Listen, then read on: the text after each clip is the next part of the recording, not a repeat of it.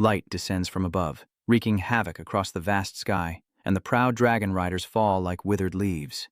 But it didn't stop there. The final lightning bolt tore through the sky, leaving the fortress in ruins, with the corpses of dragons scattered everywhere, creating a scene more horrific than ever before. The last bastion of humanity was bathed in twilight by terrifying magic, as a crimson streak revealed the majestic form of the ancient sacred dragon, now seemingly succumbing to the cruel tide of fate. Seeing the desolate scene before him, the sage couldn't contain his disappointment and regret. In a somber voice, he lamented, "Even the dragon ancestor has fallen. Holy One, our world is beyond hope." Just then, Ato, the Time Guardian, rushed from the time portal, kneeling before the wise sage to report the next plan. I will burn my body with the time dragon. I will burn my body, even my very soul, to open a path to the past. Please, take our hope and leave this era. I believe that with your wisdom, you can change the fate of our humanity in another era. With burning determination, Atuo placed his hand on his chest, expressing his sincerity. In response, the Supreme Being could only sigh wearily. He, among the forbidden gods, the one most versed in the mysteries of time, had been watching. We all belong to this era. None can escape it.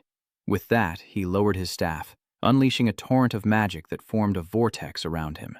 Under his control, tens of thousands of holy books fluttered in the air as the old master sought a powerful tome among them. With a distant gaze, the Supreme Being decreed, "Let those who do not belong to this era change humanity's fate." He swung his staff, unleashing a terrifying blast of magic. From the fortress's peak, a terrifying surge of energy erupts, tearing through the sky. Along its path, the energy hurtles toward the ravenous monster, an entity that makes humanity tremble before its impending doom. The monster's deep, menacing voice echoed, "Any futile struggles will only make you look more pathetic." It slowly drained the fortress's energy, leaving behind a scene of despair. Witnessing the chaos, Asu was confused, blurting out, "This is—" Immediately, the old master replied, his eyes fixed forward, cold and resolute. "Forbidden God. All faint hope will be swallowed by despair. Let humanity quietly return to the ruins of the era, and let this painful hope turn into the dust of modern generations." Meanwhile, the gluttonous specter continued to emit negative sounds, further shaking the holy paragon's resolve as he sought to destroy the time passage. Understanding what must be done, he closed his eyes, then raised his staff and declared, "We are dust, but we are heroes." Immediately, a brilliant light erupted from him and Ato, and they soared into the sky. Forbidden God witnessed the final explosion of 10,000 mortals. His resounding cry was like thunder, causing the knights to turn their heads, their eyes fixed on the old master's every word. That's the holy saint giving a rousing speech that echoes from the fortress's peak. Blinding light erupts from the fortress like a blazing fire in the darkness, signaling the end of an era, soon to be dust. "Brave warriors, let us ignite the fireworks of doomsday together." At the command, the cavalry moved as one. Willing to sacrifice themselves, they charged forward. Tears of determination streamed down their faces as they cried out, "I've made my decision. To follow, no matter the cost." The beast spirit's defiant roar echoed, helpless against the collective sacrifice. Their final words became a surge of energy, erupting from the fortress. "O people of the past, our future sends you a gift, one that transcends time, returning to the distant past, sowing seeds of hope for humanity's future." That energy surged forth, piercing through space to a place teeming with life, an ancient wilderness overrun by savage beasts. Beast tamers rely on powerful beast companions to conquer the world, build strongholds, and exploit resources. But beyond these strongholds, dangerous beasts lurk, making every step a potential threat. The Blacklight stronghold has stood for centuries in this harsh wilderness, and its current master, an immensely powerful beastmaster, established the special training system that has allowed it to endure. The image of the city lord gradually appears, his appearance weathered by time, standing tall and majestic in the Blacklight stronghold as Su Heng gazes thoughtfully at the notice board before him. The notice clearly states the special training camp for beast tamers has no room for idlers. Those who fail to hatch their eggs after 3 years will be sent directly to the collection team. Any resistance will be met with immediate death. The life of a beast tamer is fraught with peril, so tread carefully within the camp. Reading those cold words, Su Heng couldn't help but gently touch the egg in his arms, then sighed unconsciously. He sat down by the wooden barrel, still clutching the blue egg tightly, his grip trembling. His face darkened as he thought of his unwillingness to accept this fate.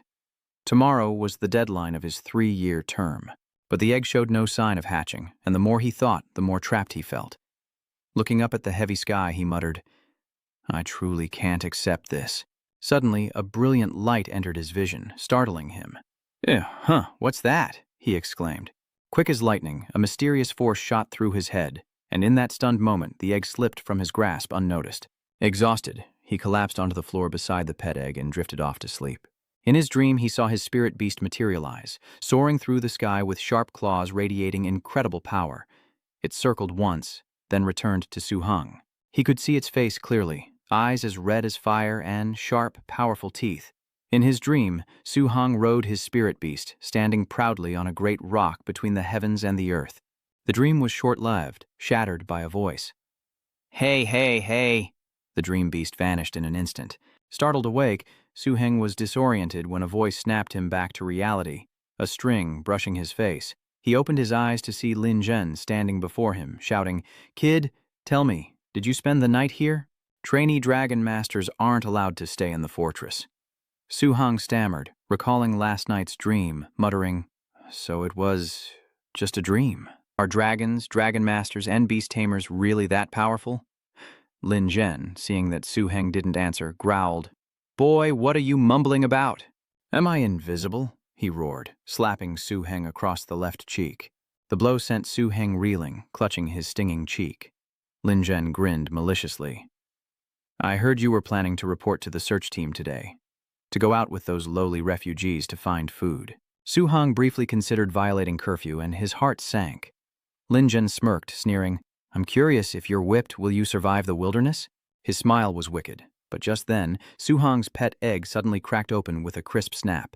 Lan Zhen stammered, Su-hung, why is your pet egg cracking? Turning back, a look of pure joy washes over Su-hung's face as he hugs the egg and cries out, I did it! 3 years of effort weren't wasted. I actually did it. Lian Zhen panicked, muttering to himself, I'm done for. This good-for-nothing actually succeeded. His expression changed in a flash, and he quickly plastered on a fake smile. Misunderstanding, misunderstanding, this is a misunderstanding. Master Su-heng, I'll immediately fetch the special training instructor to verify your identity as a beastmaster, and you'll rise to prominence. But from the doorway, a commanding voice cuts through. No need for you to call. Still bewildered, Su-heng repeated the communication, looking down at the egg and softly saying, Little one, I've waited so long for you. From within the egg, a soft cry echoed out. Overjoyed, Su-heng exclaimed, It answered me! His smile was as bright as the sun. Lu Yu smiled, placing a hand on Su-heng's shoulder, saying, Good, good, good. The Black Gang gains another young beastmaster, a joyous occasion. But looking at Su-heng, she notices the bruises on his face. Lu Angu asked gravely, How did you get that bruise? Su-heng pointed to Lin Zhen, suddenly remembering. He did this, Lu Yu said gravely, her eyes turning sharply towards the offending summoner. All right, 2 lashes for you, then out to the gathering point to find food. Her voice was as cold as ice as she ordered him to take his punishment. Hearing this, Lin Zhen panicked and knelt down, begging, Please, Mr. Su-heng, please spare my life. Lu Yu ignored him and turned to Su-heng. Follow me. The two entered the fortress to meet Lord Zhou He, who looked at Su-heng and said, This kid is the first newcomer in the latter half of the year. Lu Yu replied, Yes, I heard he was going to report to the search team today, but he broke through the night before. She smiled, adding, In any case, this kid deserves a reward. Zhu Hu continued, his voice booming. Good kid, able to rise above adversity, breaking through the shackles at the last moment.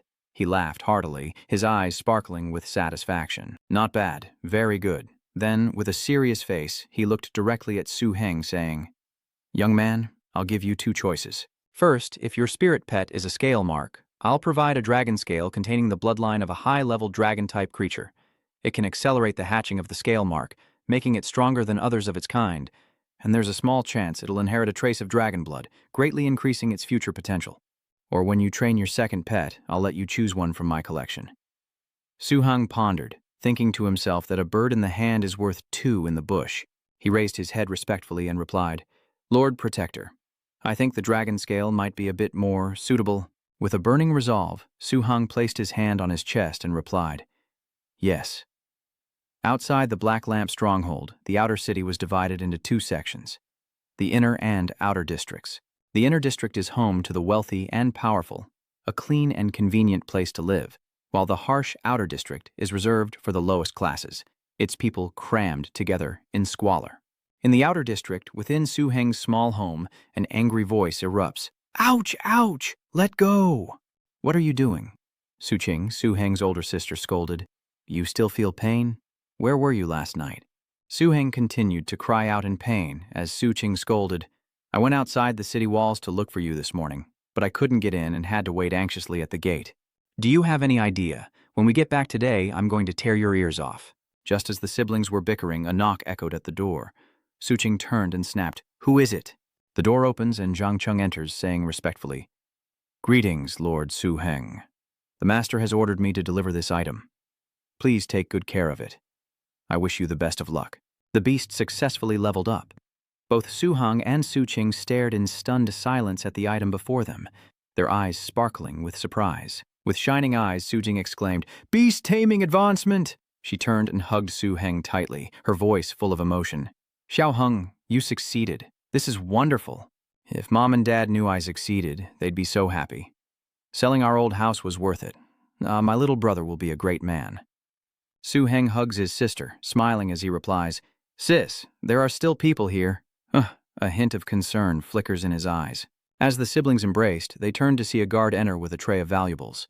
Su Qing, flustered, stammered, I suddenly remembered I have to go to work. She hurried to the door, rushing out and reminding him, Xiao Heng, be a good host. I'll be going. The door slammed shut behind her. Now, only 2 men remained in the room. Unsure of what to say, Su Heng awkwardly chuckled and approached the tray of items the guard had brought in. He picked up an item, examined it closely, and asked, This is dragon scale? The item in his hand shimmered, astonishing Su Heng. Suddenly, the dragon scale soared into the air before his astonished eyes, revealing a book containing a secret manual titled The Dragon Transformation Ritual. Scale mark, dragon seed, dragon scale, strange dragon blood. Su Heng was stunned, and it took him a while to recover before he exclaimed his thanks. Suddenly, an idea sparked in his mind, and he muttered, Transforming scales into dragons. A fully grown dragon serpent scale is a top-tier threat, capable of wiping out a small stronghold. The mid-grade scale I have is completely different. Looking at the 2 items before him, Su Heng wondered if the dragon blood was similar to Easy Death Black, and what its effects might be. He recalled Zhou He and his miracles. Even the gifted young woman whose first incubated pet only reached high-grade danger level was taken as a disciple and personally taught by the city lord. A fire of determination blazes in Su Heng's eyes. If he can hatch the dragon serpent scale, he won't hesitate. He rushes to the pharmacy, pays for the necessary items, already planning how to use them. Back home, he locks himself in his room, draws a secret formation, and places the dragon scale in the center. With intense focus, he began the ritual. Finally, the dragon scale glowed, gradually cracking open to reveal its magnificent true form. Su Heng watched intently as the dragon scale appeared before him, a brilliant light erupting and then fading. The dragon scale then retreated back into its shell, emitting clicking and cracking sounds.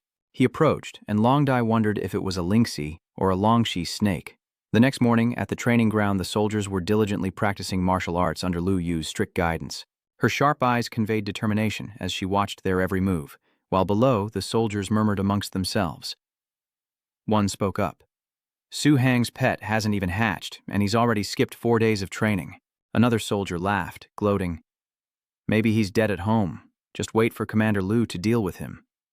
Just then, Lu Yu looked towards the training gate and saw Su Heng walk in, unable to hide her surprise, and exclaimed, Oh, kid, you finally decided to show up for special training? The soldiers turned towards the gate, whispering amongst themselves, He's done for. Su Heng is definitely done for this time. Su Heng quickly explained, Commander Lu, I had no choice but to skip training. Lu Yu raised an eyebrow. Oh, what reason could you possibly have? You better have a good explanation. Su Heng smiled and called out, Come on out, little guy. From the backpack, a small creature peeked out, its eyes sparkling, and climbed onto Su Heng's shoulder. He turned to everyone, forcing a smile, and stammered. With a bright smile, Lu Yu looked at Su Heng, his eyes slightly resentful, as some surprised soldiers whispered, Isn't that a scaled lizard? What is that? Such power. Lu Yu clenched his fist and said sternly, It's also the most dangerous kind. A dragon-serpent hybrid. The crowd behind them whispered in astonishment. She turned to Su Heng and ordered, Come with me to see the clan leader. A table was slammed in the room. Zhou He stated sternly, The first hatching is of the most dangerous kind. He pointed at Lu Yu and shouted, "Investigate thoroughly. Who is responsible for making this spirit pet for Su Heng?" He stood tall, his voice booming with authority, and declared that the person responsible would have their salary docked for 3 months for daring to mix a dragon-serpent remnant with a scale remnant to create a pet egg, nearly ruining the future of a supreme genius.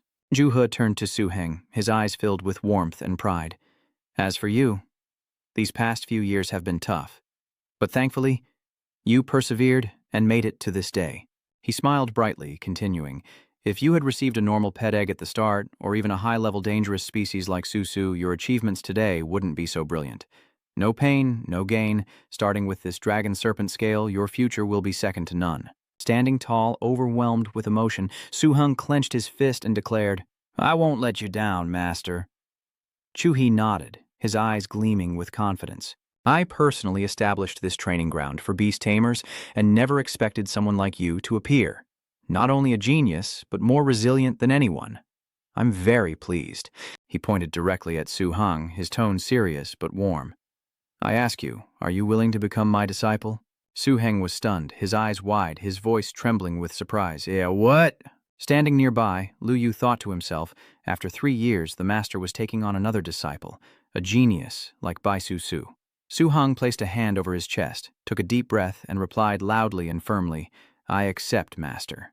The master burst out laughing, his face beaming with joy. "Good." He continued heartily, "Tonight, summon all masters without missions back to the castle for a feast, to witness the birth of a genius master in the Black Vine base, and to celebrate my taking on a new disciple." The scene shifts to a magnificent castle, its space illuminated by shimmering lights. The feast lasted late into the night, filled with laughter and clinking glasses, after which Su Heng and his sister returned to their small wooden house nestled beneath ancient trees in a horse-drawn carriage, escorted by the clan lord's guards. In the cozy space of their home, Su Heng turned to his sister, excitedly saying, "Sis, I'll get 100 gold coins a month for being a spirit master, and then we'll buy back the old house you sold to pay for my special training." "Wow, your sister hasn't made that much money in 3 years. Little Heng is really going places." Su Heng whines playfully, "Ouch, stop pinching my cheek."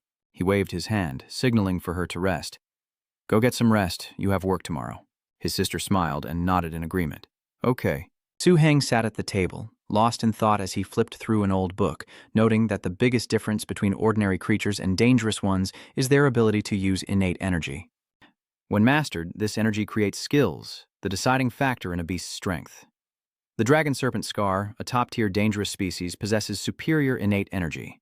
Beyond the common evil accumulation skill, the dragon-serpent has 6 unique abilities. First, Dragon Slumber, a dragon-type skill, restores stamina and heals wounds at an incredible rate. Most low-level dragonkin possess basic dragon force or dragon might. Next, in the Earth category, the Dragon Serpent possesses Earth Destruction Sacrifice with terrifying destructive power, along with Earth Force Absorption, notable for its durable recovery ability. Combining Earth Force Absorption with Dragon Slumber, the Dragon Serpent Lizard's vitality becomes incredibly tenacious, like an unkillable cockroach. Finally, its strongest skill is of the evil element. Evil Thought Breath, possessing destructive power nearly equivalent to low-level dragon breath.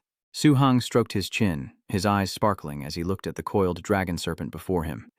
"You little guy, I believe you'll become an extremely powerful spirit beast." Suddenly, the dragon serpent lizard grew a bit larger, startling Su Heng, who thought to himself that the growth rate of a dangerous species truly defies conventional wisdom. The brilliant sunlight streamed through the buildings, casting a warm golden hue over the Beastmaster training room as the master stood there, his eyes full of admiration. "Your dragon serpent lizard has immense potential. He suggested that I test the strength of its innate energy in all 3 systems, then choose one to specialize in." He raised his hand, revealing a fiery red ring on his finger.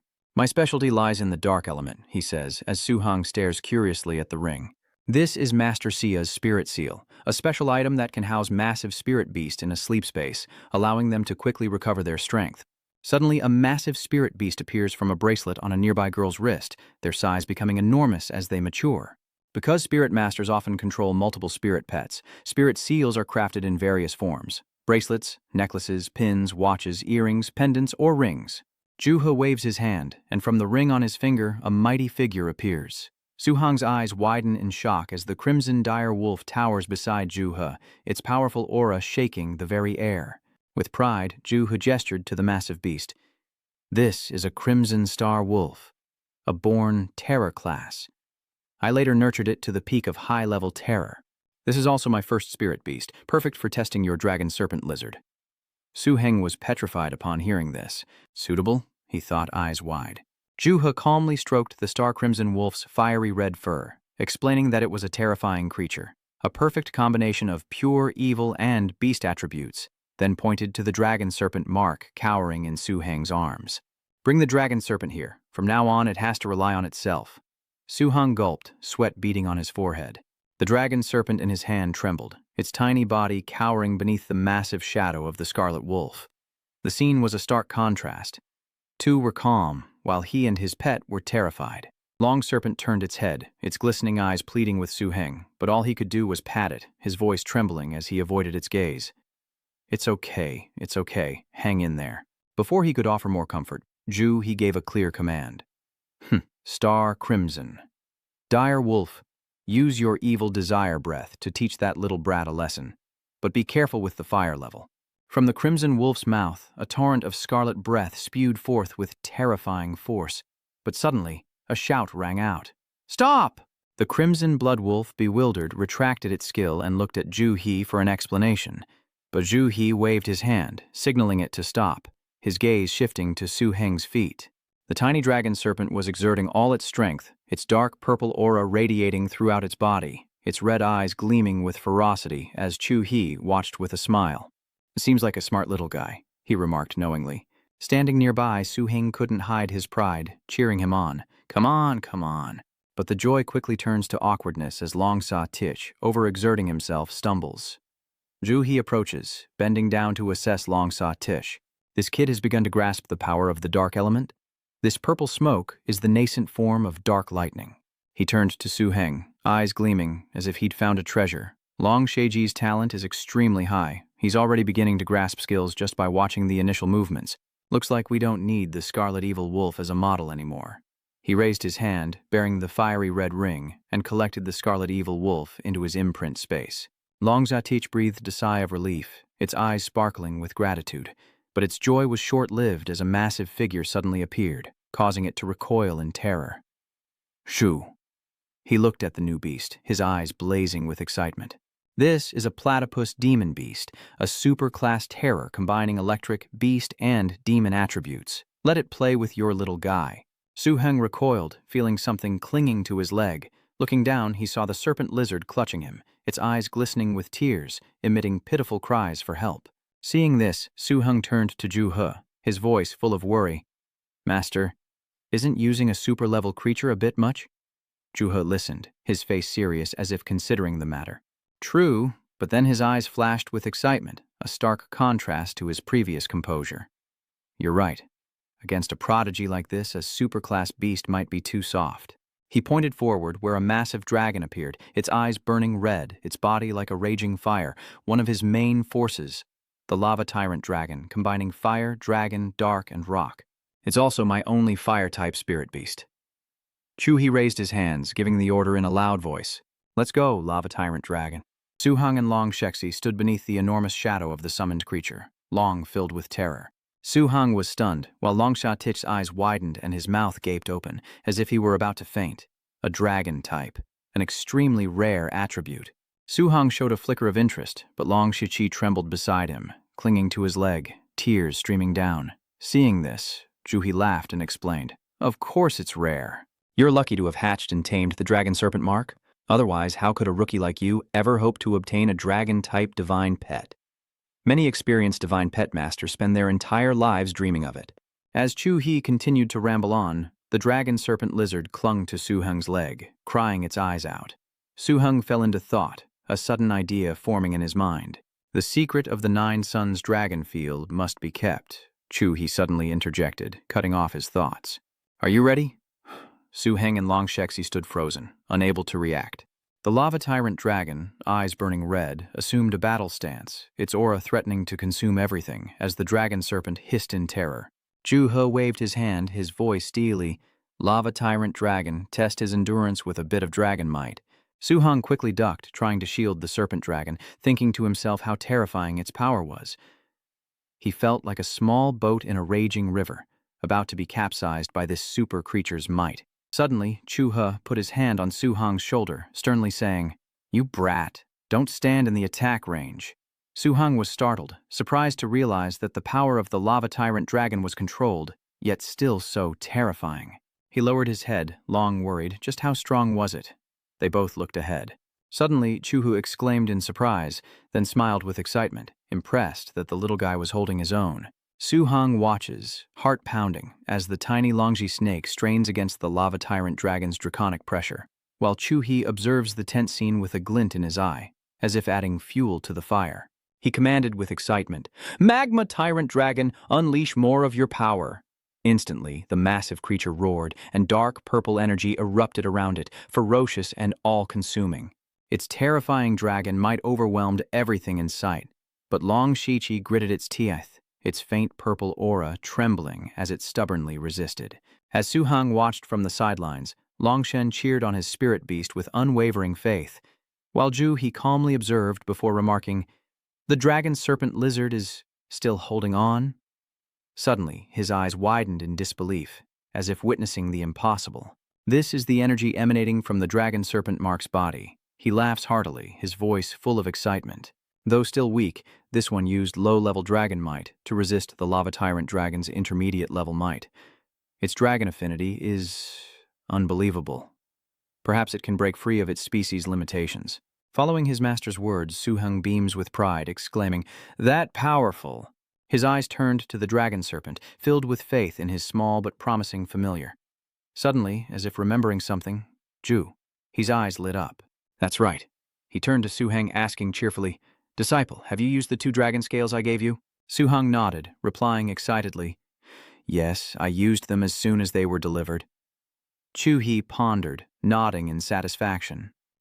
It seems this little guy has absorbed the special substance in the 2 dragon scales very well, even inheriting a part of the dragon clan's bloodline. This is what makes his dragon-type talent far surpass the other 2. Hearing this, Su-hung was taken aback, his eyes fixed on the dragon serpent lizard bravely facing the Lava Tyrant Dragon, just as Chu-he's voice pulled him back to reality. With a radiant face, he presented an old, silver-covered Bia-shan book. "I've prepared the training methods and skills for you. This book uses psychic imprints to record information, along with basic psychic hammer training methods, making it perfect for you." He handed the book to Su-hung, his eyes sparkling with expectation. Su-hung accepted it, his heart filled with excitement and his eyes sparkling with gratitude. "Wow," he exclaimed, unable to hide his joy. Chu-he sternly instructed, "My disciple, do not neglect your own cultivation while training your pets. Spiritual energy is the core of pet control and the foundation for your own growth." He emphasized, his eyes sharp but full of expectation.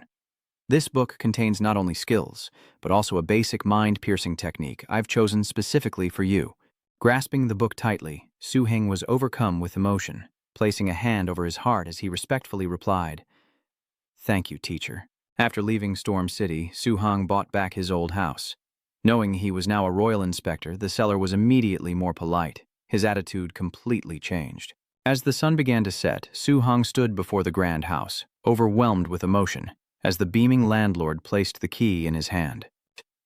While Su-ching was away, Su-hung began cleaning the old house, sweeping the floors with a happy smile despite the sweat on his brow. Beside him, the exhausted dragon serpent lay sprawled on the floor, eyes heavy with fatigue after the intense battle. Though the house could never be what it once was, returning to Zhongui was still a great joy. With Long Serpent in tow, Su-hung gazed upon the house, admiring it like a hard-won prize. Before telling Su-ching, he decided to surprise her at work. He gently poked Long Zatich's cheek, his voice full of excitement. "Let's go pick up our sister and take her home." Long Zatich obediently lay on his back, stirring slightly. Skipping along, humming a merry tune, Su-hung was suddenly met with a ferocious growl and a pair of menacing, bloodshot eyes. A girl screams, "Ah!" Su-hung stopped short, recognizing the familiar voice, and rushed towards the sound, filled with worry. Before him, Su-ching trembled, cowering in fear as 2 ferocious dogs barked and advanced. Behind them were 3 men, led by Ku Jung Tian, his face full of malicious intent, clearly wanting to provoke her. With a mocking tone, Ku Qingtian said, "Why are you running, Miss Su? My dogs don't bite." He smirked, his tone suggestive. "They just want to play with you." But the dogs kept barking, closing in on Su Qing, who frantically tried to wave them away as Ku Qingtian watched with glee, his eyes fixed on her. "If you agree to go out with me tonight, my dogs won't bother you anymore." The two men with him smirked, their eyes filled with lust. Just then, Su Hong rushed in, his face dark with rage, a rock in his hand as he and Long Sa Tich charged into the crowd, startling the three men. Without hesitation, Su Hong rushed forward, smashing a rock into the head of one of the dogs, sending it crashing to the ground in a pool of blood. He quickly pulled Su Qing behind him, ready to give those three thugs a beating they wouldn't forget. Seeing the dog lying motionless on the ground, the three men trembled as Su Hong roared, his voice full of fury. "You cuss. Street thugs like you stay away from my sister. Don't think your father being a plantation manager means everyone has to respect you." Ku Qingtian looked at his beloved dog with regret and muttered, "My Chakli." Ignoring Su Heng's warning, Ku Qingtian roared, his face contorted with rage. "You little bastard. You dare kill my Charlie." Enraged, he commanded his remaining dog to tear them apart. The beast, teeth bared and dripping with saliva, lunged at Su Hong and Su Qing, eyes burning with fury. Without hesitation, Su Hong stood in front of his sister, his eyes sharp. Su Qing trembled behind him, shouting anxiously, "Xiao Hong, run!" The dog leaped, jaws agape as if to swallow him whole, its sharp claws glinting in the twilight, a terrifying specter. Su Hong closed his eyes, raising his arm to defend himself, ready to face the beast. Sensing its master's peril, the dragon serpent's eyes flashed, its expression turned fierce, and with lightning speed it lunged at the dog's neck, biting down hard and drawing blood. The beast howled in pain and collapsed to the ground, leaving Su Hong stunned by the sight. The little long serpent scepter took down the ferocious dog in one fell swoop, and he chuckled with excitement. "Well done, little guy. Tear it apart." The dragon serpent sack still clamped down on the dog's neck, ripping out a chunk of flesh, blood splattering and mixing with the blood gushing from its mouth. Ku Zhengqian's henchmen were dumbfounded, eyes wide with terror as Ku Zhengqian himself howled in agony. "My dog! How dare you!" Driven mad, he drew his blade, the steel flashing in the light. He roared, ordering them to charge and kill it. The three men with knives charged forward, roaring as they tried to kill it. But in the face of danger, Su Hong remained calm. He commanded clearly, his voice as hard as steel, "Dragon's might." The dragon serpent instantly emitted a dark purple aura, its eyes changing color, sharp as blades. Its whole body trembled, as if entering a state of peak combat. The three froze, trembling, and muttered in unison, "What the hell is going on?" Ku Zhengtian trembled, only able to blurt out in panic. The two underlings stammered, their voices filled with fear. "Boss, this guy is really vicious. We should be careful." Suddenly, a group of people approached from a distance, radiating power. "You're the leader," a voice booms. "Hey, what do you think you're all doing?" The three turned to see a lackey whispering into Ku Qingtian's ear. "Look over there. The security team is here." An idea sparks in his eyes, and he quickly suggests, "Boss, why don't we let them handle him? That way we have some wiggle room if things go south." Hearing this, Ku Zhengtian grinned sinisterly, dark intentions flashing in his mind. He looked at the Su siblings, his voice triumphant, saying that they would punish him after he was in the guard team's prison, leaving him helpless. Su Qing's eyes widened, not understanding what was happening, while Ku Zhengtian blushed, his eyes gleaming with disgust as he imagined Su Hing locked up and Su Qing without anyone to protect her. Once this mongrel is dealt with, he plans to take his sister right in front of him. The thought sends shivers down his spine as he drools, the knife in his hand trembling with lust. "My dog can't die in vain," he muttered, fuming. Just then, Zheng Jun, captain of the guard, arrived, booming, "Who's causing trouble here? Isn't that young Master Q?" He stood with his hands on his hips, exuding authority, and asked, "What's all the commotion here?" Ku Qingtian hurried over, draped an arm over Trin Tuan's shoulder, and pointed at the two Hang siblings, whining, "Brother Trin, it's this mongrel. He blocked my path for no reason, killed my two pets with brutal methods, arrest him and throw him in jail," boasted Ku Qingtian. Frowning at the blatant accusation, Su Hong watched as Zheng Jun, without a word, waved his hand, signaling his men. "Arrest him," he ordered. The guards advanced, one with a gun, the other with cuffs, shouting, "You dare kill Zhao's pet! Drop your weapon and surrender." Su Hong coldly dropped the brick, stopping them in their tracks. then stood in front of Su Qing, pointing at the brick, and said sharply, "This brick killed the dog. Take it up with the brick." The guards roared. "You dare obstruct justice and talk back? Just wait until you're in a cell." Suddenly, a spirit beast appeared, clinging to Su Heng's shoulder, its red eyes glowing, growling menacingly. The two guards were startled, stammering, "A spirit beast?" Su Heng calmly held up a green card, his eyes sharp. "And this? Open your eyes and see what this is." They gaped, muttering in disbelief, This. The guards turned to Jung Jun, faces pale. Jung Jun's expression darkened as recent rumors flashed through his mind. The new master had taken on a talented disciple. Could this be him? Without hesitation, Jung Jun snatched a gun, fired a shot into the air, scattering his men, and roared, his voice full of furious indignation, before pointing the gun at the group. "Ku Jung Tian, you dare to bring dogs to block the road and assault people? How outrageous! Arrest him immediately. If he resists, execute him on the spot." Ku Jung Tian was dumbfounded. Before he understood what was happening, his hands were cuffed. He cried out, feeling wronged, "Captain Jung, I'm the victim here. Are you mistaken?" Su Heng and Su Ging watched calmly as the others hurled insults at each other, while Ku Jung Qian desperately shouted, "Captain Jing, my father is the manager of Plantation Number 5, the top executive." Before he could finish, Jung Jun slapped Ku Jung Tian hard, breaking his teeth. He coldly ordered, "Don't you dare lie! Beat him!" Two lackeys immediately pounced on Ku Jung Tian, beating him mercilessly as he screamed in agony. Seizing the opportunity, Jung Jun turned to Su Heng, his tone respectful, a flattering smile plastered on his face. "Lord Su, this man dared to bring lackeys to bully others. Thankfully, you intervened, or who knows what would have happened." He chuckled, trying to hide his embarrassment. The main character raised an eyebrow, smiled faintly, and replied confidently, "Ha ha ha, you three know what's good for you." Hearing this, he quickly responded with tact, "You flatter me, Lord Su. Once these three are in my hands, they'll wish they were dead." "Are you satisfied, Lord Su?" Su Heng replied indifferently. "Consider it done. Whether they die in your hands or not, I'll hunt them down eventually." Jung Jun nodded obediently, replying respectfully, "Understood, sir." But inwardly, he was so anxious that sweat poured down his forehead. Su Heng turned to his sister with gentle, loving eyes. "Sister, let's go home. It's okay now." Su Qing smiled, her eyes sparkling as she looked at her brother for a moment before nodding slightly. She took Su Heng's hand and said softly, "Let's go home." Bathed in the warm glow of the setting sun, the siblings exchanged a heartfelt smile, their happiness mirroring the fading light as they walked away, leaving the murmuring crowd behind. One of them spoke up. "Tell me, is it better to offend a plantation manager or incur the wrath of a spirit master?" Another, more daring, immediately replied, "Is that even a question? Definitely don't offend the spirit master, or we'll die without even knowing how." Jung Jun nodded in approval, patted the man's shoulder, and laughed. "Well said, Xiao Jun. Go back to the team and find a car.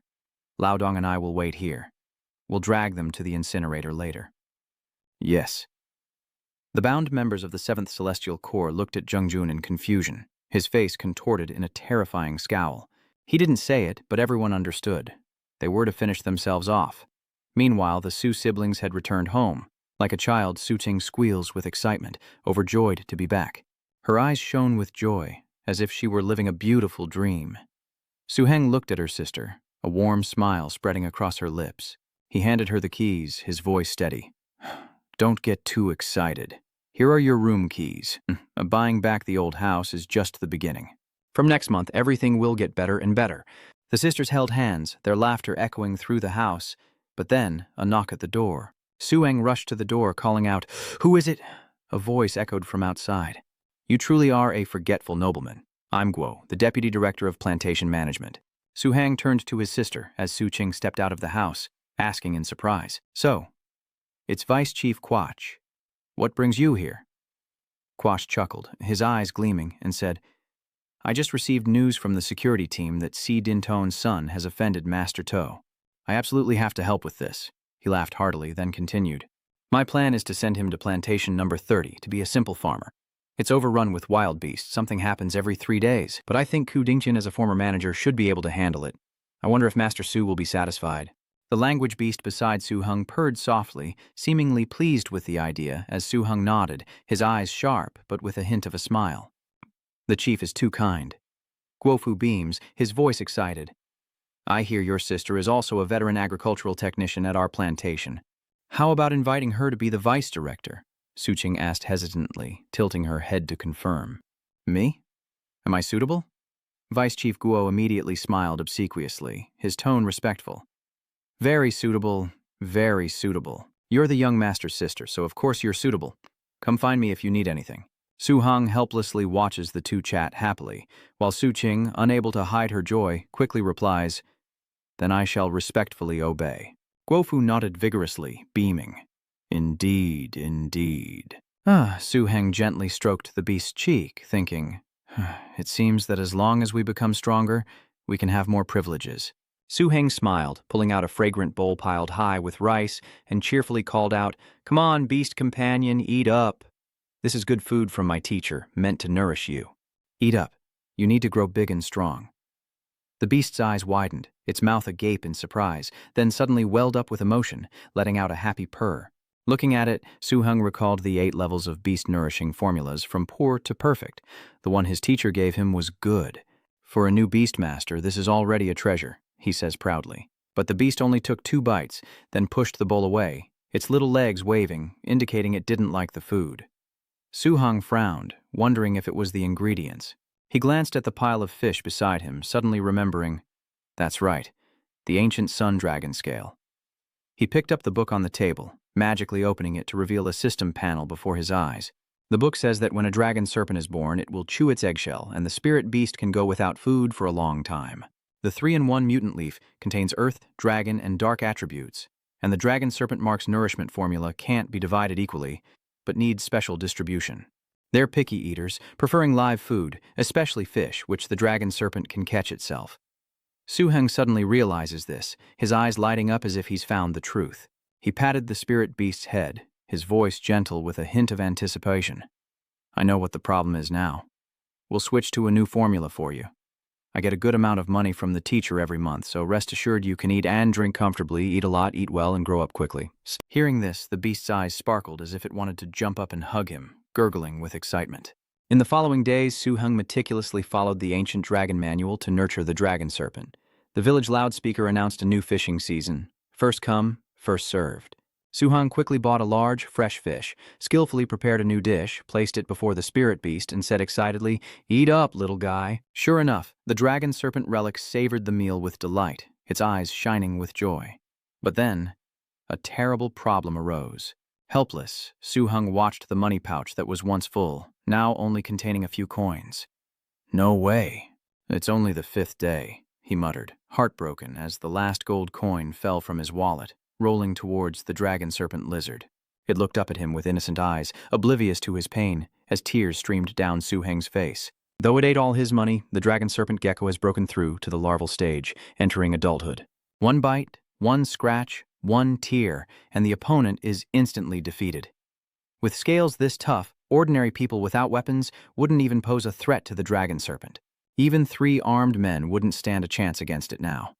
As it ate, the dragon serpent turned to Su Heng, its eyes gleaming with arrogance, and growled as if to tell him to be quiet. Su Heng chuckled, recalling his teacher's words. Once the horned serpent entered adulthood, he had to seek guidance in the city fortress. He pondered, then exclaimed in surprise, It's only been 5 short days, yet it's already entered adulthood. Unbelievable. Perhaps the formula in the ancient Sun Dragon Codex is transcendent, even perfect. He frowned, reminding himself to be careful and not reveal this secret. The next focus is training the long serpent mark to unlock and master its skills, and the formula used must be paused for at least 10 days. 10 days later, Su Heng brought the dragon serpent scar to the city to meet his master, Zhu He, and knocked on the door. From within, his master's warm voice echoes, It's been many days since I've seen you, boy. Well, are you relaxed now?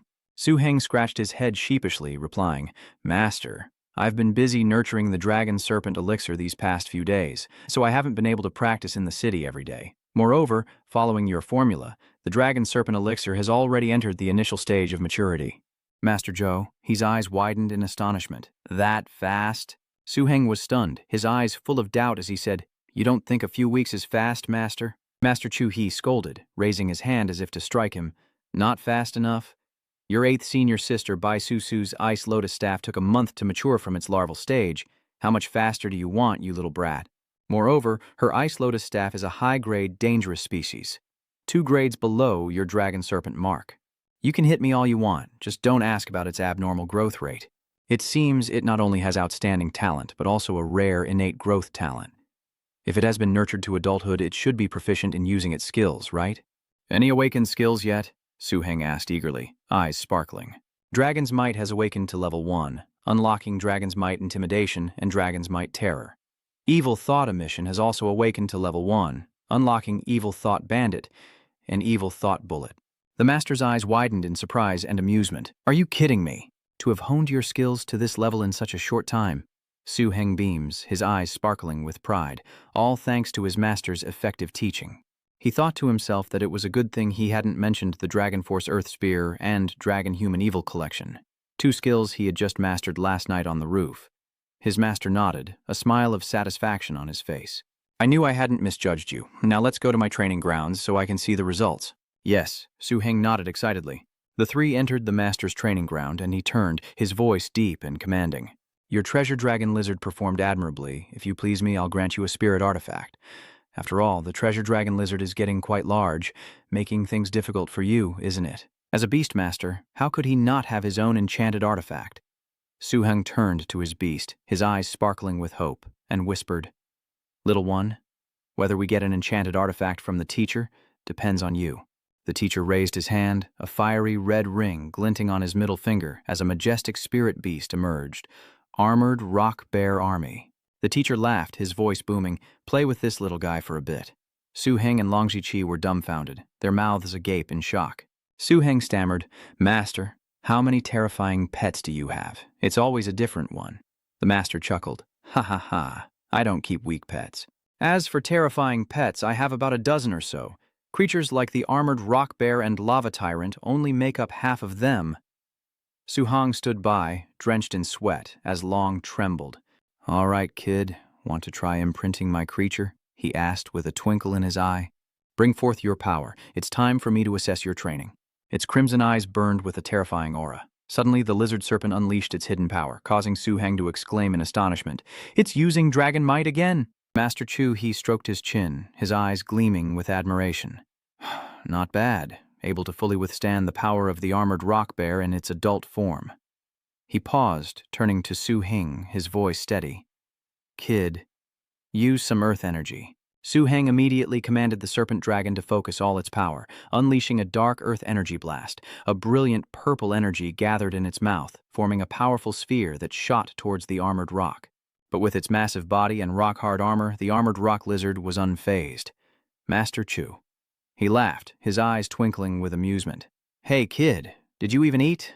Add a few more for this overgrown lizard to scratch its itch. Su-heng frowned slightly, whispering something to Long Ji-chi. Instantly, the long snake mark unleashed its power, casting a chain of dark energy grenades, a barrage of purple energy erupting like shooting stars, aimed directly at the rock armor's head. Master Chu-he looked up, his eyes flashing with surprise, then turned to praise. Very good. To silently use the awakened skills of Evil Thought Exhalation and Evil Thought Bullet, then using the adhesion of the Evil Energy System, continuously using Evil Thought Bullets to unleash a chain attack. The speed and accuracy are also excellent. Very good, very good. Su-heng scratched his head, shyly replying, You flatter me, master. In truth, there's another type besides piercing chain called net chain, which can attack with a covering style, making it impossible for the enemy to avoid. But even that attack can't break Seong-jun's defense. Master Jo-hun nodded, beaming. Boy, I'm very pleased with your performance. He hands Su-heng a glittering gold ring, engraved with the words Fire Control Ring. This control seal is yours now. It's not as spacious as my ring, but it's big enough for 5 royal pets, or you if they squeeze in. Su-heng happily exclaimed, Thank you, teacher. Chu raised his hand, his voice stern but warm. Don't get too excited yet. Although this kid's skills have developed well, his combat experience is clearly still lacking. Actual combat is the best way to gain experience. In a place ravaged by destruction, I've decided to send you to the garrison at the northern defense line, where there are frequent opportunities to engage with dangerous species. Report to military headquarters in 3 days. Someone will assign you a mission. Days later, at the convergence, dark lights began to appear, heralding a new challenge, as the 4 defense lines surrounding a 100-fold city stood tall. Each line has a fortified stronghold defended by skilled beast tamers as Su Heng steadily advances on his dragon serpent lizard. Beneath him, soldiers with sharp weapons and powerful armaments stand ready for battle, with the northern and southern lines being the most dangerous. Almost every day, fierce battles rage against dangerous species. The sounds of explosions echo, and most of the valuable biological materials come from the spoils of war at these 4 defense lines. In 3 days, Su Heng received over 250,000 dollars in subsidies from the city, and he quickly went to the warehouse to collect the money and exchange it for food for the long serpent. Half of the money was spent on food, and for 3 days he meticulously created a long-lasting food formula, as a letter from military command assigned Su Heng to the 7th front line of the northern defense line. The sounds of battle echo, a reminder that most of the fortifications here are to protect these wilderness farms, as the settlements themselves are limited in size. The 7 farms here simply can't produce enough food for the 50 to 60,000 people. Working on these farms outside the city is as dangerous as joining a search party, something the people of the city try to avoid. If Su Heng remembers correctly, Kuding Tuan's farm number 5 was also seized, while farm number 30, the safest, was on the northern defense line. Suddenly, the car screeches to a halt. The driver turned, saying respectfully, "Lord Su, this is Frontline 7. I wish you luck in battle. I must return to my post." Su Heng nodded, his voice calm. "Understood. Be on your way." On the city wall, 2 men looked down with curious eyes. One of them spoke up. "Huh. The new guy was personally escorted here by the chief advisor." The other replied, his voice full of surprise. "Isn't it obvious? I heard he's a beast master. Didn't you see all the beast feet on that war wagon?" Suddenly realizing something, they turned pale and exchanged panicked glances, one of them shouting, "Damn it! What are we waiting for? Let's go help!" "That's right." The 2 hurried downstairs, anxiously calling out to Lord Su. Su Heng turns, stunned by their sudden enthusiasm as they stammer, "How could we let you do such a thing yourself?" Yes, let us carry it." They rushed over, quickly loading the grain onto the cart. Su Heng chuckled, a hint of embarrassment in his voice. "Then I'm terribly sorry." Under the fiery sunset, the redhead, or rather, the man surnamed Huang, approached with a radiant smile, his eyes sparkling as if eager to close the distance. He introduced himself, his voice warm with a hint of pride. "That redhead? I'm Huang. Just call me Little Huang." He tilted his head, looking at Su Heng with a friendly expression. "From now on, we'll be relying on you at the 7th front line." Without hesitation, Su Heng smiled warmly. "You're older than me, so I'll call you Brother Zhao Huang, okay?" He bit his nails, then suddenly burst into tears, leaving the redhead stunned. "This is the first time I've met a lord who's so down to earth." Wiping away tears, Su Heng smiled, her voice full of emotion, as the redhead turned to the crowd, his voice booming like thunder, issuing a decisive order. "Everyone, hurry and move the supplies quickly. We still need to welcome Lord Su with a cleansing wind." The 7th front line, where they stand, is located on the northern defense line, so once a pile of ruins over 10 years ago. Dangerous insectoids had once destroyed this place, leaving it uninhabitable. But now, from those ruins, the 7th front line has been rebuilt, fortified and full of life. The chirping of small animals echoed, a prelude to the battle that lay ahead for Su Heng. After preparing the meal, the group invited Su Heng to taste it. "Come on, Mr. Su, try An Van's cooking," one of them said eagerly. Though the conditions here are poor, An Van's cooking skills are top-notch. Su Heng waves his hand and laughs. "Just call me Su, Your Majesty." "We're comrades. Calling me Lord Su is too formal." He glances around, his eyes lighting up. "Grand Tutor is the important one. How about this? I'll call you Brother Huang, and you can call me Brother Tu. That makes us even." The Emperor nodded, beaming. "Agreed, let's do it that way." Su Heng pondered, a thoughtful look in his eyes. "I wonder, what are the chances of encountering a species of danger here?" One of them replied, his voice calm but laced with caution. "This place?" Located on the edge of the defensive line, the pressure isn't as intense as the outer perimeter, but it's no walk in the park either. Occasionally, a few strays slip through. Su Heng nodded, gazing into the distance at the looming figures of the dangerous species. "In the past few days, I've taken down a few mid to late stage creatures. The officers will tally them up, lead troops from the city to clean up, and award us military merits." Huang clapped, his eyes shining with admiration. "Impressive. To achieve this without a spirit beast is no simple feat." Suddenly, a young soldier impulsively shouted, startling Brother Huang. "That's right, Brother To. What's your spirit beast? Could you show us a little bit?" Huang immediately glared and shouted, "What nonsense are you spouting? Don't you know the rules? A spirit animal isn't something you just show off." But then he smiled slightly, signaling to Su Heng, "Go ahead. Quietly summon the dragon serpent." Su Hong nodded, his eyes flashing with confidence, as a massive serpent emerged from his beast seal, its scales shimmering as majestic as a god. As he summoned the dragon serpent, the nearby soldiers gasped, "Oh my god, a top-tier dangerous species! Is that his summoned beast?" Another soldier was shaking with excitement. "Mr. Toe, your first summoned beast is a top-tier dangerous species. That's incredible." As if teasing, the Tesser serpent rumbled, startling one of the soldiers, and Su Heng chuckled, lightly tapping the beast's head, sternly telling it not to use its tricks on allies. Long Serpent Lizard looked at him, its eyes glistening with hurt. Su Hong turns to the trembling soldier, patting his shoulder in reassurance. "Little Hu, are you all right?" The soldier blushes, scratching his head sheepishly. "No, I'm fine. Mr. Su's spirit beast is just too powerful." The two behind them burst out laughing, teasing. "Fine, nothing. That kid was so scared, he almost wet his pants." The soldier blushed even harder, stammering, "Hey, don't say that, I didn't." After the meal, Su Heng and his 5 brothers at the 7th front line became as close as longtime comrades, and after a short period of adjustment, Su Heng began practicing the mind cultivation method as instructed by his teacher.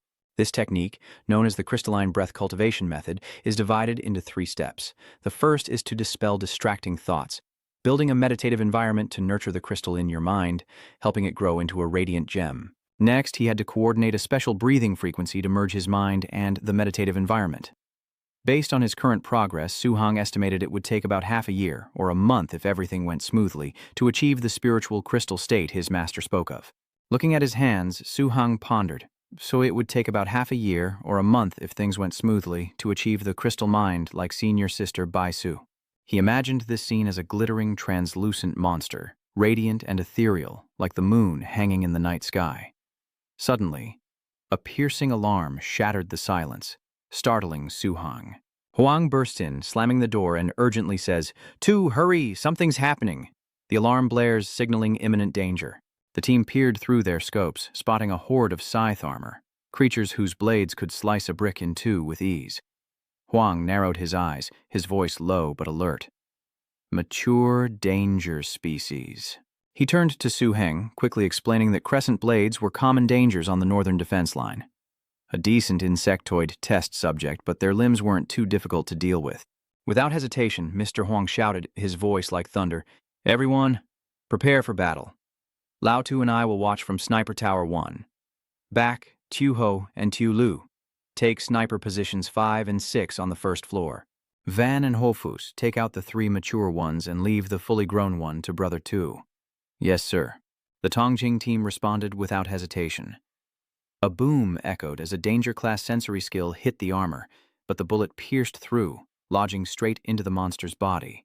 Huang shouts, his voice filled with experience, "Take them out, but remember not to hit the head. If it shatters, we'll lose merit points." The crescent armor skill isn't strong, but it's enough to reduce damage for ordinary people. The two continuously fired their weapons at the monster's mouths, creating opportunities for the snipers. Su Hong raised his scope to the sky and saw a monster raising its shield, but in an instant, the shield shattered under the hail of bullets. Someone shouts, "Now!" and Su Hong immediately takes aim and fires. The bullet hits its mark, taking down the monster instantly, and he stares in disbelief, wondering if this is truly the northern defense line. Though not beast tamers, the team's synergy was like a well-oiled machine, their combat prowess exploding with each battle fought side by side. And so, the dangerous insects fell one by one. Suddenly, Xiaohu pointed and shouted, "Look, one's getting away!" Huang immediately ordered, "Xiaohu, you come with me and Su to take care of that last one." "Yes." The 3 jumped into their vehicle and sped towards the final monster. It turned back, squeaking defiantly. Su Hong narrowed his eyes, observing the monster for a long moment, then said in a low but firm voice, "Everyone here is an elite. Aim carefully. Don't make any mistakes."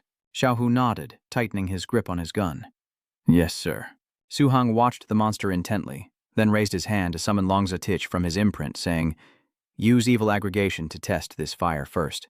Longza Tich, like lightning, lunged at the monster, emitting a challenging squeak, the forceful impact sending it tumbling across the ground. Su Haiyun narrowed his eyes, observing carefully. The armor had blocked a good deal of the attacks, but the damage was negligible. He signaled, and the dragon serpent staff immediately switched to a barrage of dark energy grenades. A barrage of attacks rained down, leaving the monster desperately defending itself. Su Hong muttered, a hint of admiration in his voice. Quite the powerhouse. The monster suddenly bursts with power, its red eyes fixated on escape. Su Hong smirks and points, issuing his command. Long Si Hai uses his dragon might to suppress the monster. A burst of dragon power tears through the air, causing the monster to tremble, its feet as if frozen, trying to run. Is it really that easy? He shouted. Earth burial. Dragon serpent stamp slammed his foot down, and shards of earth, sharp as glass, shot into the monster, skewering it like a kebab. The two of them sat in the car, Huang and Tu Ho gaping. Huang laughed, teasing, "Does to even look like he needs our help? Careful. Delilipuzen might get cold feet later." Everything returned to normal. Still excited, Little Hu recounted the story to the team with enthusiasm. When he heard Su Heng utter the Earth Spear incantation, guess what? His summoned beast pierced through the monster like a candied skewer. The Emperor patted Su Heng's shoulder, his eyes full of admiration, confiding, "I used to think you were just like those other flashy summoners, but now, wow, you're amazing." Su Heng scratched his head, embarrassed. "No way, you guys fought really well too." Suddenly, someone ran over, shouting, "Brother Huang, someone's coming." They both turned to look into the distance, Su Hong frowning slightly, a sense of unease washing over him as they saw a convoy of command vehicles approaching from above. "How strange," he muttered. "The command only ever blows a whistle to announce merit points, and that's usually later in the day. Why are they here so early?" A thought suddenly occurred to him. Could it be? Sure enough, the one stepping out of the lead vehicle was none other than Lu Ling, the supreme commander of the Northern Defense Line. Everyone immediately stood at attention and shouted in unison, "Greetings, Commander!" With an air of authority yet approachability, Lu Ling walked over, offering Huang a warm smile. "Huang Chengjiang, you haven't changed a bit in all these years, have you?" Huang was moved to tears. "I can't believe the commander remembers my name. I'm overwhelmed." Lu Ling chuckled and waved his hand. "All right, what did you bring from afar?" The total journey was less than 10 minutes, and he approached Mr. Huang, patting his shoulder and asking, "Are you settled in here?" Mr. Huang replied respectfully, "Reporting to the commander. What should I call you?" Su Hong greets his third senior brother. "I really like it here." Lu Ling turns to Su Hong, patting his head like an older brother. "Little brother, you don't need to be so polite with me. Master has told me countless times about accepting a genius disciple. The chief of staff told me you were at headquarters, but I was busy putting out fires with some troublemakers last time, so we missed each other. I came specifically to see you this time." The two soldiers behind him paled as they whispered to each other, realizing the commander-in-chief had come to this remote place for Su Heng's sake. They thought he was just a regular beastmaster, but he's actually the sect leader's disciple. They breathed a sigh of relief, muttering, "Good thing we didn't offend him." Lu Lang stood tall in the arena, his sharp eyes scanning the crowd. With a wave of his hand, he commanded in a deep, dignified voice, "Everyone, disperse. No need to gather here. Go calculate your gains from the last half-month. Let me and my junior brother catch up. Don't disturb us." The crowd quickly dispersed, leaving Lu Lang and Su Heng facing each other. Lu Lang looked at his junior with a familiar yet stern expression. "Junior, summon your dragon serpent mark. Our master specifically tasked me with checking on your progress and reporting back." Sweating bullets, Su Heng despaired, thinking he could escape his master's watchful eye by leaving the city, never expecting his master would send a spy to monitor him. After a moment of awkwardness, he quickly called out, "Dragon serpent mark. Dragon serpent mark. Come out." Lu Lang was stunned, his eyes wide with surprise. "Oh my, junior brother, didn't the teacher say your dragon serpent mark was less than a month old?" Su Heng scratched his head, feigning innocence. Since mastering dragon energy and enduring days of battle, his dragon serpent had grown rapidly. "Is there a problem?" No problem at all," Lu Lang stammered, a hint of doubt in his eyes. "Back then, your long serpent mark was even bigger than mine." He narrowed his eyes, his gaze sharp as a knife, his fingers clenched so tightly that his knuckles cracked. "As per the master's request, I need to test this dragon serpent's combat experience to see how well it's been trained. Luckily, I also have a dragon-type spirit pet, so let it spar with your little guy." Su Hong forced a smile, uneasy, as Lu Lang held up a shimmering ring and shouted, "Come out and play with this little guy." A massive figure appeared, an earth and dragon-type rhinoceros earth dragon, radiating a majestic aura. With its massive frame and armor-like hide, it far surpasses the level of a common dangerous species. Even against fully grown terror species, it could hold its own for a time. Standing beside his own Wind Thunder Dragon Serpent, Su Heng watched the Earth Dragon Rhinoceros with growing unease. His beast trembled as the massive creature approached. Su Heng quickly stroked its head, then turned to Lu Lang, half joking. "Senior brother, tell it to be gentle and not to crush my lizard serpent to death under its feet." Lu Lang frowned, chuckling. "Don't worry, my junior brother. My earth rhinoceros knows its limits. It won't hurt your little pet." Hearing that, Su Heng nodded, feigning confidence. "All right then. Let them loose, senior brother." Lu Lang smirked, giving the order, and the earth rhino dragon roared, its red eyes blazing as if it had just woken up. "Long Sheiji, you look like you just woke up. Let my earth stomp wake you up." It stomped its foot, and the ground trembled and cracked. Without hesitation, Lu Lang leaps into the air, eyes gleaming, ready to observe the coming battle. Su Heng stood beside the wind-lightning dragon snake, crying out in surprise as an idea flashed in his mind. Levitation. It's a psychic skill honed to perfection, capable of filling a beast with boundless energy. But Su Heng immediately shook his head, sweat beading on his forehead. "No, this isn't the time to think about that." He waved his hand, shouting at the thunderstorm dragon serpent to use Evil Rush to escape the range of ground stomp. The wind-lightning dragon serpent immediately took off with lightning speed, and Su Heng didn't delay, soaring into the air. With its sharp claws, the dragon serpent clung tight, landing gracefully with its master. As soon as they touched down, Su Heng commanded the dragon serpent to unleash a barrage of evil intent orbs against the earth rhinoceros. Without hesitation, the dragon serpent unleashed a flurry of sharp attacks, targeting the earth rhinoceros. But Lu Lang's massive beast stood firm, its immense form like an impenetrable wall. Long Serpent's power, though fierce, was still too small compared to its opponent. Su Heng watched from the sidelines, wondering if Long Serpent could really fight back against the earth rhinoceros dragon. He was dreaming. Even a graceful defeat was a fantasy. Helplessness washed over him, but Su Heng gritted his teeth, determined not to disappoint his teacher, who was thousands of miles away. He roared, his voice full of vigor, using his speed to his advantage, attacking from all sides, his blows empowered. The serpent dragon darted about, its lithe body circling the earth rhinoceros, using its superior speed to unleash a series of attacks that left the giant beast reeling. Suddenly, the dragon serpent lizard opened its mouth, spitting out a dazzling ball of energy as bright as lightning. The ball struck the rhinoceros earth dragon's back, and the beast roared in pain as the explosive power left its back covered in fiery red wounds. Su Heng pressed on, urging him forward, using earth energy to recover. The dragon serpent dart landed gracefully, standing tall before the armored earth rhinoceros. The two beasts locked eyes, a silent promise of violence hanging in the air. Just then, Su Heng roared, "Now!" Empowered by the Dragon Might Electric Wound Sacrifice, the dragon serpent whip surged forward with incredible speed, unleashing a devastating attack that shattered the earth and tore a path straight to the armored earth rhinoceros. The enraged beast roared, its eyes burning with a bloodthirsty light, and stomped the ground, sending tremors through the arena. Despite its agility, Long Serpent could not evade the shockwave and was thrown to the ground. Su Heng watched in alarm as Long Serpent tumbled, its wounds bleeding. Meanwhile, Lu Lang crossed his arms, laughing heartily with glee. "Not a bad strategy, junior brother, but unfortunately the Earthhorn Dragon is already level 9, so breaking your Earth imprisonment sacrifice is child's play for it." Su Heng rushed over, embracing the panting Long Sheiji, his eyes filled with worry. He bit his lip, retorting with a hint of dissatisfaction. "Didn't you say to use all our tricks to report back to the teacher?"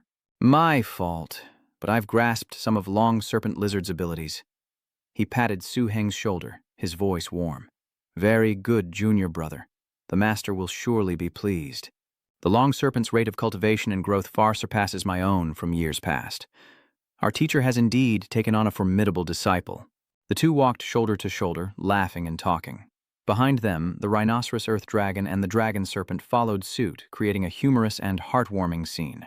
Winter descends upon Outpost 3, bringing with it an unusually bitter cold that threatens to freeze everything.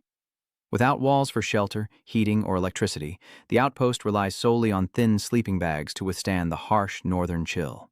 Little Hu woke up shivering in his sleeping bag, his body trembling and his teeth chattering. It was so cold, and it was only the beginning of winter, yet he was already numb. He mumbled, trying to lie down but still shivering. Su Heng, lying next to him, chuckled and teased, "Then become a spirit master. Look at me, I have spiritual power protecting me from the cold." Suddenly, a piercing alarm bell rang out, cutting through the silence. Su Heng and Xiao Hu were startled and exclaimed in unison, "Quick, an alert!" The door bursts open, and a pale-faced Huang Qingzhuang rushes in, her voice urgent. Outpost 3. North Side. Plantation 25 in the outpost area has been invaded by a horde of dangerous species. Upon hearing this, everyone panicked, but Huang Qingzhuang continued to issue decisive orders. Xiaohu, Brother Su, hurry and rescue Plantation 3. Old Shu, take a Wen and Shalu and keep a close watch. Everyone responded in unison and hurriedly prepared to set off. The outpost vehicle roared to life, cutting through the cold night as Captain Li gravely explained, "This situation is dire. Plantation 25 has been overrun by over 20 secondary-level infected and countless lower-level ones. Right now, everyone at the plantation is trapped in the staff dormitory, relying solely on the 10 beasts of the security department to hold out, but they'll be overwhelmed by the dangerous species sooner or later." He turned to Xiaohu, his voice low and urgent. "We must gather our forces before 4 a.m., and at 4 sharp we attack." Xiaohu glanced at his watch, sweat beading on his forehead. It was already 3:40. He needed to drive faster. The car sped through the night, racing towards Plantation 25, where danger lurked, roaring through the darkness as Xiaohu floored the accelerator, bringing the group to Plantation 25 in northwest Daliman. As soon as they stopped, Huang Qingzhuang saluted and reported to the chief of Outpost 3 in the north that Huang Qingzhuang, Zhao Xiaohu, and Su Heng had arrived at the designated location. As Station 7's vehicle arrived, the officer urgently commanded over the radio, "Get into position. I'll brief you on the details. We've scouted ahead, and the Mutts have breached the 6th perimeter to the northwest, now gathering at the grain depot with the bodies of the unfortunate workers. The surviving workers have retreated to the dorms, desperately holding their ground as the screech of tires fills the air. A fleet of vehicles from other outposts converged, quickly forming a wedge formation. 2 armored vehicles led the charge toward the workers' dorm as the captain orders with a chilling tone to focus fire on the dire wolves, known for their incredible strength, and to prioritize headshots to quickly rescue the trapped workers. Gun barrels all point towards the dorm as a barrage of bullets scream out, striking the Mutts who roar and writhe in pain. Suddenly, a massive dire wolf, seemingly the leader, howls, the sound reverberating through the air. The remaining hybrids immediately charged forward, attacking ferociously.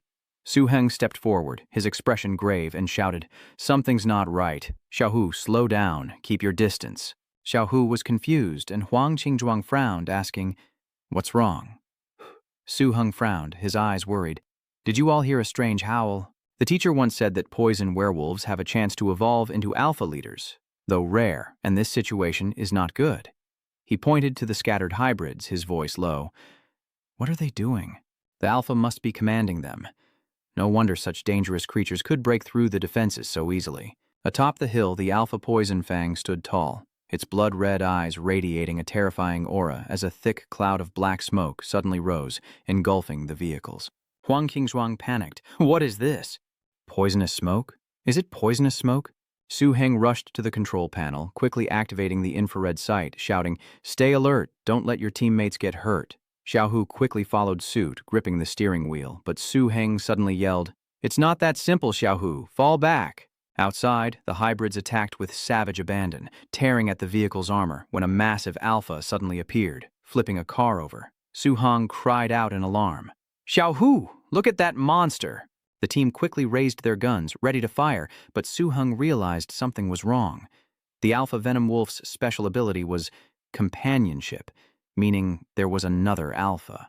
Sure enough, another beast just as large lunged forward, its eyes burning with a ravenous hunger, slamming into the vehicle and shattering the windshield. The car swerved to avoid the blow as the team was plunged into suffocating tension. Huang Qingzhuang roared, firing continuously at the alpha dire wolf. "Damn it, it's too tough. The bullets can't even pierce its armor."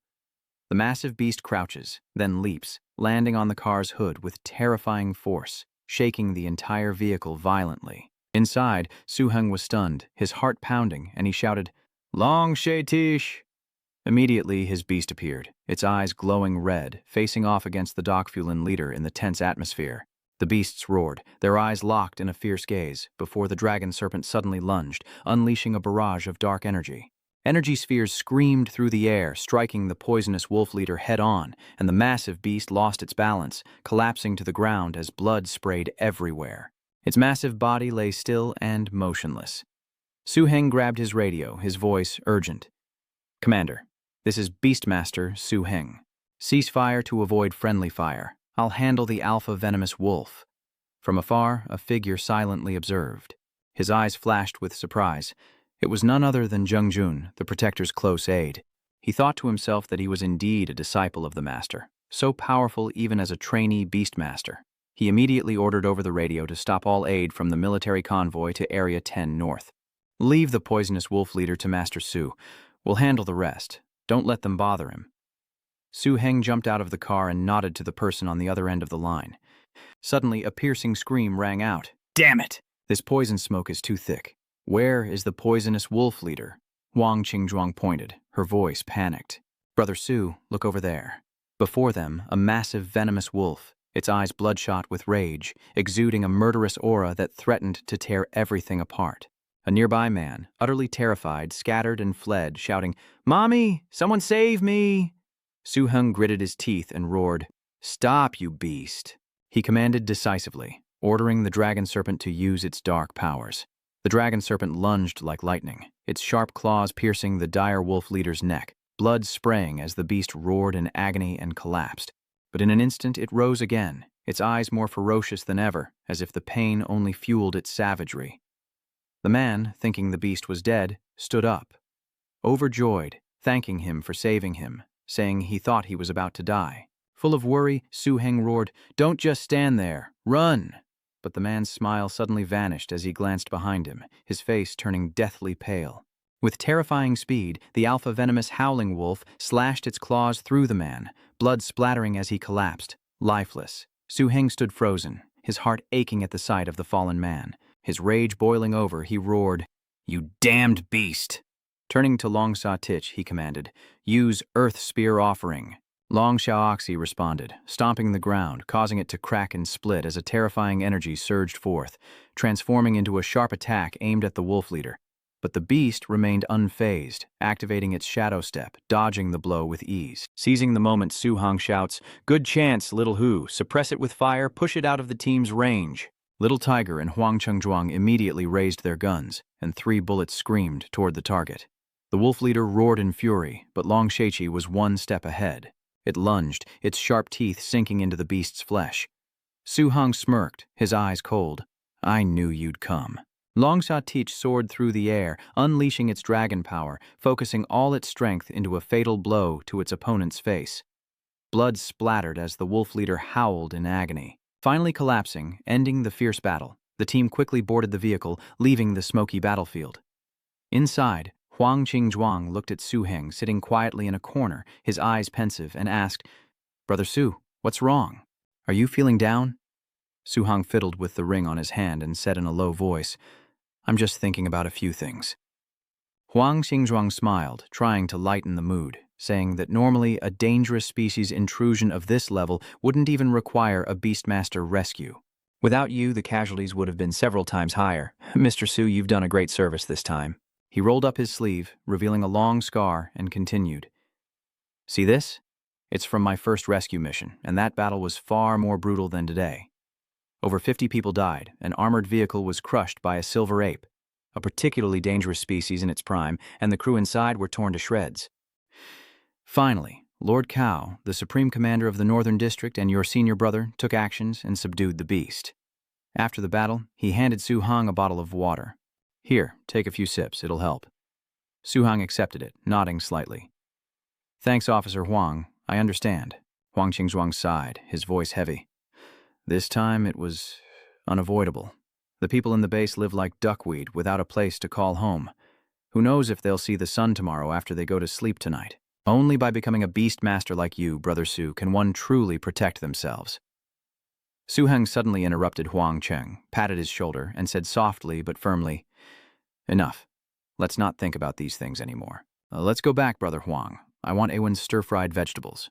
Huang Qingzhuang burst out laughing. 'All right, Su Heng, let's eat so much that Awen will be jealous.' The battle to rescue Plantation 25 was the first time Su Heng truly faced the imminent death of innocent people before his eyes. The helplessness mixed with determination matured him. Like a true warrior, he realized a harsh truth. In this chaotic world, only by becoming stronger can you protect yourself and those around you. In the following month, Su Heng devoted himself to training with the ancient Sun Dragon Codex, and both he and the Dragon Serpent Mark made remarkable progress. Long Serpent's physical form grew larger, mastering 3 elemental energies, skills awakened, and effectiveness multiplied. While Su Heng trained diligently at Outpost 7, a familiar guest unexpectedly appeared. Riding atop a fearsome thermal demonic lion, Lu Lang arrived with a booming laugh. "Long time no see, brother." Su Heng looked up, eyes shining, and exclaimed, "That's amazing. I wonder if my long snake mark has the riding attribute." Lu Lang hopped down, approached, and patted Su Heng's shoulder. "Not bad, kid. I heard you performed admirably in the last Tuntian rescue operation and even received a commendation from the commanding officer. You truly live up to our teacher's name." Su Heng scratched his head, embarrassed, and replied, "Third senior brother, didn't you say the teacher instructed you to come check up on me every month? It's been exactly a month since you left. How did it go by so fast?" Lu Lang chuckled and waved his hand. "Never mind. I had some free time these past couple of days, so I dropped by to avoid the teacher making a fuss when I'm busy. Come on, little brother. Let me see your dragon serpent lizard. We'll continue the inspection later." Su Heng nodded and called out, "Come out, dragon serpent lizard." The majestic beast emerged, standing tall beside its master, as Lu Lang's eyes widened, stunned. "No way. It's too fast. Damn it, little brother. Is your training method at a perfect level?" "How could that be? I'm just following the teacher's instructions." Su Heng waved his hands bashfully. Maybe the dragon serpent drake absorbed it quickly. Lu Lang was speechless. He raised a hand to stop him. "That's enough. Put the dragon serpent remnant away, junior brother. No need to test it anymore. Pack up. We're going back to the city to see the teacher." Su Heng was surprised, his mouth agape. Back so soon? At the outpost, Owen and Huang Chengzhuang embraced, tears welling up, their voices mournful. "Brother Su, we don't want you to leave. We won't be able to sleep without you." Su Heng chuckled, patting their shoulders and teasing. "Really? Seems like you guys are full of energy. How about letting Xiaoxi train your running?" Huang Than Trang immediately pointed at Avan, feigning panic. "Mr. Su, why are you looking at me? It was Ah Wen who couldn't sleep. If he can't sleep, he should go find my sister." Su Heng laughs, his eyes sparkling mischievously. "None of you will escape. Go for a run with Tiu Tich right now." The next day in the training room, Tahang collapsed to the floor, drenched in sweat, panting heavily. "I can't hold on much longer." Lin Fu smiles kindly beside him. "Su Heng, you've endured my attacks for so long. The master was right. You haven't been lazy this past month." He leaned in, his eyes full of admiration. "Lord, congratulations on taking in such an outstanding disciple. Though not as naturally gifted as his senior disciples, he possesses unwavering perseverance. He has built a solid foundation of spirit in this past month." Su Heng's teacher, Zhu He, approached, his voice warm and deep, saying, "I didn't expect you to complete the training phase so well in just 1 month. How do you feel? You must have suffered quite a bit during this time, right?" Su Heng scratched his head, flashing a bright smile. "Not at all, teacher. Through cultivation and training, I can feel myself growing stronger every moment. Compared to the 3 years I spent incubating and failing to improve, this life is so much better. How could I call it suffering?" Zhu He nodded, a glint of satisfaction in his eyes. "My disciple, your dragon serpent mark has exceeded my expectations, which makes me even more confident in my upcoming plans for you." Su Heng's eyes widened in surprise. "An assignment to an outpost?" "Chu." He immediately shook his head, denying it. "No, I'm preparing you to participate in the Continental duel next month." He paused, then explained, "The Continental duel is held once a year, a major event co-organized by 6 key locations. Though called a duel, it's actually a competition for the chance to enter the Blood Forest ruins." Su Heng frowned, wondering, is searching for ruins really that extravagant? Aren't there ruins near us too? "Master Chu," he sighed, his voice full of helplessness. "My disciple, the Blood Forest ruins are unlike any ordinary ruins in the wild. They're surrounded by an incredibly powerful energy barrier that no one can penetrate. Moreover, the Blood Forest ruins are occupied by an immensely powerful and terrifying being. The master of the lightning vein within is a terrifying being. Back then, the 6 major factions joined forces, resulting in a fierce battle. In the end, overwhelmed, the creature compromised, allowing 3 beast tamers to enter the secret realm each year, leading to the Continental battle. Master, this is a rare opportunity." Su Heng's eyes shone with excitement as he listened to his teacher. "Wouldn't the competition be fierce then? With my strength, can I even participate and have a chance of winning?" Shu Hu laughed heartily, patting his shoulder. "Silly boy, don't worry. The master of the Blood Forest ruins is only opening the outer area, not the center. It's attractive to new beast masters like you, but real experts won't even bat an eye. If you say so, I'll definitely win a spot." Su Heng nodded firmly, his eyes shining with determination, full of spirit. Chu, he raised 4 fingers, his voice steady. Besides you, there are 4 others participating this time. Tomorrow, I'll arrange for you to meet them and get acquainted. Then we'll start the new special training. Su Heng asked curiously, where will the new special training be? Chuha replied simply, Bear Forest. Su Heng was stunned, blurting out, Grizzly Bear Forest? That vast forest deep in the southern wilderness beyond the defense line filled with wild bears? He swallowed hard, the terrifying forest flashing in his mind. Grizzly Bear Forest, home to colossal bears, each one 13 feet long and weighing tons. Even though they can't use energy and aren't considered dangerous, their evolved forms are terrifying, feared even by experienced beast tamers. It's a forbidden zone, a name that sends shivers down your spine.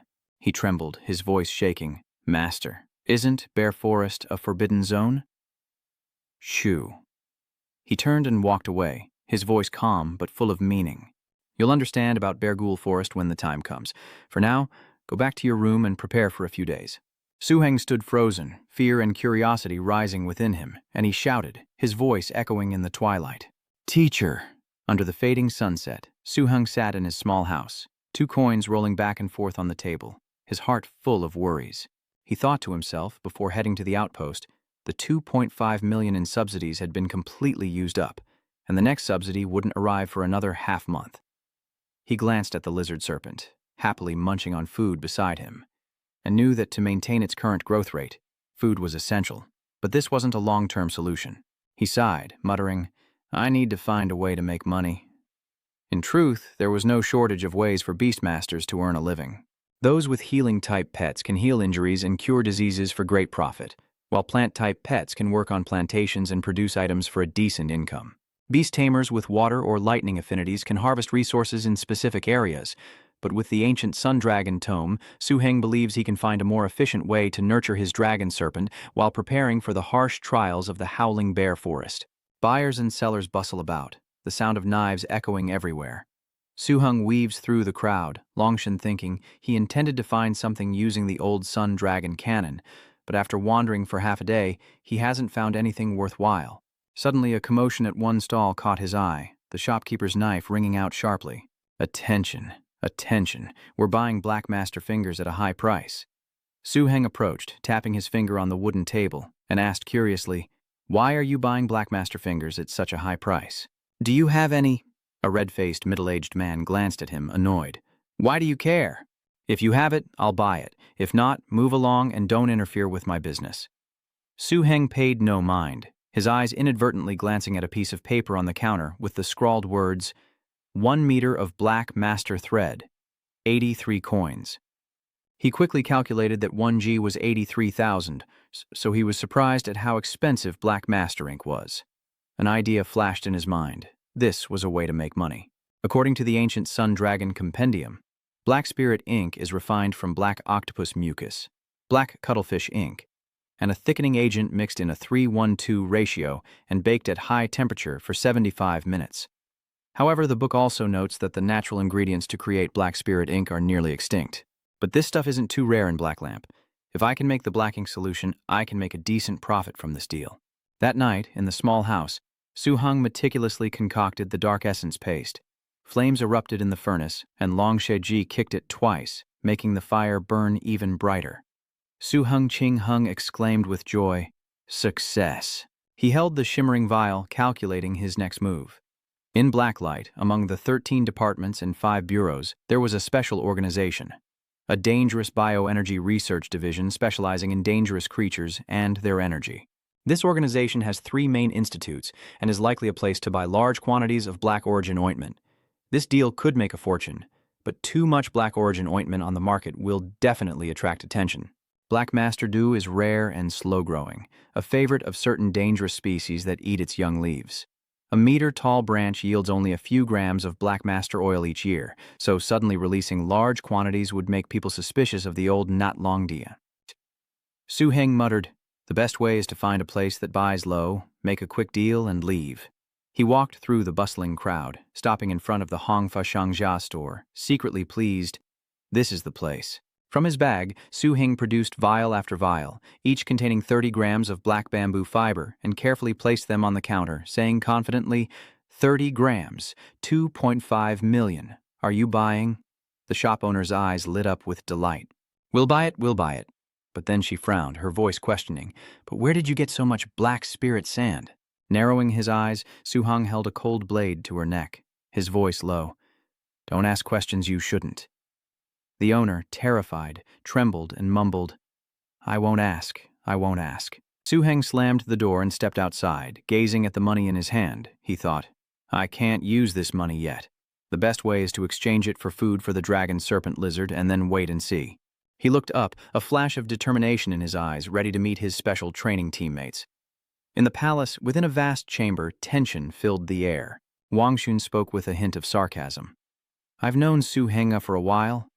Back in special training, he was just an ordinary guy with no talent for beast mastery. Who knew he'd catch the master's eye and be taken as a disciple? What incredible luck. Luo Chong slams his hand on the table, furious that the master would make such a man the captain for the Continental battle. Lena steps forward, chiming in sarcastically, saying that last year's captain, Lu Han, may have only placed fourth and missed the opportunity to enter the secret realm, but his strength was undeniable. The previous captain, Bai Su Su, was a Continental duel champion. What has Su Heng done to deserve the title? Lin Yuxian frowned, her tone sharp. Do you doubt the master's decision? Don't even mention you guys. Even your teachers wouldn't dare question it. Everyone knows Su Heng, but we have to admit we underestimated him. His first pet was the dragon serpent lizard, a top-tier dangerous species. Can any of you here even claim a high-tier dangerous species? Isn't that enough to show the difference? An enraged Lasung stood up abruptly, slamming the table once more. Oh, really? Just then, the head manager opened the door and led Su Heng inside. He smiled kindly, telling Su Heng that the master was busy and couldn't make it. Your teammates are all here. Go meet them. No need to be polite. After a brief introduction, the old steward excused himself and the group bid him farewell. As the door closed, the atmosphere in the room grew heavy. Wang Xun spoke with a hint of sarcasm. So, the captain has arrived? Lei quickly chimed in with a mocking tone. That's right, the captain only has one pet. Su Hong remained silent, his eyes calm, but inwardly he sensed something was off. Before he could speak, Lin Yuhan stepped forward, offering a friendly smile and a handshake. I'm Lin Yuhan. I've been a summoner for over a year, and I'm now an official summoner. I currently have two pets, a mid-maturity, danger-class flower demon fox, and a venom-tailed swallow. Also, a mid-maturity, danger class. Su Hong shook her hand, smiling eagerly, happy to meet her, then stepped forward, his eyes calm, his voice indifferent. I'm Su Hong, and after only 2 months as a summoner, I'm now officially recognized. I currently have one summon, the top-tier danger-class dragon serpent lizard in its mid-maturity stage. Luo Cheng steps forward, his voice laced with provocation, a mocking smirk playing on his lips. Impressive. Becoming a full-fledged beast master in just 2 months, and your first beast is a top-tier dragon serpent lizard. You're so much better than me, aren't you? Su Hong smiled faintly, responding without hesitation. You're right. I am much stronger than you. Enraged, Lasung gritted his teeth, clenching his fist as his eyes blazed with fury. He raised his hand, the ring on his finger glowing brilliantly. Stronger than you, huh? Let's see what you think of my crimson-scaled beast. A massive beast covered in fiery red scales appears in all its might, and the air thickens. Lasung sneers. What's wrong? Scared yet? Su Heng glanced at the crimson-scaled beast, calculating his odds. The dragon serpent mark alone wouldn't be enough. But with the help of the ancient Sun Dragon Tome, he'd crush it in the Continental battle, or he'd die trying. He casually replied, teasing, I've been looking at it for a while, and it's definitely mature, but it doesn't seem like a top-tier dangerous species, does it? Hearing that, Lasung's face turned red with rage, and he roared, Su Heng! Lu quickly stepped forward, pushing Luo Chong back, and said sternly, This gathering was arranged by the master. Luo Chong, you should consider the consequences. Su Heng smiled coldly. Rest assured, the master won't do anything to you, but I don't know what the guards will do if you summon your beast to provoke others. Turning away, Su Heng said calmly but firmly, I'd rather not have teammates like that. He slammed the door and walked out. Enraged, Luo Rong stood there fuming and roared, Damn, what's he got to be so arrogant about?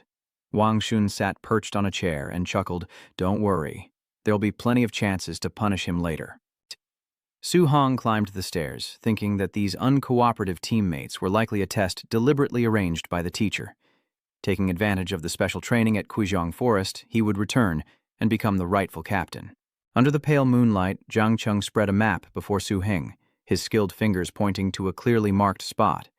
Lord Su, this is the location of the Black Beacon Convergence. His finger then moved to another point, his voice steady. And this, Mao Din Town, is our destination this time.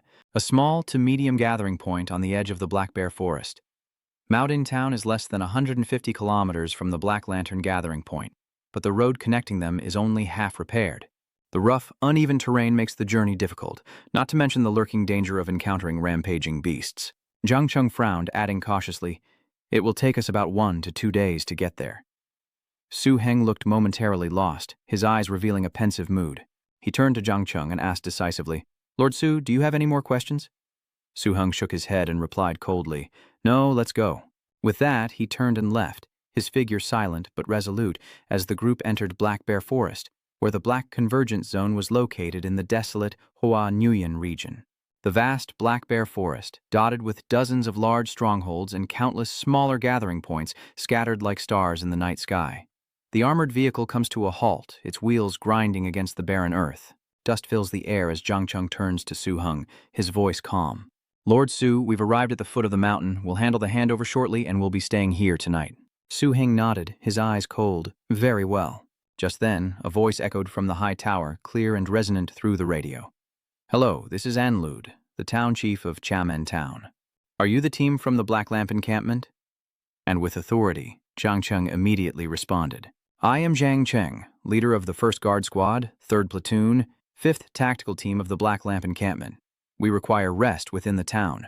The voice on the other end immediately spoke the latest access code, which Zhang Cheng recited without hesitation. Instantly, Andalou appeared with 2 guards, emerging from the town gate. His face lit up with a friendly smile. "Squad Leader Zhang, you must be tired from your long journey," Zhang Cheng replied with a smile. "Feeling refreshed? Andalou, you look like you're in good spirits. I've brought a distinguished guest this time, so please arrange a comfortable place for them to stay. Come, let's go inside." Night falls, casting a veil of silence over the town.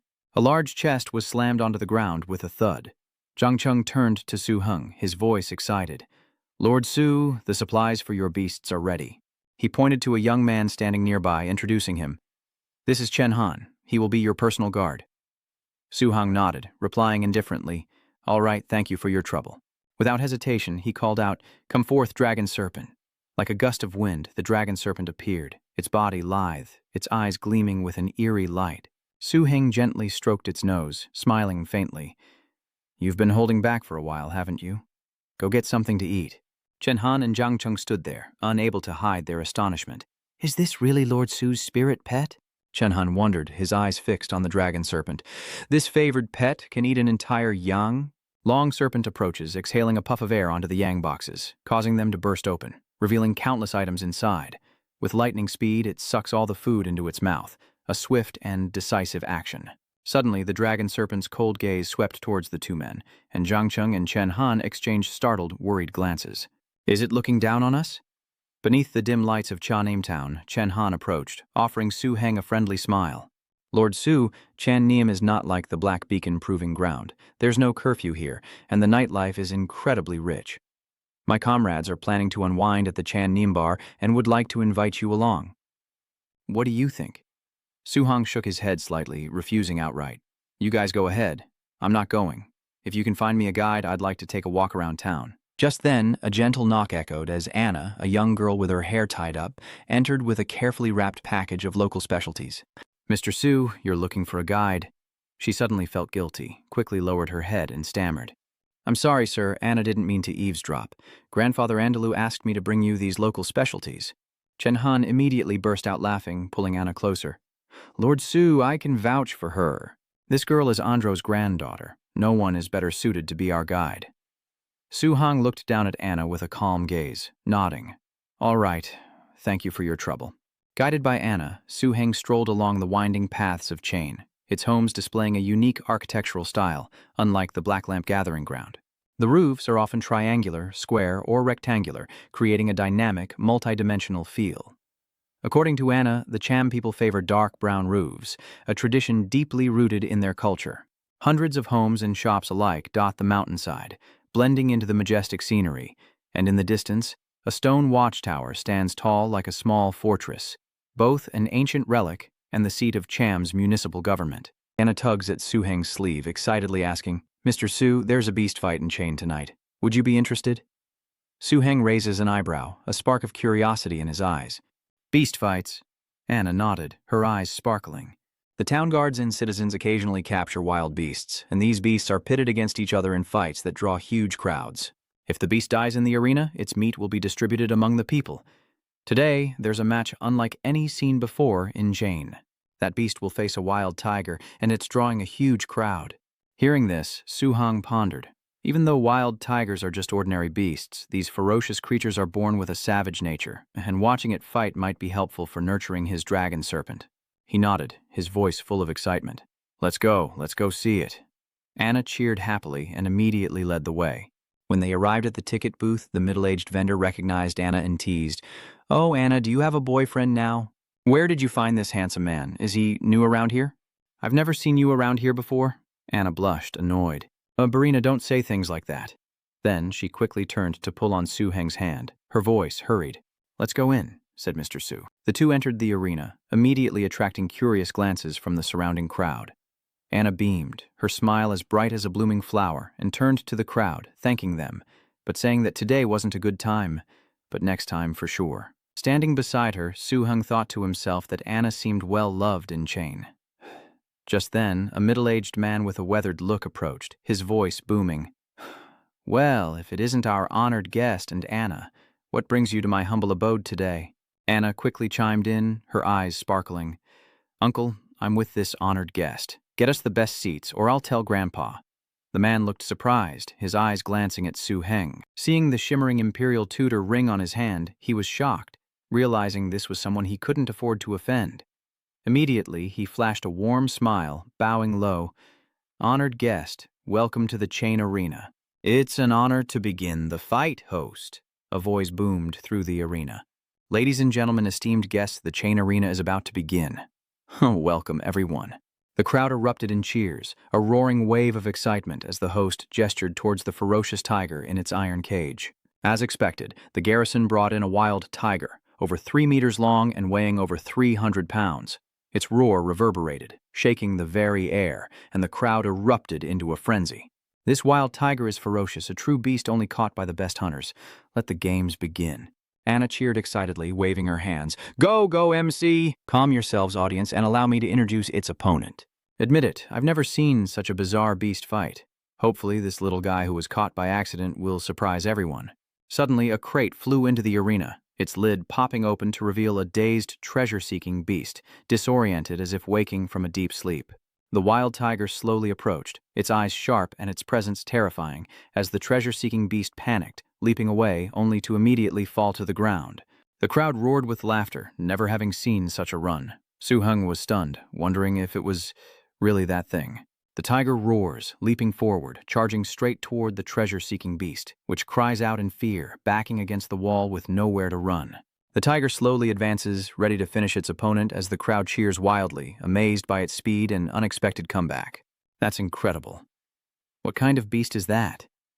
Su-heng watched from the stands, his eyes sharp as he analyzed the situation.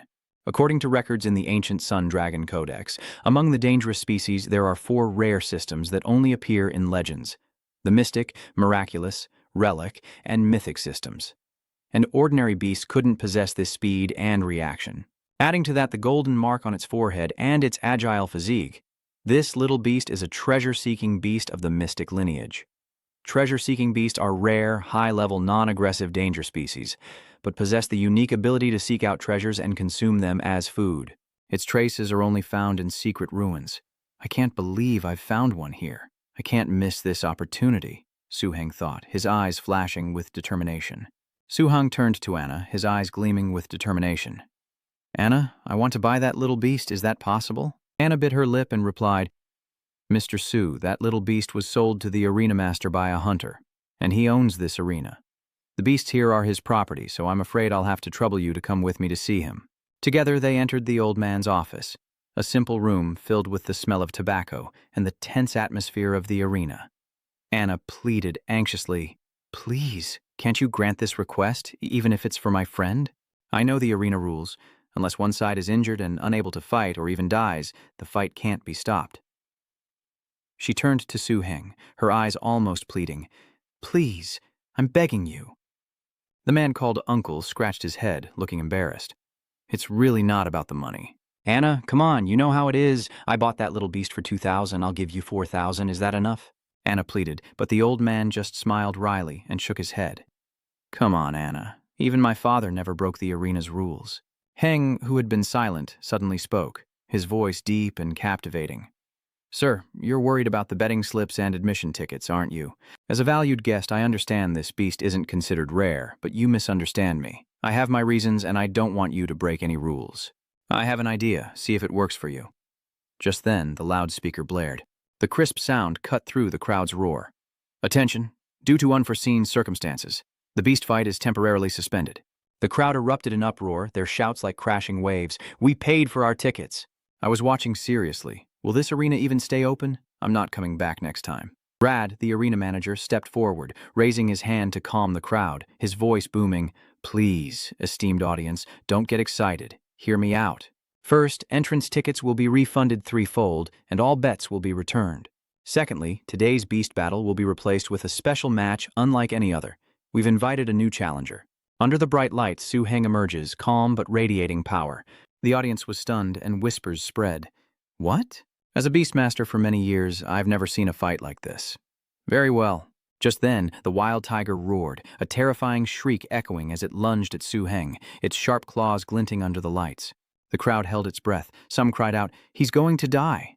Anna stood by, pale with worry, clenching her fists. "Mr. Soo, you have to win." Soo-heng raises his hand, his voice deep but commanding. "Come forth." Crimson Serpent Dragon. Like a bolt of lightning, the Crimson Serpent Dragon appeared, its massive form gracefully gliding forward, causing the wild fox to freeze, trembling in fear before its colossal opponent. The crowd erupts in cheers. A rare breed, a beastmaster. The last time I saw one was 3 months ago. This trip was worth it. Beneath the radiant sun, Soo-heng smiled brightly, his eyes sparkling with joy, as Radad thought to himself, to possess a top-tier dangerous beast at such a young age. Thankfully I was cautious enough before. It seems Anna has truly made a good friend this time. Suddenly, Soo-heng spoke, his voice deep and commanding. Dragon's might. Instantly, Long She-chi roared, an echoing sound, its aura exploding like thunder, causing the tiger to tremble, its large form shrinking in fear.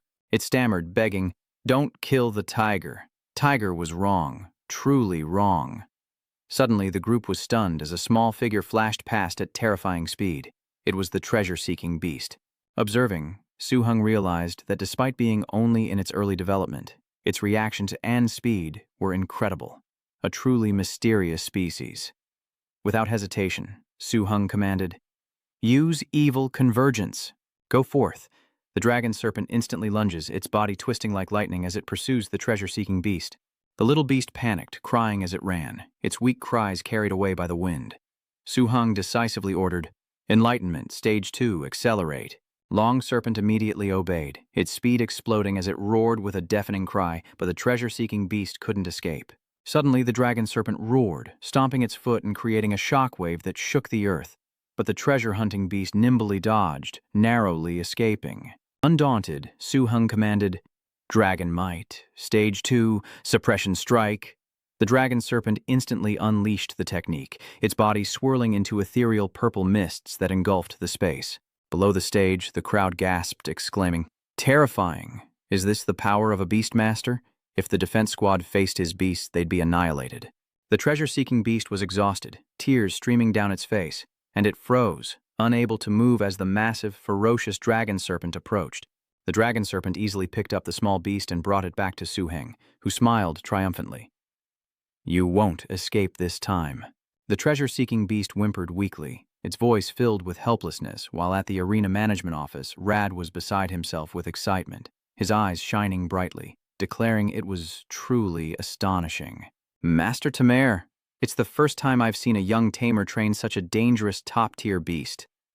Su Heng smiled gently, holding the cage containing the treasure-seeking beast, and humbly replied, "You flatter me. Forgive my boldness, but I'm truly curious. How could a beast with such incredible speed be captured?" Rad laughs, explaining that Gen Nian, Black Beacon's vassal, is not only a vital supply point in the south, but also famous for its brewing techniques. It was the wine that initially attracted Black Beacon's attention, leading to its selection as a vassal. This treasure-hunting beast was caught right in Genian's brewery. Apparently, this little guy snuck into the cellar multiple times, breaking open 30-year-old wine jars meant for the Black Lantern Master. They mobilized a large force to hunt it for 7 days, and just when they were about to give up, they found it drunk and fast asleep in a wine jar. After it was sold here, Su Heng carefully observed the treasure-sniffing beast before him, a slight smirk on his face, thinking to himself, no wonder they caught this beast. Born with extraordinary power, it was caught because it was drunk. Now, Su Heng and Anna stand before his home, the evening air cool around them. Anna smiles radiantly, her eyes sparkling. "Thank you for this. I owe you one." Anna waved her hand, chuckled, and said softly, "What are you talking about?" "It's nothing at all. I heard you have things to do tomorrow, Master Su, so you should rest early." Su Heng nods, a glint of gratitude in his eyes. "Right, he'll tell the Chen Han group to bring some interesting things from the black market next time." Entering the room, he placed the small cage on the table, his eyes sweeping over the treasure-sniffing beast, who clung to the bars, sobbing, its round eyes glistening with tears. "What's with that look? Are you kidding me?" Su Heng frowned, his tone laced with anger. "If I hadn't saved you from the arena, do you think you would have survived for long?" The treasure-hunting beast stopped crying, staring blankly at him, its eyes full of curiosity. Su Heng gently touched its nose, silently judging the iron cage, which was weaker than his little finger. If it were a dragon serpent lizard, it would have escaped long ago. It seems this mystical treasure-sniffing pet has no offensive capabilities whatsoever. He pinched the little beast's cheek and smiled, already planning how to raise the little guy. But what to do? The dragon taming manual doesn't say what it likes to eat. Suddenly, he said loudly, half joking, half serious, "I'll just let it starve for a few days." Then he turned and laughed. "It'll eat anything then." Suddenly, Su Heng's ring flashed, startling him as he realized he'd forgotten to feed the dragon serpent at night. He rushed to the food cabinet, threw it open, and slammed a large bowl onto the table with a resounding thud. Su Heng frantically poured jars of food into the bowl, stirring them with a wooden spoon. The treasure-seeking beast's eyes lit up as it stared intently at the food, a clear longing in its gaze.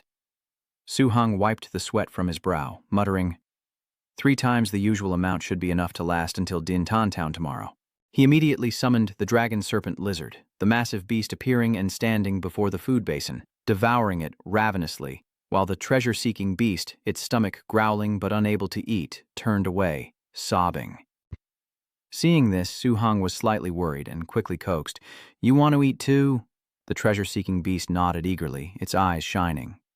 Smiling, Su Heng scooped a spoonful from the dragon serpent's bowl and offered it to the treasure-seeking beast, saying gently, "Here, eat up."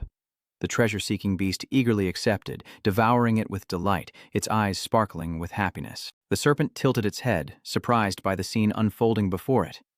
Su Heng mused, a smile playing on his lips, never expecting the treasure sniffer to enjoy the serpent's food so much. It seemed he no longer had to worry about it going hungry. The treasure-seeking beast quickly devoured the spoonful, looking expectantly at Su Heng, who cheerfully asked, "Want more? I'll give you some later." But when he turned back to scoop more, he was stunned to see the pot completely empty, devoured by the dragon serpent. Su Heng shook his head and chuckled. The dragon serpent really doesn't like to lose. Su Heng sternly looked at the dragon serpent lizard. "From now on, you really need to eat less and share with the treasure-seeking beast, okay?" The dragon serpent lizard's eyes flashed with anger as it growled, "Listen to yourself, how can you say that?" Without hesitation, Su Heng bonked it on the head with a wooden spoon, playfully saying, "All right, you're the older one, act like it. Today I'll let you both eat your fill." The next morning, bathed in the early sunlight, Emilna waved goodbye to Su Heng from the tower with a bright smile, as he waved back and set off for Dingtanzhen. Compared to Zhennian, a mid-sized hub, Dingtanzhen is clearly much larger and more bustling. According to Zhang Cheng, Dingtanzhen and Koi Hung Lam hold some kind of secret, but due to regulations, he can only hint at it. Su Heng would soon find out. Stepping into Dingtanzhen, he immediately sensed the heavy industrial atmosphere. The scent of metal refining gas permeated the air, mingling with the bustling rhythm of life. as Zhang Cheng led him straight to the management hall in the town center. It was here that Su Hong understood what Zhang Cheng couldn't explain before. Dingzhan Town, though a small independent settlement with thousands of residents and 150 guards, was actually a vassal of Blackbeacon, specializing in providing metals and plants. Even more astonishing, the town's minerals are mined from Bear Paw Forest, a place where ordinary people cannot set foot. Yet Dingzhan Town extracts vast quantities of minerals from it. The secret lies in the fact that all of Quizhong Forest is the territory of a teacher, or rather, a spirit under his control. A single spirit capable of commanding the entire bear population of Quizhong Forest. Inside the management office, the clinking of glasses and boisterous laughter echoed from the drinking crowd as Su Heng stood silently by the window, sighing softly, realizing he had overestimated the teacher, whose power and terror far exceeded his imagination. According to a management committee member, there are currently 4 guardian pets in Bear Paw Woods, the strongest of which is a professional Blackbeacon beast tamer, and the other 3 are at least beast apprentices. Su Heng's eyes grew thoughtful. Even though they were from Blackbeacon, everything seemed different in this dark room. Long Snake Scar slept soundly on the floor, its massive form taking up most of the space as Su Hong sat at the table, gently stroking the treasure-hunting beast, his eyes sparkling. For a summoner, a unique beast like the treasure sniffer is more alluring than power or money to ordinary people. He thought to himself, if the summoners at Kui Hung Lam realized the treasure sniffer's value, there would be big trouble. The best way is... He gently touched the treasure sniffer's nose, his voice soft but meaningful. Little guy, would you like to become my partner? The treasure-seeking beast suddenly cried out, a rumbling from its belly startling Su Heng, who looked at the little creature with concern. He hastily said, never mind, let's eat first, then we'll talk. Beside him, the dragon serpent protested with a dissatisfied roar, the sound reverberating and shaking the room slightly. Su Heng immediately snapped back, yelling, what do you two want? Are you going to eat or not? Eat properly, you two. After learning about the 4 masters in Quizhong Forest, Su Heng originally planned to go there immediately, but in the end he decided to stay in Dingtan for 3 more days. The reason was simple. He wanted to connect with the treasure-seeking beast so he could control it at any time, but it wasn't as easy as he thought. Each time Su Heng tried to establish a mental connection, the treasure-hunting beast forcefully pushed him away. He flipped through the dragon taming manual, but unfortunately there was no record of how to tame this mystical beast. Frustrated, Su Heng suddenly had a crazy idea, excitedly shouting, aren't you a treasure-hunting beast? Fine, I'll take you to find treasure. But things weren't as simple as he thought. After a morning of this, Su Heng angrily scolded, treasure-seeking beast, you wretch. You said you'd find treasure, but all you've done is chase butterflies and dogs. Are you still in your infancy? He glared at the beast, cracking his knuckles menacingly. If I find out you're useless, I'll feed you to the scarlet dragon serpent.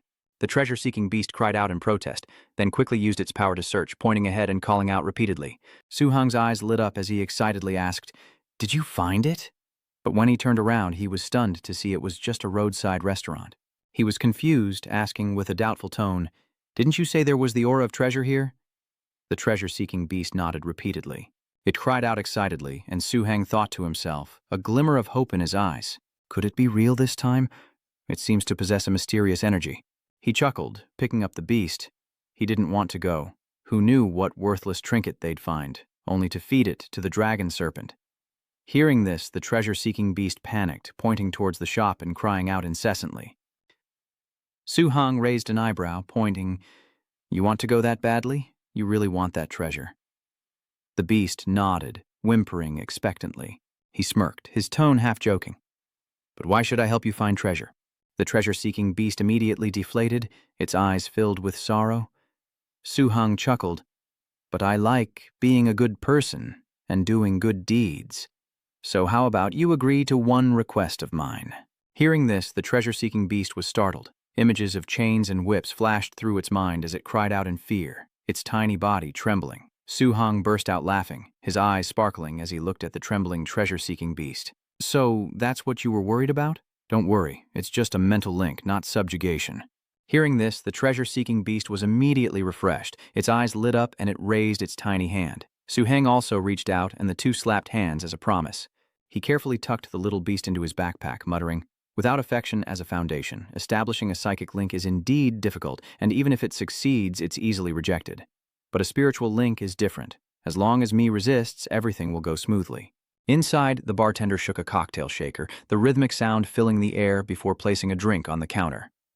"Here's the Hakmon you ordered, ma'am." Su-hong pushed open the door and was immediately greeted by an enthusiastic waiter. "Would you like to try our famous Hakmon cocktail, sir?" He smiled, shaking his head slightly. "I just want to look around. No need to welcome me." The waiter wiped a bottle, his eyes suspicious, thinking to himself, who comes to a bar just to look around? He subtly signaled to the two guards, whispering, "That guy looks suspicious. Could be a mercenary from elsewhere or connected to the mercenaries. Keep an eye on him." Suddenly, the treasure-seeking beast in his backpack cried out, pointing towards an object in front of him, leaving Su-hang staring in confusion and furrowing his brow in doubt. "Are you a treasure-seeking beast or a horn-sniffing hound?" The treasure-seeking beast angrily protested. Suddenly, the ugly object transforms into an antique golden toilet. Su-hang is stunned, his eyes gleaming. Could this be the metamorphic stone mentioned in the Dragon Taming Compendium?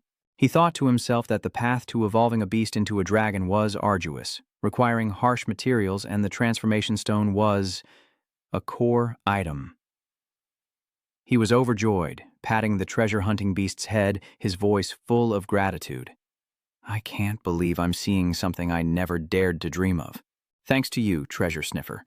You truly are a mystical being. Are you a customer or just here to cause trouble?" Su-hang smiled brightly, pointing to the item. "I'll buy this stone. Name your price." The waitress was stunned, hesitating. "Huh? You want to buy this metamorphic rock?" she thought, recalling that the boss had found it in the wilderness. "Aside from its ability to shapeshift, it's useless, so it's just here as decoration. But if I say that, won't the customer think our shop lacks style?" She waved her hand dismissively. "That thing's expensive. Have a drink on me, then leave. You can't afford it." Su-hang smirked, confidently replying, "No worries, name your price." The server scoffed, 10,000. If you can produce 10,000 diamonds, it's yours." Without hesitation, Su-hang produced a stack of diamonds, slamming them onto the counter, leaving the server stunned, eyes wide at the glittering fortune. They immediately realized this guy was seriously rich. Su-hang calmly spoke with authority. "I have the money, no need for a discount. But you will be responsible for delivering this stone to the management building for me." Suddenly, their eyes caught the glint of the imperial tutor's ring on his hand. Panicked, they knelt, bowing repeatedly. "We are so sorry. We didn't recognize you, great mage. The price we quoted was wrong. It only costs 1 diamond." Su-hang frowned, his voice cold. "The tamers work hard to protect you all, not for you to play tricks. There won't be a next time." They trembled and replied in unison, "Yes, yes." They promised never to do it again. Su-hang scoffed, stepped outside, and slammed the door, the sound echoing in the silence. In taming mystical beasts, there are 2 common scenarios: a master tamer quickly subduing a low-level beast, or the beast willingly, even eagerly, accepting the tamer. The treasure-hunting beast clearly fell into the latter category, and taming it in 3 days in Dingzhen Town would give Su-hang quite the headache. He took it all over town to find treasures, fed it delicious food, and even acted as a mother, telling it bedtime stories. Of course, there were plenty of delicious pastries, too. He also discovered something interesting. Taking the treasure-hunting beast to secret places or ruins to find treasures would allow it to accumulate more treasures in the future. Now, the treasure-hunting beast sees Su-hang as an angel, longing to be accepted by him. But Su-hang intentionally keeps his distance, making the little beast even more dependent on him. Each day, he dedicated time to training the treasure-seeking beast's speed, using the dragon serpent mark to train it in the management office's backyard. Long Xiaxi soared across the courtyard, chasing the treasure-seeking beast, roaring and seizing it with its claws, just as Su-hang would appear as its savior. He steps in, yelling at Long Serpent Lizard to stop. "Long Serpent Lizard, let go of the treasure-hunting beast. Why are you bullying it? Can't you be gentler?" Long Serpent Staff muttered in confusion. "Didn't you tell me to do that?" But Su-hang ignored him, quickly rescuing the treasure-seeking beast from its clutches. This further moved the little guy, who now trusted him implicitly. The treasure-seeking beast hugged Su-hang, crying copious tears as he gently coaxed, don't cry, I accept you, I'll listen to you, I'll listen to you." Meanwhile, Long Sha-teach stood behind with a guilty look, quietly growling. Su-hang's plan had been executed flawlessly. Under the soft dawn light, the group left the carriage, setting foot on the outskirts of the howling bear forest as the carriage screeched to a halt. Lord Su leads the way, his brow slightly raised, pointing towards the glistening river ahead. "Once we cross this river, we'll have officially entered the Kujiang forest," he said calmly. "Someone will meet you for the next leg of your journey." Su-hang nodded in response with a bright smile. You've worked hard. Suddenly, a thunderous sound erupted, like heavy footsteps pounding the earth. A massive figure hurtled through the air with incredible speed, landing as gently as a leaf, leaving the group stunned, eyes wide at the sight of the newcomer. It was a massive tiger with fur as red as flames, and on its back sat a young woman with a sharp demeanor, her voice clear but commanding. You must be Su Heng. I'm Hei Ju, the beastmaster guarding Koi Hung Forest. You can call me Sister Hei. She gently patted the tiger beneath her, introducing it proudly. This is Crimson Flame Tiger, a high-grade, dangerous species. Su Heng and the others immediately salute, showing their respect. Lady Black. Su Heng replied, his smile widening as Black Chrysanthemum looked at him, her eyes sparkling with amusement. The master informed us via communicator about your month-long training schedule. We expected you sooner, but here you are today. Su Heng scratched his head, looking embarrassed, explaining that he had been held up. My apologies. Heiju waved her hand. Signal the 2 escorts. You two can head back. They hesitated, a hint of worry in their eyes. What about the luggage in the back? Black Chrysanthemum smiled and called out, Come on out, Ayuan. Suddenly, a massive ape appeared, its muscular body and silver fur shimmering in the light. Su Heng was taken aback, realizing it must be a high-grade silver ape, bred to perfection. Its strength is hard to gauge from appearance alone. Heiju gave a firm order. Silver Gibbon, move their luggage to the camp at once. The ape nodded, following the 2 escorts' directions, while Black Chrysanthemum hopped onto her Crimson Flame Tiger, turning to Su Heng with a playful smile. It's quite a distance to the camp. Want to try riding my Crimson Flame Tiger? Su Heng appreciated the offer, but confidently declined. No need, Sister Cook. I'll ride my dragon snake, Tish. He called out, Come on out, little tick. Immediately, a giant serpent appeared, its powerful, coiling form causing Black Chrysanthemum's eyes to widen in astonishment, as expected of our teacher's prized disciple. His first spirit beast is a top-tier dangerous species. She leaps onto the Crimson Flame Tiger, her voice full of excitement. Let's see what you've got. With that, she sped off, calling back, Being well-behaved and fighting are 2 different things. Behind her, the silverback carried Su Heng's luggage, walking steadily. Su Heng swiftly climbed onto the long serpent's back, a cold glint flashing in the serpent's eyes as it suddenly tensed, its body brimming with power. In a panic, Su Heng cried out, What are you doing? But the long serpent ignored her, darting off with lightning speed. The wind howls past, and Su Heng leans back, grabbing onto the serpent, muttering, Don't use your skills when I'm riding. Under the fiery sunset, 2 figures speed through the Willow Dingtown forest, leaving a trail of dust behind. Before the camp gates, Heiju and Su Heng stopped, still catching their breath from the long journey, and without hesitation, Heiju strode forward and began banging on the door like thunder. With no response, she frowned and angrily shoved the iron gate open, just as a head popped out from a small window, a disgruntled voice complaining. Hey, Cuck, could you be a little gentler? You're about to break the gate. With a lazy demeanor, Ziyu emerged, smoothing his hair and wiping his mouth. Cuck, remember to bring your key next time, okay? I'm busy, but I still have to open the door for you. Black Chrysanthemum immediately glared, her voice sharp. Busy with hibernation, perhaps. You were supposed to be guarding Willow Dingtown, but you snuck off while the chairman was away. Ziyu forces a smile, waving his hand dismissively. Misunderstanding. It's my honor to open the door for Madame Ju. Before she could finish, Black Chrysanthemum punched him hard in the shoulder, making Ziyu wince. She scoffed and pointed at Su Heng, ordering him to arrange a room and bring in junior brother Su Heng's luggage. Su Heng stood by with an awkward smile, thinking their way of communicating was truly unique, as Black Chrysanthemum turned to him, her voice softer. Currently, only Jueyu and I remain at Koi Hung Lam Camp. There were a few other soldiers for odd jobs, but they couldn't endure the harsh environment and left. Our mystic beasts now handle the chores. Camp manager is Chairman Liu Din Tran, and the great mage has been in the wilderness hunting dangerous species for days. Another beastmaster, Lin Zhen, was going to wait for you to do special training together, but since you were a few days late, he started ahead of you. Su Heng scratched his head, embarrassed, explaining that something had held him up. Heikuk laughed, clapping him on the shoulder. No worries. Let's go. We'll talk in my room. Su Heng followed, but as soon as he entered, he froze. Before him was a wall covered in animal heads, from ferocious tigers to bizarre creatures he'd never seen before. He stood there dumbfounded, his mouth agape. Hakuk chuckled, clapping her hands. Hey, come back. Are you dazed? Su Heng stammered awkwardly. No, it's just the decor is very unique. What? Did you think you could get lucky with me here like in a hotel? She teased. She patted the seat next to her and winked. Or would you rather come over here? Suheng was stunned, his face flushed, and he stammered, This... Black Chrysanthemum laughs, waving her hand. All right, I won't tease you anymore. You probably don't fully understand the special training at the Bear Spirit Forest before coming here, right? She stood up, her voice more serious. These are the standard rules. The specifics of the Bear Forest training are only revealed once you arrive at camp. Ori, it's more than just combat experience, it offers other benefits as well. Have you heard of True Energy Fruit? Suheng asked, eyes wide with surprise. Could it be that the Bear Lord Woods has energy fruit? Black Chrysanthemum nodded, her eyes sparkling with pride. Of course, Skull Bear Forest has a lot of bear strength fruit. It's Black Beacon Fortress's stable source of fruit energy, enhancing physical strength, all three attributes, and even the endurance of dangerous species. Whether you're a dark, beast, or power-type pet, all can benefit.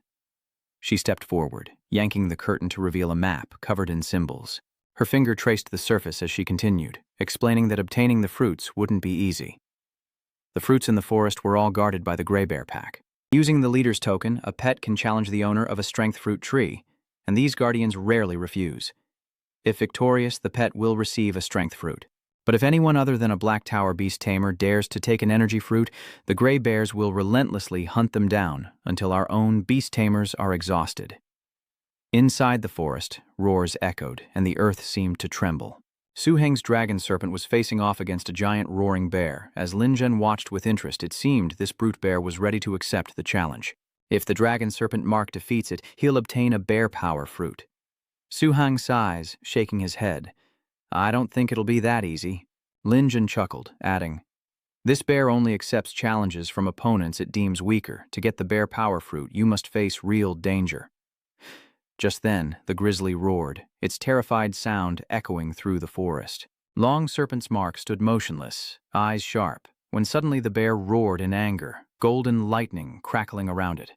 Observing, Suheng thought, Long Serpent's Mark unexpectedly has such a talent for mockery. He turned to Lin Zhen. Is the Ursine Hide really going to accept the challenge? Lin Zhen nodded, a knowing smile on his face. Of course, but Long Zatich has never faced a beast-type danger class before, so it's likely to be at a disadvantage. Just then, the two beasts clashed, and an intense battle erupted. Quick as lightning, Long Serpent Mark channels its dragon force, striking the bear. Both roar, the sound shaking the forest. The roaring bear retaliated with a powerful blow, forcing the serpent dragon to retreat, but the bear pressed on, delivering another devastating strike with thunderous force. The serpent dragon shrieked in pain, sent flying, and crashed to the ground. Without hesitation, the roaring bear charged, determined to give its opponent no chance to recover. Lin Zhen worried, his eyes fixed on the battle. This isn't good. Something's about to happen. But with surprising calm, Suheng raised a hand to stop him. Senior, wait a little longer. Little Shi still has a trick up his sleeve. At this moment, Long Sheiqi stared intently at the roaring bear, his eyes chilling. It advanced slowly, each step firm. The roaring bear momentarily retreated, a hint of fear in its eyes, but then it roared fiercely, charging towards Long Zatich with renewed vigor. Long Shaoxi nimbly dodges the attack, and in that instant channels his power, causing dragon force to surge, enhancing his body. Suddenly, it lunged forward, delivering a lightning-fast strike that landed squarely on the bear's cheek, causing the massive beast to roar in pain and stagger backward, its eyes burning with hatred for Long Sheiqi. Lin Zhen, standing outside, couldn't hide his surprise. It seems your Long Serpent Mark isn't bad at all. It can use combination skills, a rare trait, but it's not enough to break through the bear's defense. It needs to grow stronger. Indeed, the defense of a beast-type spirit beast is formidable. This is the power of the Ursine Force Fruit. If the dragon serpent wins, it gets one. Suheng shouts to his spirit pet. Come on, Shi. The bear's wounds healed instantly, as if it had never been hurt. The beast has recovered itself, Suheng thought. Meanwhile, Long Zatich remained unfazed, spewing out a stream of dark energy that condensed into a massive energy ball. It hurtled towards the bear, shaking the very earth. Dust and smoke filled the air, but when it cleared, the roaring bear stood unharmed. It picked up a large log, gripped it tightly, and charged towards the long serpent at incredible speed. The logs rained down, whistling towards the serpent dragon, who deftly dodged as they struck the earth with shuddering force. The number of logs increased, forming a tight encirclement. Long Zhi's snake looked worried, glancing around, when suddenly the roaring bear bellowed, its cry echoing through the forest. Lin Jun panics, realizing it's grown, and it's over. A frenzy talent. This guy's playing possum. He turns to Su Heng, astonished that the ursine hide also grasped this talent, which temporarily boosts strength and defense upon activation. Long Zhi cannot win against an opponent like this. It's time to end the battle. Su Heng hesitated, his eyes fixed on Long Zhi. Senior, I haven't received a distress signal from Little Dai in my mental world yet. I choose to believe in it. Before Long Snake Mark stood a ferocious bear, its aura overwhelming. But Long Snake Mark's eyes did not waver, flashing with determination as it unleashed its double-kick skill, its body twisting like a phantom, constantly dodging the bear's vicious attacks. Lin Jun cried out anxiously. At this rate, Long Zhi won't escape. It's going to get hit. The hulking bear chased after it, unleashing its second-level rampage skill, charging towards Long Zhi like a thunderbolt. But just then, Long Snake Mark suddenly stopped. Its eyes turned cold as it stared at its opponent. Its tail hit the ground, and it unleashed the second-level awakened skill, Stone, launching a powerful attack.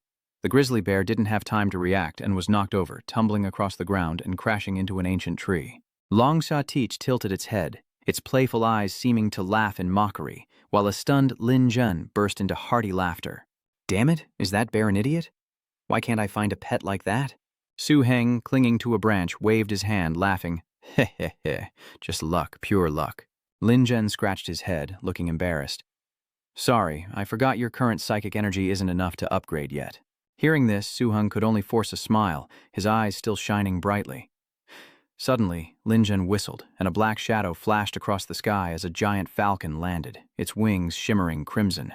That's a blood-tailed black-crowned eagle, Lin Jun's flying mount. Su Heng was stunned as the eagle gently gripped his shoulder with its claws, bringing him safely to the ground.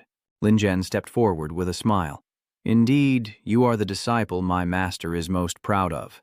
Your dragon's serpent mark has put in a lot of effort in today's battle. He raised his hand, the ring on his finger flashing a cyan light. Come forth, healing grass. From the ground, a lush green plant emerges, its soft body twisting and turning. This is Ha Mao Thao, a plant-type spirit beast with healing abilities, easily rooting deep in the earth to absorb nutrients. Lin Jun explains that this is the challenge rule of the Great Bear Forest. After the fight, the defeated bear must be healed, or the forest bears will relentlessly hunt them down. Long Zhi watched the healing herb with satisfaction, while Su Heng turned to Lin Jun with an embarrassed smile. I'm really sorry to trouble you with this. Lin Jun waved his hand casually. It's nothing. At that moment, the brown bear slowly opened its eyes, saw Long Zhi pointing at it, and He Mao Chao beside him seemed to be mocking it. Enraged, its eyes turned bloodshot, and it roared fiercely. Lin Jun steps forward, holding up a hand, and calmly says, The challenge is over. If you still want to fight, you'll have to add another Herculean fruit. Su Heng stared blankly, stammering, It just left like that? What about the fruit? Lin Jun chuckled, patting Su Heng's shoulder. Let's go. Follow me and you'll see. Together with Long Zhi, they followed the bear through the dense forest until a massive, ancient tree came into view, its branches laden with shimmering hero fruits. The bear lumbered forward, plucked a fruit, and spat it onto the ground as the serpent eyed the saliva-covered prize with obvious disgust. Seeing this, the hulking bear sat down with a thud, chuckling mockingly. Not to be outdone, Long Zhi stepped forward, took a hungluk fruit in its mouth, and strutted out. Lin Jun turns to Su Heng and explains, Keiju must have told you that each area of a bear pelt has a vigor fruit tree, right?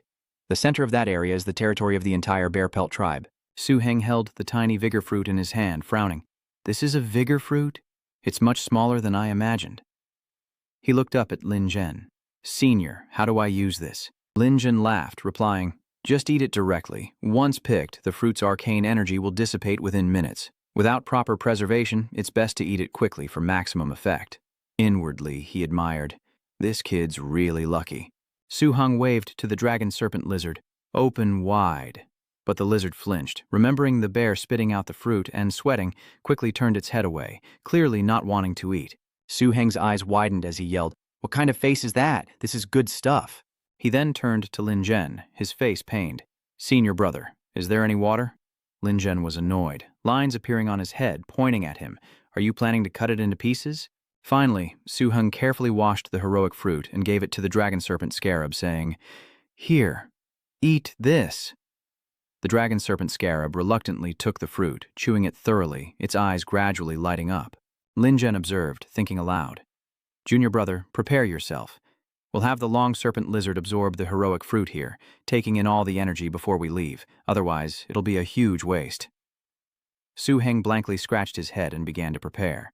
Just then, Lin Zhen's ring flashed and he shouted, "Come forth, Roar Master!" And the stone-hide rock python. Two massive figures appear. Xiaoshi, a majestic lion of the high-grade dangerous species. A giant rock python, a highly dangerous species in its prime, appeared as Lin Zhen laughed and ordered an alarm. Watching the two majestic beasts depart, Su Heng forced a smile, thinking, "It seems absorbing the heroic force fruit will take quite some time." Su Heng smiled brightly, his voice sincere. "I'm truly grateful, senior brother." Lin Zhen waved his hand with a smile. "No need for formalities. The heroic force fruit can't be preserved for long, so we usually don't have time to bring it back to camp. The pets have to stay in the forest to digest it." Beneath the dragon serpent lizard, a golden magic circle flashed, emitting a mysterious light. Lin Zhen continued, "If you don't have a strong enough beast to guard you, just find a tree or cave to hide in for safety. You'll get used to it after a few times." Worried, Su Heng asked, "Senior, what's wrong with the dragon serpent mark?" Lin Zhen calmly explained, "The mystical energy of the heroic fruit has an unusual rate of change, even affecting individual cells. This reaction is normal. The majestic force fruit is notoriously overbearing, but once absorbed, the beast will undergo a remarkable transformation."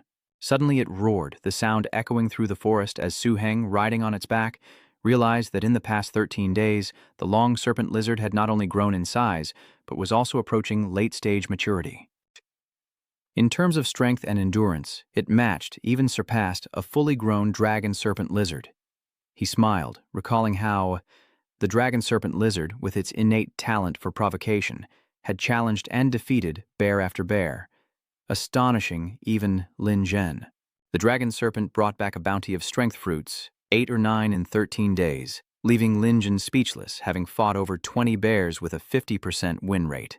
Aside from its victory against the foolish bear on day 1, this success is largely thanks to Lin Zhen's silent hero, the treasure-seeking beast, who selected suitable bears for the dragon serpent lizard to challenge, making victory easier. Lin Zhen hasn't figured out this secret yet. Suddenly, the long snake hissed again, its eyes gleaming. Surprised, Su Heng asked if he sensed the same innate power as with the bear hide, and with a nod, the long serpent lizard darted forward. Su Heng, riding on its back, yelled, "Let's go meet them!" He waved his hand, parting the bushes, and with Long Za Tich observed the fierce battle ahead. The opponent is an armored wolf, a mid-tier threat that typically dwells in dark caves. Su Heng frowned, thinking, the bear forest isn't their habitat, so it must be a tamed beast. Just then, a voice echoed from the masked figure nearby. "The armored wolf isn't enough. Come forth, armored wolf, and finish off that black bear."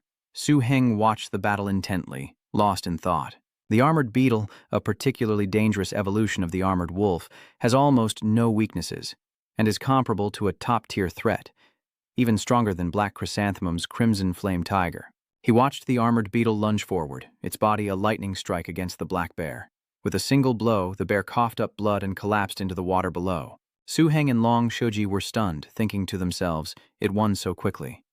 Resting his chin on his hand, Su Heng recalled Huang Ye's words. The Black Beacon Pavilion had stood firm in this desolate land for hundreds of years, and in the process of development, conflicts were inevitable, and naturally there were many enemies. He frowned, watching the masked figure. Black Torch's most formidable enemy was likely this beastmaster controlling the armored and insect wolves. They control the armored wolf's environment, much like Black Torch controls the armored bear forest, just on a smaller scale. But why are they here for the hero fruit? Even the Black Torch clan doesn't know all their secrets. Su Heng watched the masked figure approach the heroic fruit tree, pull out a syringe, and extract the liquid within. Startled, he wondered what it was, when suddenly a dark shadow flashed through the air. Su Heng and Long Shodi were shocked. It was the masked man's scout beast. The masked man withdraws a syringe from the Herculean fruit. Startled by a growl, he whirls around, furious, and yells, "Damn it! I didn't expect a stowaway." He immediately commanded, "Armored wolf, go, check it out." He leaped onto the armored wolf's back and gave chase with incredible speed. In mere minutes, he was closing in on Su Heng. Astride the dragon serpent lizard, Su Heng thought, armored wolves are dangerous, and to be able to ride one sneaking into the Kuibear forest undetected, this guy is a big fish. He frantically pulled out his phone, shouting, "Emergency, thief detected, send backup."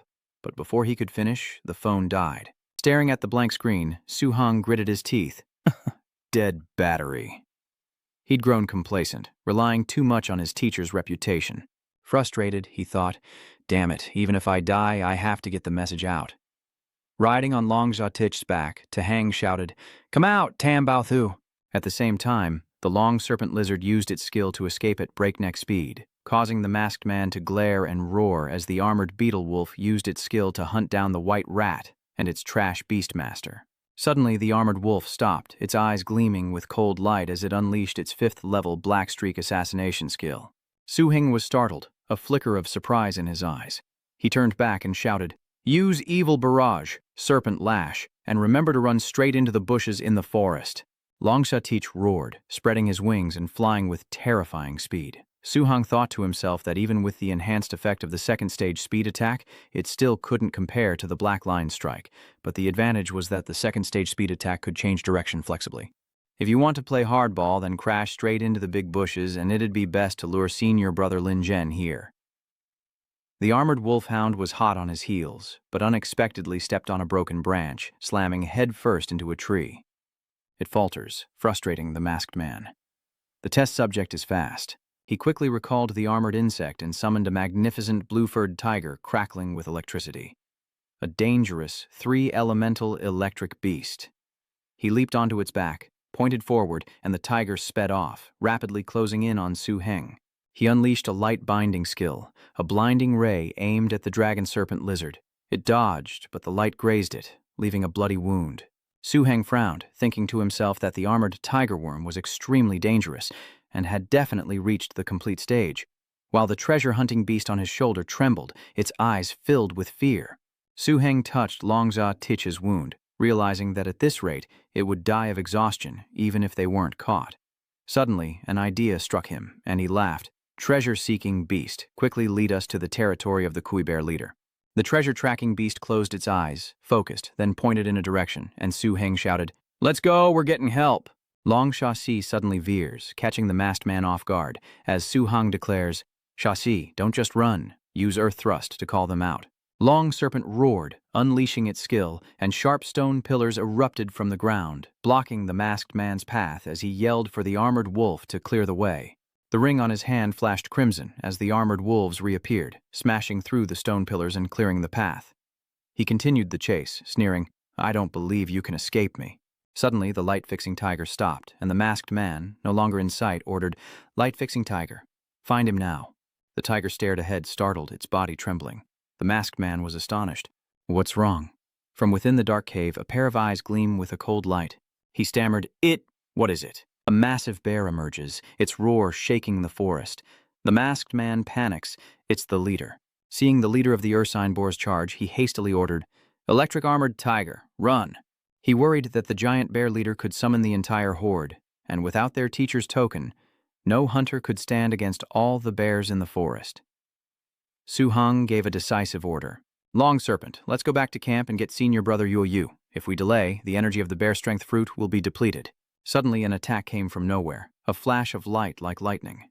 Startled, Su Heng shouted, "Serpent, get out of the way." The giant serpent dodged, leaping onto a large branch, landing gracefully as the masked man's regretful voice echoed from afar. "Too bad the mongrel got away," he sneered, riding atop his electric light tiger.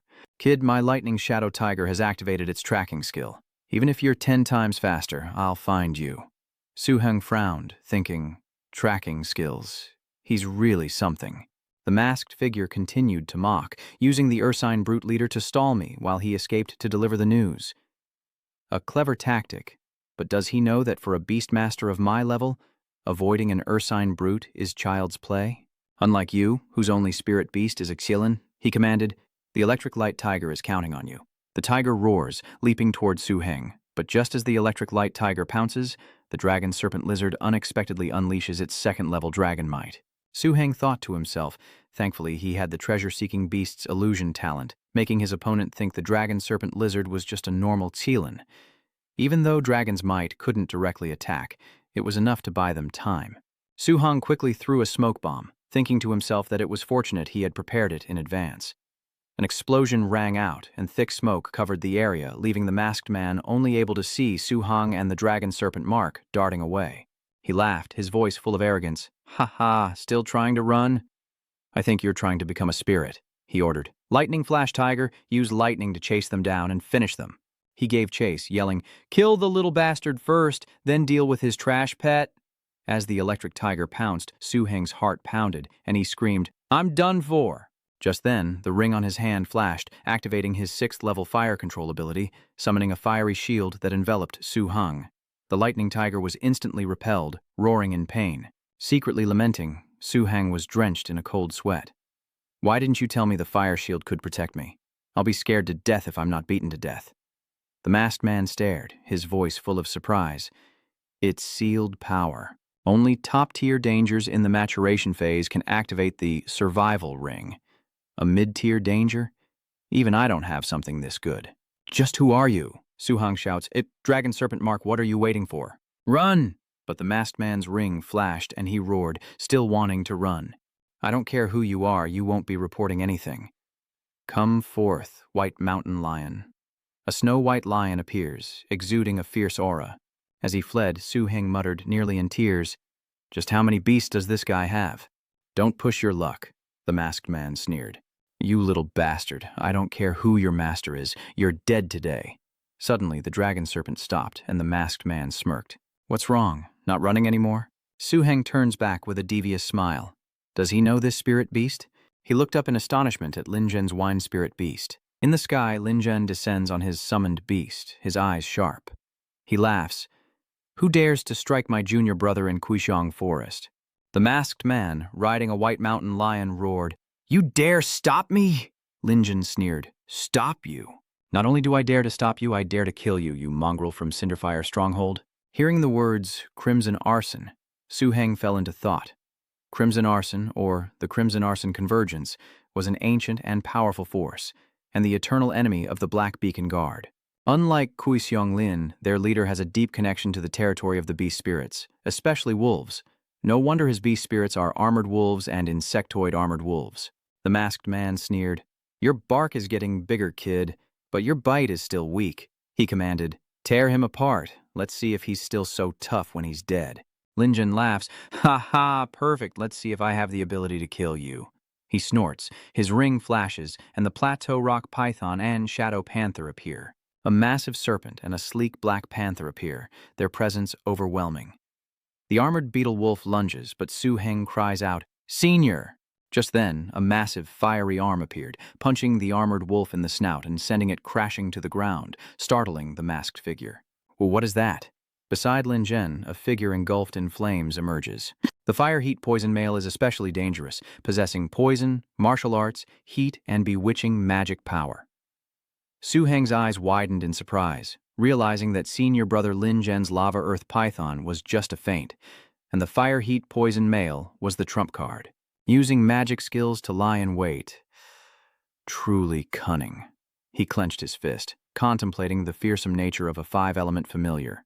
A flame erupts atop the armored wolf, and its agonizing roar makes the masked man grit his teeth in frustration. "So, you had a rare spirit beast, fire-poisonous salamander? No wonder you dared to oppose me. You hid it well." The Blaze Crime Intelligence never recorded Black Torch possessing such a rare familiar. Lin Zhen sneered, his voice calm but icy. "If you knew beforehand, how could I have killed you?" The masked man scoffed. "You think a fire-poisoned pygmy can take me down? Are you dreaming?" he shouts. The armored insect wolf was a top-tier, highly dangerous species. How could the fire-poison male possibly compare? He commanded the armored beetle wolf to unleash the Black Line Assault. The wolf lunged forward with terrifying speed, but the fire-poison male dodged with ease. With fiery hands, the fire-poison male struck the armored wolf, then delivered a devastating uppercut, sending it crashing to the ground. Su Heng was stunned, thinking, "Senior brother Lin Zhen is this strong?" The masked man roared, displaying incredible power. "You think that's enough to take down my armored wolf?" he raged, giving the order. The armored wolf activates its secondary armor, its plating gleaming with newfound strength, but Lin Zhen remains unfazed, a cold smile playing on his lips as he unleashes the fire heat. poisonous male's fiery power.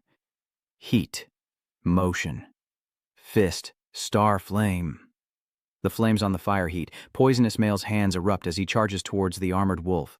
The masked man refuses to yield, screaming, "Armored wolf, evil barrage, black line, gather, evade." But Lin Zhen immediately counters, heat motion fist, superheat motion, dismembering claw. The two sides clashed, igniting a fierce battle, and a deafening explosion filled the air with dust and smoke. As the smoke clears, Pyro stands tall, exuding power, while the beetle armor wolf trembles, near exhaustion. The masked man panics, impressed by his rare pet. No wonder he beat the armored beetle wolf so badly. The fire-poisoned male had obtained 2 more rank 6 awakening abilities. His ring flashed again as he said furiously, "Come out, fire-scale beast, a dangerous special species evolution." A beast engulfed in crimson flames emerges, its presence rivaling that of the fire-poisoned male. Lin Zhen smirks, his voice chilling. "You think adding that corpse will help you beat me?"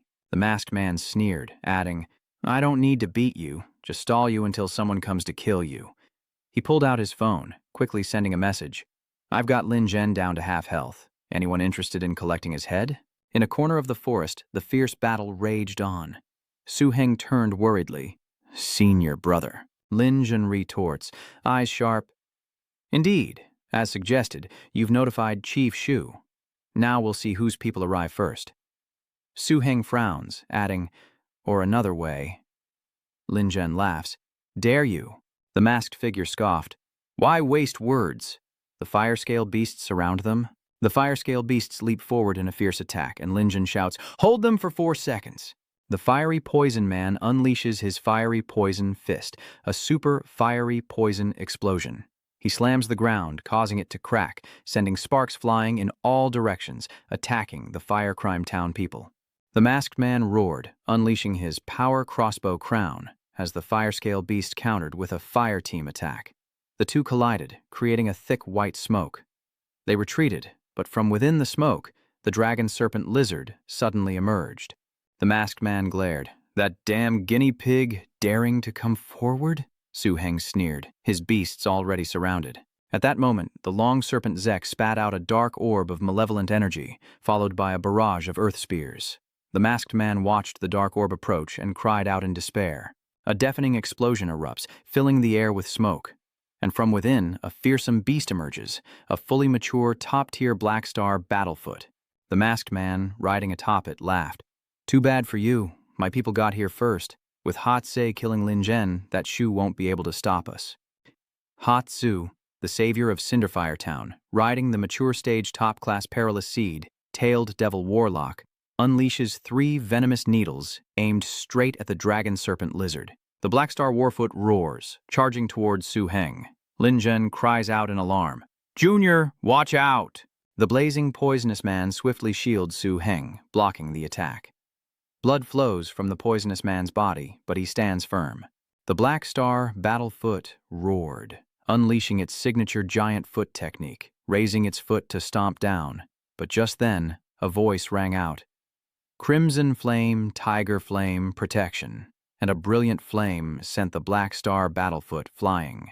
Su Heng turned back and cried out in joy, "Sister Kook, Xue Yu, we're saved!" Xue Yu angrily shouted, "You dare bully the Black Vine, thinking no one's around?" Meanwhile, Heezy, seeing this, spoke up with a challenging tone. "Xue Yu, weren't you in Willow Peak Town? How did you get here so fast?" Xue Yu crossed his arms, a triumphant smile on his face. "If I hadn't come, wouldn't you Firetown mongrels be having far too much fun? Don't even think about leaving here today." The masked man smirked at that. "Foolish. You think I'd come here unprepared? Bring it out. Don't hide it." Hatu immediately retorted, a fierce glint in his eyes. He had originally planned to save this secret weapon for Zhuke, but now he would use it to send these 4 mongrels to their graves. Killing 4 beast tamers, including 3 high-level apprentices, would surely cause even the Black Vine Consortium's master to grieve. Golden-backed armored ape. From behind the seed, a colossal spirit pet appears, its massive form like a mountain. It lets out an earth-shattering roar, the powerful sound waves rippling outwards, shaking the very air. Black Chrysanthemum cries out in alarm. "A fully evolved, ultra-dangerous species. We're done for." golden shell jade ape charged towards the fire sinners with destructive force. But suddenly, a fierce blow struck its abdomen, sending the giant beast flying and crashing to the ground with an earth-shattering thud. The fire sinners were stunned, scrambling to check on the golden shell jade ape. Su-heng muttered in disbelief, "This is—" Black Chrysanthemum quickly interjected, "It's Chief Shu's main force, the Nightshade Dragon." Jai DS, eyes sharp, confirming it's a fully evolved, superclass danger, the strongest below, the Terror class, taking down the golden-backed ape in just 2 hits. The underworld dragon roars with power, flaunting its terrifying strength as Su-heng gasps, This is the power of a superclass threat?" Seeing the unfavorable situation, Hatu shouted, "Shuke is here! Run! He's a freaking nightmare!" The Sinfire Town gang quickly fled, but just then, a flash of green light appeared. The masked figure was caught off guard, blown away with a scream, and instantly annihilated. Only a seed riding an ice dragon manages to escape. Su-heng and Heiju stand speechless, watching Shuke's massive familiar approach. With a calm and imposing demeanor, Shuko stood atop his mount and slowly said, "I didn't expect them to invade Quizhang Forest in my absence. You've all worked hard." Su-heng and Heiju just silently stared at the mount before them, utterly astonished.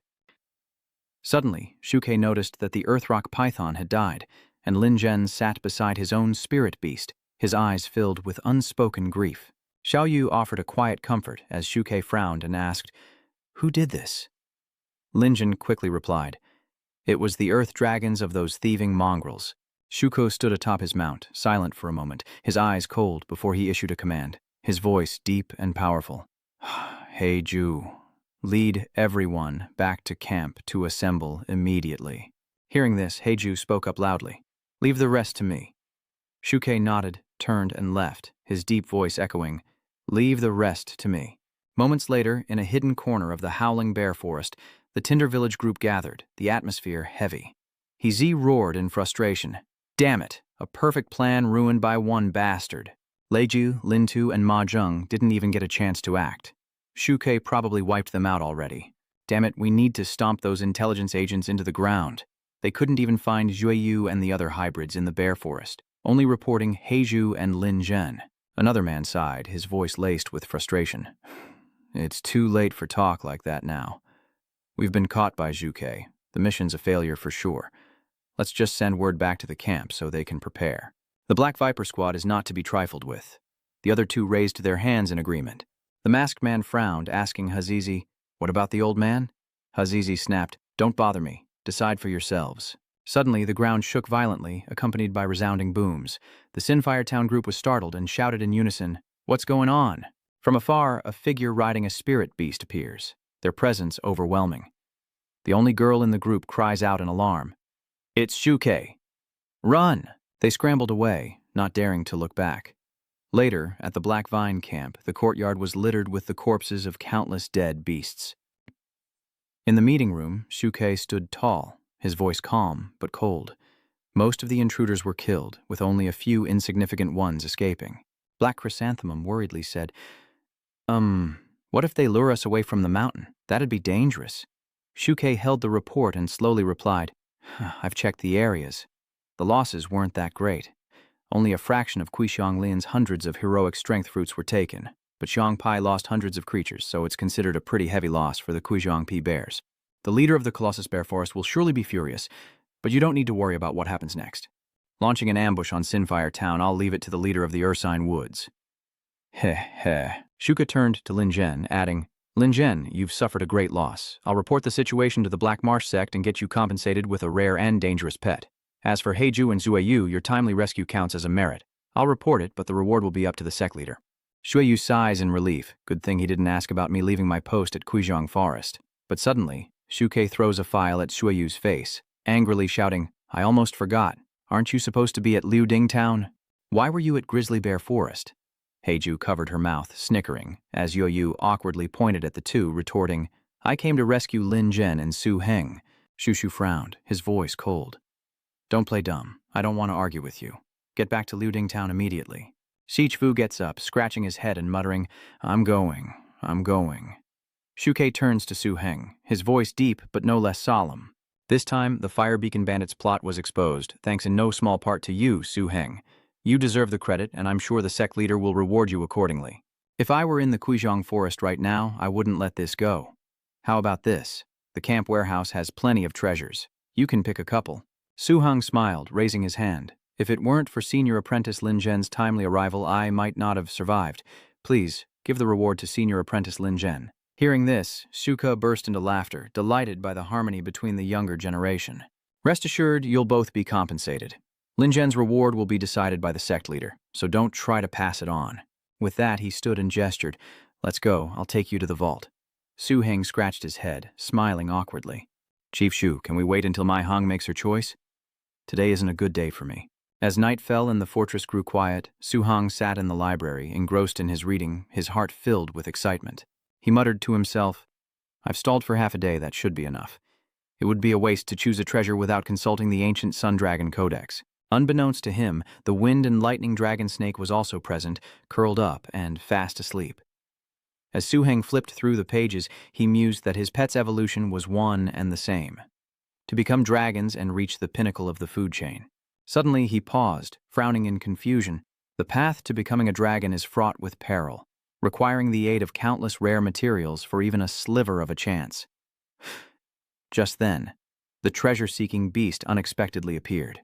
Su Heng's eyes lit up as he happily patted the creature's head, thinking that this greatly increased the treasure appraisal beast's chances of evolving into a dragon, and with it, his chances of gathering the necessary evolution materials. He held the book, imagining the treasure beast evolving into a magnificent dragon. He read with fervor, as if envisioning the dragonification of a Linchi. There's more than one path for a treasure-hunting beast to become a dragon, but compared to the dozens of ways a scaled beast can, the treasure-hunting beast only has 9. However, 8 of those result in dragonic abilities that counter the azure, leaving only one path that preserves the treasure-hunting beast's ability to acquire treasures after evolving. Su Heng earnestly turned the page, thinking to himself that he should still focus on the mystical system. After reading, he studied intently, his eyes glued to the book. Finally, he gently closed the book, his heart filled with determination, and stood up, saying, Then I'll wait until tomorrow morning to go to the vault and find some treasure. The next morning, at the Colossus Bear Camp, Su Heng and the Wind Thunder Dragon Snake approached the giant tiger lying obediently on the ground as he muttered, No, I can't go to the vault just yet. Hearing this, Heiju turned around, her eyes filled with curiosity. In one hand, she held a brush she was using to bathe Crimson Flame Tiger. She said, Chief Shu asked me to tell you that one of our observation posts has detected traces of the fire beacon criminal. There's no time to lose. Chief Shu has been there since last night. She paused, then added teasingly, Serves you right for not going last night. Your reward will have to wait until he returns. Su Heng suddenly realized something, his eyes flashing. He turned to the Thunder Serpent lying still on the ground and whispered, Serpent, I've got a big deal in mind. Then he grinned mischievously, making the Thunder Serpent suspicious. Suddenly it darts off, tail wagging furiously. Heiju watches it go, shaking her head in dismay. What's with this junior brother all the time? In another forest, Su Heng and the Thunder Serpent Dragon traversed the dense trees.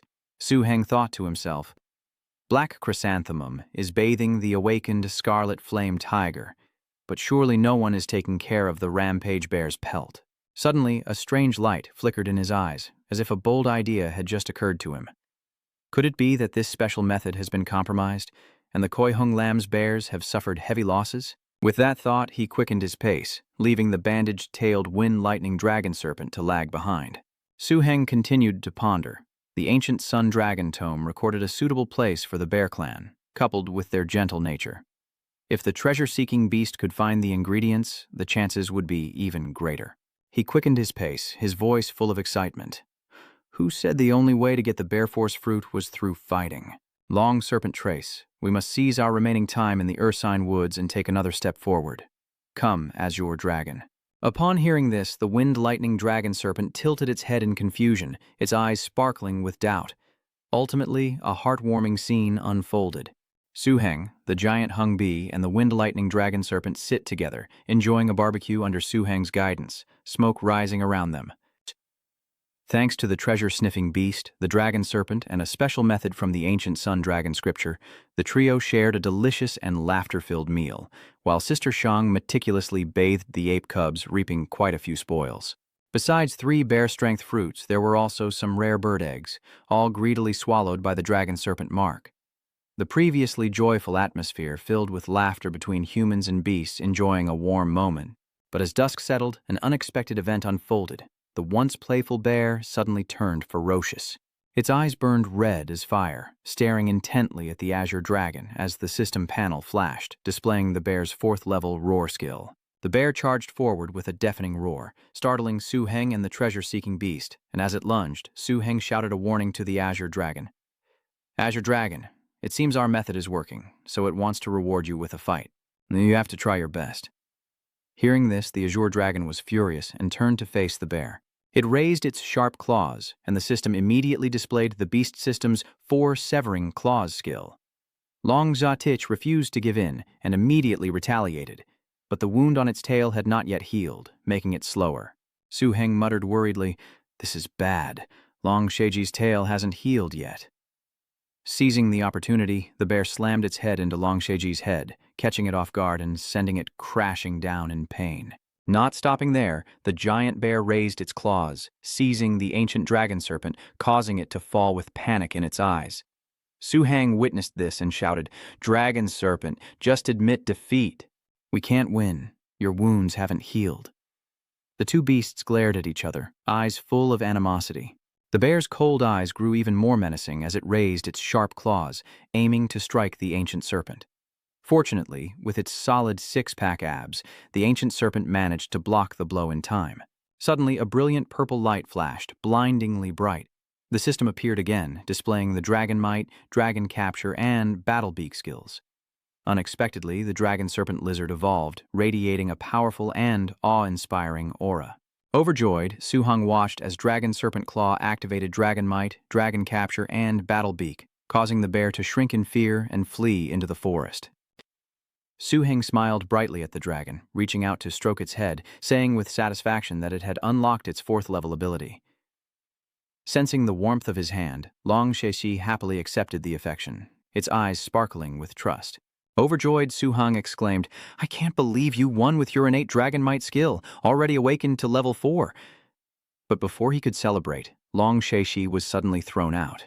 Surprised and worried, Su Heng cried out, "Long Sheishi, what's wrong?" Before he could finish, both he and Long Sheishi were swept into the air, surrounded by a mystical purple light, so intense the wind howled. The ice bandages wrapped around Long Sheishi's tail came loose and fell away. The system panel flashes, displaying Dragon Serpent Mark, late stage of growth. So the dragon has entered a new stage of maturity. The scene was a mix of surprise and power, as Su Heng witnessed Long Zha Tich's transformation, awestruck by its newfound aura. He happily hugs the dragon, exclaiming, "Late stage maturity." Long Serpent Scar has finally reached the late stage. In the scorching bear forest, Chief Shu hears the news from Heiju, his face a mix of joy and disbelief. What? Su Heng's Dragon Serpent Mark has reached the late stage of maturity, and he urgently dismounts, asking if it's true. Black Chrysanthemum nodded quickly. "Yes, it's unbelievable." Chief Shu turned to Lin Zhen, who was standing nearby, and continued to ask. At the training grounds, Heiju quickly replied, "Yes, right in front of the Quizhong forest camp." In the distance, a man hurried towards Su Heng, his voice urgent. "Su Heng, Su Heng." Lin Zhen called out excitedly, holding animal feed. "Chief, you're back?" Shu Shuxin nodded deeply. "Yes. Dealing with that convoy caused a slight delay. I hear Su Heng's Dragon Serpent Lizard has broken through to the late growth stage." Hearing this, Lin Zhen's eyes sparkled with joy as he replied, "Yes, it's been confirmed. It fully meets the standards of late-stage adulthood." The chief was overjoyed and turned to look at Su Heng, amazed by his incredible growth rate. "The clan head only hoped you'd break through to the late stage of adulthood. If you did, great, but if not, a month would still be enough to strengthen your Dragon Serpent Mark for the Continental showdown. But you've exceeded all expectations. Not bad. You have the spirit of a Black Viper man." With that, he turned to Lin Zhen and Long Sheichi, issuing orders. "Lin Zhen, prepare yourselves early tomorrow morning to head to Willow Peak Town with Su Heng and arrange for his return to the Black Viper clan. Su Heng has completed his special training." The chief's face lit up as he laughed heartily. "Let's go, young man.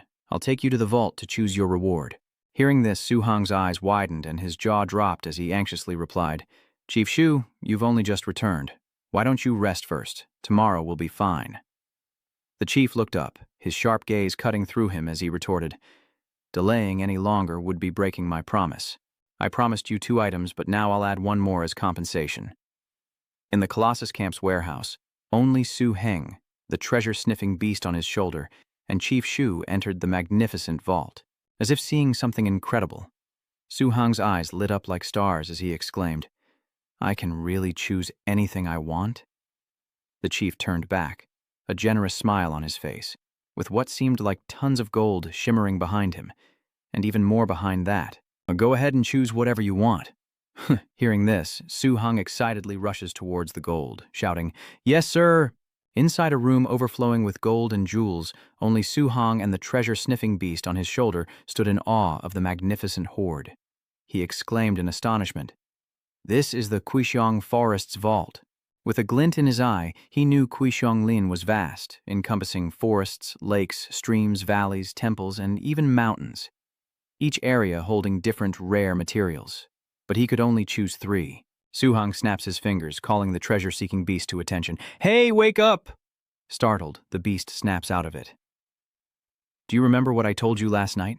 He picked it up, looked it sternly in the eye, and said, If it's in this mine, find it. Then I'll help you evolve into a treasure dragon. As if understanding, the treasure-seeking beast made a strange sound. Maru, Maru. It quickly slipped from his grasp, darting to the floor and beginning its search as Su Heng muttered, Whether it finds it or not is all down to luck.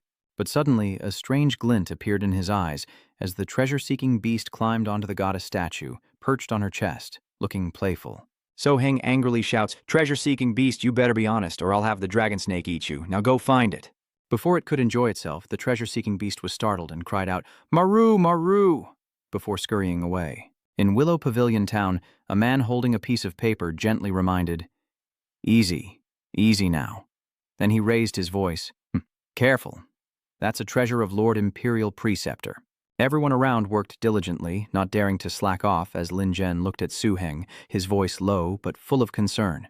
Junior brother, Chief Shu has been dismantling many of Firetown's outposts lately, and knowing their style, they'll surely retaliate. So be careful on your way. Suddenly, Zhui Yu appeared, startling Su Heng with a hand on his shoulder, and laughed. Oh, come on, Lin Zhen, what are you saying? Underestimating him, are we? Zhui Yu draped his arm around Su Heng, a sinister smile spreading across his face. Since Su Heng has come to Willow Peak Town, he's on our turf. We'll ensure his safe passage. Lin Zhen nodded in response. All right, I'll head back then. Chief Shu has something he wants to discuss with me. He shook Su Heng's hand, smiling brightly. Junior brother, you're always welcome to Quishong Forest. Su Heng replied sincerely, Yes, I will definitely come again. Thank you all for your help during this time. Seeing this, Tiep Vu smirked. Look at those 2 lovebirds. Then he turned to the trucks where people were standing guard and gave an order. All right, one last check. Let's move out. Their target, the Black Vine Gathering Ground. The masked figures roared in unison, their imposing presence filling the air. Outside Willow Peak Town in a dense forest, 3 masked figures emerge, their presence cloaked in suspicion. A masked woman speaks. Today, a convoy of guards is escorting a VIP from Willow Peak Town to Black Vine, she says with a cold laugh. According to intel, that person is likely our target, protected by someone with a ton ring. Excellent. I've received word that Lin Zhen has left Willow Peak Town. He pointed to the map. The convoy escorting that rat will pass through here. We'll wait for them in this bone valley. With that, the masked bald man hid behind lush bushes, binoculars in hand, intently watching. As the silhouettes of trucks gradually appeared on the distant road, a glint of cunning flashed in his eyes. From afar, the masked thug roared with arrogance. You little bastard, I formed this hunting party just so you could taste the fear of death. He raised his binoculars, continuing to shout without restraint. Rest assured, I will make you pay for what you did to my brothers. Suddenly, a massive explosion erupted behind him, not far away, startling him into a panic. What's going on? Just then, Lin Zhen appeared with a god of fire, his eyes sharp and cold. He shouts, Come out of the trees, stop hiding. The bald man trembles in fear as Lin Zhen smugly adds, Your 2 comrades have already been dealt with by Chief Shu, and as for you, I'll take care of you myself. The bald man trembled, stammering, No, it can't be. Lin Zhen sneers, pointing forward. Then take a look. Has Su Heng's convoy stopped outside the cave entrance or not? Hearing this, he's speechless with rage, roaring, "Despicable! You dare deceive me with this information!" At that moment, the two masked figures from before were already on the ground, groaning in pain. The masked woman sneered, "Despicable! Aren't you talking about your own fire town?" Suddenly, Shushuxi appeared on a majestic white horse, his voice booming. "I only wish to protect the Black Viper's royal teacher. Otherwise, how could such mongrels enter this place? Attack." Lin Jin nodded, and he and the fire god prepared to act, replying, "I agree." Shushuxi immediately ordered, his voice as cold as ice, "Settle old and new scores, all at once." Just then, the trucks finally arrived. Sitting in the car, Su Heng mused that this kind of destruction must be the work of a top-tier threat. Senior apprentice Lin Zhen told him to leave half an hour later, and suddenly realizing something, he hurriedly called out to Chief Shu from the car. The call startled both Lin Zhen and Chief Shu. Su Heng stepped out of the car, bowing gratefully. "Thank you, Chief Shu, for your protection. If I ever return to Blackvine Fortress, I will be sure to repay your kindness." Shu Shuyan looked at him warmly. "Hurry along. Don't keep the clan head waiting." 2 days later, at the Blackvine Gathering Ground, the group finally arrived. Chu He sits on his throne, his eyes stern as he looks at Su Heng and says in a deep voice, "The journey must have been hard. I've heard you've gained a lot this time. Let me see." Su Heng raises his head proudly and replies, "I will not disappoint you, master." As soon as he finished speaking, the dragon serpent lizard appeared, majestic and awe-inspiring. Seeing it, Zhou He's eyes gleamed with satisfaction. He rises, stroking the dragon's scales, then carefully examines its mouth. Su Heng thinks to himself, "The dragon is worried. He's checking your mouth, so you better not move. If he's unhappy, he might tear you apart." The dragon remained still, its eyes gleaming as if understanding the gravity of the situation. Chu He looked at Su Heng, a hint of contemplation in his eyes. "I've had many deal with the Pyro Town these past few days, and your senior even wiped out the armored wolf and insect armor wolf production sites." Su Heng asked worriedly, "Master, won't they retaliate against the Puppet Bear Forest?" Chu He laughed, his voice full of confidence. "Rest assured, the master of Kuishong Forest has secretly returned." He paused, his eyes sharp. "Unless the blazing sinners rule, anyone who comes will only find death." With that, Chu He returned to his throne, his voice booming, "Su Heng, I am very pleased this time." He sat down, beaming. "The special training was completed excellently, not to mention your contribution in preventing the theft from Sinfire Town. Speak, what reward do you desire?" Su Heng smiled brightly, pointing at Chu He. "Master, do you still have any of the high-grade dragon spirit elixirs you mentioned before?" "Could I have another one?" Chu He raised an eyebrow from his throne. "Just one? You've done a great service this time. Don't you want another battle? Or is there something else you desire?" Su Heng quickly pleaded, "Master, may I request a reward for senior brother Lin Zhen?" Zhu He tapped his finger on the armrest, pondering. Lin Zhen was indeed promising, and his mental cultivation had reached a critical point. "Very well, after the new year, I'll have someone deliver a young azure flame Liao tiger to him as compensation for saving your life." Su Heng was secretly pleased, thinking, the azure flame demonic tiger is a top-tier beast, and there's only one of them. Senior brother Lin Zhen has turned misfortune into blessing this time. Chu Hu added gently, "Also, I've arranged a villa for you in Blackvine Fortress. Visit your sister when you have time, then move there. The Continental battle is about to begin. Don't neglect your duties." Su Heng bowed gratefully. "I won't let you down." As he turned to leave, Chu He sighed and called out, "Su Heng, I have something to teach you. You're always too humble, which isn't good. The world of the Beastimers values strength above all else, so fight for what you want." In the warehouse on the second floor, besides Long Ling, he picked 2 more items. "Remember, only the survivors have the right to be humble." Su Heng frowned, repeating to himself, "Only the survivors have the right to be humble." He clasped his hands and bowed his head. "Master, I understand." On the way back, Zhu He's words gave Su Heng much to ponder, especially after the fire beacon incident. To speak reason, one must first have the strength to make others listen. Riding on the back of the wind and thunder dragon serpent, he soared through the clouds, Long Chuan filled with determination, his eyes burning like fire. From outside, Su Qing's voice rang out, clear enough for the whole neighborhood to hear. She laughed. "Ha ha, that's right. Little Su once had his butt bitten by a sewer rat." Hearing his sister telling embarrassing stories again, Su-heng shook his head, wondering who she was talking about him to this time before pushing open the door and announcing, "Sis, I'm back." Before he could finish, Su-ching rushed over and embraced him tightly, sending them both tumbling to the ground. Clutched in Su-heng's embrace, Su-ching whimpered, "Xiaohang, you're finally back." Su-heng gently patted her head, comforting her. "It's okay. It's all over." The two sat up, and Su-heng looked around, asking, "Sis, this is—" Su-ching smiled brightly, introducing, These two are my colleagues from the plantation, in charge of managing and distributing supplies at the Department of Resources." She points. "This is Lin Mengwan, and this is Kim Miley, both good friends of mine." Su-heng cheerfully waved to the two girls, but then noticed Su-ching was giving him a meaningful look. He patted her back and chuckled awkwardly.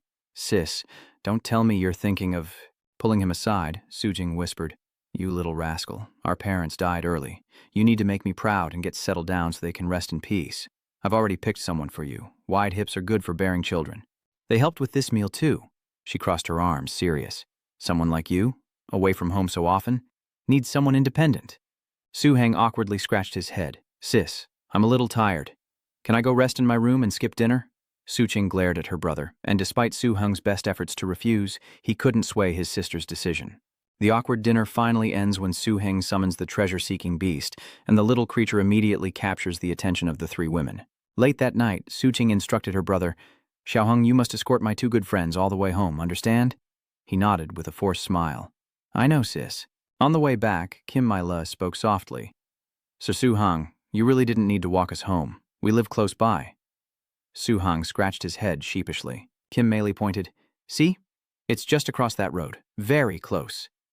Lin Mengwan nodded. "That's right, Mr. Su-heng. Don't trouble yourself. These past 4 days have been so lively we didn't expect to put you through so much." As Su-heng awkwardly smiled, he sensed danger and quickly shielded the two women, his eyes hardening. A rat-like creature with sharp claws and glowing red eyes lunged at them, baring its fangs. The two girls huddled together, terrified and pale. Kim Miley trembled. "Is that a rat? Why is this thing in the star condensation ground?"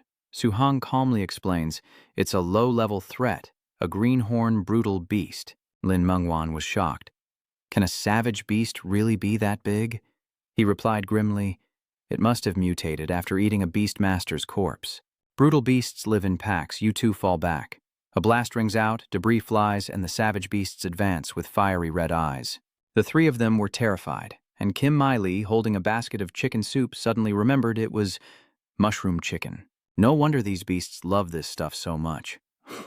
Faced with the rat's ferocity, Su-heng roars, summoning his spirit beast. A colossal dragon appears, its roar echoing through the night, and the savage beasts recoil at its overwhelming power. Su-heng quietly commanded, his voice low but sharp, as he slowly retreated and immediately fled. A smirk crept across his face. Escape from the dragon serpent mark? The dragon immediately lunged forward, chasing after the 7 savage beasts. In an instant, the spirit beast's sharp claws tore through the vermin, blood splattering everywhere, leaving none alive. With victory in hand, Su-heng proclaims that they were merely low-level threats, immature savage beasts. 2 months ago, even Long Sheiji had to be wary, but now, they're as good as dead. Suddenly, a group of masked figures appeared, wielding powerful long guns. They were shocked by the bloody scene, exclaiming in unison, "They're dead! All 4 ferocious beasts are dead. It really is a master summoner." Su-heng calmly tells them, "This season, the savage beasts' food is scarce, so they'll go everywhere to find food. Get a blood-tailed hare from the security bureau, or there'll be big trouble if these beasts invade residential areas." Su-heng nodded, adding, "Also, bring these 3 to the city's internal affairs department for me, and just say it's for Villa number 70. A series of magnificent and luxurious houses come into view, including Villa number 73. The gifts from the star cluster made Su-heng the target of envy, attracting troublemakers, especially Lu Ling, his neighbor across the way. But when Su-heng's sister, Si Su-ching, appears, Lu Ling immediately shuts up and becomes strangely friendly, making Su-heng suspicious of his intentions. This third senior brother is quite the timid macho man. The servants carefully transported items for Su-heng, reminding each other, "Be careful. Don't dirty Lord Su's courtyard." The ferocious beasts' corpses were quickly moved away, but Su-heng kept some back for his own purposes, being a beast tamir with 2 special beasts, especially the dragon serpent lizard with its massive appetite. Dragon transformation and skill awakening require vast amounts of rare materials. materials like blood-tailed feathers, which were strategic resources used to create artifacts. Selling large quantities would invite investigation and trouble, but these savage beasts remind Su Heng of something in the old Day Dragon canon: blood affinity incense, a precious ingredient that may hold the key to Long Sheshi's next evolution. Blood affinity incense is undoubtedly a special perfume, mimicking the bloodline link between a beastmaster and their beasts, creating a spiritual connection in a short amount of time. Wearing gloves and protective glasses, Su Heng carefully examines the shimmering vial in his hand. Even special training students who haven't become official beast-tamers can use blood affinity perfume to quickly establish a psychic link with their beasts. With this unique ability, the blood bond incense is sure to become a coveted treasure, Su Heng thought, gently shaking the vial, his eyes gleaming with excitement, following the method in the old Sun Dragon Codex. After extracting blood sandalwood from the ferocious beast's corpse, adding dream silk moth venom, and mixing in moon orchid fluff, then distilling and refining it, he gazes at his creation, exclaiming, "This is blood bond incense? If this really works, it's a cheap way to make money, but will it?" As he pondered, a small golden spirit beast suddenly appeared, chirping, "Maru! Maru!" A scent of blood fate incense wafts from Su Heng's experiment, plunging him and the treasure-seeking beast into a shared illusion. In an instant, Su Heng transforms into a beast resembling the treasure-seeking beast, communicating in a strange language. Maru, Maru, Maru, Maru. In the illusion, he became like a father to the treasure-seeking beast, a fully grown one leading its young to a mountain overflowing with treasure. The little treasure-seeking beast turned into a swarm of longan flowers, deeply moved. Su Heng clutched his head, painfully trying to escape the bewitching scent. Shaking his head to clear his mind, he muttered, "This scent is too strange. I should hurry and help the treasure beast transform into a dragon. Tomorrow I'll go to the teacher's warehouse to get the materials." The treasure-seeking beast whimpers in the corner, "Maru, Maru, Maru," then leaps towards Su Heng. He dodged in a panic, nearly falling, and shouted, "I'm not your dad." At the Blackvine Stronghold's warehouse, the head manager crossed his arms and said in a deep voice, "Su Heng, if you hadn't come looking for me, I was about to come looking for you." Su Heng scratched his head, replying sheepishly, "I apologize, Grand Manager. I was moving and forgot." The Grand Manager laughed heartily. "I know you've been busy. Follow me." A strange door appears, its handles entwined with snake-like tails. Su Heng thought to himself that the guardian beast was a dangerous parasitic species, classified as a mystical croc slave. Its innate skill is intrusion, which can enhance the entire vault. Only the master is permitted to open this door or face being devoured.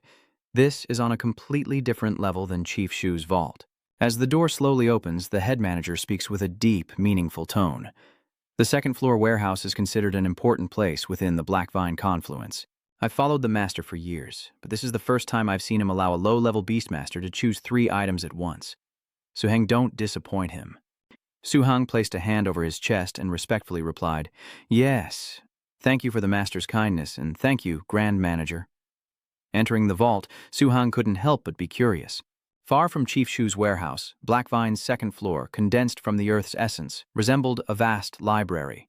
Treasures were neatly arranged, housed in shimmering glass cases with an ethereal glow. Thinking to himself, Su Heng's eyes sparkled.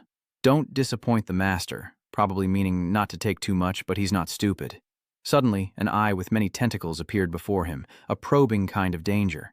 The sinister aura was immediately recognized by Su Heng, who thought to himself, it has the potential to revert light, even more obvious than the image of 10 radiance. How many covetous eyes are watching this vault? He immediately summoned his spirit beast, his voice decisive. "Treasure Seeker, this time you can only search for treasures within the Imperial Seal items. Lead me to the dragon scale and the other 2 dragon transformation ingredients." Under the Treasure Seeker's guidance, Su Heng quickly found the high-grade dragon scale and 100 spirit marrow, but strangely, the floating void secret stone was nowhere to be found. The treasure-seeking beast suddenly pointed upwards. Su Heng frowned, bewildered. "I already searched up there. If it's not there, it's definitely not the floating void secret stone." Nevertheless, he took something from the ceiling and carried it out to the main hall, where the head manager was already waiting, one hand behind his back, the other pointing at the pile of things Su Heng had brought. This is high-grade dragon scale paste, and this is counting spirit marrow." He suddenly looked up, exclaiming in surprise, "Kid, why did you tear down the whole ceiling?" Su Heng felt embarrassed, avoided the Grand Manager's gaze, and stammered, My house was missing a piece. But how could it escape the discerning eyes of a senior like you, Grand Manager? He chuckled, his voice deep. Don't think you can fool me. This isn't a floating secret stone, but those are treasures found on the 3rd floor. You really are something. Su-heng could only offer an awkward smile, secretly thinking, my eyes aren't the problem. It's the treasure-seeking beast. It can even find treasures hidden in the ceiling. Back home, Su-heng placed the treasure-seeking beast on a chair, thinking, now I have all the ingredients I need for the dragon transformation ritual. And with that, he opened the ancient Sun Dragon Tome, carefully reading the instructions on how to transform into a dragon. Looking a bit foolish, Su-heng smugly thought, I thought it'd be like the dragon serpent scar, but it's this simple. He immediately grabbed the treasure-seeking beast and excitedly announced, let's begin the dragon transformation ritual. He placed the treasure-seeking beast on a table overflowing with treasures, its eyes gleaming as if it had found its favorite hoard. Suddenly, a hooded figure in purple appeared, eyes filled with malice, radiating a ferocious aura. This is Zhu He, the master of the Blackvine stronghold, whose 8 disciples hold key positions within it. Su-heng is the 9th, and his 8 senior disciples are all powerful beast tamers, the solid core of the Blackvine stronghold. This meeting was arranged by senior sisters Bai Su-su and Ku-na. Bai Su-su wanted to discuss taking over the Wild Beast Guard with Lu Ling, and the 3rd senior brother took the opportunity to introduce Su-heng to the 2 senior sisters. In a cozy room, Su-heng sits with his senior apprentices, enjoying tea and conversation. Ku-na, the beautiful girl with jade-green hair, raised her teacup, propping her chin with her other hand, and said softly, Su-su, I heard that Master intends for you to form the 8th Wild Beast Guard. Are the members and attendants all gathered? Holding her teacup with both hands, the elegant purple-haired Bai Su-su replied, the attendants are all here. I'm just choosing the last member. Sitting there, Su-heng suddenly woke up, a look of doubt in his eyes. Even as she sips her tea, Ku-na notices and says, little brother, if you don't understand something, just ask. We know. Wild Beast Guards are special teams formed by the Beast Masters of the Blackvine Confluence, and not just Blackvine, but other confluences as well, with the main purpose of hunting dangerous wild beast cubs and collecting treasures. They are mysterious figures, cloaked from head to toe. Ku-na continued to explain, her voice gentle but clear, that each Wild Beast Guard of the Blackvine Confluence land consists of 4 beast tamers and 12 attendants, forming a team. To date, the Blackvine Enclave has a total of 7 Wild Beast Brigades. All the spirit beast we summoners choose are brought back by the Wild Beast Brigade, making it an extremely important organization. She turned to Bai Su-su, smiling. Senior Su-su, could you introduce me to a promising newcomer? Then she continued. There's a young woman who became a summoner 2 years ago, named Lua. She possesses fully evolved Iron Steed and Anemone pets, both decent strategic races of mid-level danger, and recently acquired a high-level danger blood lion named Li Wusheng. She's a beautiful, short-haired girl with exceptional talent and potential. Hearing this, Su-heng thought of an old acquaintance, thinking, Lua, Iron Horse Suck, and Amien Butterfly. Weren't they teammates from the Continental duel? A blood lion, huh? Looks like everyone's working hard. Bai Su-su sighed, her voice tinged with reluctance, but she couldn't keep up with her current team, and having to take care of a newbie would be exhausting. Lu Ling placed his teacup on the table, a smug smile on his face. Su-su, I'm introducing you to someone amazing, with incredible potential, who will absolutely meet all your needs. Bai Su-su tilted her head and asked, all right. Lu Ling immediately points towards Su-heng. Bai Su-su exclaimed in surprise, oh, so he's junior brother's connection. Tell senior sister, and I'll give you something good when the time comes. Sitting quietly, Su-heng was suddenly dragged into it, exclaiming in surprise, huh? Connections? Ku-na quickly intervened, glaring at Lu Ling. Lao-san, don't push it. Junior brother has only been a royal tutor for 3 months. Sending him to guard wild beasts is like throwing him into a fire pit. Bai Su-su was even more surprised. Huh. So this newbie is the one you've been talking about? Lu Ling laughed, setting down his teacup with confidence. That's right. The one I'm recommending is our junior brother, Su-heng. He patted Su-heng's shoulder. Go on. I'm not kidding, Xiaoqi. Don't think our junior brother has only been a beastmaster for 3 months with only 1 beast, but it's a top-tier dangerous species. A month ago, his dragon serpent lizard reached mid-maturity during training at the Northern Defense Line, and with his talent, it's likely nearing late maturity now after returning from Guizhong Forest. Lu Ling, hands on hips, beamed with pride. So does a top-tier, late-stage growth beast count as a super rookie? The two senior sisters sitting there subtly changed their expressions, and Bai Su asked in surprise, "Junior brother, has your horned serpent really reached the late growth stage?" Kuna waves her hand, beaming, "Oh, just have him summon it for everyone to see." The ring on Su Heng's hand flashes a mysterious purple light as he summons his spirit beast, shouting, "Fire! Defense!" A massive beast appears, its overwhelming presence shattering the furniture in the room. Su Heng's face paled as he thought about the furniture. Lu Ling laughed. "That size and aura are definitely late-stage maturity.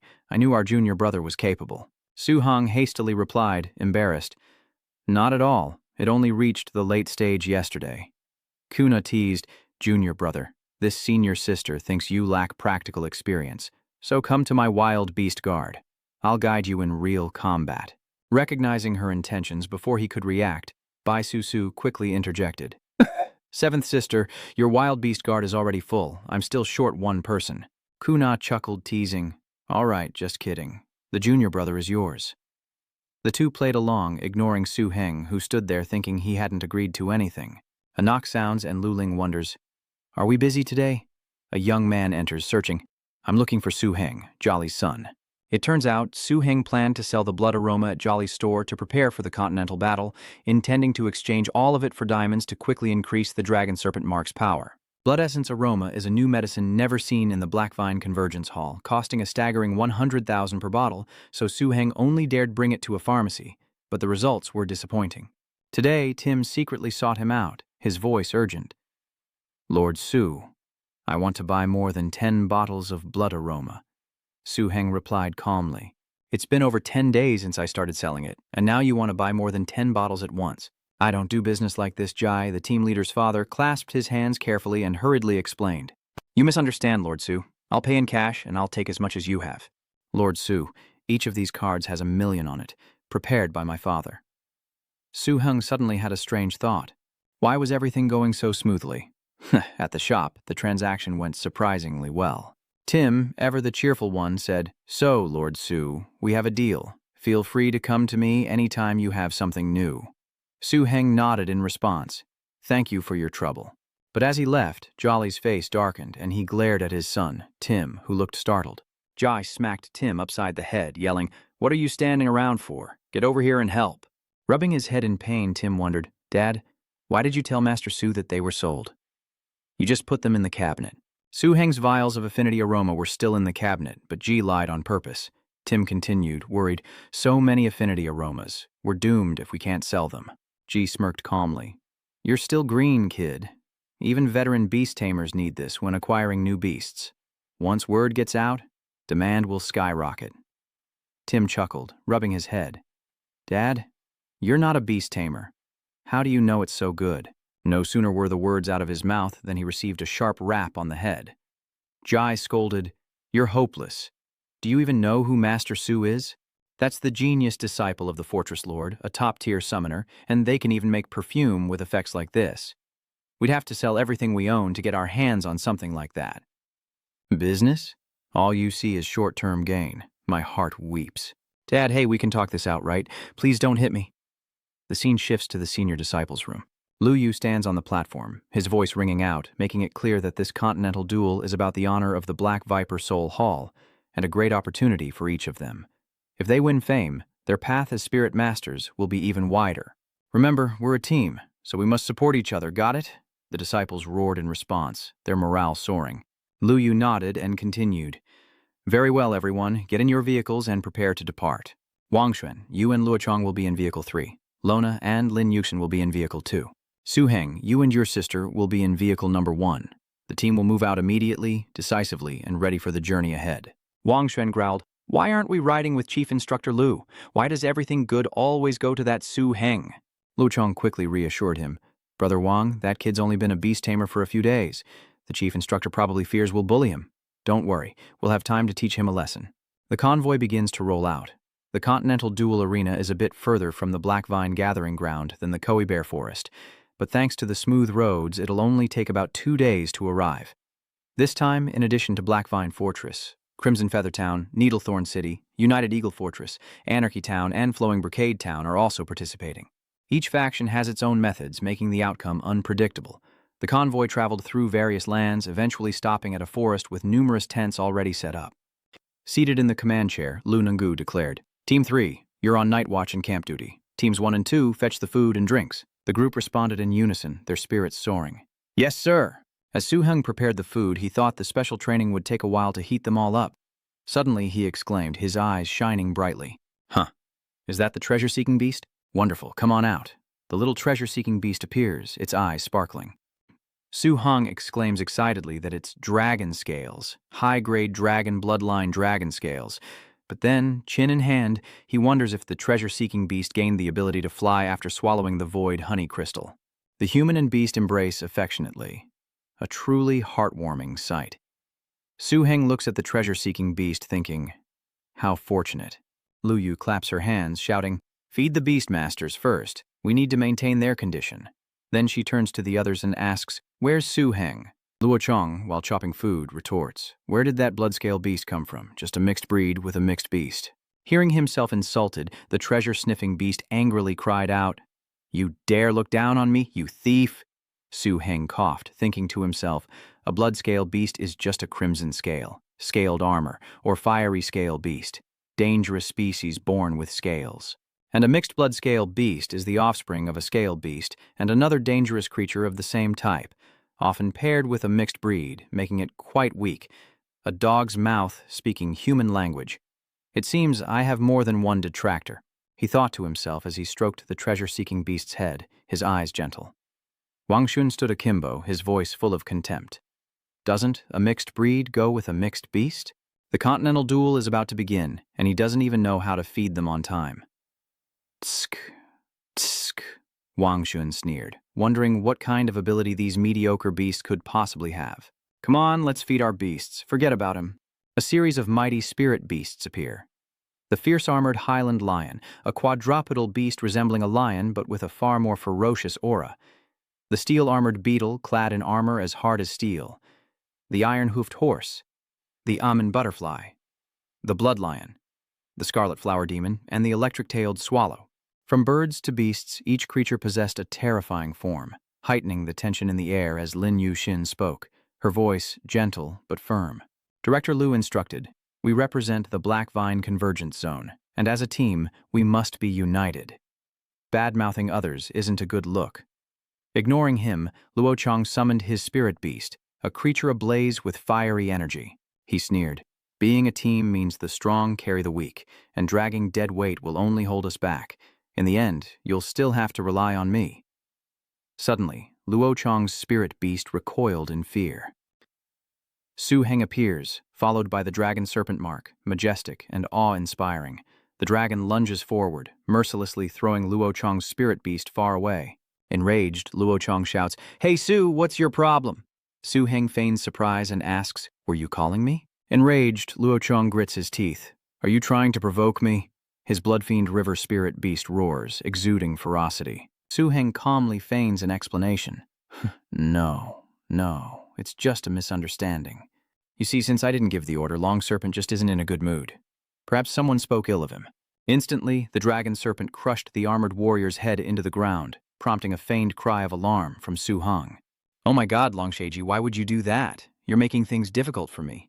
Wang Xun roared, his voice filled with fury. "Su-heng, then Luo Chong, what do you want?"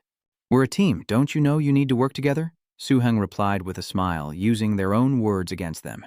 "A mongrel like me belongs with mongrel beasts, so a little rudeness is to be expected. In a team, the strong lead the weak. Dragging the weak only holds the team back, right?" They were furious but helpless. Wang Xun shouts, "Su-heng is so smug, in the end he'll still have to rely on Brother Wang. Brother Wang, give it a try, you might win." Wang Xun tried to avoid it, his voice trembling. "I meant beasts, not your dragon serpent mark. You misunderstood, right?" Su-heng smirked, his eyes sharp. "Only the strong have the right to be arrogant. Are you scared?" He gave them no chance to refuse, continuing to provoke. "We're a team, aren't we? If you don't dare, then you and Luo Chong come at me, together. My dragon serpent mark can take on all 4 of you." Lu Yu watched from the sidelines, thinking, "This kid Su-heng was normal back at the training camp, but I didn't expect him to have such a tough side. Interesting." Su-heng, wielding the dragon serpent mark, issues a challenge. "I wouldn't dare bully you. Come at me, both of you." Unable to contain himself, Wang Shun roared, "Damn it. Do you think you can do whatever you want just because you're a senior? I'll fight you." He continued, his eyes sharp. "Simple tactics are effective, but against absolute power, they're just child's play. Go, dragon serpent mark, but don't use too much force, or you might accidentally kill him." Instantly, the spirit beasts clashed, but only Luo Chong and Wang Shun's beasts were battered by Long Sheji, cowering in fear. The other beasts continued to attack, unleashing dragon might, dragon claws, and focused speed, but were all swatted away by Su Heng's Long Sheji. Witnesses were stunned, wondering how he'd become so powerful. After the battle, everyone's attitude toward Su Heng shifted to one of deference and respect. Luo Rong approached softly. "Brother Su, want some? It's snowfield dried beef." Su Heng raised an eyebrow, asking, "Is it salty?" "The fish you brought last time was very salty." "Not salty, not salty," Luo Rong replied hastily, with a sly look on her face. "Last time was my oversight. Mr. Su, please try it. If it's too salty, I'll rinse it." "I guarantee it's not salty anymore." Everyone around them was silent, speechless at Luo Rong's sudden change of attitude. Lona muttered sarcastically, "What a talent. How did I not notice it before?" Lin Yuhan continued, looking at Wang Shun. "Wang Shun, what do you think? Is Wang Shun playing dumb?" "What? I have no idea." As Su Heng ate, he mused that the idea of respecting the strong was common among wild people like Luo Chong, and since they were teammates, he'd just turn a blind eye. The convoy continued on, heading towards Hongfeng Valley, the venue for the Continental duel. This place is famous for its vibrant red maple trees, and the architecture is primarily built from lightning shadow stone, jointly constructed by the 6 major gathering grounds. Though rust-colored, it's durable and requires little maintenance. Aside from the duels, this place is deserted. The judges for the Continental duel are the master-level leaders from Blackvine Fortress, Scarlet Feather Town, Iron Needle City, United Eagle Fortress, Chaotic She Town, and Flowing Cloud Town. Each judge is a professional summoner, ensuring fairness and representing the honor of their respective territories. The carriage stops and everyone steps out. Su Heng looked surprised, a question in his eyes. Lu Yu, as if reading his mind, explained, "They're from Scarlet Feather Town. We have a good relationship with them." A voice calls out from afar, "Lu Yu, are you leading the team?" Lu Yu smiled brightly, replying, "Long time no see, Ji-Fei. I didn't expect you guys from Red Hat to be the first to arrive." Ji-Fei smiled radiantly, responding, "Of course we had to come early, or else Blackvine's good wine would be snatched up by others." She tilted her head teasingly. "Couldn't be a party without you." Suddenly, a piercing horn startled everyone. Fei's face immediately turned angry as a car pulled up, honking loudly. She rushed over, kicking the car hard, and shouted. 2 men stepped out, offering a forced smile to Fei. "Who angered you?" "These are Taijian Cheng's players, Wang Mian and Tai Mi, the red-haired captain." Tai Mi soothed, "It's just a soulless object, why kick it?" Fei snapped back, "Who told you to honk like a maniac?" Tai Mi sighed, trying to smooth things over. "I just honked to say hello since everyone was here." My fault. I'll punish myself with a drink later." Miss Fei scoffed, refusing, and demanded a plum wine penalty instead. "Don't even think about getting a drop of Blackvine's good liquor." Thiet Mat chuckled, continuing to smooth things over. Wang Mian's eyes suddenly turned cold as he recognized a familiar face. Su Heng, standing beside him, thought, "The team leader from Iron Needle City?" That night, the sound of gunfire signaled a sleepless night for everyone. Teams arrived one after another, but fortunately, everyone was present. The next morning, in accordance with tradition, the referee announced the official opening of the Continental duel. The scoring system was fair. 30 participants, random draws, 1 point for a win, -1 point for a loss. The 8 highest scoring individuals will advance to the quarterfinals. Su Heng faces Li Xiao Qiang, and Su Dazhuang battles Yun Lily. At registration, Ji-Fei sternly reminded Su Heng's team, "The competition rules state that each person can only register 2 beasts, so don't try anything funny." Su Heng nodded, thinking to himself, "The dragon serpent lizard is easy to register, but it's best not to reveal the treasure-hunting dragon beast, lest it attract unwanted attention." As he wrote, a pink-haired figure behind him sneered, mocking the fact that a place as grand as Blackvine would have such trash, bringing a mixed-blood scaled beast to give away points. At Red Maple Valley's arena, a figure announced the rules. The first round is individual combat, with 1 substitution allowed. A beast's loss of will or inability to continue constitutes defeat. Tai Mi shouts, "Hei Ting versus Liu Yunzhen. Yunhua's match begins." Van Hoa shouts, taunting him to release his beast, revealing the Black Viper holds Bomb to be the cloud pattern leopard, a mid-grade threat.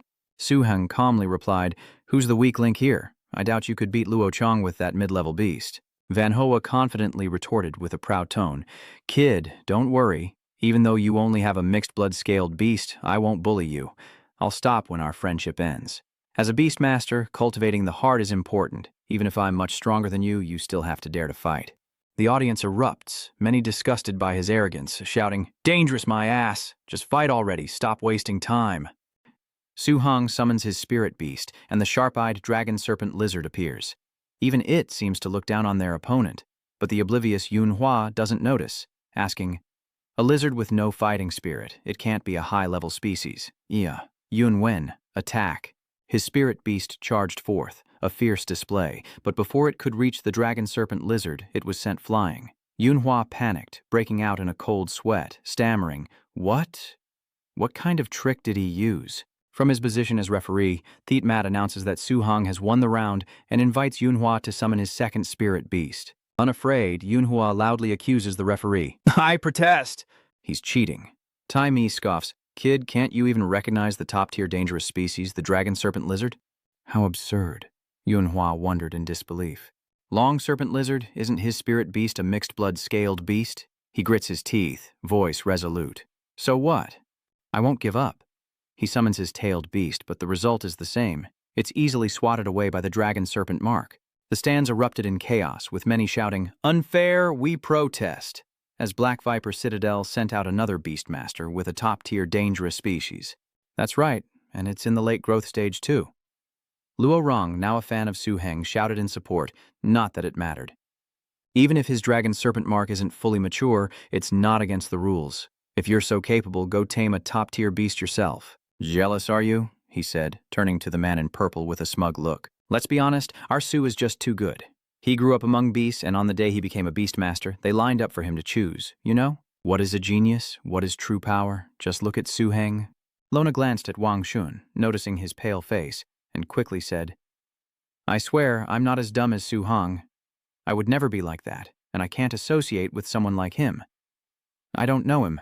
The first round of the Continental battle is a clash of all kinds of experts, and those like Su-heng with outstanding strength easily wipe out their opponents in one move. However, some hide their true talents, and aside from Su-heng's perfect streak, Wang Xun of Blackvine Fort has unleashed his power, causing his rivals considerable pain. The 90-minute match in the arena was intense and nail-biting, finally resulting in a victory. Lu gained 1 point, Wang Xun lost 1 point, Luo Chong lost 1 point, and Lin Yuxin gained 1 point. In the fourth round, Su-heng faced Wang Mian of Iron Needle City, wielder of 2 advanced mature stage beasts and a favorite to reach the final 4. Both Su-heng and Wang Mian had 3 wins. Based on previous years, winning all 5 matches is required to reach the quarterfinals, making this battle crucial for both. "I'm not falling for it," he shouted, his voice resolute. Longsa Teach uses Earth Force roaming cannon. He plans to rely on the Earth element's recovery, combined with the enhanced heat bullets, for a powerful attack that won't kill, but will make things difficult for his opponent. This is a newly upgraded attack from Longja Teach's late-stage growth period, sending his enemy flying across the Hongfong arena. The stands erupted in cheers and chatter, one voice exclaiming that it was lucky the referee intervened in time, or something terrible would have happened. Another agreeing, "Indeed, that was close." A voice booms, announcing in the first match, Su-heng of Blackvine Fortress wins. Wang Mian thinks to himself, a glint of cunning in his eyes. After that match, Long Serpent probably expended a lot of energy. His second language beast, the mixed blood scale beast, probably isn't very strong. How could he have raised such a dangerous species to late maturity in such a short time, and still have time to raise another pet? He summoned his spirit beast, shouting, "Come forth, twin-tailed vigor beast." Su-heng, having observed the twin-tailed ape, thought to himself that he should test Longza Teach with the evil thought bullet. He gradually recovered his strength with that move, but Wang Mian's spirit beast didn't flinch, and he exclaimed triumphantly, "The ape is my true powerhouse. I won't lose again." Wang Mian unleashes a sinister move, combining hardening and a level 4 awakened skill. The audience breaks out in a cold sweat at the beast's terrifying power. A 4th level awakening skill? This is beyond the scope of a rookie. He's done for. Su-heng's second spirit beast isn't anything special. He's finished this time. Luochang, enraged, shouts above the crowd. What nonsense are you spouting? My boss definitely has something up his sleeve. He clenches his fist, yelling even louder. He definitely does. Back in the match, Wang Mian signals the attack, and the long serpent scarab is knocked to the ground by the armored beast. Gritting his teeth, Su Hong realized his bullets were useless against the hardened skin. Only the evil beam could break through. Wang Mian taunted him, full of confidence, telling Su Hong to give up. Keep this up, and with your abilities, you're sure to get third place. Continuing this fight will only benefit others. Su Hing sneered coldly. I'm not giving up that easily. He retorts, his eyes sharp. Fine. Then you might as well give up too. Wang Mian unleashes his attack, roaring, Prepare to lose! Steel-hide beast, twin-tail execution. Su Heng's spirit beast is still pinned, the advantage clearly with Wang Mian, who smirks, It's useless. This kind of attack is unblockable. Su Hong calmly retorts, What if we add a little more? The situation instantly reverses. The dragon serpent axe unleashed a terrifying surge of power, sending Wang Mian's twin-tailed ferret beast flying, as the audience erupted in a frenzy. A dramatic, breathtaking battle unfolds, completely ravaging the arena as the two beasts roar, their power threatening to tear through space. Wang Min began to worry, realizing that this battle of attrition wasn't in his favor, as the long CT could recover and replenish its energy at any time. He wouldn't give up. He had to try. Unleashing a more sinister attack, a barrage of spikes erupted from the twin-tailed steelback beast, hurtling towards the dragon serpent mark. Wang Min roars, seizing the opportunity to strike with a fierce tail attack. The dragon serpent was hit, its abdomen tightly bound by thorny vines, as he ferociously howled, trying to pull it closer. But the tables suddenly turn, as the thorny vines shatter into pieces. Long Shichi, with his fourth-level awakened skill, Dragon Might, Dragon Claw, and Warbeak, explodes with power. Wang Min was stunned, crying out, No! Long Tish unleashed his warhammer, ending the match in an instant as the secret weapon appeared and the announcement resounded. In the second match, Heitengbao's Su Hing emerges victorious, winning 5 consecutive matches and advancing to the quarterfinals.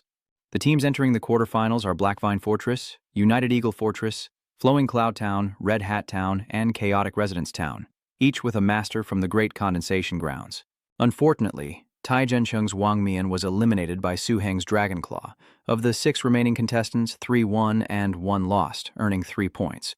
Unfortunately, the other Black Viper Fortress contestants didn't make the cut, eliminated after the first round, but Wang Mian, despite his loss, is still recognized as undeniably strong. The quarterfinals are set, and tomorrow the decisive battles begin. A simple, single-elimination tournament where victory advances and defeat means elimination. Su Hong gets lucky, drawing the first match against Lian Yingfort's Li Fei, considered the weakest of the quarterfinals. Before they can even fight, Li Fei speaks, his voice trembling. Master Su Hong, I forfeit. Su Heng humbly replied, his voice calm. You overestimate me, Master Li Fei. Get well soon, and I hope to battle you again next time. The stands erupted in cheers. What? In less than 20 seconds, both spirit beasts have fallen. It's clear as day, the level difference is just too great, another person chimes in. That's right, that's right. Luo Chong seized the opportunity to gloat, laughing, saying that the weaklings were like chickens before the Blackvine stronghold. Brother Su was truly domineering, using unexpected moves. Watch and learn. This is the power of Blackvine Fort. A bald man, Huo Hong of Red Hat Town, glares angrily but can't say a word. Standing in the arena, Thiet Mat announces that today's 2 matches will be between Lu Kuang of Luvan Town and Tran Din Hien of Longjia Town. Lu Kuang, the purple-clad representative of Luvan Town, possesses the extremely dangerous Crimson Howling Wolf and the highly dangerous Lufang Thuong Xuan. The blonde Chen Ding Hien from Longjia Town controls the mid-tier Sandline Mantis and the uniquely dangerous Fire Scale Beast. This duel is undoubtedly a brutal battle. The Wind Falcon's feathers plucked countless silk gland blades, but Liu Gong ultimately defeated her opponent with a powerful 3rd-level wind spell. In the second match, the Wind Falcon was defeated before it could exhaust the Fire Scale Beast. Liu Gong summons her strongest spirit beast, the Crimson Throne Wolf, to fight, but it's no match for the Fire Scale Beast. Not wanting to be overwhelmed, Tran Din Hien sadly leaves the game, meaning Longjia Town officially withdraws from the competition. In the third match, Ko Mai Ngok of Honghat Town faces Kuang Chin of Lian Ung Bao. Ji-Mei-Yu's spirit beasts include the particularly dangerous Great King Seed and the high-risk Black Needle Blood Seed, while Kwang-Jung possesses the high-risk Fireburst Ape and the explosive T-Beast. In the first round, the Black Needle Blood Bee, with its tough defensive shell, taught the Fire Explosion Ape a lesson with a powerful tail whip.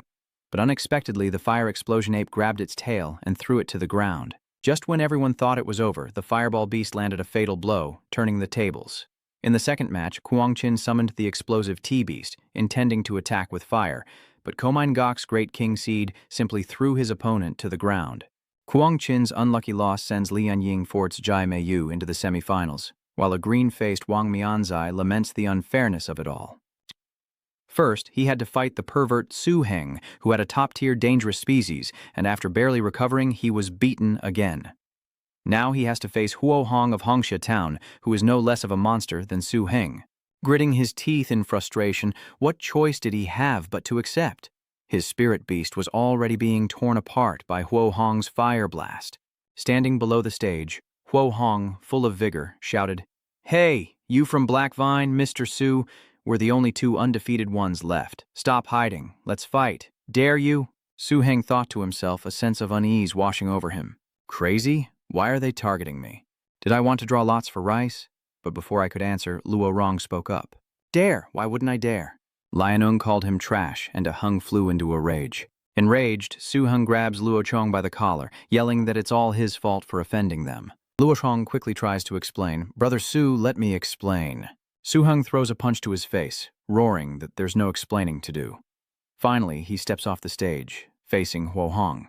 Burning with rage, he declared, "You, of Black Viper Keep, have insulted the master instructor of United Eagle Keep before all these people, and I will make you pay dearly." Tahang paled and quickly spoke up. "Mr. Huo, let me explain. This is just a misunderstanding." But Huo Hong wouldn't listen, his anger flaring. Luo Rong interjected, quick as the wind. "That's right. Why should Brother Su explain anything?" "Attack him!" Huo Hong summons his evolved fire ape, a particularly dangerous species still in its growth stage, against the explosive ape. Su Heng thought to himself, his sharp eyes withdrawing the main force, the eagle lion beast, and switching to the exploding ape, clearly wanting to exhaust the dragon serpent lizard to deliver a fatal blow. This is going to be difficult. The two spirit beasts clashed violently, their power like thunder. Huo Hong thought to himself, excellent. Don't fight head-on. Use your agility to wear down your opponent. I still have a main force. Let's see how you win. His spirit beast unleashed its attack, a surge of crimson energy hurtling towards the dragon serpent. But the dragon serpent stood firm, unwavering. Huo Hong stroked his chin, calculating that the fourth-level dragon claw was trying to trick him with concentrated power. He commanded sternly, "Exploding orb, ignite the armor's flames. The will of the Wrathfire battle armor. Orb force convergence bullet." The two spirit beasts clashed, evenly matched, their power shaking the heavens and earth. Huo Hong smirked triumphantly. "I knew it. You wanted to use the Dragon Claw War Beak to blow my head off? Did you think I was as weak as Wang Mian?" Suddenly, the explosive spheres surged with power as Huo Hong yelled, "The No-Hoa battle armor's transformation is head-based. Its strongest defense is the head, and its strongest attack is also the head." "Come on, I'll show you how to go head-to-head with the Dragon Claw Beak," Su Heng sneered from the sidelines. "What are you making up? Who told you the throat's power was the Dragon Claw battle beak?" "What?" Huo Hong cried out in alarm. Su Heng confidently replies that this is an improved technique derived from the long serpent lizard's natural talent. Evil motion ray. Sensing danger, Huo Hong quickly commanded, "Not good. Retreat." But it wasn't easy to dodge the long serpent's strike. His spirit beast was hit, suffering immense pain as a large hole appeared in its abdomen, and it collapsed before it could even feel the agony. The announcer's voice boomed, declaring Su Heng of the Black Vine Guard the victor of the first round. Despite his defeat, Huo Hong was impressed, shouting, "Very well, I won't give you any chances this time." His second spirit beast appeared, a golden eagle lion beast diving down ferociously. Su Heng thought to himself, eyes sharp, that leaving the arena would be considered a loss. It's unfair to Long Sa Tich. The Golden Eagle is a master of attrition warfare, while Sa Tich has never tried it. To force a win with one move? Ho Hong also pondered. Even after being worn down by the explosive pellets, Long Sa Tich still maintained its strength and incredible fighting spirit, making it a difficult opponent. Su Heng spoke calmly. "Perhaps there's a way to try. Dragon, serpent, lizard, do this later. Suddenly, Lu Engu in the stands shouted, Black Viper stronghold forfeits. As their leader, I have the authority to make this decision. Everyone was stunned, not understanding why, but Su Heng quickly realized what was happening. It turns out the Continental battle was only to compete for 3 spots in the Blood Forest Secret Realm, with the rewards for the top 3 being identical. Lu Yu says fame is fleeting. Conserving strength for the ruins where greater rewards await is the true victory. In the end, Su Heng placed second, earning a spot in the ruins, while Huo Hong and Ji Mei Yu took first and third, respectively. The Continental duel concludes with tension and emotion. Inside a brown tent, Su Heng enters, saying, Chief Instructor Lu, you wanted to see me. Sitting in her chair, she said sternly, Sit down. I'm sure the Blood Forest Protector has told you about its origins. What I'm about to say is extremely important, so listen carefully. Su Heng nodded. I understand, Chief Instructor. Lu Yu continued. These things should have been said before you participated, but the Master didn't have high expectations for this year's Continental battle, so I'm only telling you now. Su Heng recalled Zhou, his hopeful words, Bring us glory and I'll favor you. He thought helplessly that he was always being pushed to his limits. Lu Yu continued sternly. You are the second beast to mare from Black Viper Stronghold to reach the top 2 in the Continental battle in recent years. The last time Black Viper Fortress made it to the semifinals, and before that, your senior apprentice, Bak To To, also secured a spot. But do you know what the most valuable thing in the Blood Forest ruins is? Su Heng scratched his head, dazed, thinking, If you don't tell me, how would I know? Lu Yu explained in a calm voice that within the Blood Forest ruins are many rare infant pets with incredible potential, worth hundreds of millions. However, according to the relic's owner, you can't take a large number of pets out, only choosing the most suitable one to tame. That's your most important opportunity this time. Furthermore, if you have the strength, you can collect resources and treasures. The Blood Forest ruins are rich in blood and dragon-type resources, which you can trade with other beast tamers even if you don't use them. Su Heng thought to himself, eyes gleaming. If that's the case, this is a great opportunity, and don't forget I have a treasure-seeking beast. Lu Yu continued, seated. The Blood Forest ruins are vast, and even after years of exploration of the 6 gathering grounds, we only know a fraction. As for our Black Vine gathering ground, this is all the information we have. She handed him a book, emphasizing, I suggest you only explore the areas that have already been discovered. Safety is paramount. Even though the Master of the Blood Forest ruins has pledged to protect the 6 major convergence zones, some people have been trapped inside forever. Without hesitation, Su Heng accepted the book, replying, Understood, Chief Instructor. Lu Yu then produced a string, reminding him, Oh, and put this on before you go. Su Heng wondered what it was, and she explained, This is a relic that the Master absorbed energy from his first main pet. It was originally intended as a last resort for this Continental duel. If you enter the relic, you should take it. The scene shifts to the entrance of the Bloodwood relic, where Su Heng's team gathers, radiating an indomitable aura. Lu Yu crossed her arms, signaling the start, and twisted a jade, unleashing a radiant golden light that enveloped the team, as if opening a gateway to a mystical realm. Su Heng is astonished, his eyes gleaming. Is this the power of a true Beastmaster? So powerful. Where did that deep, authoritative voice come from? So, the secret realm opens again this year? A massive fire dragon appears, radiant and overwhelming. Taimi respectfully replied, Yes, Your Excellency, it is time for the once-a-year opening. The voice resonated once more, filled with authority. Oh, then let's begin. A spatial rift opens, radiating a crimson light. Lu Yu speaks, stating decisively that the passage leads to a secret area and they have 1 month to explore. At the end, the Master of the Blood Forest ruins will guide you out. But before that, the fire dragon roared, telling its commander to welcome you. Now, I will place my dark energy on you. So as long as you don't attack first, the creatures of the Blood Forest will leave you alone. But if you dare to enter the heart of the Blood Forest ruins, I can't guarantee what forces beyond my control will do. Humans, do not be too greedy. With that, the dragon breathed a red mist that enveloped the group.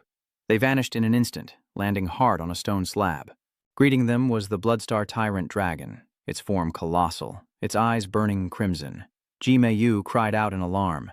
It's the Bloodstar Tyrant Dragon. It's here to greet us. As soon as he finished speaking, the beast roared, sending saliva flying onto the 3 of them. Su Heng scoffed, saying sarcastically, Well, that's a special welcome. The Blood Crystal Tyrant Dragon rumbled, Very well, my assigned task is complete. You may explore, and in 1 month I will find you by your auras and lead you out. Jimayu quickly wrung out her clothes, causing Huo Hong, who was standing far away, to blush and stammer. The condensation points should all have guides, so why don't we split up and explore on our own? Huo Hong nodded in agreement, and with Jimayu's suggestion, Su Heng's team decided to split up and head in different directions. Since last night, after meeting Lu Yu, Su Heng had been struggling with how to hide the secret of the treasure-hunting beast, but he couldn't think of a good way, so when he heard Jimayu's suggestion, he secretly applauded the girl from Honghat Town. Perfect timing. Summon the treasure-seeking beast and command it. The goods must be hidden here. The beast cried out in anger. Maru, Maru, Su Heng quickly explained. No, how could I not trust you? Lead the way? He flipped through the book Lu Yu gave him, thinking that it said the Pikaoji Yin needed a dry environment, but there was no dryness here. Soaring through the treacherous cliffs on the back of the dragon serpent lizard, Su Heng followed the treasure-seeking beast as it flew ahead, its wings shimmering. He thought to himself, ever since this kid digested the levitation honeystone and learned to fly, it hasn't liked being held. It weighs over 15 pounds. It does get tiring to hold for long. Suddenly startled, Su Heng's eyes widened as a series of towering cliffs appeared before him, like giant stone walls blocking his view. He thought to himself, this is a completely different world, where dry air mixes with cool streams. Who knows what treasures lie hidden here? The treasure-seeking beast continued onward, confidently leading the way, and Su Heng was once again surprised to realize that, according to the records of the Black Vine predecessor, what lay before him was none other than soft leather grass, also known as the dragon transformation grass in the ancient Sun Dragon Codex. This famed herb is born from dragon marrow under specific conditions, imbued with miraculous power. After a great dragon becomes extinct, if a creature with weaker bloodline takes it, the herb can transform into a jiao dragon, a powerful dragon species. The older it is, the higher the chance of it transforming. The Thanvm 2 darkens, changing color every 10 years and growing a new leaf every 50. Looking at the herb before him, Su Heng's eyes lit up with pure joy. He silently rejoiced at his incredible find, his heart pounding with excitement. But just as he was basking in his joy, the treasure-hunting beast suddenly panicked, rushing toward Su Heng and emitting urgent cries. Maru, Maru. Stunned and confused, he asked, "What's wrong?" Maru's actions sparked a realization, and he urgently shouted to his spirit beast, "It's a dragon serpent mark, run!"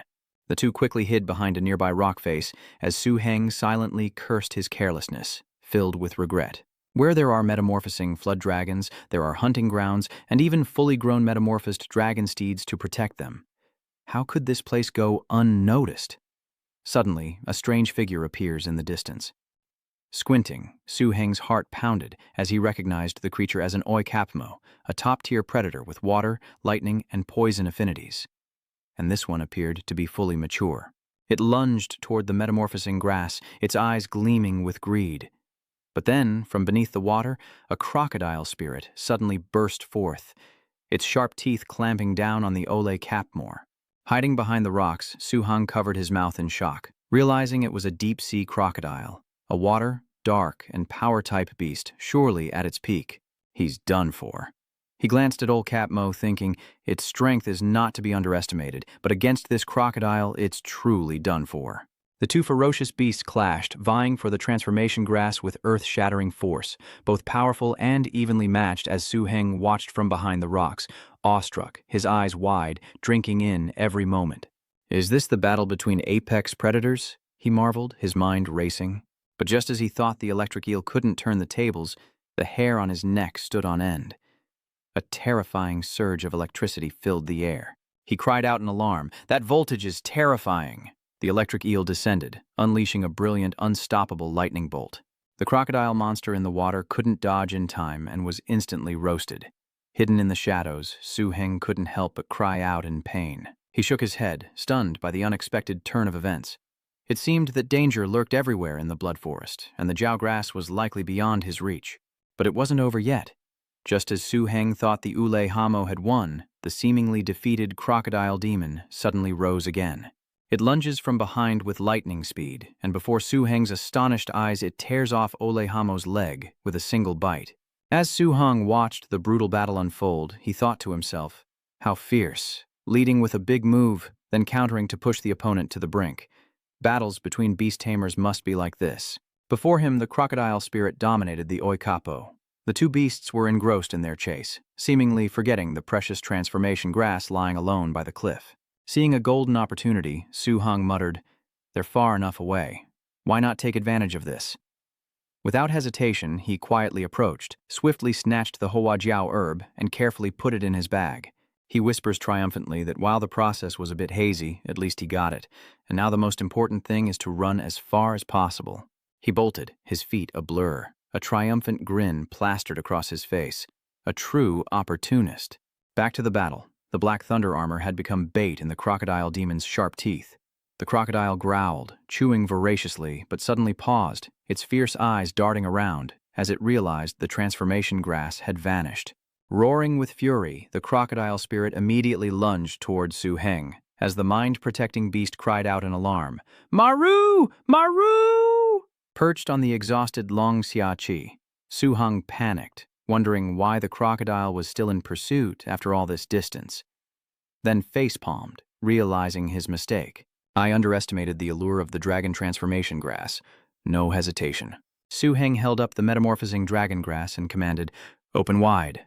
The spirit beast immediately swallowed the herb, its eyes gleaming, its spirit suddenly invigorated, no doubt from the delicious meal. Before Su-heng could finish his thought, the dragon serpent suddenly accelerated, shooting off like a whirlwind, leaving him and the treasure-sniffing beast clinging on for dear life, tears welling up from the terrifying speed. He exclaimed, "Oh my God, this thing has a speed boost effect?" Suddenly, an idea sparked in his mind. He turned to the treasure-sniffing beast, seeing its tiny eyes brimming with tears, and quickly reassured it. "Treasure-sniffing beast, you were a great help in finding this treasure, and you're the best in my heart. Don't worry, if we find anything else, I'll definitely give it to you first. Come on, let's pinky promise. Have I ever lied to you?" The treasure-seeking beast huffily turned its head away, but reluctantly hooked its little finger around his, still looking sulky as the three were rushing forward, when suddenly the dragon serpent stopped short and shot into the air faster than ever before. A powerful aura emanates from it, but in a flash, the dragon serpent staff suddenly collapses, unconscious. Su-heng cries out in alarm. No, the energy of the transformation grass is still dissipating. Who knows what it will attract? He looked at the motionless Long Xia-chi, his heart in turmoil, unsure when it would awaken. "I have to think of something." He rummages through his bag, pulls out a vial of homemade liquid, and exclaims, "I found it," but he immediately frowned, muttering, "Long's snake mark can't move right now. We have to be extra careful tonight." As night fell, the bright moonlight illuminated the sky. Su-heng and the treasure. Hunting beast wrapped themselves in a leaf-made leg, looking dejected. He gently stroked the dragon serpent lizard, whispering, "You've always risked your life to protect me. Now it's my turn." Memories flood back to when dragon serpent mark was just a tiny thing, fitting in the palm of his hand. From a scale mark, it evolved into dragon serpent mark, then into a terrifying species, far surpassing the naturally dangerous ones. Each time a pet evolves, it endures untold pain and danger. He wondered if one day when his pet's bloodline reached its limit, he too would face the decision to replace it.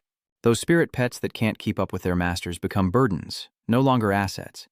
At that point, masters will often tame stronger spirit pets with higher-grade bloodlines. Even a seasoned beastmaster like Teacher Chu, he could not escape this cruel choice. Su-heng hugged the dragon serpent lizard tightly, his heart heavy as he thought of the scarlet crimson wolf, one of Teacher Chu's weakest beasts, but not his original. The bond between a master and their creature, no matter how deep, can still cause physical and emotional pain. He thought to himself, that's why masters never truly abandon their creatures, nor do they leave them to fend for themselves. They would find a special place to nurture them until their life cycle ends. Looking at the dragon serpent, Mark in his arms, he quietly promised, his voice low but firm, "I will do everything I can to help you evolve further. We cannot be separated." As dawn broke, Su-heng kept watch, his tired eyes fixed on the dragon serpent Mark. He turned to the treasure-seeking beast, saying jokingly, "All right, you only get one hit." Suddenly, a crimson fist hurtles toward his face, and Su-heng laughs, feigning anger. "Not bad. You dare use such force, you're done for." The two continued to play rock, paper, scissors, filling the air with lively energy. Suddenly, a blue hand appeared. The azure serpent vine had awakened, and Heng and the treasure-seeking beast rushed to embrace it. He cheered with joy, noticing that the dragon serpent Mark had grown 6 meters longer, he exclaimed in excitement that it had reached the mature stage. Long Shi-Tzu gently placed its claws on his head as Su-Hong nestled in its embrace, feeling a sense of peace before drifting into a deep sleep. The power of the transformed serpent grass has pushed the dragon serpent mark to maturity, granting it a majestic and perfect form. The pain of shedding its old skin not only made it stronger, but also allowed the dragon serpent mark to comprehend a new skill. Dragon's Peace Domain. This skill not only allows Longza-Tish to heal itself, but also to mend the energy and wounds of other pets, even assisting Su-Heng himself. As a result, the ancient Sun Dragon Codex also recorded a major change, adding content that had never existed before. Watching Su-Heng wake up, yawn, and flip through the ancient Sun Dragon Codex on the back of the dragon serpent, he whispered, "Before, the problem of the bloodline limit always bothered me, but according to the new content in the ancient Sun Dragon Codex, the dragon serpent's path of evolution includes 23 types of terror species. Among them, mid-grade terror types include the tail-chasing dragon lizard, the lightning horn dragon lizard, and the blood-burst dragon lizard, rulers of the blood forest. The tail-chasing dragon lizard is known for its massive hammer tail, possessing destructive power rivaling a heavy tank barrage. Meanwhile, the electric horn dragon mark controls lightning with a horn that emits lightning bolts, an indestructible weapon. Even higher are advanced terror types like the Hillmound dragon mark, magma dragon mark, and bastion dragon mark.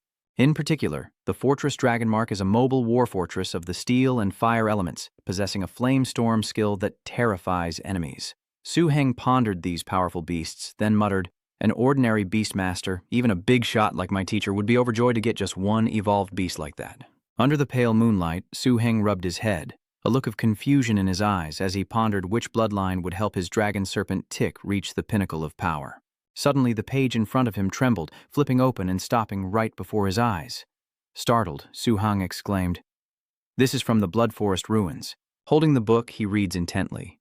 According to the records, the dragon serpent mark can choose a dragon serpent bloodline as the main evolution body, with a total of 37 branches, including intermediate types such as Thunder Dragon Serpent, Wind and Rain Dragon Serpent, Ice Dragon Serpent, Bone Dragon Serpent, and Flame Dragon Serpent.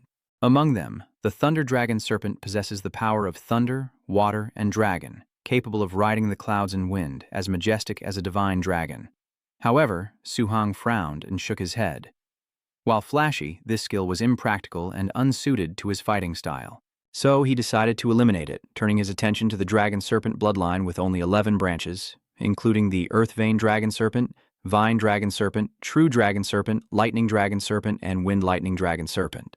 Although the Earth Vein Dragon Serpent perfectly inherited the electromagnetic talent of the Dragon Serpent relic before evolution, it lacked the talent of the evil element, a significant loss for a species that primarily uses the evil element.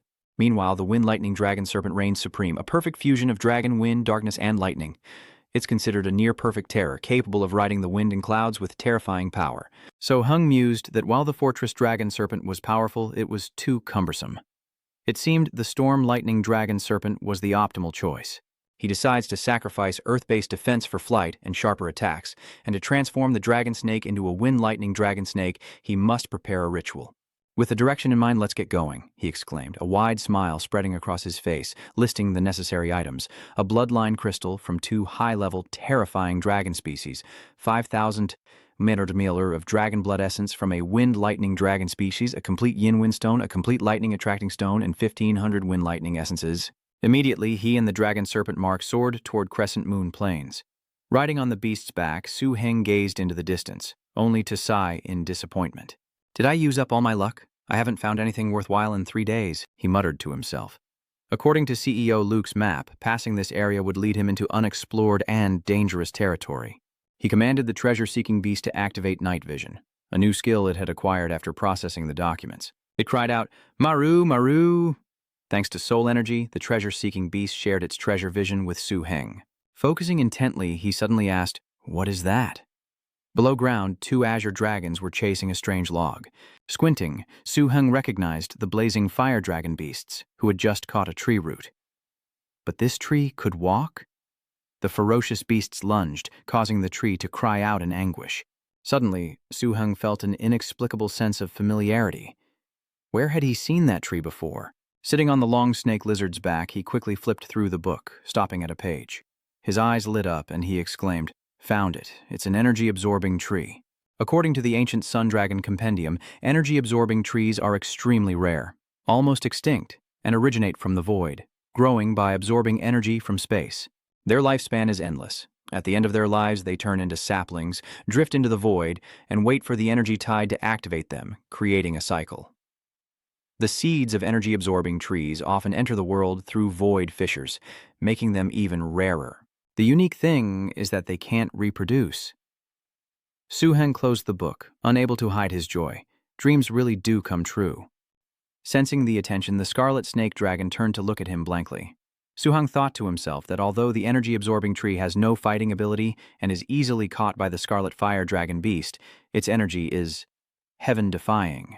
It belongs to the void, mythical, and devouring systems, making it even rarer than treasure-seeking beasts. It can absorb massive amounts of energy, store it, and then bear fruit when needed. Even a small fruit can sustain a beast for a long time, essentially prolonging the master's life. Even more incredible, the energy-absorbing tree can devour anything from potent fruits to high-grade materials, then blossom and bear fruit, replicating them perfectly like a living laboratory. Unable to contain his excitement, Su-heng exclaimed, "Any beastmaster who owns an energy-sucking tree could build a powerful army of beasts. How exciting is that? Let's go dig it up." The three of them, Su-heng, the dragon serpent lizard, and the treasure-seeking beast, beamed with pure joy. Without hesitation, they soared into the sky, traversing the treacherous expanse of the crescent moon plains. Amidst jagged rocks and roaring rapids, they hid behind a large stone, observing in secret, just as they had when gathering the spirit Jiao grass. The spirit tree was being held captive by the two fire dragons, looking utterly miserable, when suddenly the treasure-hunting beast appeared, pelting the dinosaurs with rocks, relentlessly provoking them. The two beasts on the ground roared in anger, writhing in pain, while the treasure-hunting beast taunted them from above. One of the dinosaurs bellowed, "What are you looking at?"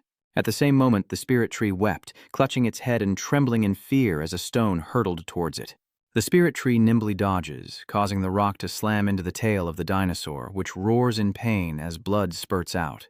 Instantly, Longjia Tich's warhammer descended from the heavens, smashing into the dinosaur's head. A fatal blow, burying its head in the ground as its legs flailed helplessly in the air. Su-heng crouches down to observe, stroking his chin as he mutters, "Indeed, a top-tier dangerous species." Even after being struck by Long Zhanchui, Qi Qingshu only fainted. Earth techniques are no match. Meanwhile, the spirit flag tried to retreat, but Long Sheji's sharp eyes caught it. It rushed forward and smacked the flag on the head, scolding it coldly. The two remaining spirit beasts stared intently, mouths watering at the sight of the weakened spirit tree.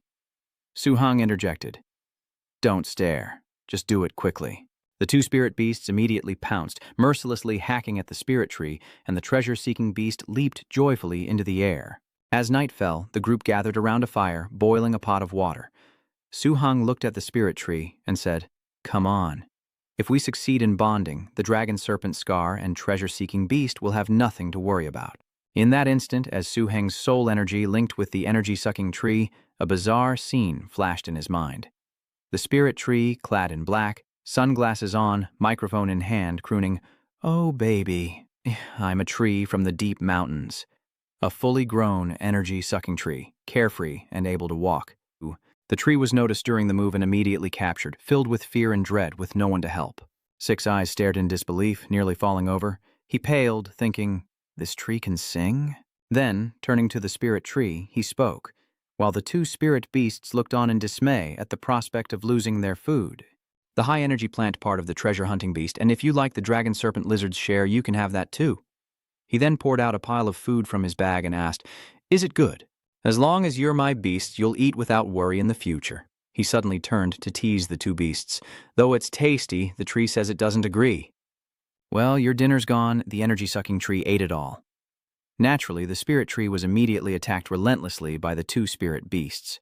Taking a sip of water, Su-heng wondered if this would work. Then he suddenly gasped, realizing something. "That's right. Why did I forget I had Bloodyang fragrance?" Without hesitation, he rummaged in his bag and took out a bottle of magical liquid. With an excited look, he shouts the carrot and stick spell, "Oh, staff! Obey me." He poured the blood essence incense onto the spirit tree. Instantly, both Su-heng and the energy-sucking tree fell into a bizarre illusion.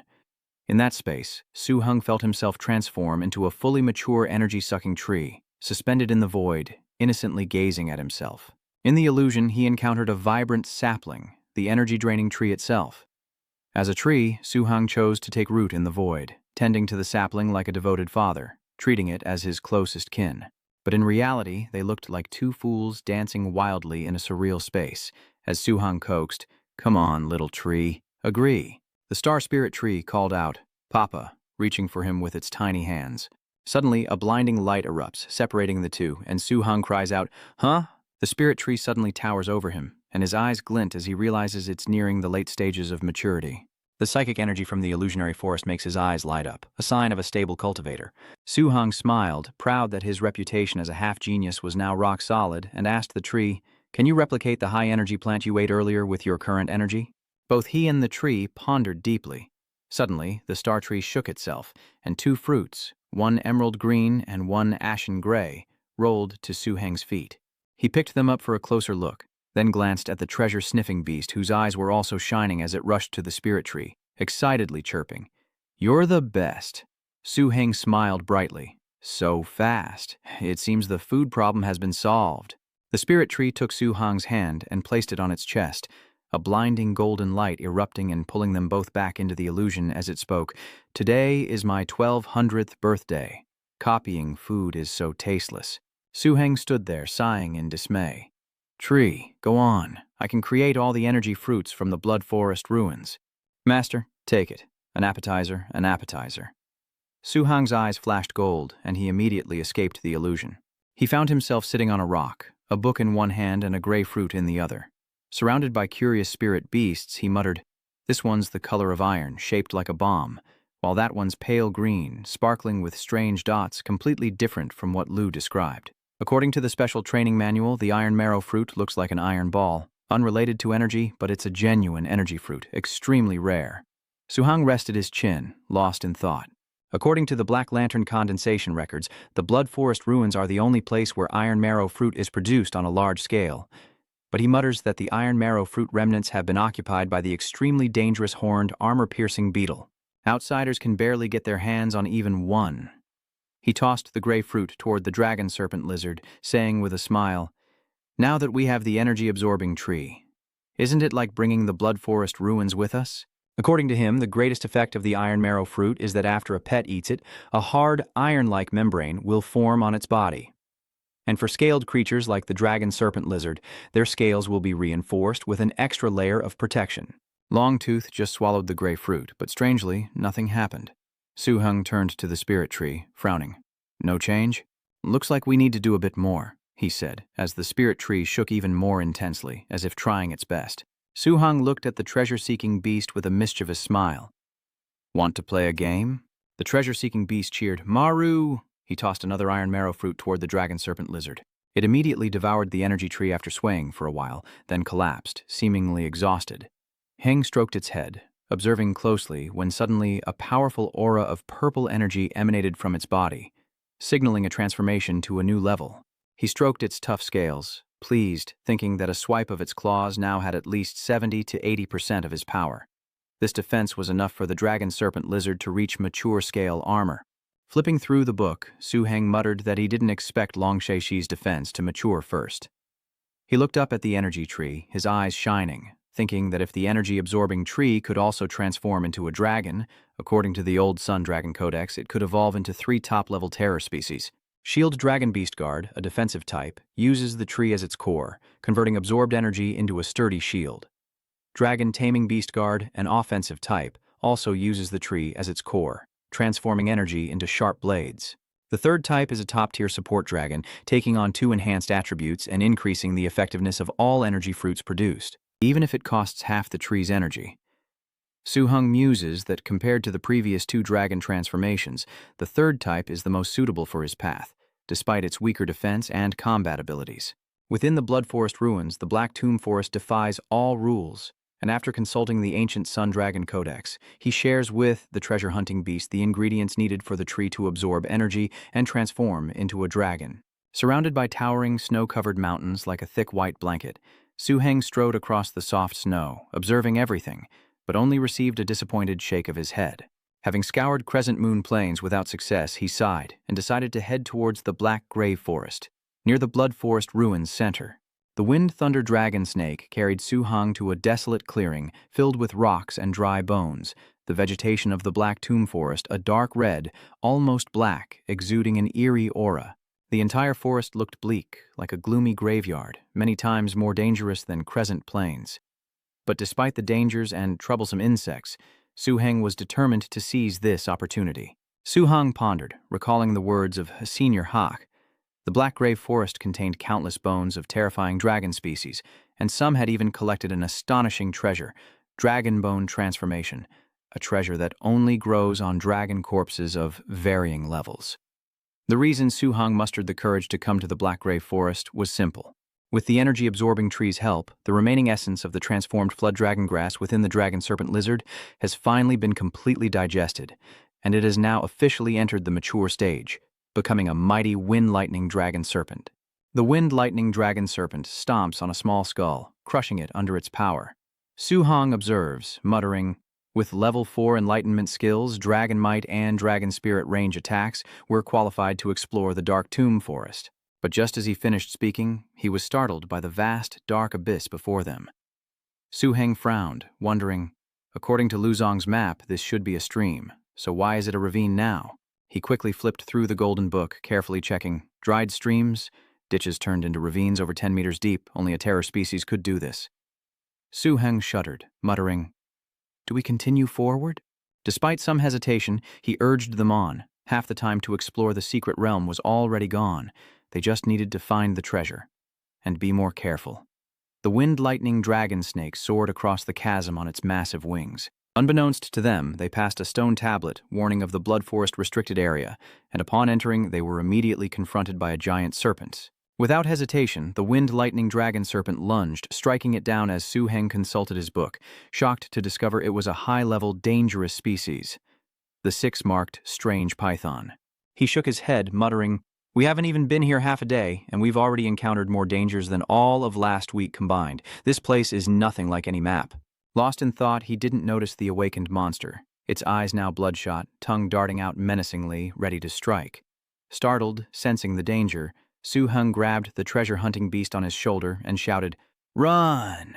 The monster's jaws open wide, its eyes cold and hungry, ready to devour all. The system displays a warning, super-class threat detected. The evolved 6-pattern nightmare, a harbinger of doom. Su Heng quickly jumped onto the wind-lightning dragon snake's back, dodging the terrifying attack, and anxiously shouted, "This thing has definitely reached the complete stage.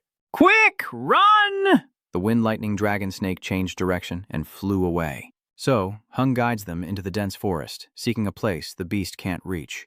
The serpent slams into a cliff face, giving them the chance to escape into a small cave. The venomous vine attacked again, but missed. Su Heng turned back, relieved it wasn't following. "We must have lost it," he reassured himself. "We've definitely entered the central area of the Blood Forest ruins." The treasure-seeking beast cries out in confusion, "Maru, Maru!" Su Hyun shakes his head, serious. No, going back now would be too dangerous. The treasure-seeking beast whines, "Maru, Maru!" He picked it up, his voice stern. "What do you mean?"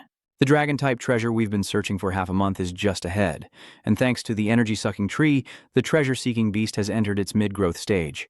Its innate skill range has also broken through from a few kilometers to 15 kilometers.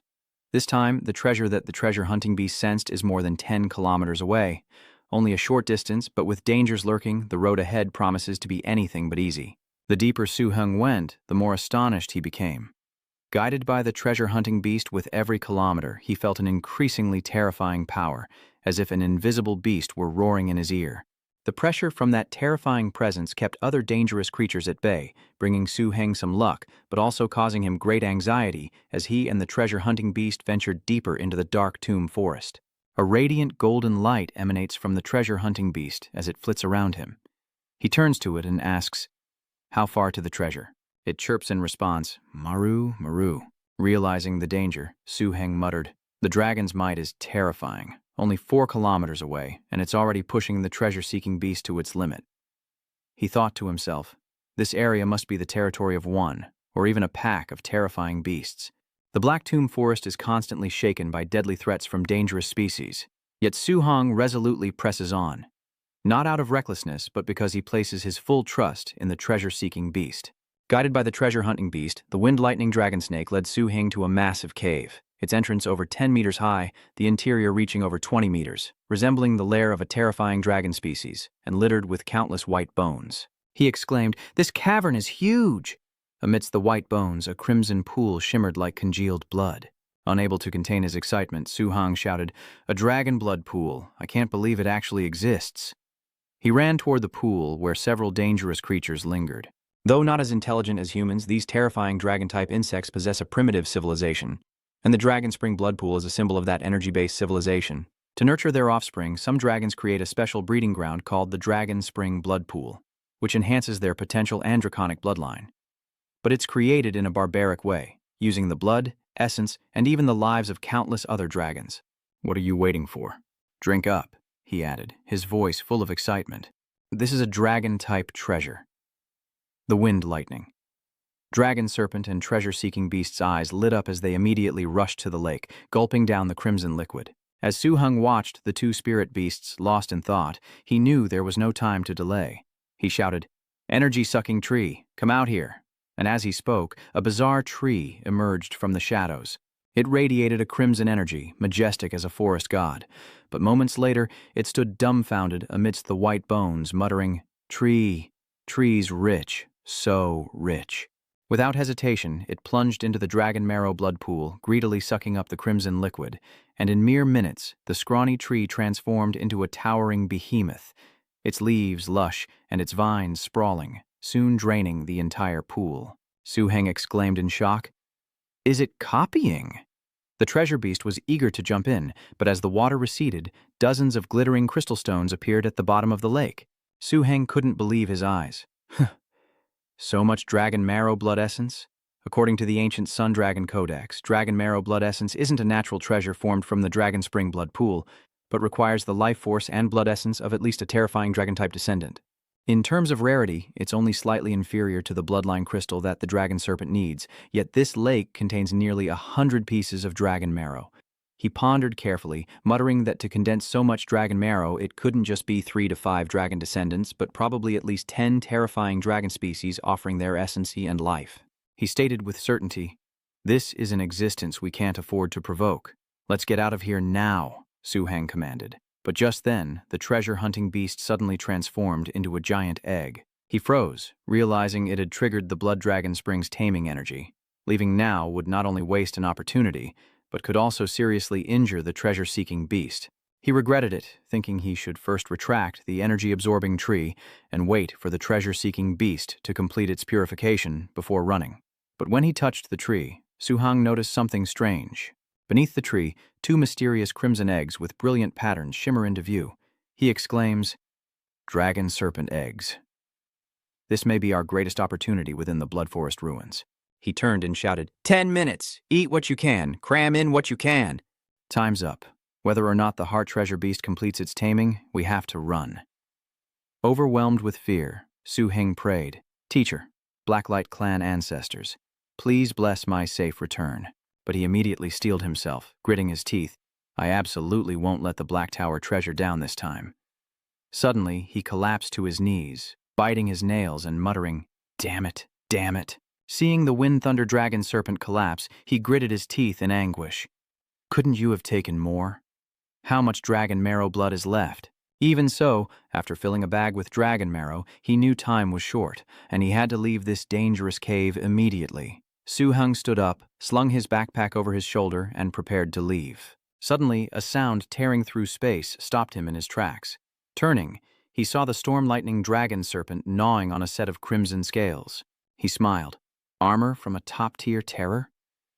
But just then, a stream of dark magic gathered, accompanied by a thunderous explosion. Su Heng frantically shouted, "Stop eating! Let's go!" He rushed to the treasure-seeking beast he was taming, pleading, "It's better to fail than to die, we have to run." But before he could finish, crack. The treasure beast's egg began to hatch, and Su Heng immediately changed his plans, shouting, "Let's lure that thing away. The treasure beast is about to hatch." The Wind Thunder Dragon Snake agreed, and the two rushed out of the cave, followed by thunderous footsteps. Wearily, Su Hong turned to the treasure-seeking beast.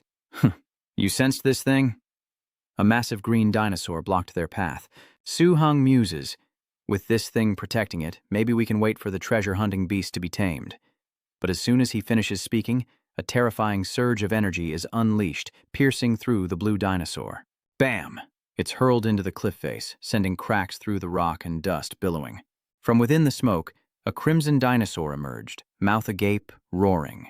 The system screen displayed mature, top-tier terror, the Bloodstar Tyrant. The Blood Tyrant dragon advanced menacingly, its eyes filled with cold rage, as Su Hong collapsed, coughing violently. He coughed, muttering in fear that the breath was at least 2,000 meters away. Just then, the Heart Treasure Beast appeared in a radiant new form. Su Hong turned and smiled. He had successfully tamed it. The treasure beast eagerly rushes forward as he leaps onto the wind lightning dragon snake, shouting to charge ahead with all their might. A fierce battle erupts as the blood crystal tyrant dragon relentlessly spews crimson energy blasts. Su Hong commanded the wind lightning dragon serpent to dodge, gritting his teeth, knowing one hit would mean instant death. Suddenly, Su Hong understood. It wanted to seal the cave to protect the two eggs. He was furious. Those eggs were not to be taken. The treasure-seeking beast grabbed his hand, startling him and breaking his concentration, giving the blood crystal treasure dragon an opening to attack. Just as he was about to be hit, the treasure-seeking beast swiftly pulled him onto its back and flew away. Boom!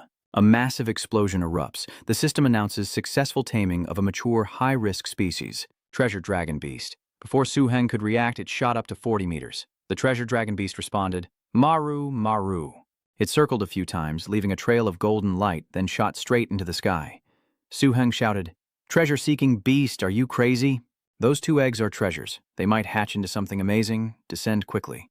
But the treasure-seeking dragon beast paid no heed and continued to fly, as a shimmering protective barrier appeared around Su Hong. Suddenly, the treasure-seeking dragon beast turned invisible, vanishing from sight.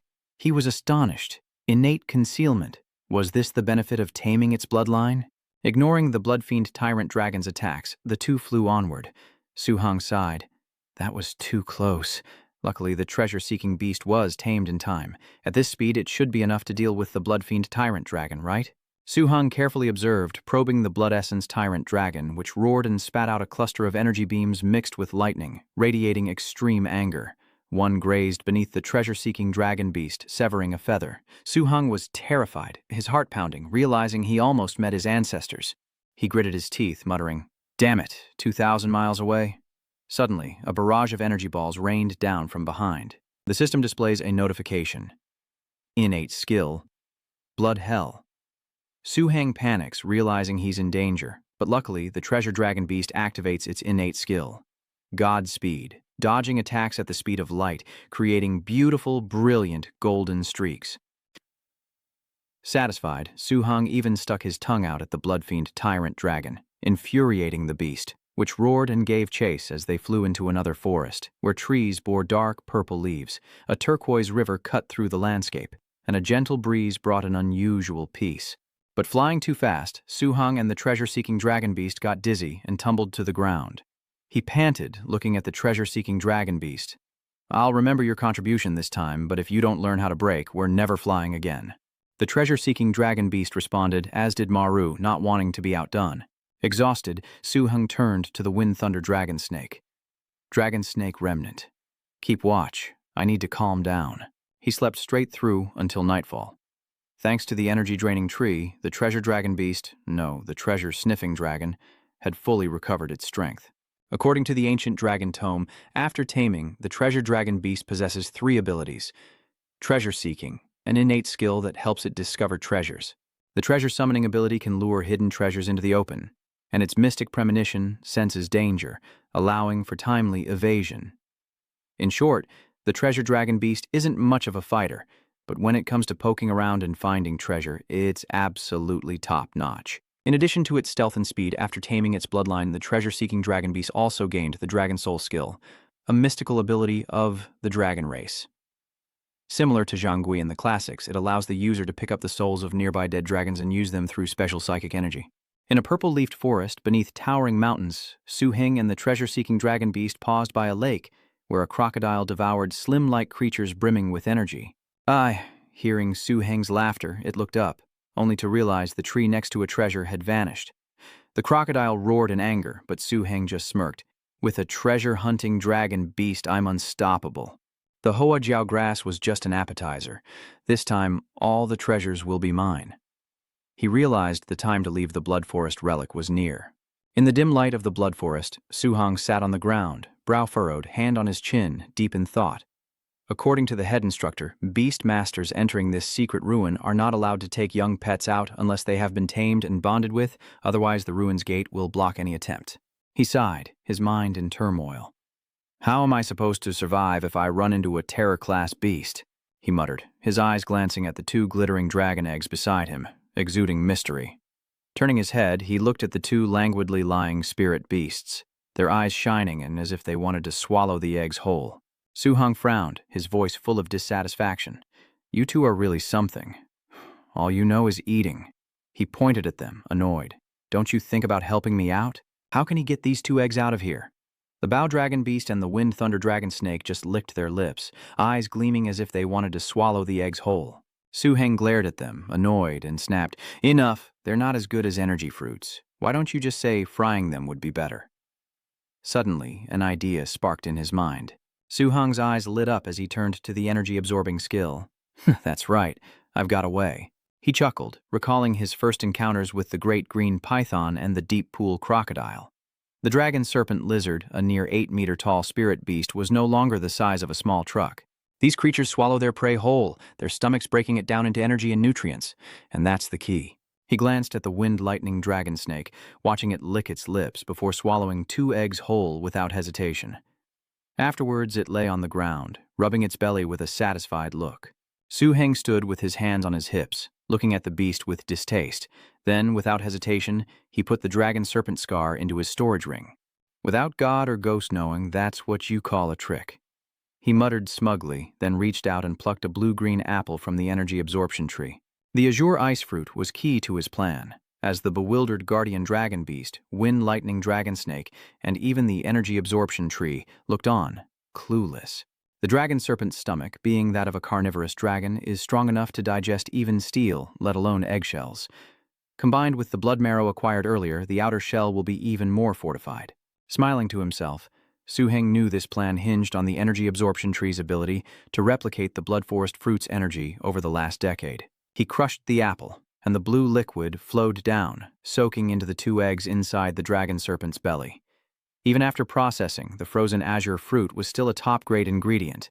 Few dared to use it directly because it was too extravagant. Su Heng sighed at the waste, but his eyes turned cold as he glanced at the energy-absorbing tree, causing it to tremble and shrink. Without hesitation, Su Heng plucked another basket of green apples from it. The poor tree withered, its branches drooping as if weeping, while the treasure dragon beast and wind thunder dragon serpent stared blankly at their master's ruthlessness. Su Heng chuckled. Ha ha ha. With the energy-absorbing tree, nothing is difficult anymore. After crushing all the apples, he sprinkled a layer of golden powder on the eggshells. Combined with the azure frost fruit and Blood Forest's unique technique, the 2 eggs were perfectly protected, and Su Heng stood tall, his eyes gleaming with confidence. Everything is ready. Su Heng crossed his arms, admiring his work with a smug grin. The wind-lightning dragon serpent's eyes gleamed with desire, drool dripping as it stared at the 2 dragon eggs in Su Heng's hands. Su Heng raised the eggs, his voice sweet and coaxing. Now, open wide, and don't bite too hard, or they won't taste as good. Eat up. The wind thunder dragon serpent obediently followed, swallowing both eggs in an instant. It licked its lips, looking dazed, as if it had swallowed too fast to taste anything. Or worse, realized it had been tricked. Su Heng, still feigning innocence, shrugged. Oh, it's all gone. You ate it all. The next morning, outside the Blood Forest ruins, a crimson blood essence dragon stood guard, exuding overwhelming power. It roared, its voice echoing. It's time.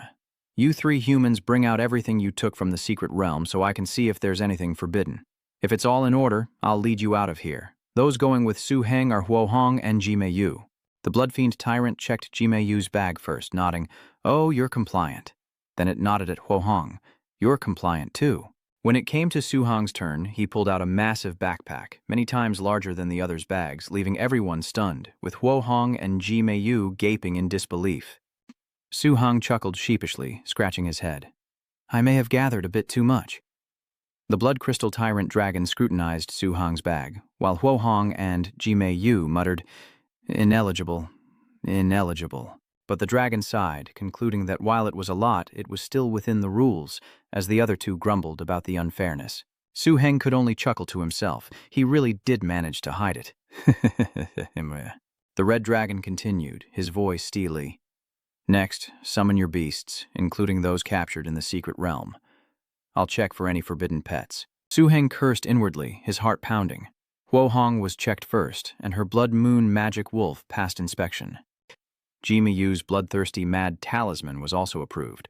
Then it was Su Heng's turn, and he summoned 3 language beasts, the treasure dragon beast, the wind and thunder dragon serpent, and the energy-absorbing tree, all standing neatly in a row. Mocking the absorb energy tree, Huo Hong wondered if such a strange spirit beast could even pass. The poor tree trembled, its branches drooping as if weeping. Su Hong clasped his hands, secretly praying. Thank goodness the energy-absorbing tree drew attention. We barely made it through. The Bloodstar Tyrant observes closely, then declares that the low-grade beast-type plant, though ugly, is valid, a crushing blow to the energy-absorbing tree. The tree wept, its branches drooping even further. Su Hong breathed a sigh of relief, thinking he was in the clear. But just then, the red dragon's eyes landed on the unusually swollen belly of the wind-lightning dragon snake. It narrowed its eyes, suspicious. Inside its belly, Su Heng panicked, breaking out in a cold sweat as the blood essence tyrant dragon roared, causing the wind-lightning dragon serpent to immediately take a battle stance. Su Heng quietly analyzed the situation, his heart pounding. The bloodthirsty tyrant dragon's power is immense. A blood-type creature of the tyrant dragon clan, unbelievably strong. Even with the teacher's protective charm, it can only block one attack, not help him escape the ruins. His hand tightened on the charm, his heart in turmoil as the crimson dragon advanced, snarling, "Cunning humans, trying to steal our clan's young again." Its eyes burning with murderous intent. Suddenly the dragon stopped, inhaled deeply, and its expression changed. Wait, this feeling is familiar, he muttered as if realizing something. Within the Blood Forest ruins, the tyrant dragons are the strongest, but there are only 2 or 3 blood tyrant dragons, the ultimate evolved form. Among them, the blood tyrant dragon is the most dangerous species, with only 2 individuals in existence. Though unchanged in race, their strength has reached unimaginable levels.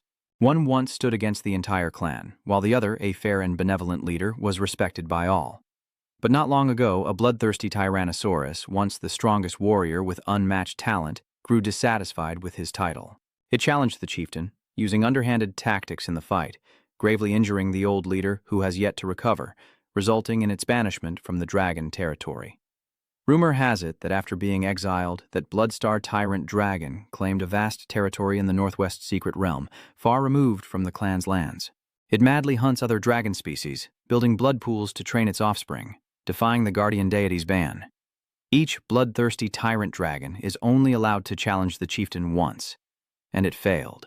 But its offspring are forged in the blood pool, and their strength upon maturity will be unimaginable.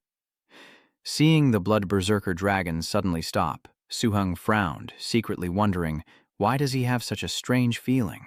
What is it plotting? Is it trying to trick me? As expected, the red dragon smirked, a glint of cunning in its eyes, thinking, let this human take away the troublemaker's offspring. Who knows, they might turn against their master. It roared, its voice steely. The inspection is complete. It's just food in its belly. Take it back. You can pass now. Su Hong and the red dragon exchanged knowing glances, as if they had just reached a secret agreement. Jimei Yu muttered, since when did those 2 get so close? Huo Hong glared at her, replying, no, I have to remember this to report to the Ningju Hall. The 3 stepped through the portal onto a lush green land, where a hearty voice echoed as soon as they touched down. There's Chief Shu riding an ice lake horse at full speed to greet them. Su Heng excitedly asks, Chief Shu, you came to meet me? He nodded, his voice urgent. Follow me. The situation is extremely urgent. We'll talk as we go. Su Heng inquired, is it the Fire Beacon gang causing trouble again? Chief Shu shook his head. No, it's a tide of calamity. Hearing the words, tidal disaster, Su Heng frowned deeply, his face darkening. He knew what a tidal disaster was, even though he had never faced one directly in his 18 years of life. For the soul masters of the Ningxidan, the memories and rumors of the tide of calamity were enough for them to understand its terror. Simply put, the tide of calamity is a disaster formed from dangerous and terrifying species, attacking the Ningxidan for various reasons like fierce tidal waves. Fierce. They only stop when they are completely annihilated or defeated. 30 years ago, the Black Tower in Ningtu suffered a horrific tide of calamity that resulted in the tragic death of the previous protector, the sacrifice of many professional spirit masters, and the near destruction of the Black Tower fortress. Su Heng's teacher, Zhu He, nearly lost his life as well. Only by combining the strength of the regressors and the military were they able to turn the tide and repel the tide of calamity.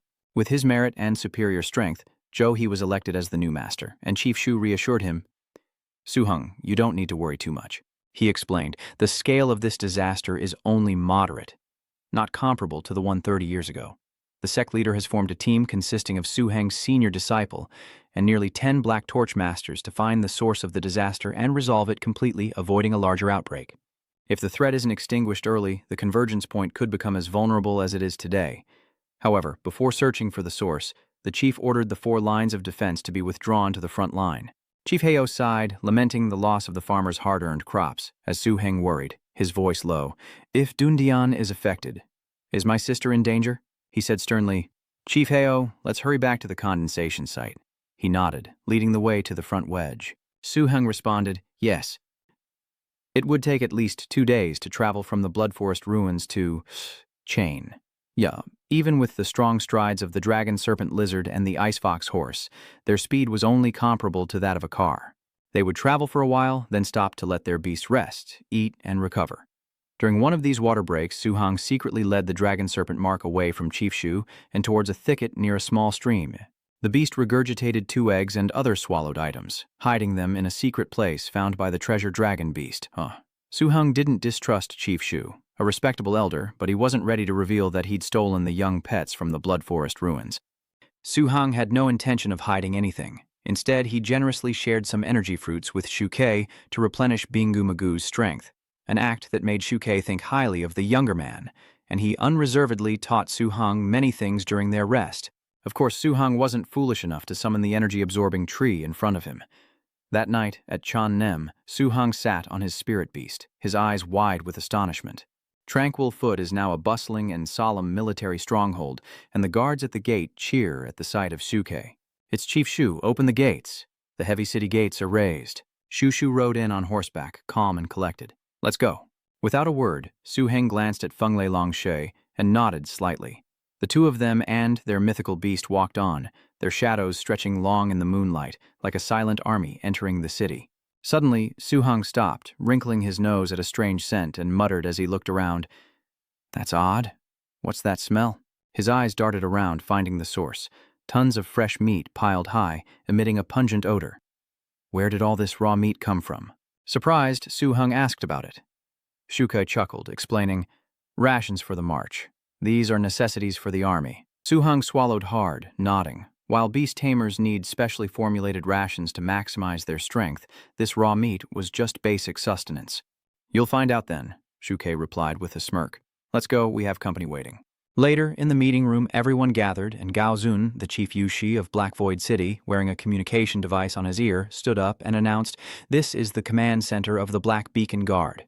As arranged by the Lord, I'm in charge of the external support operation."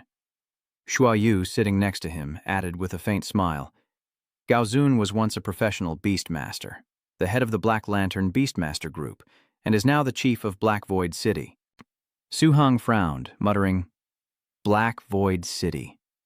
Shui Yu casually explained, "The center of Black Void City is the only small town that produces energy crystals, which is why Black Beacon has existed for the past 100 years.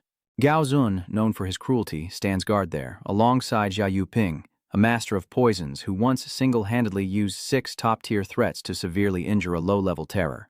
Sweating, Su Heng thought to himself how terrifying it was to defeat a terror species with a dangerous one, as Shu Kei suddenly stood up, startling Zhuo Yu and Su Heng. He barked, "If you have time to talk, go help unload. Don't just stand there." The 2 sullenly and unwillingly replied, "Yes." Outside, Jewu carries a crate from the truck as Su Heng rushes to help, asking, "How is Black Beacon doing?" "I don't see Chief Shu in any hurry." Shiyu smiled, replying as he worked, "Being in a hurry won't help. A large-scale beast tide is different from a small squad operation. We need detailed tactics." The experienced Chief Cao Shushi said, "Just listen to me." Su Heng wondered, "Where are Sister Kyuju and Brother Lin Zhen?" Tu jumped off the vehicle and sighed. Lin Zhen stayed behind to guard Willow Ding Town, which is full of minerals and too important to the Black Beacon Fortress to lose. He chuckled, continuing that he helped Lin Zhen get the Azure Flame Hunting Tiger from the Fortress Lord, and he's been wanting to thank him. Suddenly, a violent roar cut through the air, startling them both. Su Heng turned towards the city gate, where an army of beasts charged forward. Hakuk sits serenely, cross-legged atop a massive bear as Su Heng cheers, while Bijayu pales, eyeing the leader of the boulder bears, a terrifying special breed. Tichfu whispered, "That must be the master of the Ursine Forest." Su Heng was elated that such a great figure was involved in this rescue. Riding atop the leader of the Ursine Berserkers, Black Gourd leads a fearsome horde of unique grade monsters. Gaoshun steps forward, bowing respectfully. "Welcome back, esteemed master of the Ursine Berserkers." The Alpha Bear roared, conveying its thoughts. "The food is ready. We will deliver it to the Bear Clan's warriors from afar. The master of the Ursine Forest was once a low-level terror, but thanks to the Guardian's training, he's now a special terror. The Guardian's power is truly beyond imagination." Su Heng watched the bears devour the mountain of fresh meat at the city gate, secretly astonished. For a ferocious bear like the Ursine leader to restrain himself so well, it must be due to more than just strength, but also superior intelligence. No wonder Chief Shu prepared a mountain of food. The bear leader extends its claws, accepting the meat from Su Heng. Black Chrysanthemum jumped down, grabbed a barrel in each arm and beamed, "Aren't those heavy?" Shuiyu sulked, whispering to Su Heng that he didn't know what favor Black Chrysanthemum had found to be accepted as a disciple by the master of Kuizhong Forest. It was crazy. Oh, otherwise how would it be her turn to lead the bear army this time? Black Chrysanthemum's ears are sharp, and she heard every word. She rushed over, pinched Shoyu's ear, and scolded, "Who's running their mouth?" Su Heng stood by, smiling wryly, thinking to himself that only Sister Chrysanthemum could keep this chatterbox in line. Thanks to the abundant food supply of the Howling Bear Forest, the bear army quickly recovered their energy, and under the command of the master of the Howling Bear Forest, they divided up to guard the border of Chanim. The roars echoed, shaking the small towns nearby, signaling the coming of war. That night, Su Heng had no rest, as he, Heiju, and Sui Yu, along with a strange army, entered Chai's secret passage under Shu Kei's arrangement. Heiju gave the order to his men to stand guard as the team unloaded the vehicles. Everyone began unloading the cargo from the carts when suddenly a helmet rolled out, glittering in the moonlight, stopping them in their tracks. Su Heng reached for the helmet, wondering aloud, who could even wear a helmet this big? Tichfu shrugged, scoffing, and asked him to guess who it belonged to. Before Su Heng's astonished eyes, Quishonglin's bear army obediently moved to the center of the formation. Aided by the people, clad in special combat armor, blades gleaming, helmets adorned with spiraling horns, Su Heng thought to himself that even ordinary bears, armored in special gear, would be a match for mature mid-level threats, swallowing hard as he tensely exclaimed, "Okay, this is complete cheating." While the bear squad was being equipped, the humans were far from idle. Under the command of leaders like Gao Zun and Shu Kei, armed forces from over 10 districts, including Cham and Black Void City, assembled. The chain convoy, fully prepared with 78 vehicles, carries over 1,000 warriors, with 5-man teams assigned to each vehicle, totaling nearly 400 strong. Standing atop a vehicle, Gao Zun roared, "Tonight, we heed the Lord's call to rush to Black Beacon Keep and relieve our homeland." He raised a fist, his aura soaring. "The tide of monsters approaches. Our home is in peril, but the glory of our ancestors will always protect us." The guards below, guns in hand, stood at attention, shouting in unison, vowing to never retreat to protect their home. Vowing to never retreat to protect their home, Gao Zun waved his hand to set off. Inside the armored vehicle, a soldier operates a console, then salutes crisply. "Lord Su Heng. I'm Wei Ya, temporary captain of the 4th Brigade's 2nd Tactical Squad. I'll be your comrade for the next few days, and I'm glad you're here." He presents Su Heng with a tablet, pointing to a diagram. "According to the plans of Chief Gao, Chief Shu, and Deputy Chief Xia, we'll form a high-power combat team responsible for handling dangerous areas on the battlefield." Weia explains, all combat forces are divided into 4 tactical brigades. Su Heng belongs to the 1st and 2nd Tactical Brigades of the 4th Brigade, whose main task is to wear down the strength of the tide of calamity.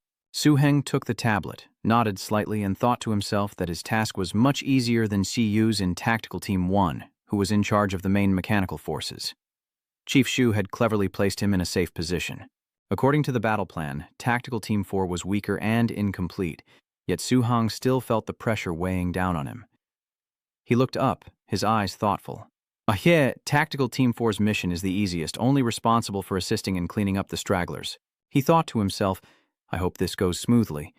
Compared to human intelligence, the dangerous creatures of the tide of monsters rely on instinct, or rather intuition, to fight. This instinct to avoid danger is no less effective than human command tactics.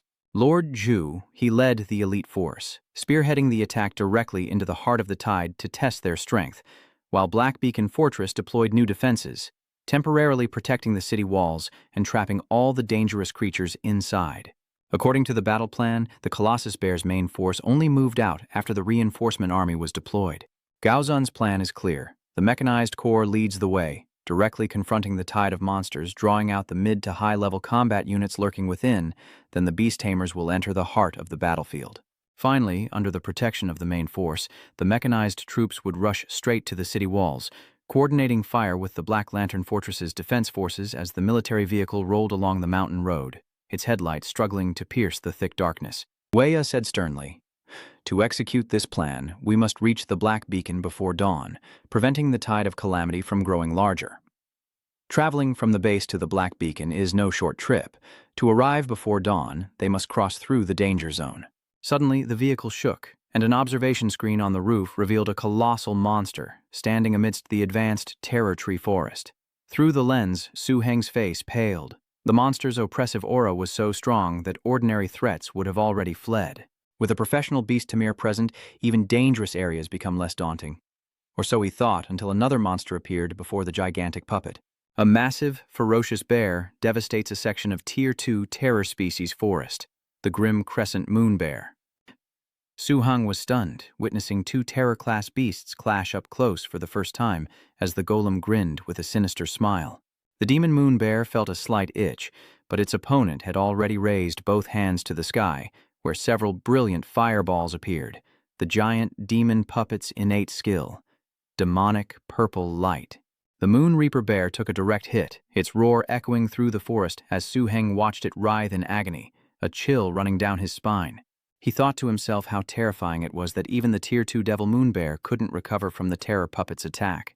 This high-level terror bug combines the demon, ghost, alien, and psionic systems, defeating opponents of the same level with a single move, making Su Heng even more confident in the upcoming battle.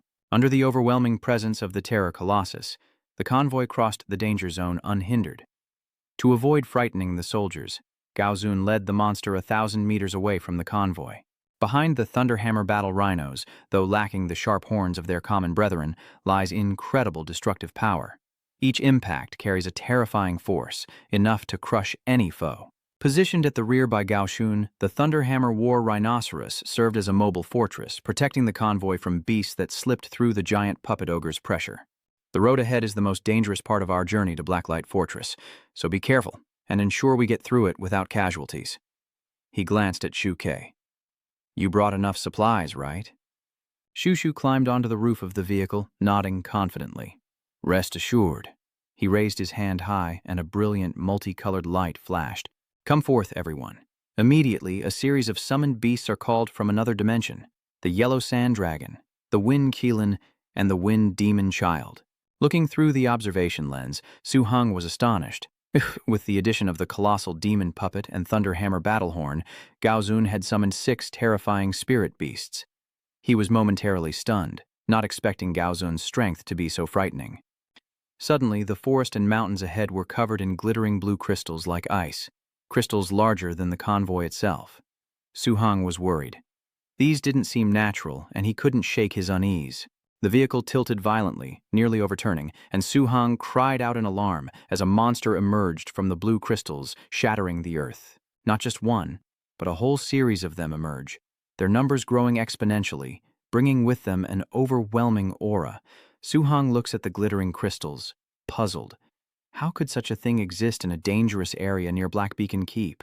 Once the vehicle stabilized, the group continued onward, Hung now aware of the terrifying beasts lurking near the condensed earth.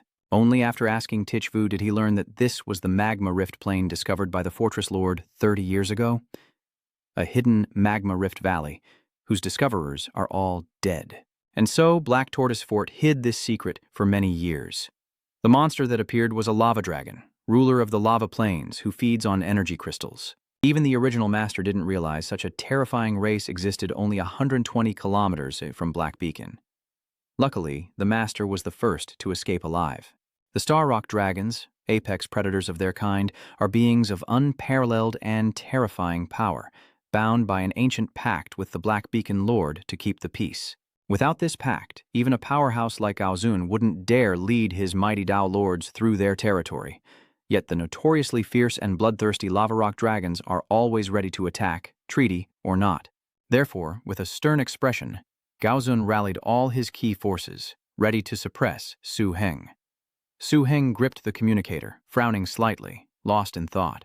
He muttered thoughtfully, "Energy crystals for food, radiant crystal armor. This isn't the rumored rock-fiend dragon.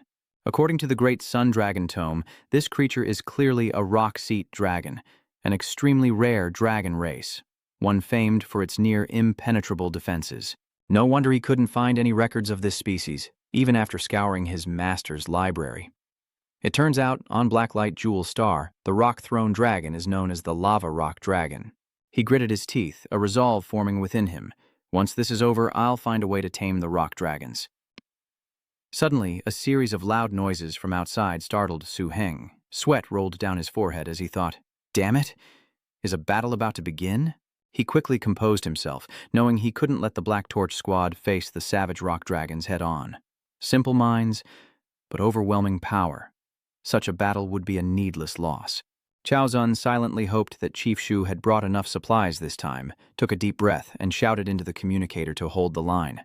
Immediately, massive trucks rumbled forward, their tires screeching, wheels grinding, truck beds tilted, and a cascade of crystal-like minerals poured out, shimmering in the moonlight. The rock dragons, spotting their favorite treat, lunged forward, eyes gleaming with hunger as they fought to devour it. Gaozun, using his hand as a telescope, shouted, "Begin!" The army successfully crossed the Crystal Rock Dragon's territory without any obstacles, and by 4 a.m. they finally reached Black Beacon Fortress. But the scene before them left everyone stunned.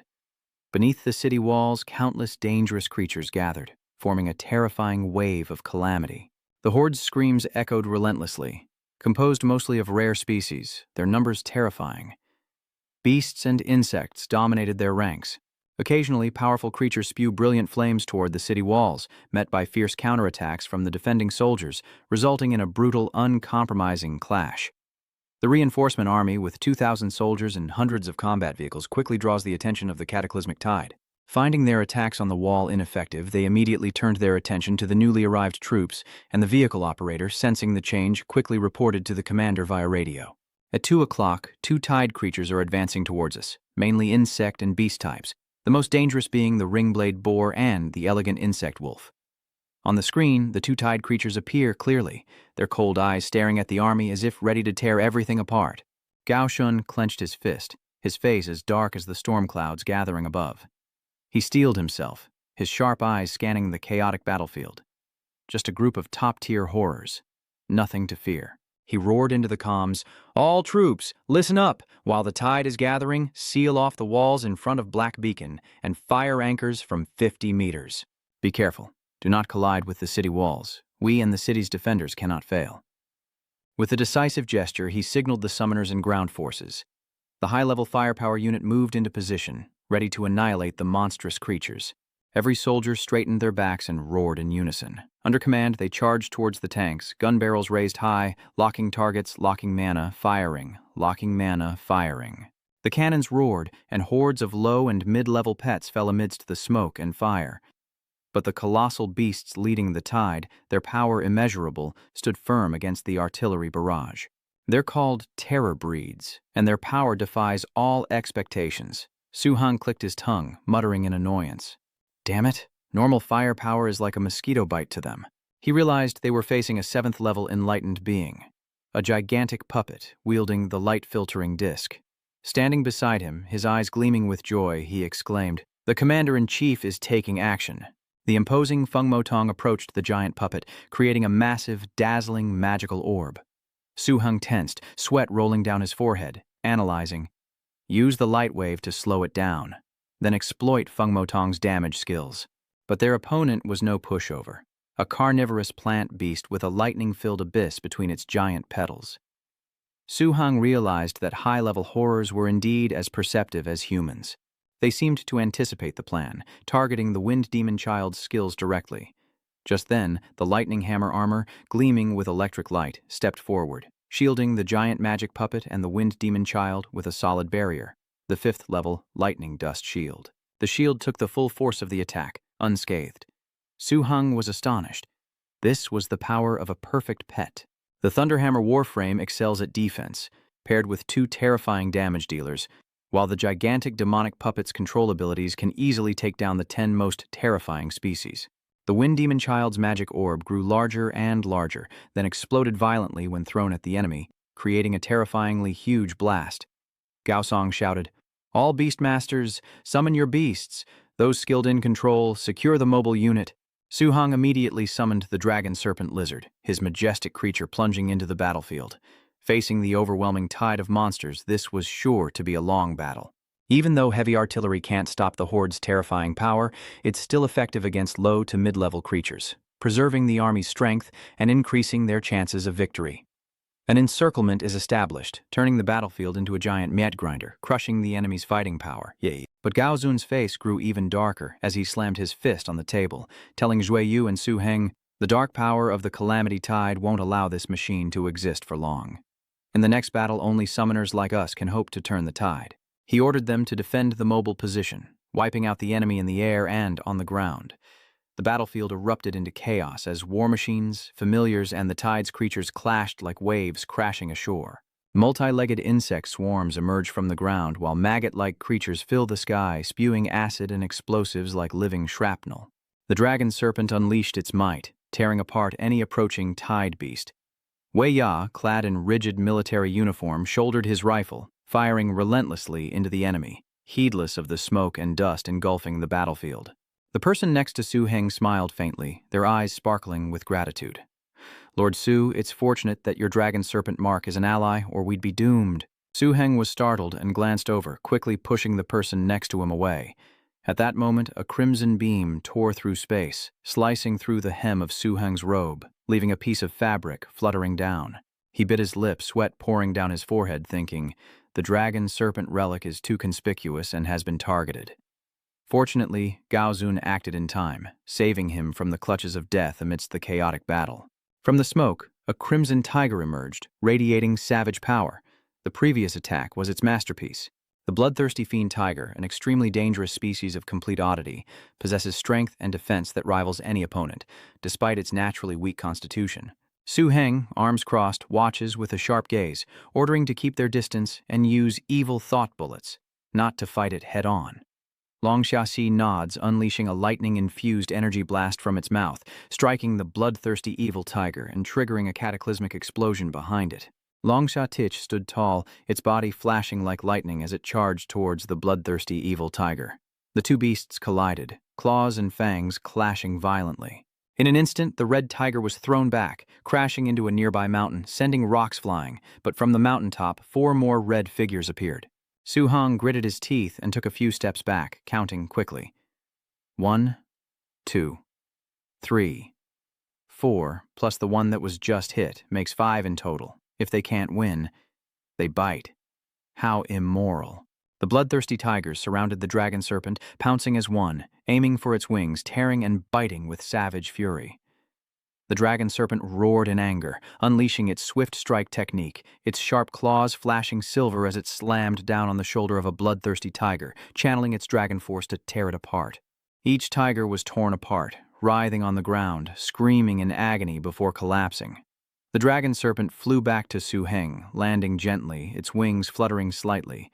But Su Heng couldn't help but worry. His eyes following the rapidly increasing number of bloodthirsty tigers, he thought to himself, this isn't a ring. Though the dragon serpent lizard heals quickly, this trade blows tactic will trigger the bloodlust of the bloodthirsty tigers, creatures known for their unity. The dragon serpent lizard bared its fangs and flapped its wings, creating a terrifying gust of wind that nearly made the bloodthirsty tigers flinch. The dragon's might skill erupts, engulfing them in crimson flames, causing the tigers to howl in agony. From inside the armored vehicle, Su-hung popped his head out and yelled, "I'll hold these two off. Make this quick." Wei below nodded firmly. Understood. Mission will be completed. Immediately, the armored tanks and fire support vehicles opened fire, cannons roaring as they targeted the two bloodthirsty tigers. The land ahead was engulfed in smoke and fire. The beasts were thrown back, screaming miserably in the air as the dragon serpent man seized the opportunity to tear through the earth and grab a blood-devouring tiger, beating it to a pulp. Gaozun watched intently on the screen, nodding in satisfaction. This disciple you've taken in is quite something. He can make beasts go against their instincts, use tactics, and combine skills. Shushuke laughed, his voice echoing, "And this kid's not bad. He surprised me back in Bearwood Forest, too. We might have lost the fire beacon without him." He was pleased, never imagining that this normally gentle person could be so fierce on the battlefield. With a bright smile, Su-heng gripped his guns and fired relentlessly into the horde. Shushu shook his head, a helpless and slightly reproachful look in his eyes as he watched Su-heng firing away on the battlefield. That kid. Before he could say more, 5 red dots flashed on the screen, signaling danger. With a face like stone, Gaozun immediately ordered everyone to be on alert. Something was coming. "Everyone, prepare yourselves." Shuke frowned and rushed towards Su-hung. From the ground, a massive crimson centipede emerged, its body undulating like a raging wave as it rapidly advanced toward Su-heng. Its razor-sharp legs crushed 2 armored vehicles in an instant, sending debris flying. Su-heng was shocked, his heart pounding, and he shouted, "A 5,000-leg armored centipede, a tower-level terror bug. Why is it here?" Over the communicator, Gaozun's voice rang out, calm but urgent. "Su-hung, focus on the enemy. I'll have the Firemane Lion protect you. Remember, this tide is unlike any before. There are far more dangerous creatures. They lie in wait within the tide of monsters, targeting humanity's elite forces. Without them, we're doomed. Proceed, but with extreme caution." From afar, the blazing Firemane Lion, a terrifying mid-tier species, charged like a raging inferno, scorching the path behind it, leaving a trail of black. In the sky, several flying dragons soared, their massive wings obscuring the light. Gaozun looked up, his eyes sharp. "They've started using aerial forces. Come on out." Amidst the vehicles, a colossal insignia blazes as Gaozun's main combat pet, the Thunder Demon Child, appears in its full might. Shushu, gripping the safety bar, shouts, "Old Gao, be careful. Aerial attacks are lethal against mobile units. Don't let them through." Gao nods, his eyes fixed on the battlefield. The Thunder Demon Child raises its hand, summoning bolts of lightning. The brilliant flashes tear across the sky, piercing 2 winged beasts, sending them screeching to the ground. Sweat dripped down Su-heng's forehead as he marveled at Gaozun's #1 powerhouse. But before he could recover, his vehicle was violently shaken by a tremor. The ground cracks open, and dust fills the air as Su-heng shouts in alarm.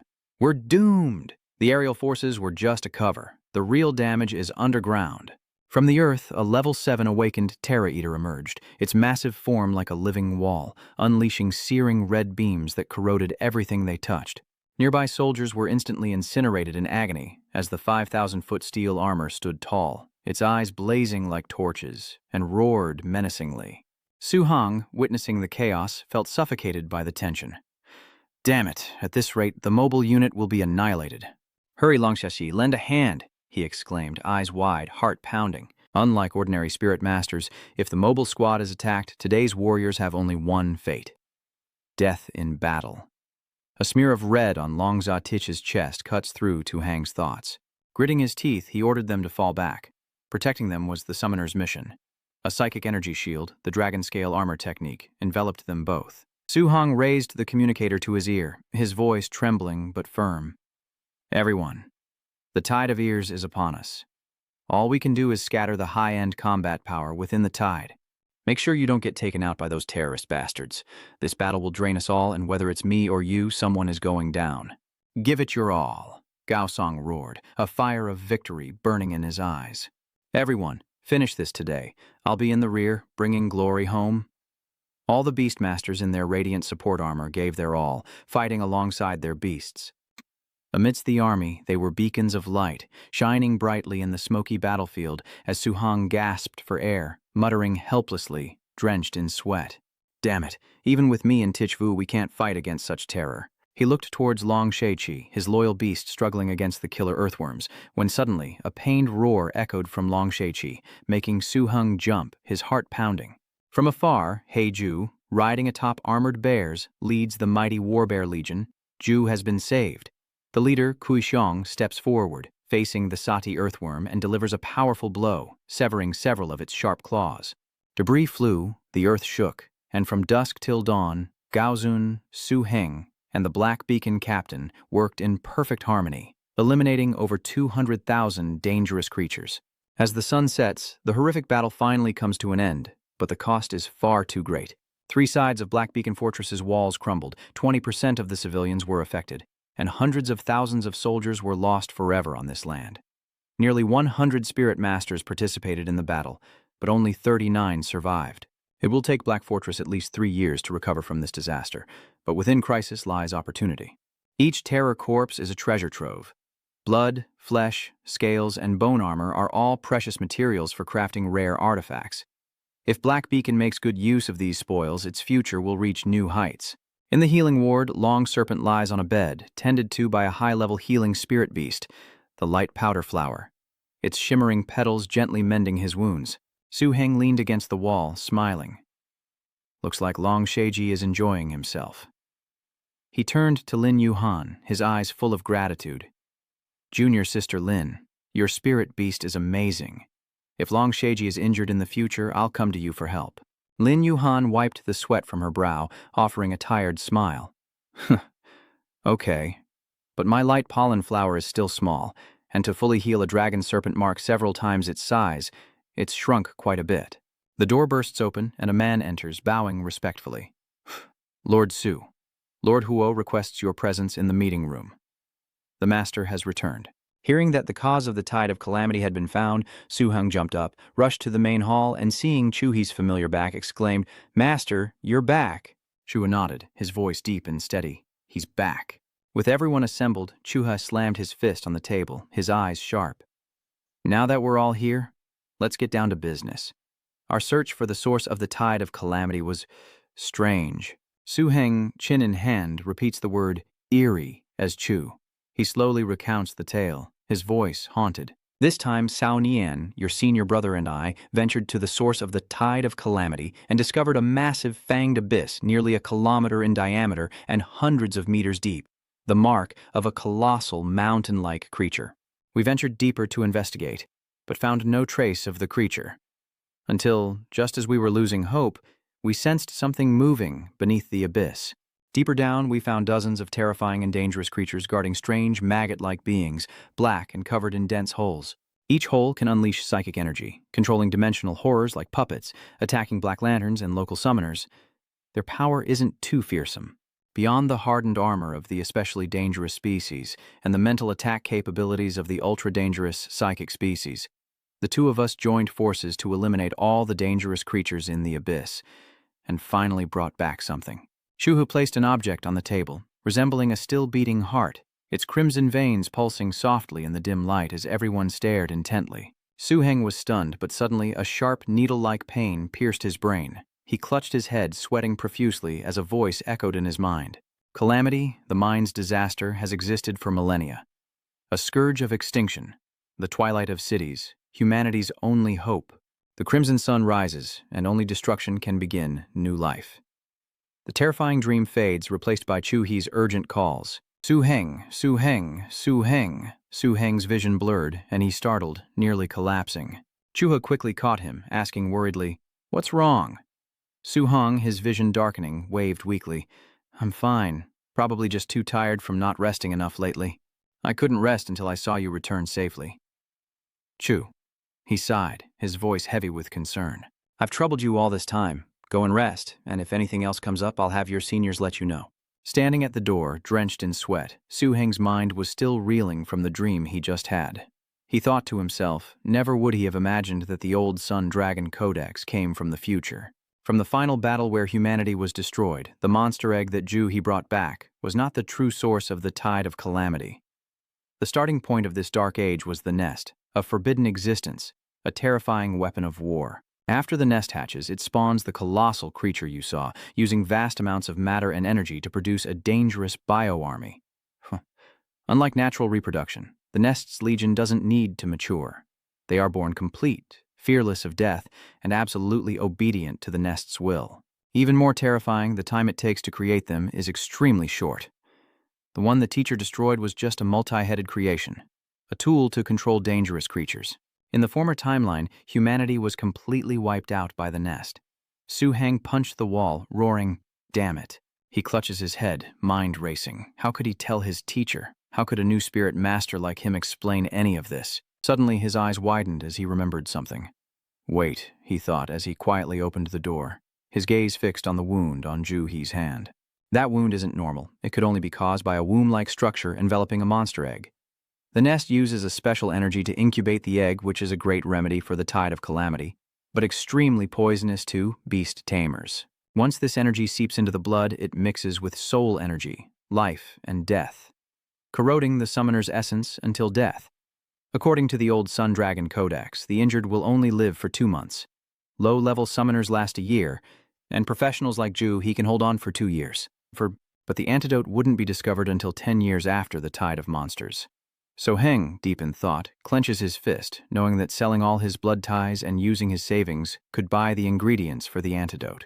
Starting with saving my teacher, I will change the future, he thought, his eyes burning with determination. In the bustling Blacklight District Market, Su-heng, fully equipped, navigates the throngs of people, his eyes scanning each stall. For the past 2 weeks, he has begun his plan to save his teacher. With each passing day, his heart burned with urgency, for every delay cost Master Ju-hee a month of his life. Su-heng sold all 68 bottles of blood affinity incense, carrying countless bags filled with delicate white vials of the serum, not keeping a single drop for himself. In addition, the rare materials from the Blood Forest ruins were sold off, bringing in a total of 23.5 million ganki, a huge sum. Su-heng counted the money, his eyes thoughtful, but he still shook his head. It's still not enough. He ran everywhere, borrowing from everyone he could, finally scraping together 30 million ganki, enough to buy 2 portions of the necessary materials. But tragically, 1 portion was ruined in the experiment, leaving him with only 1 chance. Standing before the experiment table, Su-heng prayed silently. Please, after going bankrupt to get these 2 portions, I must succeed. He frowned, lamenting that the strange energy was too difficult to deal with, a fusion of opposing life and death energies. After more than a decade of experimentation, researchers in the old Not Long Dian had discovered the perfect ratio to turn opposition into symbiosis. Su-heng carefully poured the solution into the vial, his eyes fixed with anticipation. Success is near. The chemicals on the table bubbled furiously as he shouted, next adding the potion to absorb energy from the pebbles by the stream of life and the fingernails of the Death Witch. He glanced at the experimental vial, dropping the ingredients into the fiery red solution. The surface trembled violently. A small explosion erupted, and smoke filled the air. Covered in soot, Su-heng stared at the stone in his hand, wondering, did it work? In the Beastman's kitchen, a salt sprite with a glittering golden spoon was busy cooking, as Su-heng secretly watched from the doorway, his eyes fixed on the golden dish.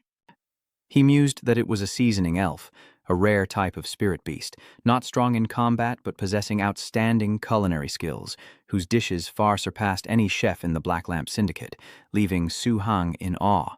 But few besides his master, Chu-hop, have tasted the culinary skills of his exclusive soup ladle elf. According to the former Not Long Dian, it has severe OCD. Su-heng signals the treasure-seeking beast pointing towards the salt sprite. The beast winks, raises a finger in understanding, turns invisible, and dashes into the kitchen, scattering the spice jars. The beast tamer spirit startles, roaring, and frantically rearranges everything before smiling contentedly. Meanwhile, the treasure-seeking beast secretly added Su-heng's ingredients to the soup, and Su-heng chuckled, indeed, he has OCD. If his master drinks this soup with my ingredient, he'll recover quickly. He'd never dream that I've cured his incurable disease. Meanwhile, in his office, Ju-hee pores over documents, his face pale. The wound on his hand reopens, a dark aura emanating as his pen falls to the desk. He grits his teeth. Not again? Damn it, at this rate I won't last much longer. This is insane. Looking at the wound, he muttered, we can't tell those youngsters. After the Great War, we need to stabilize morale. He sighed, his eyes full of worry, when the food cart was suddenly pushed in by a goblin, drawing his attention. Looking at the soup, Chuha smiles wryly, wondering how many days like this are left. Ah, well, the younger generation will have their own fortune. As one generation of city lord falls, another will rise to take their place. I remember when I did. He lifted the bowl, took a sip, and his eyes widened in surprise, praising, "I never expected your soup to have such a wonderful effect. Did you add a new ingredient today?" The soup ladle sprite shook its head, bewildered. "Strange. Did someone enter the kitchen?" Juhi snaps his fingers, activating the surveillance system. On the screen, a clear image of Su Heng and the treasure-hunting beast appeared. He smiled slightly. "If it's really Su Heng, then I understand." Flipping through the reports, he muttered, "Blood affinity incense can increase the intimacy of spirit beasts. I thought he was using my name to make money." Reading the news about Su Heng, he couldn't help but be surprised. He exchanged all his contribution points from the city defense for money, borrowed from everywhere, gathered a few million gang coins, and spent it all in a few days at the Blacklight Market, buying strange ingredients. I was going to call him over and scold him. Juhi held his head but suddenly smiled. Looks like he knew I was injured and started taking action. He bankrupted himself, secretly slipped medicine into my soup. Foolish boy, what could escape the eyes of the Blacklight Pavilion's master? He folded the newspaper, his eyes gleaming.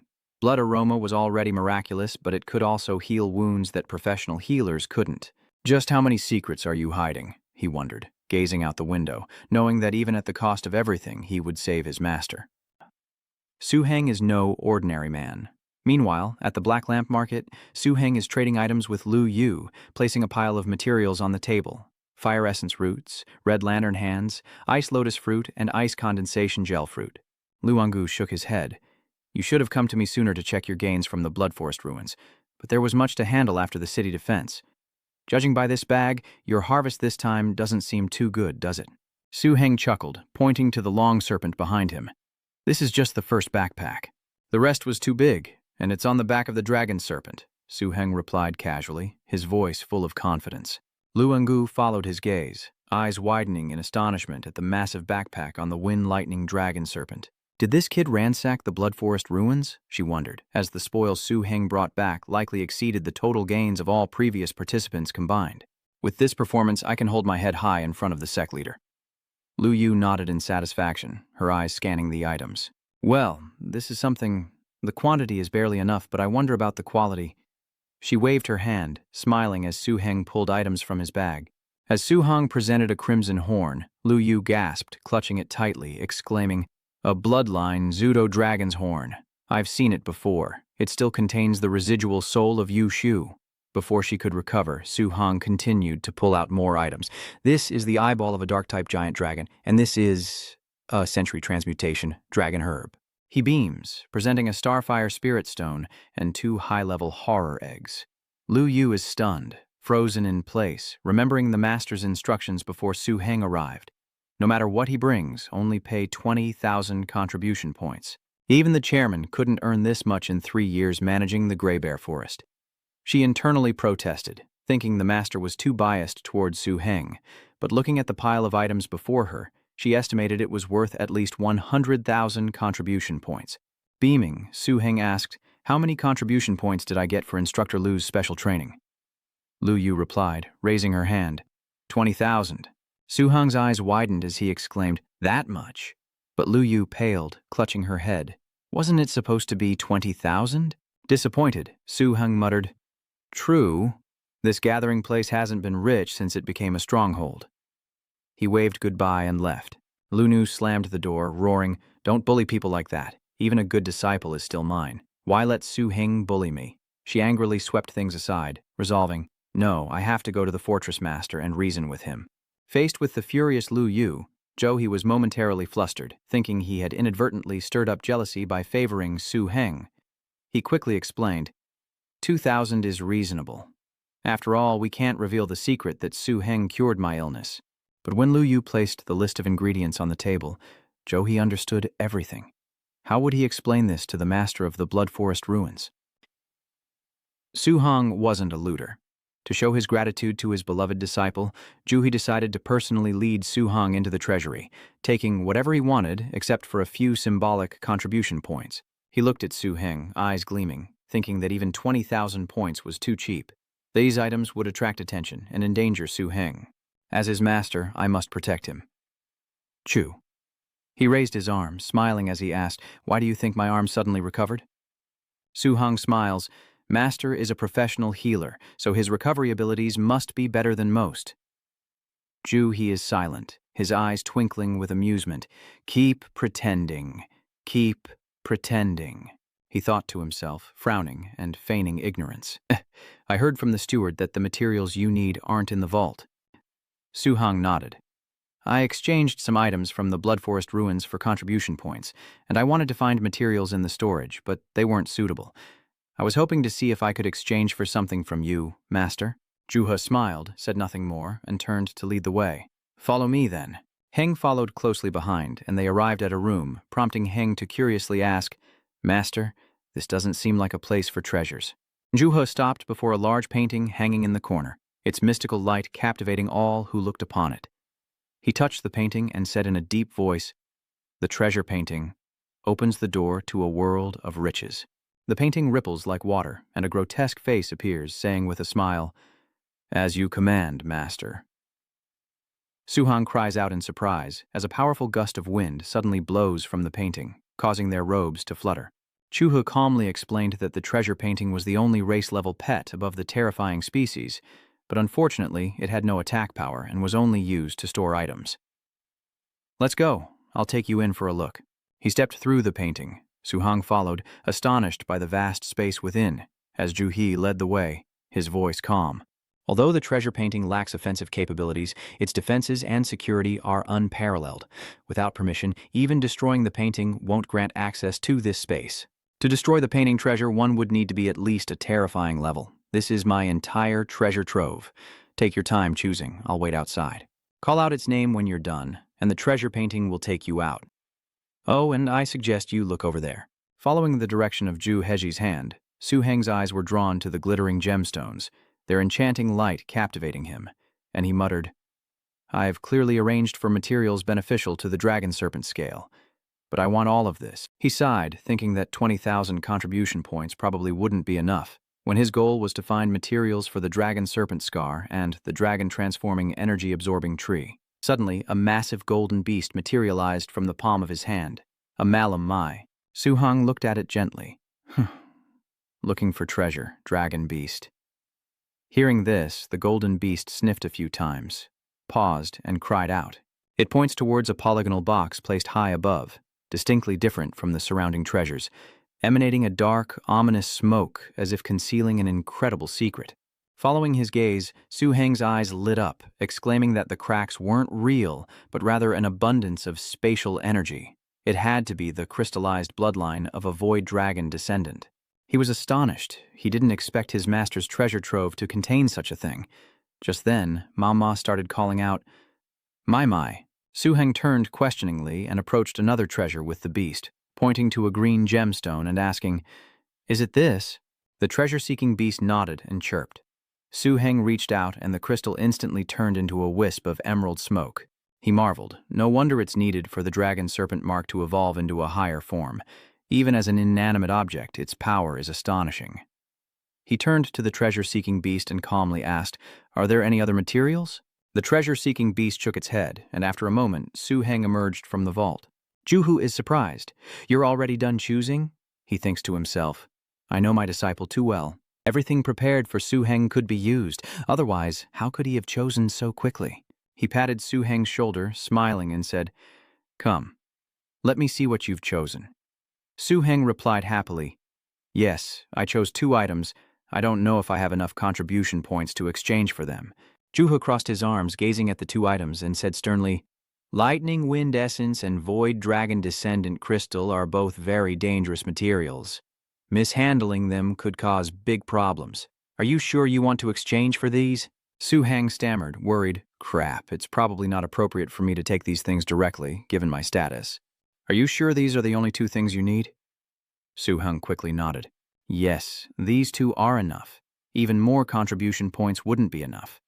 Hearing this, he thought angrily, So, you do know it's not enough. The essence of thunder alone is worth over 20,000 contribution points, not to mention the Void Dragon Descendant Crystal. This kid has a discerning eye, passing over so many good things to take items worth 800,000 points. Seeing Ju, his gloomy expression, Su-heng tremblingly asks, "Master, is it not enough?" Chu-hei was taken aback, then laughed. "Not enough? There's plenty left over. I'll only take 2,000 points from you." Su-heng covered his mouth, delighted. "Is that all it's going to cost? Shouldn't we call Lin Zhen and Sister Ju to exchange them too?" Upon hearing this, Chu-hei felt like vomiting blood, but he still put his arm around Su-heng's shoulders and said with a smile, "I'll have someone deliver these 2 items to your house later. Su-heng, just focus on yourself. You don't need to worry about Lin Zhen and the others. Just make good use of these 2 ingredients. Your master eagerly awaits your progress." Su-heng nods firmly. "Yes, master, rest assured, I will do my best." Chu. He covered his mouth and smiled with satisfaction, then suddenly remembered. "Oh, right, I've examined those 2 eggs of yours." Su-heng is puzzled. "Yes, the 2 terrifying eggs you brought back from the Blood Forest ruins." Chu. He stroked his chin thoughtfully. "Logically, you could have kept them, but you selflessly handed them over to the academy.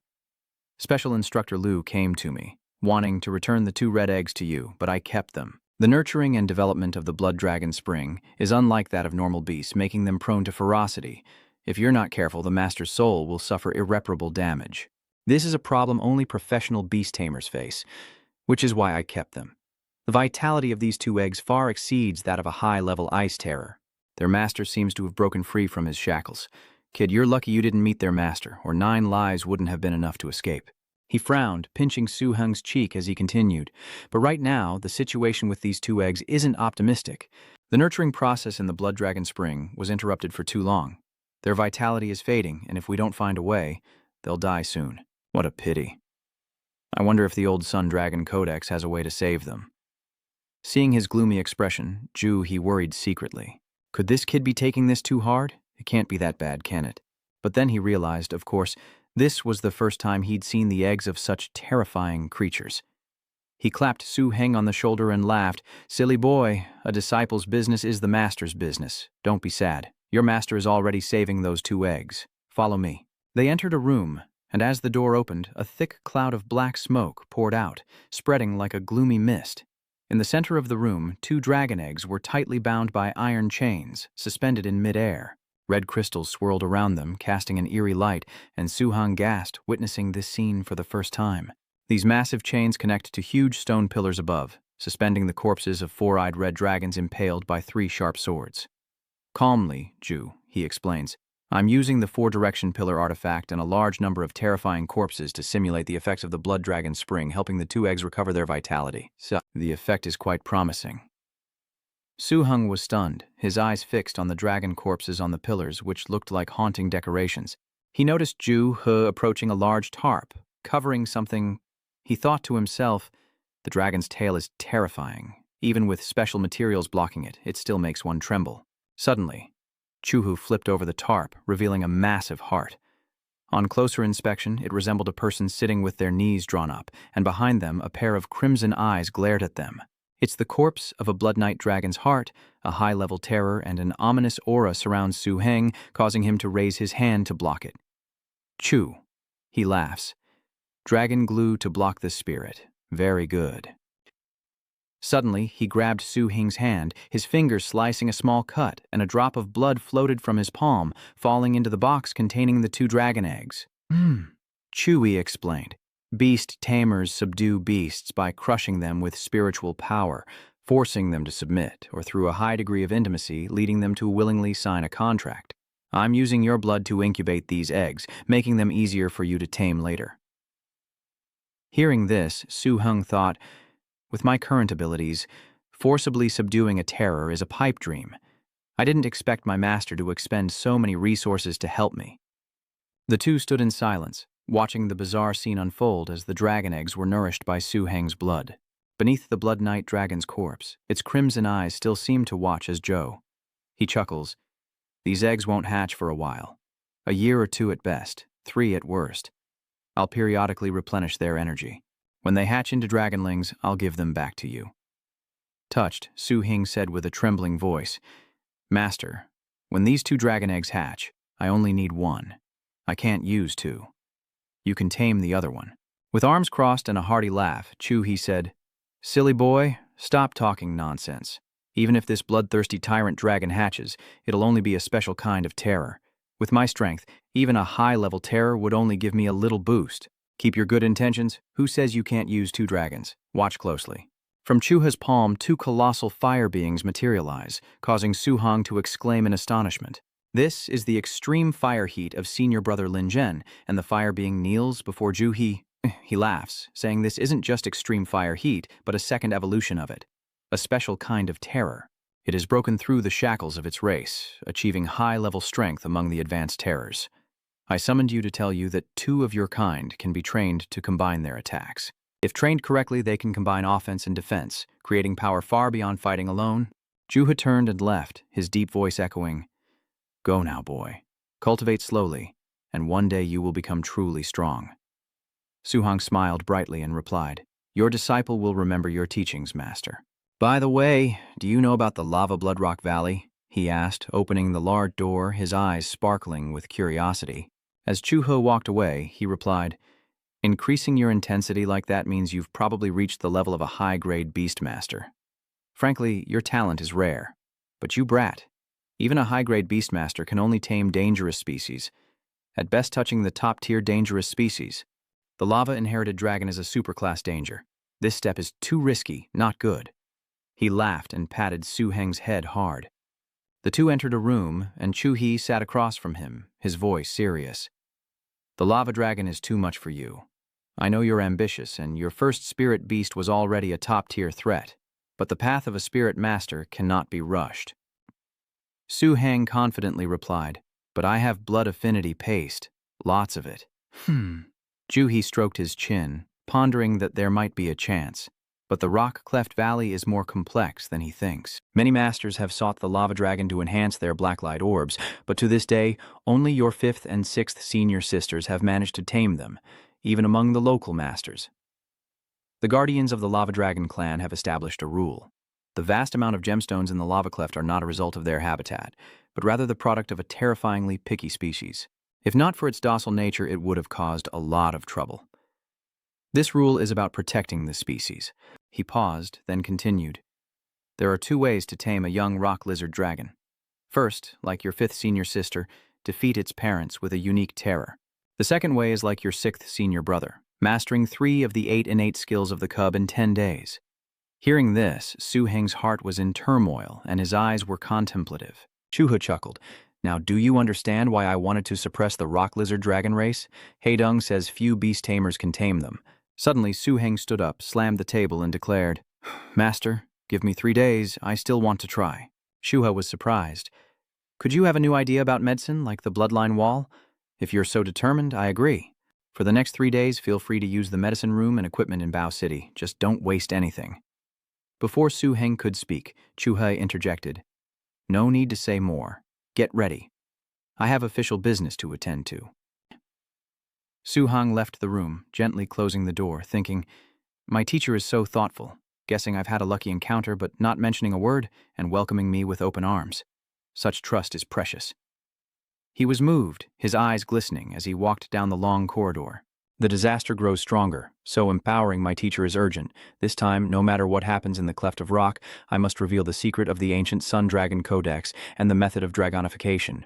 For the next 3 days, Su-heng was incredibly busy, barely finding time to rest, as the rock-spicy dragon possessed 3 elements, rock, dragon, and destruction, and mastered 8 innate skills. With only 3 days, Su-heng chose the most familiar training method, prioritizing dragon might and dragon strength. 2 dragon-type skills he had mastered, followed by petrification, rock-type defense, and destruction-type foothold. Relying on the old Sun Dragon canon, he began to create skill-enhancing elixirs. Luckily, these skills were relatively basic, and the materials weren't too expensive. Su-heng breathed a sigh of relief. Otherwise, he wouldn't have been able to afford it.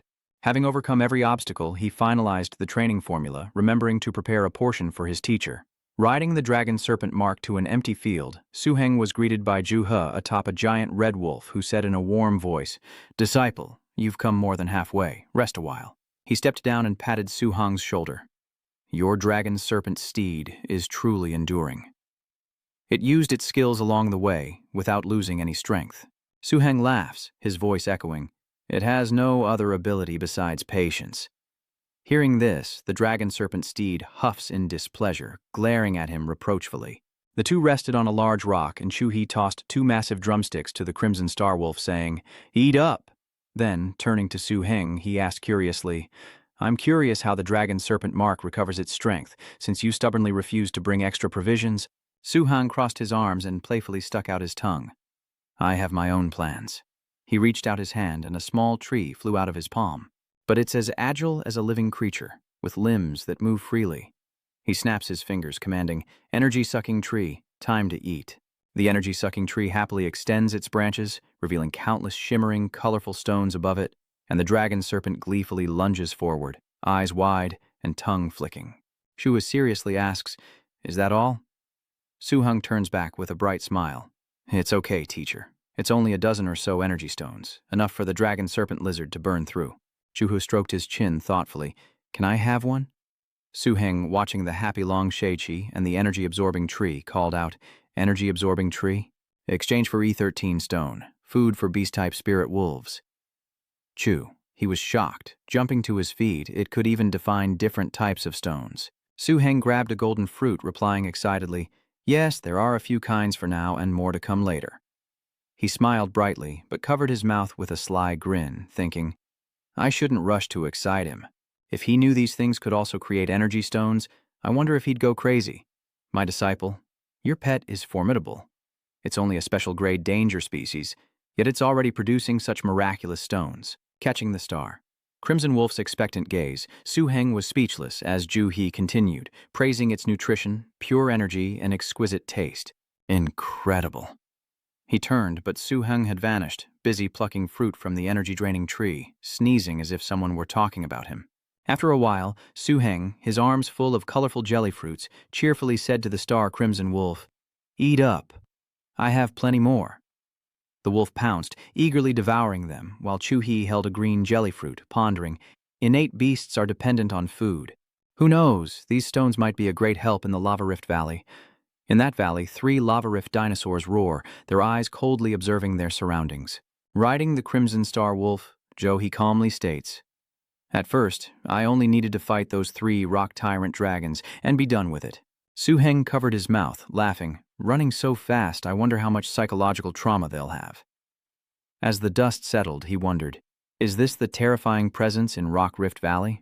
Last time he passed through, he sensed nothing. Suddenly, he looked at Chu-He, whose face had turned stern, his eyes fixed on something as a fiery aura emanated from his body. The crimson wolves growled, their red eyes wide, faces tense as if wary of something. A moment later, the Crimson Union and Chu-Hee returned to normal, the red aura fading away. He turned and smiled. "I've greeted the guardian of this clan. Your turn next. As long as you follow the rules, you'll be safe. My guidance ends here. The rest is up to you." Su-Heng nodded, his voice filled with excitement. "Yes." He approached a massive crevice and shouted, "Rockfoot, true dragon, I'm here." From within, a strong wind blew out, causing his cloak to flutter. Inside the cave, adorable baby dragons playfully frolicked among white crystals. Su-Heng and the treasure. Seeking Beast watched the peaceful scene from afar, and he says, "Do you think I'd be in big trouble if I took a pot of these baby dragons back to the gathering place? Which one should I choose? I want them all." The treasure-seeking beast whines in dissatisfaction. "Machima." Su-Heng turned, puzzled. "Do you have a way?" The treasure-seeking beast pointed to the young dragons playing by the crystal, when suddenly one clumsily bumped into the rock, then angrily roared, gathering a burst of energy that shattered the stone. Su-Heng's doubts faded. Common rock spine dragons don't mature for 3 months, but these hatchlings have already learned Aura Break, Dragon Might, and Dragon Fist. Looking at the cracks on the Starstone, they've already mastered 3 of the 8 innate skills. To pass the test, he must help them with 3 more skills in 10 days. He retrieves a vial glowing with emerald light, his eyes gleaming with determination. He pondered, muttering about the difficulty of the challenge, not just an increase in rank, but with the aid of elixirs. Attempting a breakthrough wasn't impossible.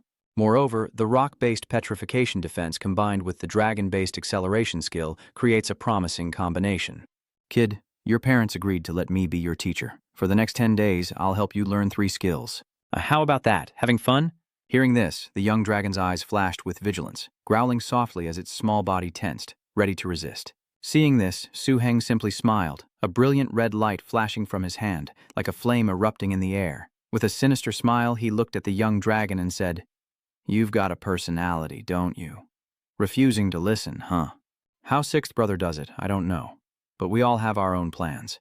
With that, a massive tree suddenly sprouted from Su Heng's hand, its branches lush and full of life. Pointing to the tree, he says with confidence, "Energy absorption tree, plant type FO1, rock type dragon species." Immediately, the young dragon's eyes light up. Fruits of every color appeared on the tree in a flash, glittering like jewels as Su Heng plucked a bright red one and offered it to the young dragon, his voice gentle but tempting. "Don't worry, you don't have to learn. Let's be friends, and you can try this." He offered the bright red fruit to the young dragon. The little dragon eyed the fruit suspiciously, then slowly approached and sniffed it. Suddenly, it snatched the fruit, all caution abandoned. Sitting down, the baby dragon hugged the fruit, devouring it. One bite in, it made an adorable sound, its face revealing pure delight, lost in the sweet flavor. After eating one, the young dragon immediately lost its haughty demeanor, trotting around Su Heng, flattering him, its eyes sparkling as if asking for more. Seeing this, Su Heng smirked, thinking that even the most fearsome dragon couldn't resist such deliciousness. Suddenly, he clutched his face in mock pain, letting out dramatic sobs, though not a single tear fell. Feigning disappointment, he sighed regretfully. "Even though I prepared such a delicious reward, you still don't want to be my student. I guess I'll just have to leave." Hearing this, the young dragon was immediately flustered. It cried out in confusion, and seeing that Su Heng continued to walk away without hesitation, it hurriedly followed, rubbing against his leg in an attempt to curry favor. On the surface, Su Heng feigned reluctance, forcing a smile. "If you don't like me, I won't force you." But in his heart, he gloated, "Got you, kid." In the fiery rock valley, a man and a dragon walked side by side, their silhouettes blending in the dazzling sunlight as Su Heng faced the young dragon, his eyes sharp but warm. He thought to himself that the first step in training a dragon is to eliminate its resistance. Only by creating a bond can your will and teachings reach the dragon's heart. This is a challenge that even seasoned masters struggle with, often wasting precious hours. Su Heng glanced at the military watch on his wrist, realizing that less than half an hour had passed. He smirked, thinking, this process definitely can't be slower than Senior Brother Liu and the others. Of course, if Senior Brother Liu knew Su Heng's thoughts, he'd probably be spitting blood. Su Heng gently looked at the young dragon, its eyes shining like headlights, full of eagerness and anticipation. He smiled, his voice gentle but with a hint of seriousness. "I know you're eager, but don't be so impatient. You can only eat this fruit when you've learned a new skill, so I need to train you in skills like Dragon Fist, Dragon Strength, and more." Hearing this, the baby dragon on the rock frowned, its sharp claws flashing with a cold light. It growled, its face contorted with obvious resentment, and suddenly its anger exploded, the dragon's eyes blazing like two red-hot flames. With a mighty stomp, its tiny foot slams into the ground, creating deep fissures that spread outwards. Su Heng watches in astonishment, realizing it's the Annihilation System's Earth Stomp. Just how terrifying is its talent? It mastered the destruction skill with a casual outburst? So, does that mean it only needs to learn 2 more skills to succeed? Overjoyed, he approached the young dragon, tossed it a bright red fruit with a beaming smile, and said, "Here, a reward for you." The baby dragon immediately hugged the fruit, its face filled with adorable joy, a stark contrast to its earlier ugly anger. Su Heng had thought controlling the disruptive energy flow of the star-shattering system to unleash the ground-shattering skill would be a difficult challenge. But for a dangerous rock-based creature, mastering petrification should have been a piece of cake. Yet the results were the opposite of what he expected. A day passes, and the young dragon receives fruit after fruit from Su Heng, but the rockification skill shows no progress, and even the skill enhancement potion has no effect. Su Heng frowns, puzzled by what's happening. Meanwhile, the little dragon was still happily ramming its head into a large rock, oblivious to Su Heng's weary observation. He sighed, his voice full of helplessness. Actually, training the petrification skill is simple. You just need to keep ramming into rocks, honing your body. The pain will trigger a natural defense mechanism, releasing petrification to avoid injury, and the skill will be learned. Suddenly, Su Heng clutched his head, shouting in despair, "But it's been 6 days! Does this kid even feel pain?" The young dragon seemed oblivious to his complaints. It innocently ran over, circling Su Heng's legs, its eyes sparkling as it made adorable whimpering sounds as if demanding a reward. Seeing its innocent face, Su-hung could only sigh and chuckle bitterly. Here, this is for you. He opened his backpack and took out a bright red fruit. The little dragon's eyes lit up as it eagerly rushed forward, but a gloomy Su-heng muttered, I said, less than 50 stabs gets you 1 fruit. I suddenly feel like these 6 days with this kid have been a waste. He approached the little dragon, who was now sitting on the ground, its eyes sparkling, obediently waiting for its reward. Lost in thought, Su-hung absent-mindedly walked forward, not watching his step. Suddenly, he tripped on a rock, falling headlong. The red fruit flew from his hand, and the little dragon instinctively leapt, catching it, but in its focus it failed to notice the large boulder ahead. Too late, the dragon suddenly turned to stone, successfully catching the fruit. It turned and slammed its back into the boulder, causing the poor rock to crack and crumble. After the powerful blow, Su-heng groggily got up, brushing the dust off his clothes. He looked up at the young dragon, a glint of satisfaction in his eyes. So it knows petrification. I think I know how to train this little one. With that, he pulled a bright red fruit from his pocket, tied it to a long piece of ordinary string, and approached the young dragon with a sharp look in his eyes. Listen carefully. If you can catch this, it's yours. You can eat as much as you want, understand? As he spoke, he gently swung the fruit, creating swirls in the air, and the young dragon's eyes lit up, its little tail wagging excitedly, signaling Su-hung it was ready to begin. Seeing this, Su-hung smiled, his voice low and challenging. Then, let's begin.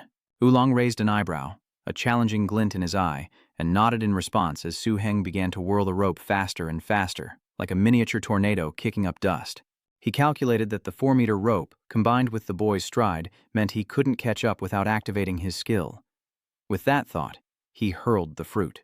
Oolong immediately gave chase, his small frame darting like lightning, and seeing him use dragon walk, Su-hung couldn't hide his joy. Sweat streamed down his forehead as he excitedly yelled, Yes! I finally did it! Suddenly, a massive blue dragon appeared behind him, its colossal form stirring up clouds of dust. From a distant cliff, Juhi watches with a beaming smile, congratulating him. Well done, kid. Having successfully passed the trial, he leaped from the towering cliff to the ground, as light as a falling leaf. Surprised, Su-heng turned around. Master, what brings you here so early? Chuha laughs heartily, his voice echoing. Your performance was excellent, far beyond my expectations. If the Rockthorn War Dragon test is verified, then you've passed, and this dragon hatchling is yours. Seeing his student's success, Chuhi felt as satisfied as if he himself had tamed a rare dragon, the feeling of one who has found a successor. The next morning, as he left Rock Ma Valley, Su-heng had gone 3 days without the aid of bloodline incense, yet he had successfully formed a pact with the dragon hatchling. The spiritual power from the bonding ritual elevated Su-heng's cultivation, unlocking new content in the ancient Sun Dragon Codex. Turning the pages, Su-heng's eyes lit up as he whispered that there were over 35 routes to achieve the Stone Rock Dragon transformation. Of all the dragon transformations, Su-heng chose a path of terrifying power and focused on defense. The reason is simple. The intensity of this dragon transformation method and the required materials are the most realistic for him. Transforming into a stone-armored dragon. Article 19. Combine the Star Rock Throne Dragon with the heart of a mountain rock beast and a heavy stone-broken ring of deep earth. 5,000 milliliter of rock-based dragonkin essence, combined with a shatter-type dragonkin essence and a dragon transformation ritual, creates a double-pillar rock dragon. After breaking the book's seal, 11 clauses about the nightmare species were fully recorded. Su-hung muttered, In the current records of Blacklight City, these 2 types of terror shouldn't be too difficult for you to subdue, teacher. Their transformation ritual is quite achievable, too. From this, teacher, you will obtain a nightmare dragon. In the Black Lighthouse's study, Johi sat in contemplation, a thick stack of documents from Su-heng in his hands. He scanned each page, his expression troubled, before looking up at Su-heng. Disciple, are you sure you know what you're saying? I'd love to have a nightmare beast, but every aspect of these dangerous creatures' evolution is a natural result of survival. The strong devour the weak. This is common knowledge.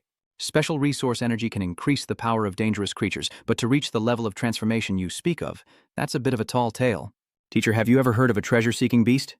Chuhi frowned slightly, then chuckled in response. A mystical creature with the ability to seek treasures. Very rare indeed. Suddenly, a strange sound cut him off. Surprised and frozen, he stared wide-eyed at the golden creature before him, speechless. Not wanting to shock his master for too long, Su-hung calmly explained, Master, this little guy is actually a treasure-seeking beast, evolved through transformation. The method of transformation is through content like my paper. If you don't believe me, I can take you to the treasure realm for a try. Master, I won't hide anything from you. Not only does it seek treasures, but my initial dragon snake was actually a scale worm species. It uses this method to achieve species transformation and evolution. So, you want to use the treasure hunting beast you found in the Blood Forest ruins and research this type of transformation to heal my hand? Su Heng's expression suddenly turned serious as he stepped closer, his voice deep but firm. Master, the tide of calamity will return, and it will become more frequent. When I saw you injured last time, I wanted you to gain strength as quickly as possible to deal with the coming tide. Please forgive me for not revealing the whole truth, but please, just try it once with me. Hearing this, Johi was momentarily stunned, his eyes revealing a mix of horror and doubt. Foolish disciple. The tide only appears once every few years. How could it be continuous in such a short time? If that's the case, the gathering place would have been destroyed long ago, and I fear it will be many years before I have the luck to face the tide of calamity a third time.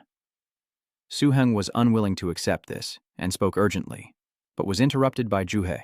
He looked at him sternly, his voice deep but warm. Foolish boy, since you entered my tutelage, even if I questioned it, have I ever said I wouldn't go? My disciple, with such filial piety, whether or not I face another tribulation, I am willing to go with you. Go and prepare. Upon hearing this, Su Heng froze, staring blankly at Zhou He, before bowing with his hand over his heart, his voice filled with joy. Yes, then I'll go prepare. Juhe watched Su Heng leave, a gentle smile gracing his lips. He thought to himself that every master trainer has secrets hidden deep within their heart, and he is no exception. Seeing him seize these opportunities seems to be greatly connected. As Su Heng disappeared from sight, Chu He sighed and muttered, "The greater the matter, the harder it is to see its true nature." This transformation technique alone, whether righteous or evil, a blessing or a curse, is impossible to foresee. Su Heng, this child has a sincere heart. As your master, I will help you overcome this trial. My disciple is under my protection. Beneath the crescent moon, light pierced through the darkness, illuminating every hidden corner. Upon a stone slab, smoke billows from a crackling fire as two people and two beasts huddled together. Su Heng chuckled, saying to Zhu He, "Master, aren't you being a bit too strict?" He glanced at the two obedient beasts beside him. A moon demon bear, a top-tier terror, and an ice crystal lion dragon, a special-tier terror. Chu. He calmly replied, "Dangerous creatures have always worshipped the strong. The higher their status, the more this is necessary. They must remember to be respectful, and respect stems from fear." Hearing this, Su Heng grinned, thinking to himself how pitiful these two must be. I even prepared blood aroma, but Master didn't need it. These two already fiercely dominated the area, becoming renowned terrors. And yet, facing the Master's violent training, they could only be beaten. Beaten until injured, healed, and then beaten again. He beat them until they submitted, glancing at Chu He with a sly grin. Chewing happily, Yuhub's eyes twinkled as he pondered the special materials needed to meet his requirements. Self-enhancement would bring true benefits. He had those two dangerous creatures completely figured out. Though he may seem ruthless, Chu. He is indeed a formidable powerhouse. By the crackling fire, Su Heng and Chu Hu ate and talked. Suddenly, Su Heng sighed, his voice low. "It's been 2 weeks since we left Blacklight City." He pointed to the branch sticking out of the bag. "Of the 6 dragon transformation materials the ice crystal lion dragon needs, I've only obtained 2, and for the moon demon bear, I've only found 1.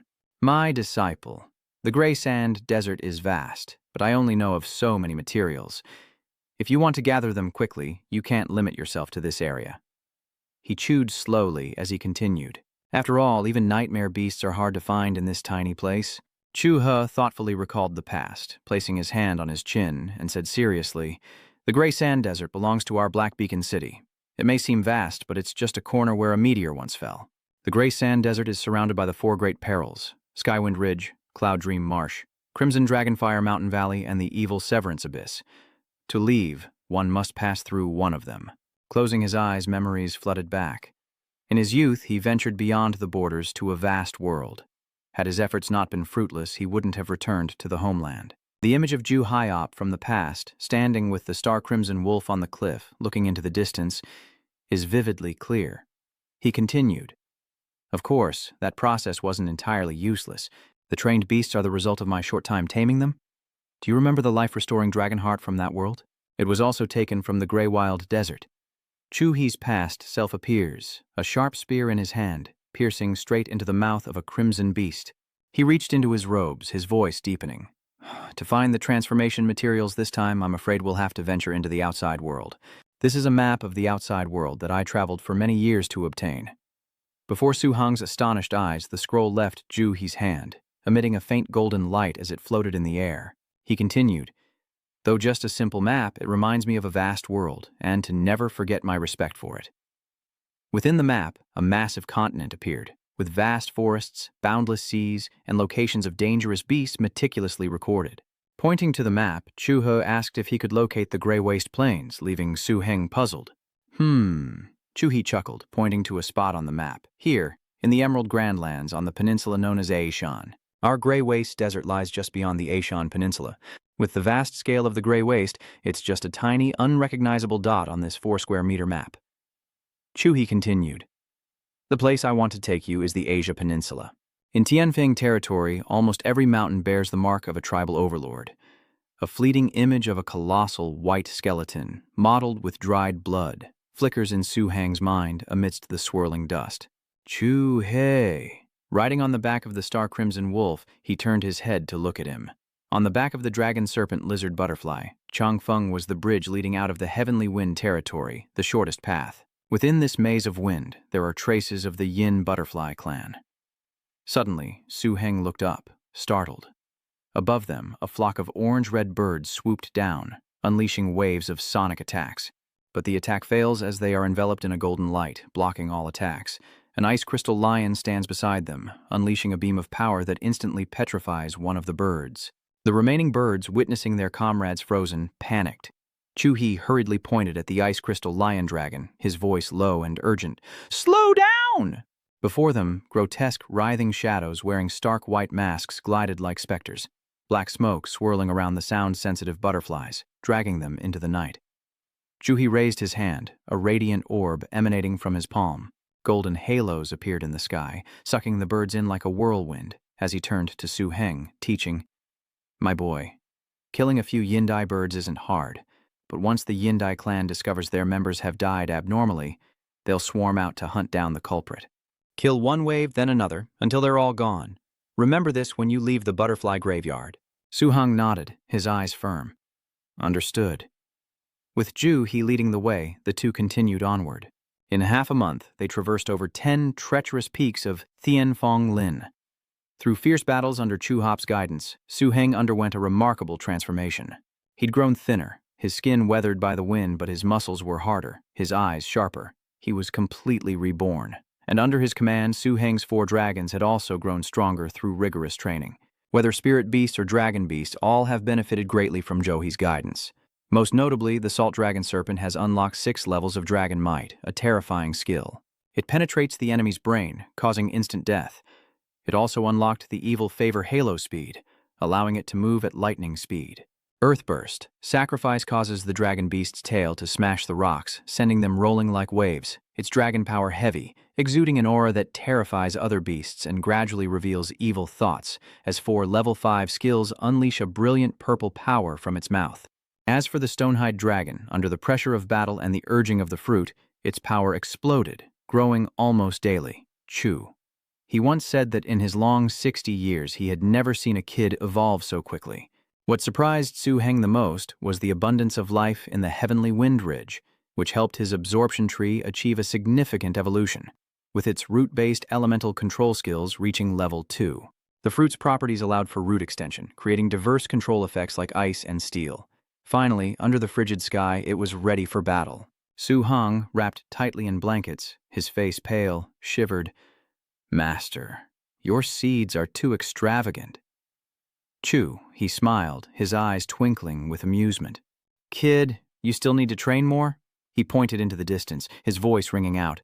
"Don't worry. Once we get through Snowsplit Peak, we'll basically be through Skywind Ridge." He casually opened a ration jar, scooping out food as he continued. "However, we'll have to stay at Snowfierce Peak for a while. A request from 2 years ago that I didn't intend to fulfill, but now that we're passing through Tianfeng Ridge, we might as well complete it. It might even benefit you." Su-heng was stunned, his mind full of question marks. "A request? What request is this?" He looked up, his eyes curious as he gazed at Juhe. On the snowy path of Tuyet Liet Peak, the two followed the cliffside. The commission Chu-He mentioned originated from the Beast Tamers Association in Goldstream City, a true metropolis, a melting pot of advanced civilizations. Unlike the desolate Black Lamp Desert, a Sun Peninsula isn't divided by the four great perils. Here, if a Beastmaster hasn't awakened by the age of 18, they must find other work to survive. But thanks to year-round cultivation, the pressure for food is greatly reduced. The increasing number of beast tamers has strengthened the defenses against dangerous creatures, creating a harmonious cycle. Because of this advantage, Flowing Gold City boasts a professional Beast Tamer Association, an organization that provides a channel for communication, unlimited resources for beast tamers, with minimal restrictions on behavior or membership. Chu-He looked at Su-Hing and said in a deep voice, "Besides providing a platform for exchange, the Beast Tamer Association also evaluates the ranks of beast tamers. I'm also a member of the Beast Tamers Association in Goldflow City, and that request was issued by Goldflow City 2 years ago." Su-Hyun asked curiously, "Master, has this request been valid for 2 years?" Chu-Hyop smiled and replied, "Of course, it's a special request with no time or completion limits. 2 clear beast footprints mark the white snow. Chu." He points to them, his eyes twinkling with amusement. "What kind of mission do you think this is?" Su-Hong studied the tracks, analyzing them in his mind before his eyes lit up and he spoke excitedly. "Could it be a pet capture mission?" Chu-He glanced at Su-Hing, her sharp eyes beginning to explain. The Tamer Association's request is to capture a special and extremely dangerous creature called a snow sprite. Rare, even in the outside world, but often found in the snow-split peaks of the Heavenly Wind domain. He paused, picturing a snow spirit with sparkling eyes and a body as white as snow, a unique and formidable species forged by the ice powers of the natural world. They can't reproduce, making them extremely rare and highly sought after. What makes them special is that they create a valuable resource, the Ice Heart Snow Transformation, a rare treasure for spiritual cultivation. Following the tracks in the snow, Chu-He and Su-Hung continued their conversation. As he explained that in the Royal Spirit Association, a snow spirit was worth more than even a rare Terror-class cub. Su-Heng frowned, his voice full of doubt. Such high value, yet their combat power is only slightly below that of a Terror. "Hasn't this species been completely captured yet?" Chu, he asked seriously, his eyes closed. "Of course not.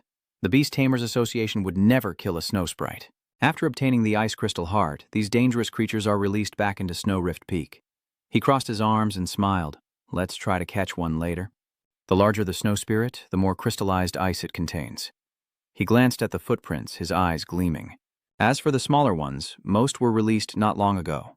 If we're going to get transformation materials, we need to prepare plenty of valuable items for trade. Snow crystals are a good choice. Su-Heng's eyes lit up, filled with determination. He muttered excitedly, "Catch a Terror-class larva, and a rare one at that. To capture a Terror-grade cub and a rare one at that. To capture a Terror-grade cub and a rare one at that. Oh, to catch a Terror-grade larva and a rare one at that." He immediately smacked him on the head, scolding affectionately, "What are you thinking, you little rascal? You think snow spirits are like cabbages? You can't just pluck them as you please. Snow crystals are ice-type beings, forged by the power of nature, with close ties to powerful races, especially the overlord of Snowstorm Peak, the Snowhani, a high-level Terror-class species in the form of a giant polar bear, which also has an evolved form. The Snow Hellspawn is a superclass Terror with a massive body, bulging muscles, sharp goat horns, and long, protruding teeth." He frowned, his voice low with warning. "If we dare capture the snow crystals, we're sure to incur the wrath of the Snow Hellspawn. While a lone snow spirit is easy to deal with, they gather in groups of 7, usually under the protection of a greater snow spirit, a top-tier Terror-class monster with unique natural abilities. Though not skilled in combat, they're unmatched when it comes to escape." He ruffled Su-Heng's hair, smiling kindly. "Silly boy, even for me, catching a snow spirit would take great effort. Don't think it's easy." Su-Heng nodded seriously, his voice firm. "Master, what I want to say is..." He suddenly brought the treasure-hunting beast before Ju-He and exclaimed, "We have this!" Ju-He was stunned, his sharp eyes fixed on the treasure-hunting beast atop Snow Rift Peak, the little creature warily observing a snow sprite cub playing in front of it. He couldn't hide his surprise, exclaiming that no wonder this kid almost plundered the entire snow forest ruins. The treasure-hunting beast truly lives up to its reputation as a rare, mystical species. Its perception is astonishing. Meanwhile, Su-hung was excited, his eyes sparkling. "Master, should we make our move?" The black smoke began to spread from Ju-hei, a confident smile blooming on his lips. "Luckily, it's not bad. What we encountered was a 7-separated snow spirit cub. The natural snow shadow skill isn't strong, and the black smoke thickens, churning like waves." He continues, but it's not hard to catch. Suddenly, the snow crystal cub looked up, wary of the encroaching black smoke, which coalesced into a shadowy figure that snatched the small beast with lightning speed. Su-heng's eyes widened as he exclaimed in shock, "Shadow facade! Using top-tier terror to capture top-tier danger. Master, you're far too cunning." "No, I meant you're experienced." He chuckled, dismissing it, and continued explaining. "The Shadow Mask's hunting skills are basically harmless to the Snow Essence, and the Tamer Association even provides specialized tools to control them." He produced a coil of rope that emitted a faint golden light. The thin, sedative strands slowly wrapped around the snow spirit cub. In the blink of an eye, the beast fell into a deep slumber. Suddenly, a massive figure came charging in. Startled, Su-hung cries out as Chu. His left hand glows gold, his right hand yanking the rope towards him. Su-hung is horrified. The great snow crystal is already here? The snow beast cub was in the great snow beast's grasp, but still bound by Ju-hei's rope, who exclaimed with delight that a great snow beast was worth more than 10 snow beasts. Hearing this, Su-hung's eyes lit up with determination. He couldn't let it escape. The string around the cub suddenly snapped, and the great snow star roared in fury, unleashing a blizzard upon them. But Chu-he and Su-hung remained unfazed, even smiling with amusement as if enjoying a game. Before the great snow ape could react, the two crossed their arms behind their backs as 4 spirit beasts charged forward, ignoring the enraged roars of their opponent. Indifferent, Hing and he turned their backs while the blood whistle glanced at his watch. The battle was swiftly concluded, Hing tying the great snow star to the back of the crimson star wolf as he pondered. Creatures that refuse to submit cannot be brought into the imprint space. Ordinary spaces cannot contain highly active things, let alone living beings. Luckily, these two weren't too unruly. Su-hung, having finished tying up the large snow crystal, turned back and asked, "Master, is there really no way to store living things?" Taking a swig of water, Chu-he replied, "Containing living things requires at least a nightmare-grade artifact, something even a Grandmaster-level Beastmaster might not be able to do." He stood up, his voice ringing out, "Let's go. While the treasure-hunting beast is helping us, let's catch a few more." The master and disciple entered a dense forest, with the crimson wolf happily trotting along, carrying the large snow crystal and a smaller one on its back. Ju-he leads Su-hing to a rocky outcrop near the coast, spreading his arms wide and shouting, "Disciple, welcome to the Asian Peninsula, the southwest coast with its pleasant climate." He takes a deep breath, enjoying the cool sea breeze. Su-hing sighed wearily. "Master, are you sure I have a chance?" Behind him, both Su-hing and the Crimson Star Wolf were exhausted, panting and leaning on each other. Chu-he lightly tapped his head, feigning innocence, then clapped him hard on the shoulder, laughing. "Physical training is a crucial part of becoming a beast master." Suddenly, they both noticed a small aircraft hovering, its lens pointed directly at them. Su-hung wondered if it was a drone, and Chui confirmed it was Liujin City's border patrol.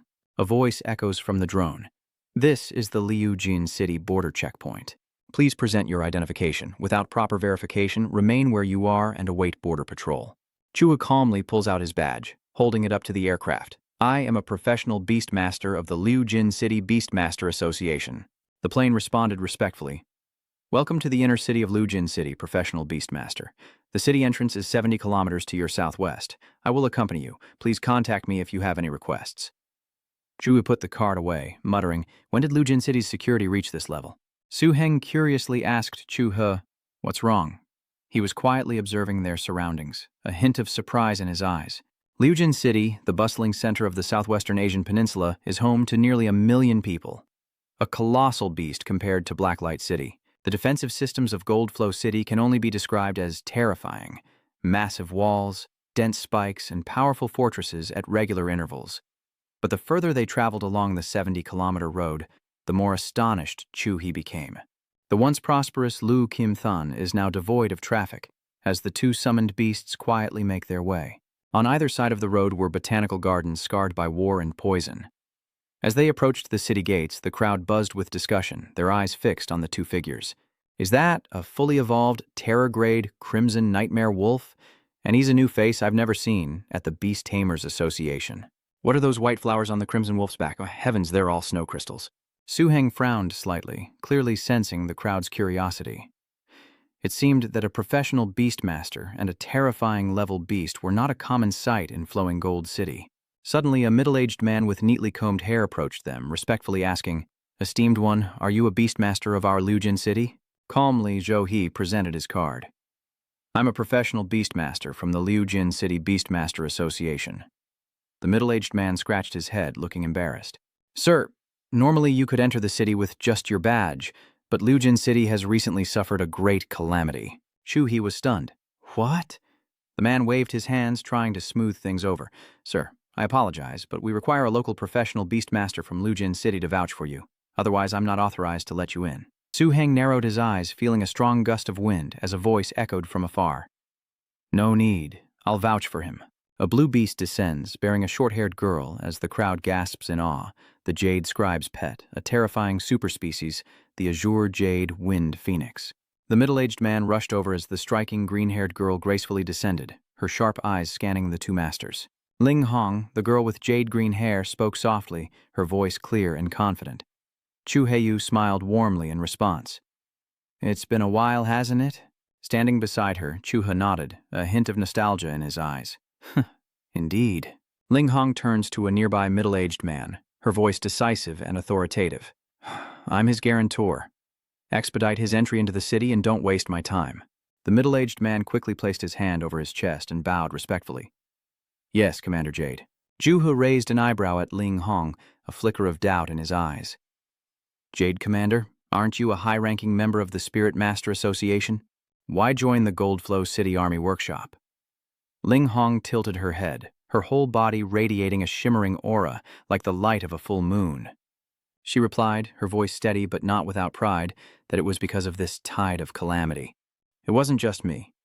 Most professional beast tamers in the association were mobilized to join the defense against the tide. As a member of the Beast Tamer Association, I couldn't stand idly by." Her voice lowered, a hint of melancholy in her eyes. "About 2 months ago, a terrifying tide swept across the entire Enhyesan Peninsula. At that time, our Lu Kim Than went all out to face the fierce waves, a once-in-a-century tide with hundreds of thousands of monsters besieging the city. Not to mention the terror types, there were over 2 nightmare types alone." She paused, a bitter smile on her lips. "If not for a stroke of luck, he might not have met me today. 2 months ago, they besieged the entire Enhyesan Peninsula." He pondered, fragmented memories flashing through his mind. Far from Nhasson, in the wild plains, the Earthquake convergence points were also experiencing a reversal at that very moment. Suddenly, Ling Hong looked toward Su Heng, who was standing next to Zhou He. She smiled playfully, her eyes sparkling as if assessing him. "A new disciple?" Zhu He laughed, slapping Su Heng on the back as he proudly introduced him. "That's right, this is Su Heng. He hasn't been a disciple for long, but he's talented and a good kid." Ling Hong nodded, her eyes sweeping over Su Heng with satisfaction. "Not bad. Much easier on the eyes than that other girl. Remember to bring him along more often. If you need anything, just mention my name at the Snowstar Association, and they'll give you both the internal price." She tilted her head, her voice teasing, her eyes sparkling with amusement. "Once this is done, you're not sneaking off anywhere. Pay me back everything you owe." Su Heng watched on, hiding his smile, his eyes sparkling as if he were watching a good show. He glanced at a sweaty Zhu He and asked curiously, "Teacher, what do you owe her?" Chu He, red with embarrassment, smacked Su Heng on the head, growling, "Mind your own business." But Ling Hong wouldn't let it go. Placing a finger to her lips, her eyes mischievous, her smile even more cunning. "Perhaps it's before or after, or maybe it involves this good boy." With that, she laughed, leaping onto her mount and speeding away like the wind, leaving Zhu, who standing there, embarrassed and helpless. Not missing a beat, Su Heng teased, "Teacher, is this your wife?"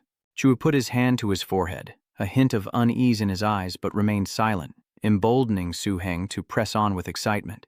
"Master, whenever I see you talking to Senior Ngok, you're always saving someone. Could it be you? Actually, I've noticed that you're not as cold when you talk to Senior Ngok as you are with other people." Chu Hop suddenly raised his hand, leaving to hang bewildered. He looks around, muttering, "Master, what are you waving for? Senior Sister Yu is gone. Go after her, forget about me." Shu He's expression darkened, his eyes sharpened, and he placed his hand on Su Heng's head, squeezing it lightly as a warning. Su-hung paled and took a step back, his voice trembling. "Master, what are you doing?" Chua smirked, a playful glint in his eye. "Let me show you what a proper scolding feels like." Terrified, Su-heng threw his hands up to protect his head, crying out, "Don't hit me! I surrender! I'll tell my master!" He wailed, feigning tears. "I was wrong, master," Chui chuckled, leading Su-heng to the Spirit Master Association. As they entered, Su-hong's eyes widened in surprise at the gathering of geniuses, each with an extraordinary aura. While he was still observing, Juhi quickly sold all the snow crystals they had brought.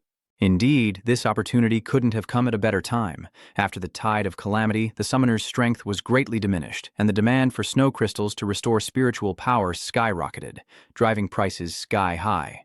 Thanks to Ngak Lang Hong's introduction, the two received an unbelievably good insider price, prompting Hang to joke, "Master's wife is truly a good person." No sooner had he spoken than he received a light smack from Chu He, along with a warning glare. After receiving contribution points from the Mage Association, Chu-ha led Su-hung to exchange them for the remaining materials for the Dragon Serpent Mark Evolution ritual. With only one key ingredient remaining, the ritual was nearly complete, and Su-hung's face lit up as if he'd found a treasure. But what surprised him even more was when Ju-hee led him to a massive estate in Liujin City. Su-hung was stunned, unable to hide his admiration. His teacher was truly wealthy. A man in a purple vest looking elegant approached to greet them. He smiled, explaining that this was the research lab left behind by his sixth brother, who had spent a long time in Goldflow City and personally set up this lab. Looking around the room, Su-hong's eyes sparkled, his face flushed with excitement. The man continued in a gentle voice, "Are you satisfied with this place?" Su-hong nodded eagerly, replying excitedly, "Satisfied? I'd say it's perfect." The man, introduced as Li Bo, the manor's caretaker, smiled contentedly. "I'll see to my duties then. Here's the key to the lab. It's yours now."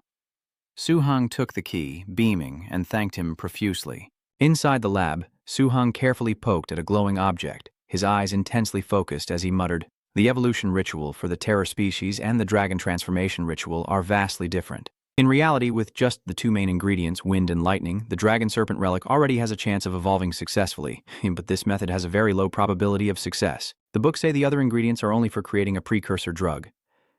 The logic is simple. Condition the dragon serpent's body to an ideal state, helping it absorb the ingredients more effectively, thereby increasing the probability of success." Su-hong stared intently at the test tube in his hand, the light from the shimmering object reflecting in his eyes, thinking, while creating the pre-drug is many times harder than blood kinship paste, with this state-of-the-art lab, success seems within reach. His confidence surged like a flame in the night. Uncle Lee stepped forward respectfully, hand on his chest, and said in a steady voice, "The master has done as you instructed, allowing Su-heng to use Xiaolu's laboratory. It seems his talent for concoction is no less than that of little Luke." Chu-hop nodded, a satisfied smile playing on his lips as if he had found a worthy use for him. He pushed open the lab door, his eyes sweeping across the room with reverence, then continued, "Xiaolu would be happy to know this." Standing before the window, Zhou. He gazed into the distance, his voice low, tinged with nostalgia.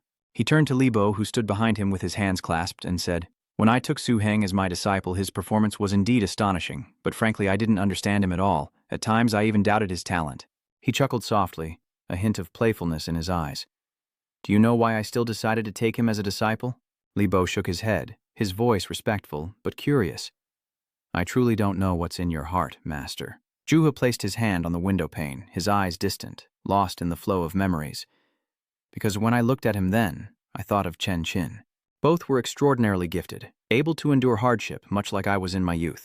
Indeed, sir, you came to Flowing Gold City alone and made a name for yourself through your own power.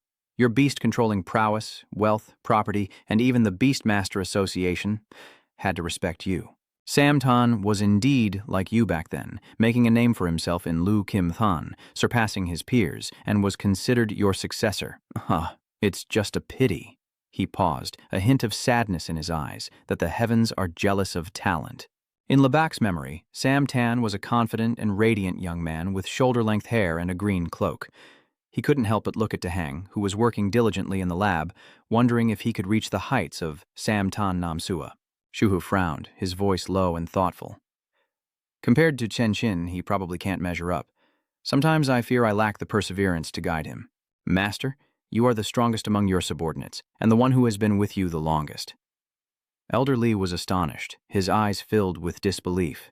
Although you're only an Earth-grade beast tamer, your breakthroughs in first and second level species make your overall strength comparable to ordinary Grand Master-grade beast tamers. Under the gloomy sky, memories of a rainy day flood Chu Hai's mind. He stood silently in the cemetery, surrounded by a few figures in rain-soaked clothes, his eyes filled with sorrow. He lamented, that year, Sentan met with an accident, and I was in the wilderness at the time.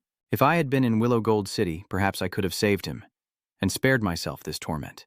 His heart was heavy, but when he thought of Su Heng, his new disciple, an indescribable feeling arose, as if he both hoped and feared he wouldn't be patient enough to guide him. Zhu He patted Li Bo's shoulder, a gentle smile chasing away the melancholy.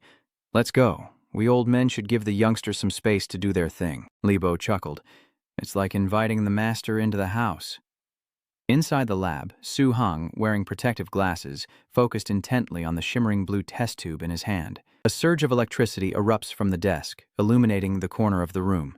He carefully caps the vial, muttering, "Good thing Senior Brother Lu's lab has a high-intensity grinder made of steel and glass." He gazed at the glittering multicolored stones in the vial, his voice filled with excitement, saying that without them, he wouldn't have been able to activate the essence of wind and thunder. Su Heng turned to another vial, where a swirling orange liquid churned violently like a small dragon struggling. He lifted the vial, unable to hide his astonishment. It was terrifying. The dragon blood of such a potent dragon species possessed such strong activity. Even suppressed, its power was still so shocking. Without the Beast Tamer Association, finding these materials would have been nearly impossible. A fiery red aura emanates from his hand, enveloping the glass vial. Su Heng strains, sweat beading on his brow, as he uses his mental strength to suppress the dragon's might, carefully pouring the dragon blood into the vial of 5-colored stone fragments. Su Heng held his breath and watched. The moment the two touched, the stone fragments melted away, becoming a shimmering liquid. He cheered, his face beaming with success as Leibo and Zhou he quietly observed from outside the lab. Li Bai spoke softly, his voice full of curiosity. "Master, do you believe it?" "How could I?" Zhu He frowned, a hint of disbelief in his eyes. "I didn't believe it either, but reality forces me to. Just keep watching."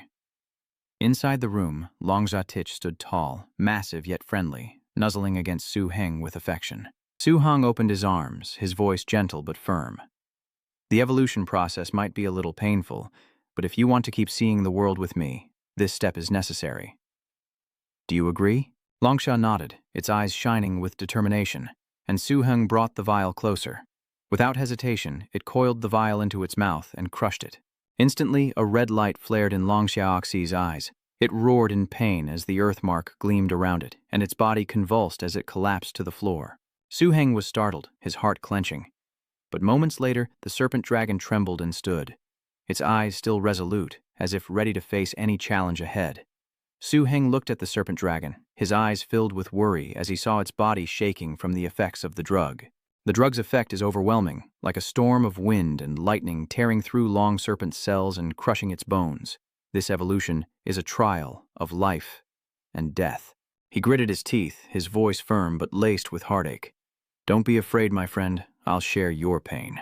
Su Heng's hand glows with golden light as he places it on the serpent dragon, drawing the green energy into himself. Racked with pain, Su Heng roared as his body was enveloped in powerful electricity, his spatial mark flickering as if to tear through space itself. Outside, Li Bo panicked, his voice urgent. "He's gone too far. He's sharing the pain with his spirit beast again. If the azure serpent lizard loses control, he'll be seriously injured." Juhi's face darkened, his eyes sharp. "No, we must sever the mental link immediately." But he immediately raised his hand to stop Li Bo, his voice deep but full of confidence. "Hold on. Ever since I've known him, he's never acted recklessly." Despite his worry, he trusted Su Heng. For if he could pull this off, Su Heng would earn the absolute loyalty of the Dragon Serpent Scar. A master who can achieve this will undoubtedly become a leader of the world. Around it, the wind rages, expanding from the Dragon Serpent as its center. Its eyes turned bloodshot as it went berserk, spewing a brilliant beam of energy, carrying terrifying wind and lightning power as Li Bo turned his head, unable to hide his joy. That potion triggered such a powerful wind and lightning energy reaction in the dragon serpent mark, but it shouldn't be able to harness that energy. But Zhu He seemed unconcerned, intently observing with a watchful eye, ready to intervene at a moment's notice. Even if the sky falls, I will help him bear it. As soon as he said that, something unexpected happened. The dragon serpent mark thrashes violently, trying to sever its spiritual link with Su Heng. Li Bai grows anxious, his voice trembling. The dragon serpent mark is cutting off the spiritual link itself. It certainly doesn't want its master to suffer anymore. Both turned to the dragon, waiting with bated breath, as Longzha Tich roared, its massive wings tearing apart the invisible chains that bound it. A deafening roar erupts, accompanied by bolts of lightning and blades of wind sharp enough to tear through space. Though struggling, Su Heng stands firm, his eyes shining as he gazes at the dragon serpent mark. "Well done," he shouted, his voice full of pride. Outside, Chu He let out a sigh, unable to hide his astonishment. He actually did it. Li Bo chimed in, marveling that he could enable a species unrelated to wind or lightning, like the dragon serpent lizard, to master electrical accumulation and windblade techniques. Truly a monumental achievement in the world of fish masters. He turned to Chu He, beaming, "Congratulations, your new disciple is truly remarkable." Chu He folded his arms, his expression calm, but his eyes revealed deep contemplation. "Now do you understand why I was worried we couldn't keep him?" He and Li Bo stood outside, silently observing Su Heng through the transparent glass. After successfully evolving the long serpent mark, Su Heng needed 2 days of rest to recover. In the days that followed, he helped the long serpent mark adapt to its new abilities while meticulously training the Starrock throne dragon. After this event, Chu He fully trusted Su Heng's evolution method. He sternly warned, "This must be kept absolutely secret. If necessary, even murder is justified to maintain this secret." Su Heng nodded, understanding that his teacher only wanted to protect him, but he harbored another plan in his heart. Besides helping his teacher evolve his beasts, he also wanted to pair him with Senior Ngok, a thought he dared not voice. Under Ju He's recommendation, Su Heng takes the Master Association exam to try and join the organization. Though the dragon serpent scar isn't fully bloomed, Su Heng knows the only thing he can do now is learn and enrich his knowledge. For a genius like him, studying was a breeze. After the exam, Uncle Li was already waiting outside, opening the car door for Su Heng. In the car, he smiled and asked, "How did the exam go, Xiao Heng?" Su Heng leaned back in his seat, confidently replying, "Easy peasy, I studied everything." Just then, another car pulled up, and the person inside rolled down the window, calling out, "Hey, thanks for earlier. I'll treat you to a meal after the exam." Su Heng rolled down his window, nodding with a smile. "It was nothing. I'll see you at the exam later." Li Bo glanced at Su Heng in the rearview mirror, his eyes curious. "A new acquaintance?" Su Heng replied honestly. "Not yet, anyway." Li Bo wasn't surprised, just laughed. Blood pressure. Looks like you have a good eye for friends." Soon after, a man named Mr. Dong adjusted his glasses, looking wary. He muttered, "Last year, to commemorate the golden age of 9970, the Liujin Automobile Company produced a limited edition Liujin 9970. Only 12 were made." This guy is no simpleton. He frowned, his voice deepening. And he answered faster than I could. "Let's go. To the examination arena." The car sped down the road, carrying them to the second part of the Beastmaster Association exam, a combat assessment held at the association's arena. Because many spirit pets in Great Xia possess incredible power, the exam venue is divided into 5 separate zones, guarded by low-level terror-type monsters, ensuring that the consequences of each match do not affect other areas. At this time, Su Heng and a chubby little friend called Xiaopangzi are sitting in the waiting room. Holding their admission tickets, they quietly await orders, the atmosphere tense, yet exciting. Su Heng gradually realizes that the chubby little friend beside him is actually Mr. Dong, a few years younger than himself. Though unsure why Mr. Dong was interested in him, Su Heng sensed no malice and simply went along with the conversation. Below the arena, a deep voice announced the rules. This exam will judge not only combat ability, but also the condition of your pets, their training, and skill enlightenment to determine the final score. Each participant can only use one pet. As Su Heng's name is called, a nearby man speaks up in surprise, a top-tier beast tamer at only 19 years old. The dragon serpent lizard, a top-tier 5-star pet in its prime. Its scales are an unusual color, likely due to a special fruit, and its height and weight far exceed the norm. He assesses with a sharp eye, noting the effort put in. Another outsider. In the arena, the host introduces contestant K897613, Su Heng, in a 2-beast dragon serpent match. He paused, his voice slightly hesitant. Light armor leopard. The two stood facing each other, their tense auras like wild beasts ready to tear into each other, just waiting for the command. The battle begins, and Su Heng eyes the light armor panther with a hint of apprehension. There are no light armor leopards in the wild. This is a high-level species of danger, especially of the light element, perfectly combined with armor, like the Longshiji. Both are high-level and not easy to deal with. The dragon serpent stood behind him, and upon command lunged forward, erecting a lightning and wind barrier, roaring a challenge at the light armor leopard. The man watching the fight noted that it dared to attack first, despite facing a much larger, super-class beast. This long serpent lizard has a strong personality. This training reminds me of an old friend. The light armor leopard extends its claws, lunging with terrifying speed, eyes red, sharp teeth bared. With lightning speed, Long Shatich dodges, causing the panther to miss its strike. The light armor panther whips its tail, turning to claw at Long Shatich, but still misses. The man frowned, his voice laced with doubt. This isn't good. There's something wrong with the long serpent lizard's scales. The light armor leopard's tail is its deadliest attack, and a normal defense can't stop it. The next strike will be the problem. He paused, a flicker of surprise in his eyes. Just how many iron-type energy fruits has this long serpent lizard absorbed to achieve this metallic sheen? The serpent lizard lunges forward like lightning, its fighting spirit ablaze, as Su Heng realizes the light armor leopard's armored attribute won't be easily overcome by brute force. The light armor leopard summons a radiant shield of light around its body, but the iron serpent doesn't flinch, charging forward as the leopard swipes its claws, unable to touch its foe. Suddenly, the iron serpent opens its mouth, unleashing the evil thought technique, gathering a glittering orb of energy. When the energy ball reached critical mass, it fired with terrifying speed, striking the light armor leopard and sending it tumbling across the arena floor. The light armor leopard roared, its eyes burning with rage, unleashing a light blade strike with a powerful kick towards the long serpent trace. The man watching the fight nods, his voice grave. Feigning impact, then attacking with energy. A good idea, but light armor leopard has a complete energy system. A single strike will tear through that energy. This tactic has failed. Long Shatich doesn't flinch, countering with a massive pillar of energy, meeting the light armor leopard's slash head-on. The force of the impact shakes the air, pushing back the opponent's attack, and the light armor leopard becomes wary, seemingly sensing something amiss. The man muttered in surprise. The light armor leopard's attack was actually pushed back. Does it want to compete in energy intensity against a complete form? It seems like today's exam. Before he could finish, a sharp blade emerged from the light leopard's tail, glinting with deadly light. The man exclaimed, his voice full of excitement.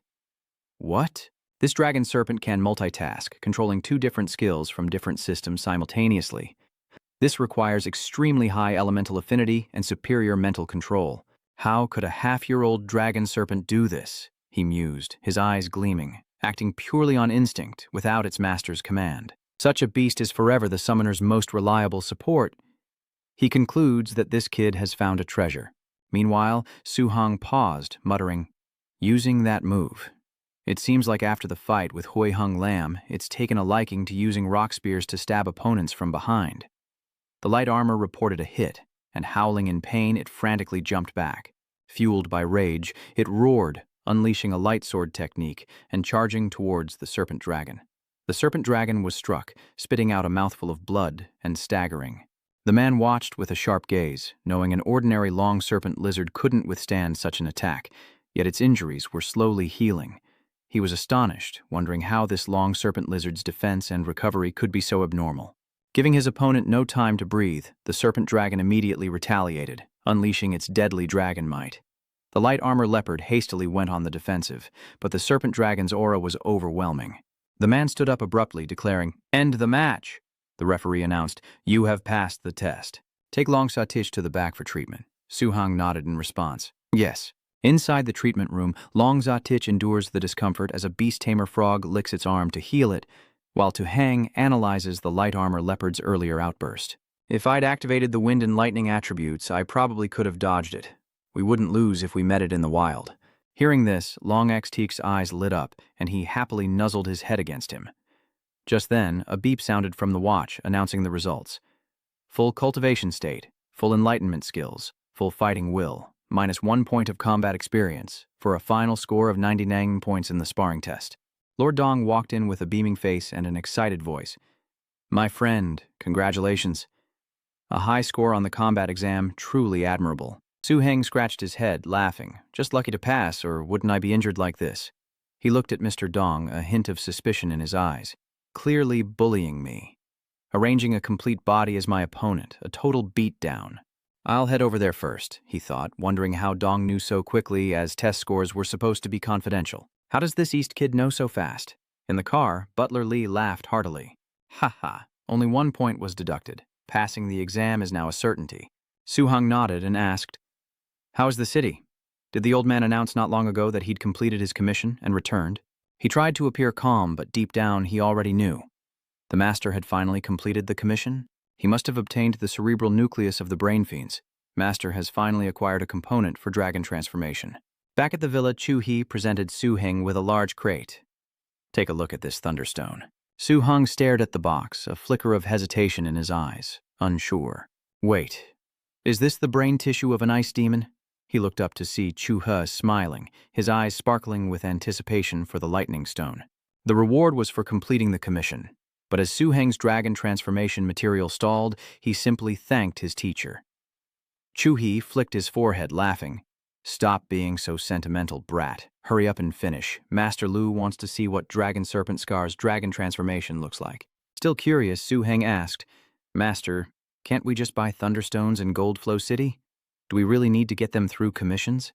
Juhe waved his hand, explaining casually that lightning stones are very special materials, internally stable and almost non-conductive, but usable as a power source for power plants. This stuff is city-level strategic material, not found on the Tamer Association's points list. Without your help, it would have been impossible to obtain. Can our Black Lamp District use it? The electricity there is all generated by fire, right? Chu. He patiently explained. To use thunderstones for power, you need more than just the stone itself. It's an entire industrial system. Black Lamp is far behind, not up to par yet, so hurry up and transform into a dragon. I really want to see it. Su Heng smiled, his eyes sparkling, yet a hint of contemplation lingered. If I transform into a dragon, it seems I'll have to wait a while longer. Chu He frowned, puzzled. Why? Isn't all that's missing a piece of lightning stone? Is there something else we need? Kneeling, Su Heng examined the lightning stone, then said playfully, How forgetful, Master. Didn't you tell me to enter the Imperial Tutor Registration exam? I've passed 2 trials, and tomorrow is the final combat trial. Chu He laughed, slapping his forehead, a hint of embarrassment in his eyes. My memory is failing me. Age spares no one. Right, disciple, how did your first 2 trials go? Su Heng replied without hesitation. 91 points on the written exam, 99 points in combat. If the practical training goes well, a total score above 370 should easily get you an A. Master Chu. He nodded, a hint of pride on his lips. The Tamer Association may be lacking, but with those combat monsters, at least their eyes aren't blind. They won't misjudge your strength. Let's go get the Thunderstone and prepare for the practical exam so we can get good results. The Pet Master Association's exam in Luo Kim Than has long been known for its harshness, earning it the nickname Bizarre among the locals. Speaking of the previous practical exam, the location was Dry Shadow Island on Lake A, and the task required a team of 5 to capture a high-level, 5-sense threatening, shadowless bird. As its name suggests, this bird isn't strong in attack, but possesses incredible speed, making it virtually untraceable. With ordinary strength or tactics, capturing it, let alone touching a single feather, would be impossible. A difficulty that only 1 in 333 examinees overcame in that year's Imperial Master Registration exam. Su Heng flipped through the documents given to him by Li Bo, carefully reviewing nearly 30 years of trial records, thinking that thorough preparation is always best. But when he received the test, Su Heng was stunned. The trial was to take place on Qinghun Mountain, and the team's task was to hunt down and eliminate a fully grown special grade 5 intentional danger. Less than 30 summoners, led by 10 examiners from the Summoner Association, gathered at Thanhan Mountain for the trial, which would be conducted in teams to foster cooperation. Each team is scored by a judge, with an observer ensuring absolute fairness. Su Heng was confused, her brow furrowed as the judge read her name, then paused, silent as if considering something. Could it be that they weren't planning to put her on a team at all? A wave of confusion washed over her, and she unconsciously clenched her fist. Excuse me, are you saying I'm a team of 1? She asked, a hint of worry in her voice. How could that be? We're in the same group too. What a coincidence. It must be fate, Idong said. laughing and patting her shoulder excitedly. Su-heng glanced over, seeing his companion's face as bright as the sun, but couldn't help but mutter inwardly, "What destiny? It's clearly your arrangement. Could you pretend a little more?" The examiner, in a steady voice, continued the announcement. "This joint training mission will take place in the Tide of Annihilation, where the Association of Spirit Tamers' main force is engaged in direct combat on the Western Front. But some will inevitably slip through the net, so caution is paramount. This mission, hunt down a mature stage, special grade, aberrant animus." He paused, his sharp gaze sweeping over each contestant.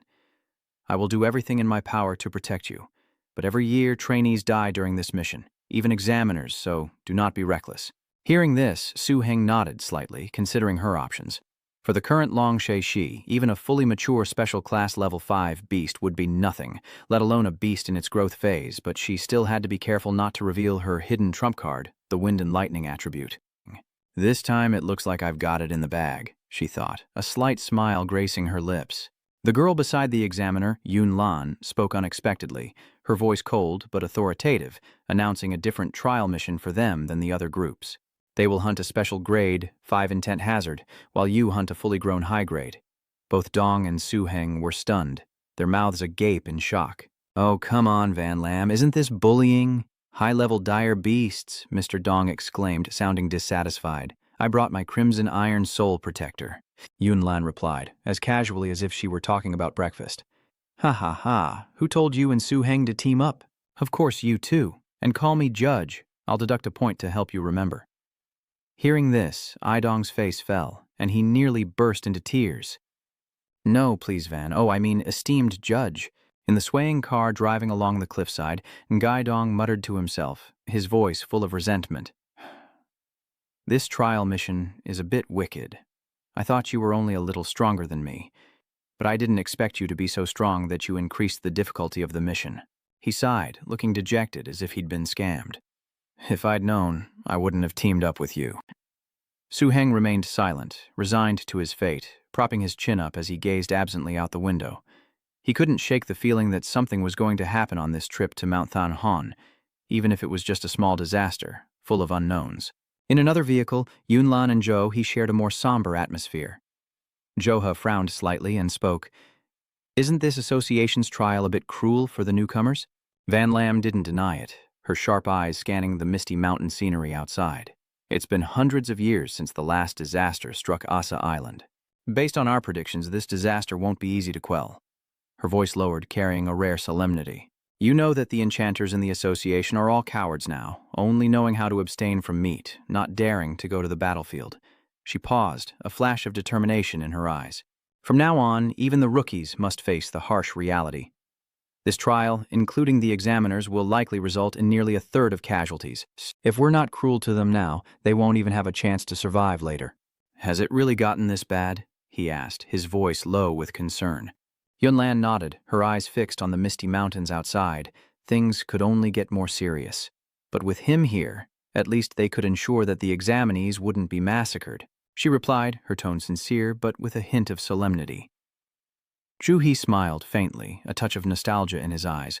Her assessment was genuine, and his little apprentice was indeed much like he was in his younger days.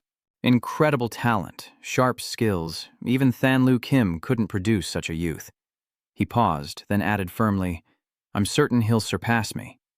The trial initially went smoothly, everything seemed under control, but as the team ventured deeper into Than Han Mountain, the situation suddenly changed. With the military order issued, the battlefield atmosphere grew heavy. Many seasoned examiners felt uneasy, as if they'd walked into a preset trap. "It seems the trial supervisors were just a pretext. The real purpose is to send us to the battlefield," a proctor whispered, his eyes full of doubt. As a result, most of the accompanying examiners left the teams, leaving the trial squads with only a single evil eye supervisor. Worse, the squads now had to protect themselves and ensure the safety of the evil eye supervisor. As the trial continued, survivors of the disaster began to appear, infiltrating the trial areas, dangerous creatures far beyond the ability of a single trainee to handle. Even with a 5-person team, eliminating them was incredibly difficult, and the situation worsened as the trial squads began to suffer heavy losses. The number of high-level threats increased, causing the death rate to skyrocket far beyond the usual 1% for live combat trials. In just a few days, casualties were several, even 10 times higher than initially predicted. By the fourth day, Su-heng witnessed the annihilation of 3 training squads, their dismembered bodies scattered across the barren ground, blood painting a grim tableau of a brutal battle. She clenched her fist, her eyes sharp but heavy with concern. Even Ngai Dong, the chubby boy beside her, seemed to have lost his usual optimism. Without Su-heng's guidance, he likely would have perished in the Azure Soul Mountains long ago. Late at night, inside a frigid cave, Su-heng, Idong, and Gongquan took refuge alongside a crimson flamingo. The flickering firelight danced on the cave walls, casting the shadows of the 3 shivering figures in the silent space. As Ngaidong carefully fed Kung Tuyen water, his worried eyes fixed on his companion's pale face. Su-heng, however, tended to the crimson crane, gently feeding it Beastmaster provisions, her face illuminated by the flickering firelight, radiating an unusual calm. If we had arrived any later, this mature, high-level 5-sense scarlet macaw would likely be dead, she murmured, glancing at the obedient creature beside her. I wonder how many will survive this trial in the end. Brother Su, I'm so glad I risked joining your team, or I'd probably be a cold corpse by now. He paused, his voice still laced with fear. Do you think we can even make it back to Luvan City? He asked, setting down his water bottle, his voice still laced with worry. Will those judges who went to the battlefield even come back for us? Su-heng smiled faintly, unconcerned as he stroked the red crane chick's smooth feathers. If no one comes for us, we'll just go back ourselves, she replied, her tone as casual as if discussing a day trip. Just then, Gongquan, the girl who had been unconscious in the corner of the cave, stirred and opened her eyes. Both Su-heng and Idong exclaimed, their eyes shining with joy. She's awake! She's awake! They've agreed! Kung Tu-yen opened her mouth, but only disjointed sounds came out. The 2 guessed she was trying to say, thank you.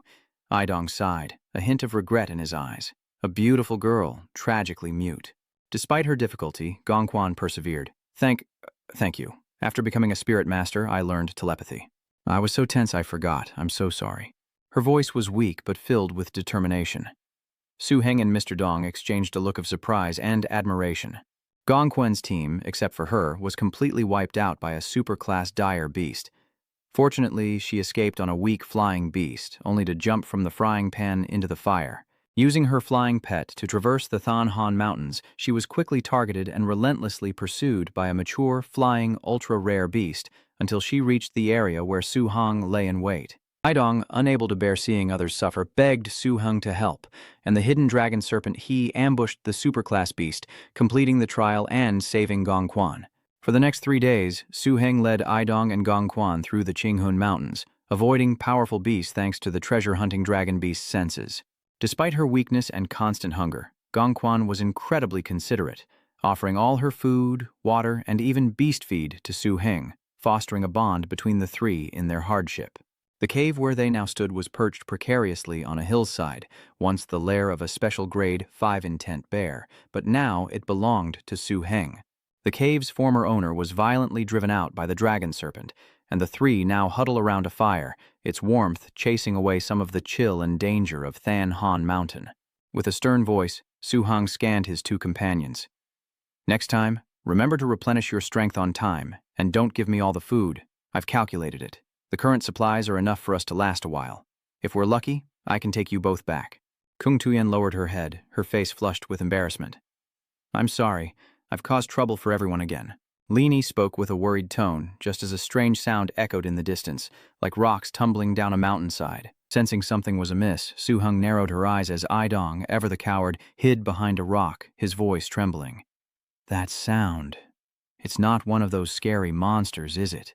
Gongquan looked worried, her hands clenched, her eyes darting nervously towards the cave entrance as Su-heng stepped out to investigate. Upon recognizing the lava tyrant's massive form, she breathed a sigh of relief, a smile playing on her lips, so that's why the sound was so familiar. It was her teacher's lava tyrant. But then, she noticed the fireballs erupting in the distance, and Su-heng immediately sensed something was wrong. It's him. He's fighting. That's Lava Rain, the lava dragon's dim awakening skill. She muttered, her eyes flashing with unconcealed worry. Knowing she couldn't help, she still wanted to see the situation. Leaving Ngaidong and Kung Tu-yen in stunned silence, Tahang plunged deeper into Thanhan Mountain, a reckless move that shocked her teammates. I didn't realize Su-heng's beasts were this strong. Idong exclaimed, still in shock. Cutting through the dense forest, Su-heng finally reached the battle zone, where she saw her teacher, Jo-he, standing next to the Plum Blossom instructor floating in the air. Below them, an earth-shattering battle unfolds with roaring behemoths at the heart of this catastrophe. Su-heng watched intently, her heart pounding. It was the ice ring saber, a nightmare-class species. She gasped as she recognized the massive dragon soaring through the sky, unleashing torrents of ice. Its opponent, a colossal dinosaur roaring in fury. Su-heng was shocked, this nightmare-level being. Her teacher was facing it head-on. According to the Dragon Codex, the ice ring serpent's spine and venom sac are precious materials to aid an ice dragon lion's dragonification. She rested her chin on her hand and smiled. This battle might be an opportunity for Master. In the distance, Ju-he flew forward, his voice steady. Yuanjun, attack! Immediately, the great ape roared ferociously, leaping toward the ice serpent, and its powerful punch made the dragon cry out in pain. Through his scope, Su-heng marvels at the superclass terrifying species, the Earthly Glory Legion, a perfect fusion of earth, beast, strength, air, and grappling. It's considered a pinnacle among superclass terrifying species. The ape warrior gathers strength, slams its fists together, creating a thunderous boom, then lunges forward with a mighty strike. Dust fills the air, but the frost-ring Jiao swiftly dodges, letting out a piercing roar. Through the telescope, Su-heng marvels at the Chi-type's 10th-level empowerment skill, Atmospheric Tear. But she suddenly wondered, since the ice ring serpent can fly, will this attack even work? The head instructor standing next to Zhou, he spoke coldly. Want to get serious? With a flick of Chu-he's fingers, a colossal hand erupts from the earth, seizing the ice ring flood dragon. The dragon thrashed, startled, but was crushed in an instant. Su-heng gasped, her binoculars falling to the ground. She muttered in an instant, her eyes wide with surprise, looking around as she realized that terrifying hill was the Black Sin Colossus, Ju-he's strongest force. What was this bizarre power that could petrify even a nightmare creature? Su-heng wondered, her heart still pounding. The Black Sin Colossus annihilated the ice ring flood dragon in an instant, leaving her speechless with shock, as Ju-he calmly collected the dragonification materials from its corpse and put them away. This small disaster ended with the dragon's demise, but the brutal trial and its staggering death toll ignited a storm of criticism in Liuyun City. The results of the trial were announced soon after, and unsurprisingly, Su-heng took first place, receiving a valuable reward from the Beast Tamer Association. With the mentality that only a fool wouldn't take what's offered, she excitedly grabbed her certificate and headed straight to the Six Ring Research Institute. She wanted to find a support-type spirit beast for herself. Stepping inside, a man in a white coat with silver hair greeted her with a friendly smile. Are you Su-heng? Yes, I am. She replied confidently, but suddenly the doctor lightly tapped her head. Su-heng exclaimed, Hey, how dare you hit someone? The doctor feigns innocence, shrugging. That's right, I like hitting people. I especially like hitting Su-heng. He sticks his tongue out, then jumps onto the table, his eyes gleaming with confidence. It's because I'm the embodiment of the reader's father. Huayan frowned, her eyes sweeping over the man with confusion, feeling like he was out of his mind. She thought to herself, her lips twitching slightly. Another person in a white coat, looking friendlier, put their arm around her shoulder and said with a smile, The doctor gets like this sometimes. Let's go, just ignore him, he'll be fine in a bit. The two walked down the long corridor, surrounded by transparent glass walls reflecting the soft light of the Sixth Ring Research Institute. As the man led the way, his tone enthusiastic. Currently, in the entire research facility, there are only 7 young, top-tier healing-type, 5-intent hazard species. Trailing behind, Su-heng was preoccupied playing with a few small mystical beasts, his eyes sparkling like a child who'd gotten a treat. The man glanced at the documents in his hand and continued. As for the immature supergrade species, there are a total of 3 species, 5 in number. He turned back with a beaming smile. See, these 2 are blood copper gold jade herbs, a supergrade healing species only found in Thanlu Van. They're plant, blood, metal, and healing-type pets. Blood gold jade grass is a perfect blend of blood and healing, adept at treating cuts and stabs, and can even partially restore lost limbs to some extent. The man continued introducing, of course, if this beast isn't compatible with your combat style, the glacial spirit's stellar essence over there is also a good choice. Suddenly, Su-heng stopped, his eyes drawn to a small, childlike beast with shimmering, delicate wings. She and the doctor paused before the creature's cell, the doctor sighing, a hint of contemplation in his eyes.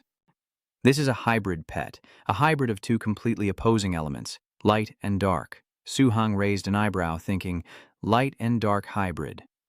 She immediately spoke up, her voice full of curiosity. Can you open the barrier so I can take a look? The doctor removed a gem from the cell door and replied, I can, but not for too long. The barrier fades, revealing the light-dark hybrid monster huddled within, its small body trembling.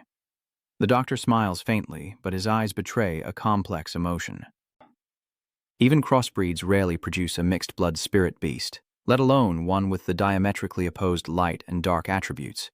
Based on the energy levels, her rank is probably below that of a terrifying species, but her danger level is definitely on par with a fully realized, ultra-rare 5-cent species. Su-hang watched intently, his heart skipping a beat as the doctor continued gravely. This child's body contains the completely opposing light and dark energy. If it loses control, its power will rival that of a terrifying species. We've never seen anything like it. It's like some kind of mysterious creature. We can't even identify her parents' race. He spoke, his eyes betraying a deep unease, as if facing a dangerous, unsolved mystery, while Tu-hang stood before the cell, a determined glint in her eyes, light and darkness. If that's really her race, then they've found a treasure, she thought to herself, her heart pounding with excitement. Turning to the doctor, she asked with curiosity, Can I know its origins? The doctor nodded slowly, his eyes thoughtful. The child's origins are no secret. Over a month ago, guild hunters discovered him in a mysterious place, a nexus of light and darkness. He placed the gem into the lock, his voice low and steady, and continued. It's a world between day and night. The boundary is clear as if drawn with a ruler. Half of the area was shrouded in endless darkness, the other half bathed in eternal light. This child was brought back from that mysterious place by a squad. We later discovered it possessed the healing abilities of the light element, but its life force was rapidly dwindling, so it was transferred to the Sixth Ring Research Institute for study. Su-hang listened intently, recalling the detailed records from the ancient Dragon Codex. It was indeed a light-dark fetus. According to the Dragon Codex, the light-darkness mechanism is the result of breeding between two apex predator species, light mechanisms that control light and darkness mechanisms that control darkness. A hybrid offspring born where day and night intersect possesses superior potential, one level stronger than its parents. From birth, they are already a superclass terrifying species, but as a hybrid of two opposing elements, light and darkness, the light-darkness sprite is born with a fatal flaw. The terrifying energies of light and darkness clash within its body, constantly rejecting each other and consuming its already fragile life force. According to the Dragon Codex, a light-darkness sprite rarely lives past 6 months on its path to transformation. This is why such a gifted species is often overlooked, their lives as fleeting as a night-blooming Sirius. Fortunately, the ancient Dragon Codex also recorded a way to save the light-dark mana. Looking into the cell, Su-hang's eyes were gentle but firm. I've made my decision.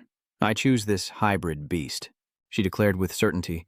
The doctor stunned, his eyes filled with worry. You may not understand. Because of the conflict between light and dark, her life force is constantly being drained. I urge you not to waste the precious opportunity you earned by topping the trials, he pleaded, trying to explain. Su-hang smiled, placing a hand on his chest, his voice deep and full of resolve. I know you're looking out for me, but I still want to choose her. Having lost my parents at a young age and raised by my sister, I understand this feeling of helplessness. She paused, a hint of nostalgia in her eyes. From a young age, my sister taught me that if I become a beastmaster, I must love my beast as family. I have a soft heart, and I can't bear to see this poor, tiny beast suffer. It's so small and already on the verge of death. It's truly heartbreaking. Su-hang gazed at the small beast in the cage, her eyes filled with determination and pity. She wanted to tame it, to raise it with all her strength and help it escape its miserable fate. Her voice trembling with emotion, she declared that even if she couldn't save it, she would at least show it the world outside, rather than let it be trapped in a cage forever. Tears streamed down her face, moving the doctor to embrace her, his voice thick with emotion. Yes, you've convinced me. The poor thing is so pitiful. Su-hang wiped away her tears, her eyes sparkling with hope. Su-hang, you can use your hard-earned first-class status to take her out, so why can't I use my professional standing to vouch for you? The doctor paused, his gaze hardening, because the light and dark energy within the beast was at risk of spiraling out of control, which is why it wasn't allowed to leave the research facility in the first place. But today I will vouch for you. Su-hang looked at the doctor, her heart swelling with gratitude. Without hesitation, she carefully transported the beast girl back to her room in a wagon. Finally back, she sighed in relief, gently placing the cage on the floor. According to the Dragon Codex, a light darkness spirit can lose control of its energy if shocked or frightened. According to the records, saving her requires concocting a magical elixir called Black and White Perfection, with ingredients including 5 immortal flowers, divine ridge stones, and a bit of blood from a light and dark-type beast. Suddenly startled, her eyes lit up. Heavens, what kind of genius came up with this method of preparation? Even the rarest ingredients can be bought with just 20,000 bronze coins. But her joy was short-lived as she read on and realized the problem. The final product, the black-white pill, is a two-toned liquid with natural black and white swirls, only completed in the transition between night and day, and typically only one successful dose is produced per 1,000 attempts. She muttered, her face ashen. Aren't I going to work myself to death? Sooheng began the preparation, carefully dripping each ingredient into the test tube, beads of sweat forming on her forehead. Combining all of this is so complicated. Just processing the ingredients took 2 hours. And with this tedious process, she sighed, collapsing on the table, her mind a mess. Unknowingly, her eyes landed on the roots in the glass. An idea sparked. That's right. The ingredients for this medicine aren't scarce or high grade. I can have the tree absorb energy and copy it. She burst into laughter, her voice echoing through the room, causing Chu Ho and butler Li Ba, who were listening outside, to frown slightly. Li Bai shook his head, concerned. Master, that boy Sooheng has been crying and laughing in there. Is he all right? Ju He replied calmly, a smile playing on his lips. Don't worry, he's always been like that. Butler Li sighed, a hint of regret in his eyes. He could have chosen a powerful 5-element beast, but he chose a short-lived hybrid instead. They say it was out of kindness. He really isn't like old Six at all. Shu He looked at Li Bai, his eyes thoughtful. Do you think Sixth Master can help the Dragon Serpent Joy evolve a lightning attribute? Hearing this, Li Ba frowned slightly, a hint of doubt rising in his heart. Could he have a way to heal the hybrid, something that even Liu Yun's best researchers couldn't do? He shook his head, unable to believe his own speculation, while in the lab, Sooheng stood before the table, his eyes anxiously fixed on the light-dark pixie. Light and darkness, she whispered, attempting a telepathic link. This potion can heal your wounds. But the little beast tamer just curled up, her delicate wings tightly embracing her body, unmoving, like a stone sinking into the sea, leaving no ripple. Sooheng thought, her heart heavy. Was it because she was caged for too long? She held the potion, her eyes filled with concern. Even with the energy absorption tree's help, the problem wasn't the medicine, but that the light-dark creature seemed unwilling to drink it, cocooning itself in its wings like a wall of self-isolation. Sooheng frowned and muttered, Is this a shutdown? If she doesn't drink, the magic potion's power will diminish? Turning to the energy-absorbing tree, she ordered it to act, even if it meant forcing the medicine down her throat. The tree's red eyes glowed as its roots wrapped around the girl, trying to pry open her wings. But it was no use. Sooheng sighed, his gaze softening. Perhaps the long confinement had caused the light-dark machine to lose its will to live. I'll leave the medicine here. If you want to live, drink it all. I hope you get better. Suddenly, the little beast tamer stirred, giving Sooheng a glimmer of hope, but her wings remained closed.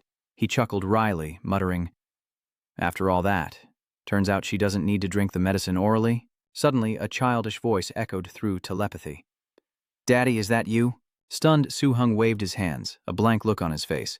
No, I'm not your dad. To be clear, I'm probably your master. Then the light-dark spirit asked innocently, Are you going to be my mommy? Sooheng scratched his head, flustered. That's probably not it either. He pushed the treasure-hunting beast forward, saying decisively, Treasure-hunting beast, teach her some general knowledge. I have other things to do.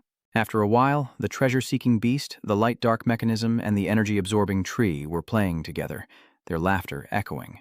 Though the girl was still wrapped in her wings, Sooheng couldn't help but feel a little confused. Although the Darklight Orb's telepathic voice is female, being called Dad is throwing her for a loop, and she blushes as she recalls the old Sun Dragon tome's notes on mate characteristics. My partner attribute isn't that kind of person, she shouts. The Dragon Serpent Joy, the mighty Dragon Serpent Joy appears, eyes shining brightly, but when it saw the little beast playing happily, its eyes lit up as if mesmerized, much to Sooheng's annoyance. Hey, where are you looking? Trying to get close to the girls, huh? She pointed to the vial on the table, a smug look on her face. You should be looking over here, what do you think? Thanks to the energy-absorbing tree's copying ability, I've created the main ingredient to help you evolve. The serpent's eyes gleam, and it immediately tries to lick the potion. Su-heng quickly stops it. Hey, I said look, not eat. Don't eat anything in the lab.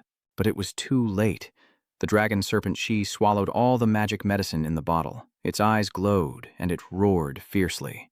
Su-heng covered his head, panicking. A deafening explosion rocks the room, and a soot-covered Su-heng cries out, "Teacher, come save me!" It seems Long Shexi has destroyed the house. Below, Chu-hee and Liba look up. Chu-hee's face darkened, his fists clenched, and his voice was filled with suppressed anger as Su-heng and the dragon serpent she stood before him, heads bowed in remorse. Chu-hee coldly asks, "Disciple, is Long Shexi about to become a dragon? Didn't you say you wanted to find a specific location?" Su-heng chuckled, scratching his head as he explained, "It drank the main ingredient of a corrupted secret medicine, so it can't be considered a dragon transformation yet." Before he could finish, a bolt of lightning suddenly struck, tearing through space and stunning all three. Chu-hee stared, his voice low with surprise. "It's not even a dragon yet, and it's already this powerful? Did you want to destroy my house?" Su-heng chuckled sheepishly, scratching his head, looking embarrassed. "I wanted to surprise the dragon serpent carp. Just a peek, but it went wild and devoured all the medicine. I didn't want this to happen." The commotion caused by the dragon serpent Joy exceeded her expectations, but fortunately, His powerful background and immense beast-controlling power contained the anomaly in the manor's sky, preventing it from spreading. Even so, the anomaly attracted the attention of An Quan from Lu Van City. But for Butler Lu, a cunning and experienced steward, it was a minor matter. With a few well-placed words about Chu-hee's beast taming a new high-level skill, he sent her away without further investigation. In the sky, wind and thunder energy surged, stimulated by the main ingredient, transforming into massive pillars of lightning that enveloped the dragon serpent in blinding light, so brilliant that those nearby couldn't open their eyes. Mixed with the fireworks and explosions, the long snake's pained roar echoed as if it were enduring the utmost suffering. The wind. Lightning anomaly lasted for 3 hours before gradually dissipating. As the light faded, the figure of the dragon serpent of Joy appeared before their expectant eyes.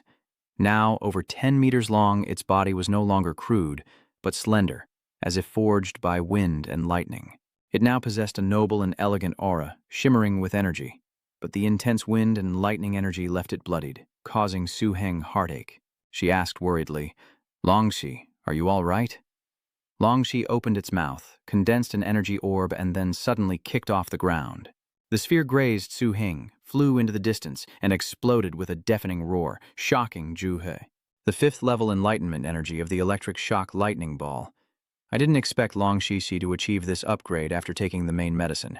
Despite being covered in blood, Long Shexi still looked majestic as Su-heng shouted out, his voice tinged with panic. "Long Snake Joy is injured." Just then, her eyes fell upon the light dark girl. The mixed-blood spirit beast unleashed a healing light, a 1st-level awakened ability enveloping the dragon serpent Joy in a gentle glow, leaving the 3 onlookers stunned in disbelief. Liba gaped at Ju-hee, saying, "Sir, that was a terrifying light-based healing skill, a 1st-level awakening ability, light inducement." Ju-hee just hummed, his eyes deep in thought. Damn it, I knew this kid was up to something when he insisted on taming that mixed-breed beast. At the Research Institute, that pet couldn't even cast basic healing spells, but in his hands, it's transformed, using Light Beckon, a healing skill with immense potential. Looking at the scene before him, Su-heng's lips curled into a bright smile. He hadn't expected the light-dark mechanism to grasp light enticement and even awaken to level 1. And furthermore, she was actively healing Long Shexi. This shows that Long Shexi has begun to touch the sealed world of light and darkness. The harmony between the 2 spirit beasts fills her heart with joy. Standing nearby, Chu-hee clapped his student on the back, his voice warm and teasing. "What's got you so happy? You little rascal, did Long Shexi successfully evolve?" Su-heng scratched his face, looking troubled. "It's not that easy. This wind and thunder energy isn't enough. It'll take some work to get Longzha High to absorb enough thunder energy."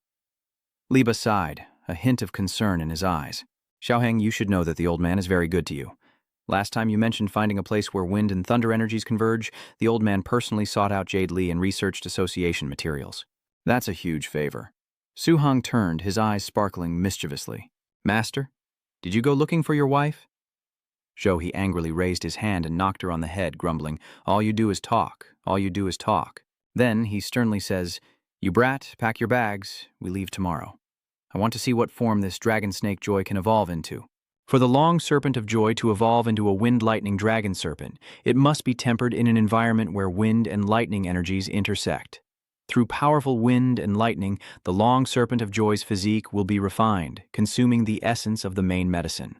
Thanks to Li Yu's help, Zhou found a rare and terrifying species that combines wind, lightning, and dragon attributes, just like the wind-lightning dragon snake, the wind-lightning dragon eagle. When a spirit beast reaches the terror level, they can influence their surroundings. Fenglei Cliff, a haven for the Fenglei Dragonhawk, is a special place, perfectly suited to the needs of the dragon serpent joy. Thunderclap Cliff is a dangerous land of perpetual storms and relentless tornadoes. Deep within lies the nesting ground of the Stormwind Colossal Eagles and Stormwind Forest Eagles, the destination of this journey, where the energies of wind and lightning converge. Because the dragon serpent joy unexpectedly swallowed the main medicine in the lab, the carefully prepared plan was rushed.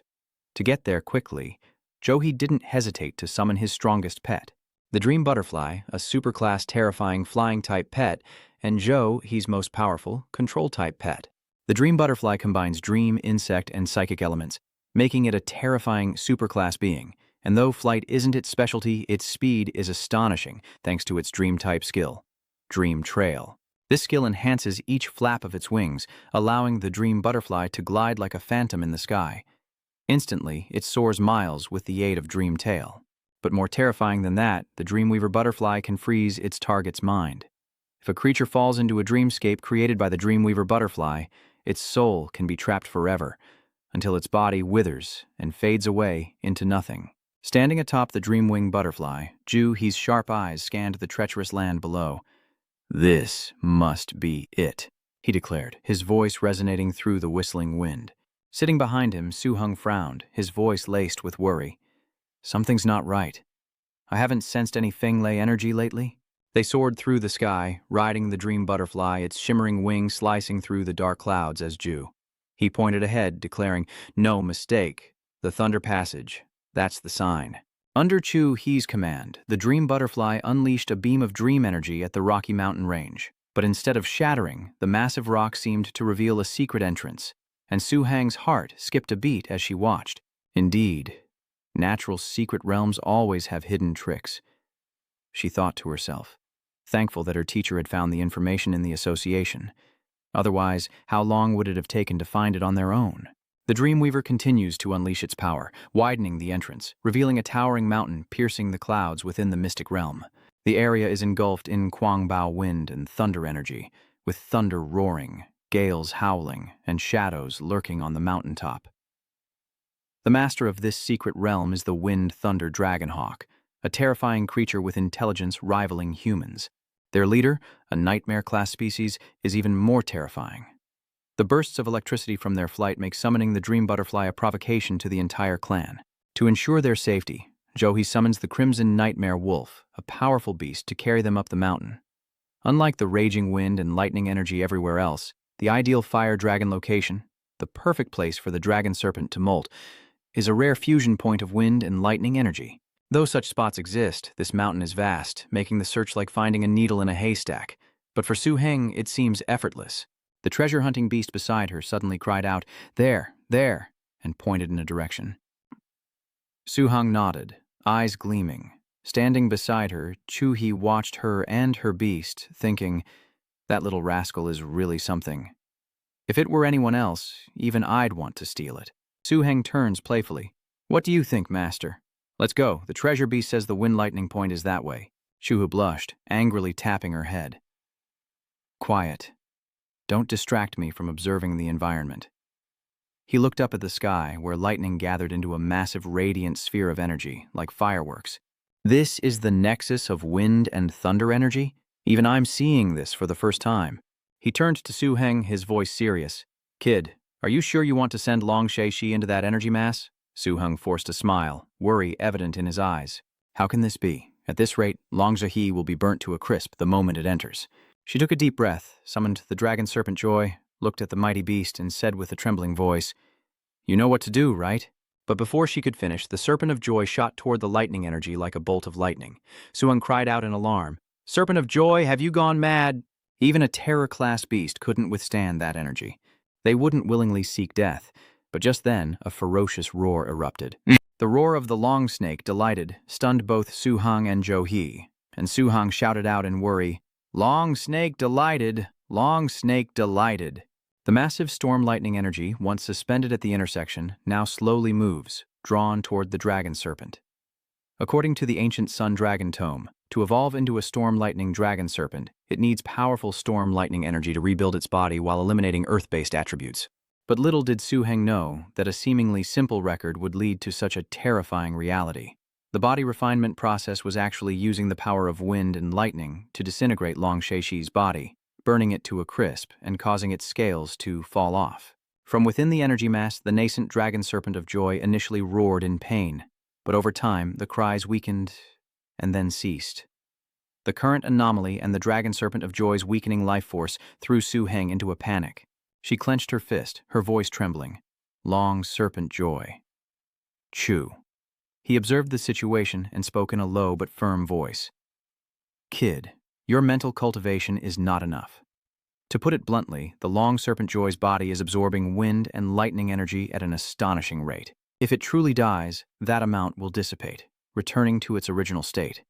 Suddenly, the wind and lightning energy spread more intensely, engulfing the area near the two. Ju-he narrowed his eyes and said in a low voice, "It's here, the aura of the ancient dragon bloodline." Su-hang, as if filled with hope, his eyes shining brightly. "I can feel it too." The dragon serpent's life force is rapidly recovering, and it begins to materialize in the sky, its majestic form illuminated by lightning. Ju-he and Su-hang watched intently as Ju-he exclaimed with excitement, his address changing. "It's here! This is the dragon serpent Joy, successfully transforming into a dragon, but inwardly he's astonished by the aura, far exceeding the scope of a high-level dangerous species. The dragon serpent hatched for only half a year, yet it's reached this level. This kid really might be able to make it a dragon. If word of this gets out, the continent will never know peace again. Good heavens, what have I gotten myself into?" The dragon serpent roared, its body completely transformed. Its shimmering, lightning-infused form stretched over 10 meters, radiating nobility and majesty. Ju-he watched Su-hang caress the dragon serpent, his voice low as he revisited the past. That dragon transformation caused quite a stir. It's not safe to stay here long. Su-hang nodded, quickly retrieving the wind-lightning dragon snake into the Imperial imprint space, but its powerful aura unsettled the other beasts within. To them, it was as if a stranger had barged into their home, bringing with them an incredibly powerful aura that made the treasure-hunting dragon beast and the energy-absorbing tree tremble. Fortunately, thanks to Su-hang's spiritual bond, they quickly recognized this stranger as their boss, Long Shexi. The atmosphere within the imprint space immediately reignited as the treasure-hunting dragon beast and the energy-absorbing tree eagerly asked Su-hang and the wind-lightning dragon serpent what happened. As Su-hang tried to telepathically share her joy with her companions, a splitting headache suddenly struck. Her head felt like it was about to burst, and she collapsed, clutching her head in agony. A burst of golden light erupted from her face, causing Ju-he to cry out in alarm. "It's over. It's a psychic backlash." He punched the wall, his voice full of anger. "I was so focused on whether the dragon transformation was real. I didn't consider the chain reaction after a successful transformation. Don't let this kid become a fool in the sea of consciousness." Inside Su-hang, a terrifying psychic storm erupts, causing her sea of consciousness to roar and churn. Has she really become a fool? But just then, the ancient Sun Dragon Codex appeared in her hand, its light fortifying her mind, and the raging psychic storm couldn't shake her. Instead, Su-hang's mind began to absorb energy at an astonishing rate. Her mental cultivation soared, breaking through from late-stage advanced Soul Master to high-level Soul Disciple, early, mid, and late stages, thanks to the ancient Sun system. At the same time, the Solar Dragon Codex unlocked far more content than ever before, including records on evolving the Scorched Earth Ape, a super-class terror, into the Scorched Earth Dragon Ape, a super-class nightmare. The dragonification ritual requires such rare materials that just looking at them makes Su-hang numb. But it also opens a new chapter for their strengthening plan. This training also gave Su-hang a deeper understanding of the wind-lightning dragon serpent. Long Shexi now possesses 4 elements: wind, lightning, evil dragon, and dragon, along with 5 greatly enhanced skills. Previous abilities like affinity and subjugation from the silver transformation grass or enhancements from the heroic fruit were perfectly inherited. But what excited Su Heng most was that this transformation granted Long Shi two new skills. Lightning Infusion, which allows it to absorb lightning to heal wounds and create an outer lightning defense with excellent protection.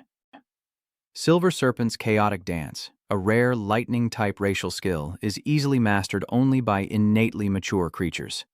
When activated, the speed boost grants terrifying evasive abilities. If mastered, this skill can manipulate vast electrical networks, combining control and attack from a distance. It's the Wind Thunder Dragon Serpent's most prized flight skill, boasting minimal energy consumption and incredible agility. As for wind attribute skills, their power is rapidly increasing, and while the fusion of wind and lightning will take time to master, with the help of the ancient Sun Dragon Tome, everything seems within reach. Su Heng opened her eyes, the golden light on her face fading away, and excitedly asked Ju, "Master, how much has my mental cultivation increased?" Ju squinted, his voice full of surprise. "You've reached the peak of the late-stage Spirit Master realm, and you're sure to break through to the professional level." He paused, a flash of admiration in his eyes. "Higher than expected. It seems the Dragon Sheath Grass's transformation has greatly benefited you. Its earlier commotion attracted quite a few Wind Lightning Dragon Hawks. Luckily, you were lost in the Sea of Souls, so I didn't have to fight back. No wonder Master has such a large house in Luvan City. Compared to ordinary beast tamers, Master is terrifyingly strong. If you can help it evolve, I'll take you all over the Aishan Peninsula." With that, he summons the Dark Sin Colossus. Su Heng watched intently, his heart pounding slightly. The Dark Sin Colossus. Is this the strongest main force? She recalled how, with just one skill, this beast had eerily frozen the ice-ringed serpent. The Dark Sin Colossus roared, facing the incoming flock of storm lightning falcons. A thought flashes through Su Heng's mind. Its skill seems to ignore racial differences, working almost identically against both the Wind Lightning Dragonhawks and the Ice-Ringed Flood Dragon. No wonder it's a main lineage in the four great legends. The Storm Lightning Falcons fly in formation, seemingly preparing for something. As Su Heng observes and analyzes, he realizes it's the Wind Lightning Dragon Eagle's racial ability, a formation that links individuals through a special point, unleashing a devastating combined attack. The Black Sin Colossus roars, struggling to resist. What is Master trying to do? Su Heng wondered. Does he intend to resist this terrifying combined attack? Its power is almost on par with a nightmare-class species. Suddenly, a crimson lightning bolt descended from the sky as the Black Sin Colossus stretched its massive body, startling Su Heng, who exclaimed, "What power is this?" The Wind and Thunder Dragon Eagles, led by their chief, a nightmare-level species with human-like intelligence, launch a fierce assault. The Dark Sin Colossus roared in pain, but then all the attacks turned into white smoke and dissipated into the air. Su Heng muttered worriedly, "Are they planning to gather the Annihilation Clan?" Chu crossed his arms, smiling smugly. "No. The leader of this secret realm just informed me that the clan will no longer attack us, and invited us to leave as soon as possible." Su Heng stood speechless, his eyes glancing over his teacher's triumphant smile. Is this the demeanor of a Grandmaster-level beast tamer? She thought, turning back to the Dark Sin behemoth, her expression as if she'd just remembered something important. Fog, that's right. The Black Sin Colossus is of the Sin lineage, representing ultimate sin. She put her hand on her chin, muttering, "According to the old Sun Dragon Codex, Sin lineage creatures are born with bizarre abilities. The Sin World manifestation. It can affect the laws within a certain range, ignoring level differences. When the Sin Incarnate Colossus blocked the storm. Lightning Falcon's attack, it must have warped the laws of physics at the moment of impact, negating the damage." Su Heng wondered, looking at Ju Hie. He must have made a lot of money in Willow Cloud City with the help of the Sin Incarnate Colossus, but how did he get it? Finding Su Heng still dazed and staring blankly, Ju Hie turned back, annoyed, and smacked her on the head. "What are you spacing out for? Let's go home." Nursing her bump, Su Heng followed behind Lin Bin, while Master Chu He led the way with imposing flair. Back at the Liu Yun City Manor, Su Heng quickly resumed her beast training. In the vast villa, she stood beside the Wind Lightning Dragon Serpent, pointing towards a large rock, instructing it to attack. The newly transformed dragon, scales shimmering with lightning, immediately lunged forward with a powerful blow, earning a smile and a pat on the head from Su Heng. It lowered its head, eyes sparkling with joy, relishing her praise, while the rock-thrown dragon, its training partner, suffered greatly. Even after reaching the late stage of adulthood under Su Heng's care, measuring 4 meters long and over 2 meters tall, its body covered in massive, crystallized rock armor, it still couldn't withstand the abuse from the wind and lightning dragon serpent. Still, there was no other way, as the treasure-seeking dragon beast, the energy-absorbing tree, and the light-dark mech were all poor fighters, only capable of playing a support role from afar. And so, the daily scene unfolds. The wind-lightning dragon serpent pummels the Star Rock dragon until its face is swollen, while the light-dark machine hugs the treasure-nurturing dragon beast under the energy-absorbing tree, watching and giggling. It's a bit pathetic, but the rock armor dragon's strength is clearly improving, Su Heng thought with a hint of satisfaction. Each beating is a surge of experience for it. From enduring only 3 seconds, it's now approaching 10. Meanwhile, Zhu Yi rushed around completing commissions from the Beast Tamer Association, while also gathering dragon transformation materials for the Glacial Ice Dragon Tamer. Su Heng followed Li Ba to the Liu Yun City auction house to buy a key ingredient for her teacher. Though it cost her a pretty penny, she just chuckled, knowing the great Chu. He was loaded. Clutching the carefully wrapped box of materials, she imagined her master standing with his arms crossed, a smug grin on his face. Inside her room, Su Heng leaned against the headboard, eyeing the treasure-hunting dragon beast as it devoured its 3rd ice cream, and asked suspiciously, "Hey, you've had 3 in a row now. I think you're scamming me. What do you mean you can't use treasure beckoning without eating ice cream?" The treasure-sniffing dragon beast ignored her, turning its back to continue munching, infuriating Su Heng. She leaned in, threatening, "If you like eating so much, how about I put you in Master's freezer? It's only 80-something degrees below zero. Let's see how you unlock new skills then." The treasure-hunting dragon beast paled. This treasure-seeking skill, untested since its dragon transformation, always seemed like a joke to Su Heng. But nearly a month after the trip to Fongloi Nai, the final ingredient for the ice crystal dragon lion, the eyes of the Arctic ice wolf, remained elusive. Seeing her master's weariness, Su Heng decided to try the treasure-seeking dragon beast's unreliable skill. She smiled sweetly, coaxing, "Come on, open the museum." But the beast waved its hand, adamant, "No 3 boxes of ice cream, no skill activation." Su Heng was furious, realizing she'd been tricked, but with no other choice, she decided to give it a try anyway. Suddenly, the treasure dragon beast raised its hand, creating a strange vortex. Su Heng stroked her chin, her eyes lighting up, as if she understood something. The beast points to the map, and Su Heng peers at the spot it indicates, her eyes gleaming with hope. She found it, but before the joy could bloom, the treasure-seeking dragon beast shook its head. "False alarm, it's not here. I'm just eliminating a location." Su Heng yelled, furious. "What do you mean?" Moments later, she held the map in one hand and dragged the ice block containing the treasure-seeking dragon with the other, running to Zhu He. Teacher, I found it." She cheered with delight as the treasure-sniffing dragon beast shivered in the ice, its nose running. Zhu He removed his glasses and calmly asked, "Found what?" Su Heng spread the map on the table, pointing to a spot. "Here." Following the treasure hoarder's clue, the ice crystal lion's final dragon transformation material is here. Chu. He stroked his chin, his eyes thoughtful. That area is a desolate region on the Asian peninsula, with no large settlements, only a few village-level tribes scattered about. He placed his hand on Su Heng's shoulder, his voice questioning.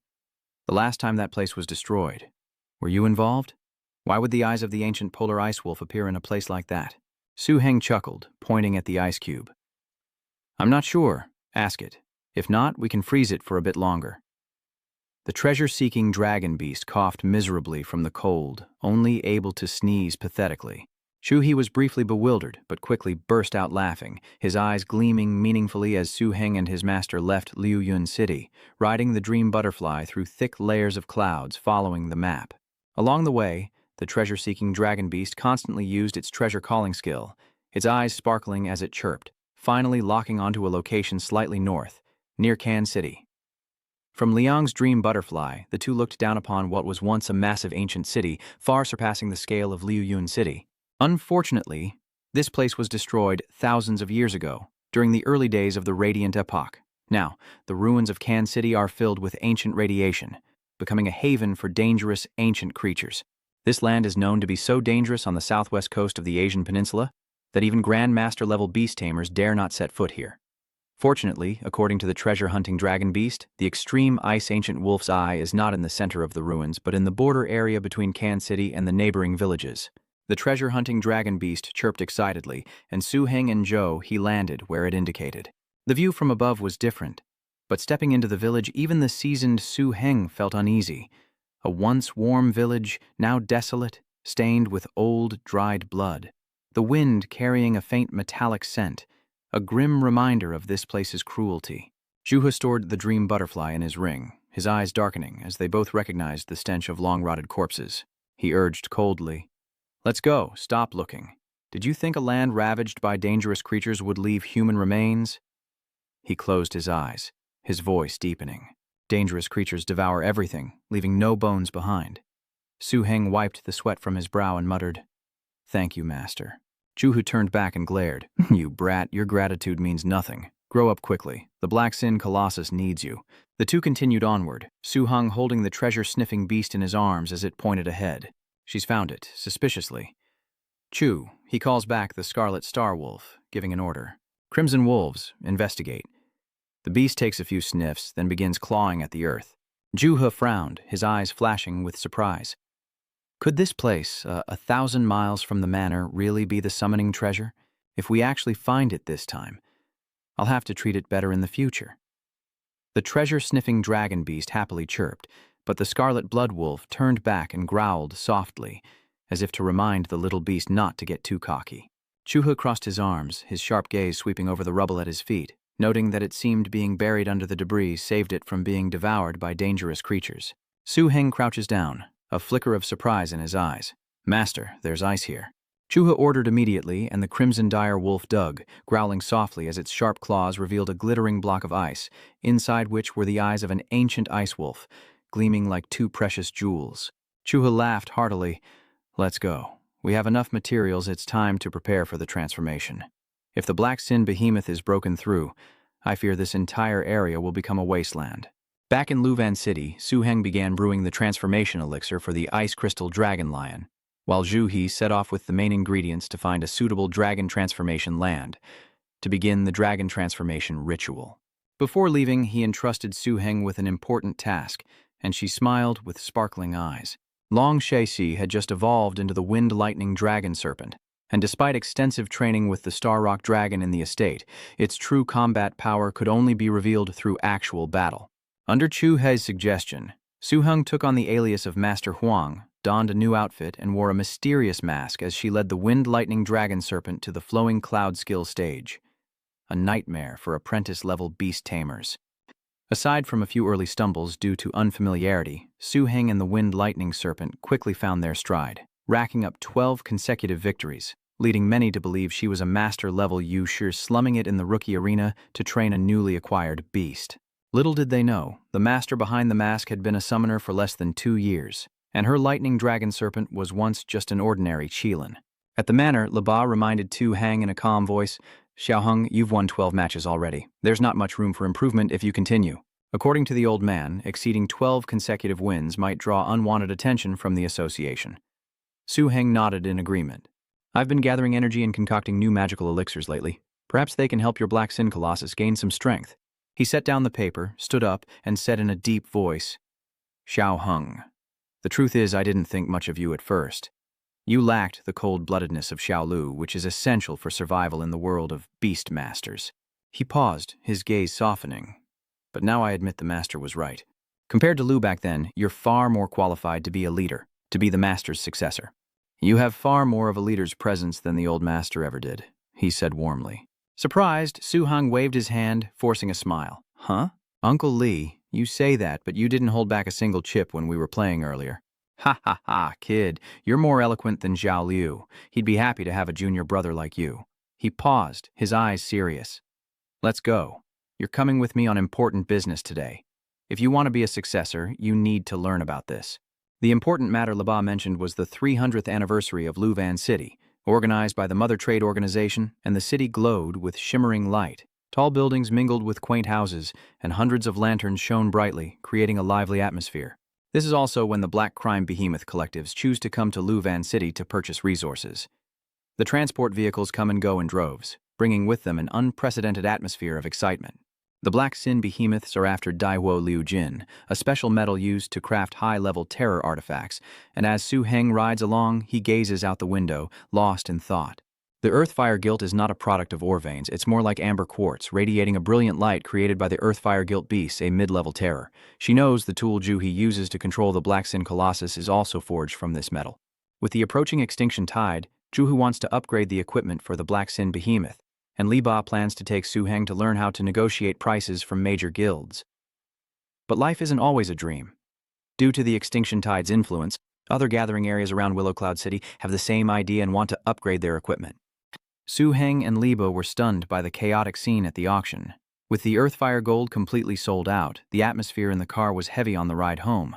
Su Heng sighed, breaking the silence, realizing the calamity's influence was far greater than she'd imagined, and it seemed she wouldn't be able to complete the task assigned by the master.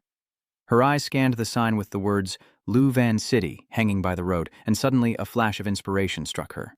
"I get it now," she exclaimed, leaping out of the car.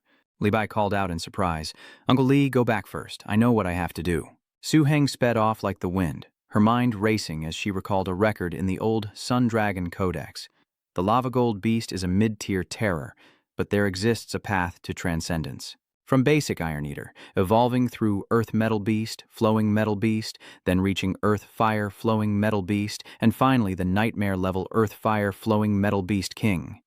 She thought to herself, a sharp glint in her eyes. Then the Liu Yun family must hold the secret to this transformation method.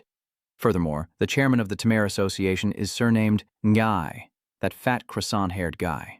The towering buildings of Liu Yun City blocked out the gentle sunlight, creating a majestic yet cold cityscape as Su Heng approached Mr. Dong, who was happily playing with a small pet.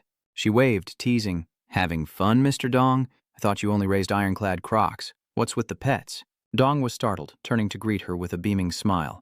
"Ah, Heng, what brings you here?" I have to listen to him too. He scratched his cheek, stammering, trying to change the subject. Su Heng smirked, arms crossed, his eyes piercing. "Oh, really, a geomagnet beast? You little brat, stop pretending." Idong stood up, glanced around to make sure no one was nearby, then whispered closely, "Brother Su, I'm really not lying to you. Actually, this earth metal beast evolved from an iron scale crocodile. Each generation's Grandmaster Liu Yun of Liu Yun City must tame an iron-scale crocodile and has the potential to nurture it into a nightmare-level Earth-Fire Metal Beast King." Growing impatient, Su Heng reached out to grab him, but Idong startled back, only to be swiftly seized by the neck. She pressed close, face to face, and hissed, "I'm next door. Don't blurt everything out. Aren't you afraid your grandpa will beat you to death?" Idong hurriedly removed her hand, forcing a smile. "I'm just saying. I would have died in the last trial without you." Su Heng placed a hand on his shoulder, his eyes softening. "You're loyal enough. Can you do me a favor? I want to meet your uncle." Idong was immediately overjoyed, his face lighting up. He agreed, saying it was no problem at all and offered to take him. Silently observing Mr. Dong, Su Heng muses that the Yushi Association's transformation method is still too primitive. According to the old Sun Dragon canon, there are at least 4 different transformation rituals. This kid is so honorable. Perhaps I should find a way to help him. The elevator chimed, stopping at the Chin family's floor. Mr. Dong led Su Heng through a long corridor into the back of the Cloudflow City Spirit Association Hall, where Mr. Jung was sternly reprimanding Mr. Dong for not even passing the trial.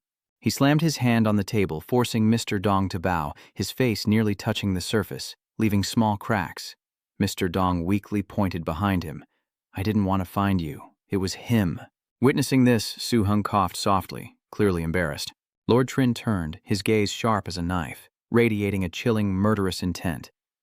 "Se Hyun, that Chu, he's disciple." He narrowed his eyes, his voice a low warning. "He vouched for you in the last trial." "What? You think this kid approached me on purpose because of my connection to him?" His towering figure loomed over Su Heng like a mountain, but she remained calm, her eyes unwavering. "President, don't worry. Given his relationship with you, it shouldn't be hard for the Black Sin Beast to buy the molten gold Earthfire. You wanted to see me, right?" Jung laughed heartily. "It seems not only you, kid, but even an old man like me has lost this bet." He glanced at Idong, a hint of pity in his eyes. Trial after trial, he's no match. His thoughts can't even keep up. Forget about that, blockhead. Don't make things harder on yourself. Quick-witted, Su Heng put his arm around him, turning to Mr. Trin with a bright smile. Chairman Ngai. Ngai Dong actually has many strengths. Zheng frowned, his voice laced with doubt. You're sure about him? Heng nodded confidently. Of course. There's plenty of time, and Dong will definitely become a powerful spirit master. Idong stammered, his face flushed. Brother Su. Mr. Trin chuckled, his expression softening. He ordered, Dong, take Mr. Su to retrieve the flowing gold ground fire from vault number 3. I've already prepared it for him. He took out a key and placed it on the table. Dong looked up, confused. Brother Su, why couldn't you buy it if my grandpa had already set it aside for you? Speechless at the bull-headed man's stupidity, Su Heng barely had time to respond before Ngai Trin acted. He casually threw something at Ngai Dong's head, yelling, Kid, get lost. Su Heng pushed Ngai Dong out, urgently saying, let's get out of here, quick. In the room, only Ai Chung, Yu Yang, and Yu Mao remained, the outstanding disciples of Master Zhou He, rumored to become a great figure. The old man pondered, his eyes deep in thought as he weighed something carefully. Kid, isn't the reason I didn't sell the glazed gold ground fire to Black Treasure Pavilion so you could get closer to that boy? I can't protect you forever, but I can find you a sugar daddy.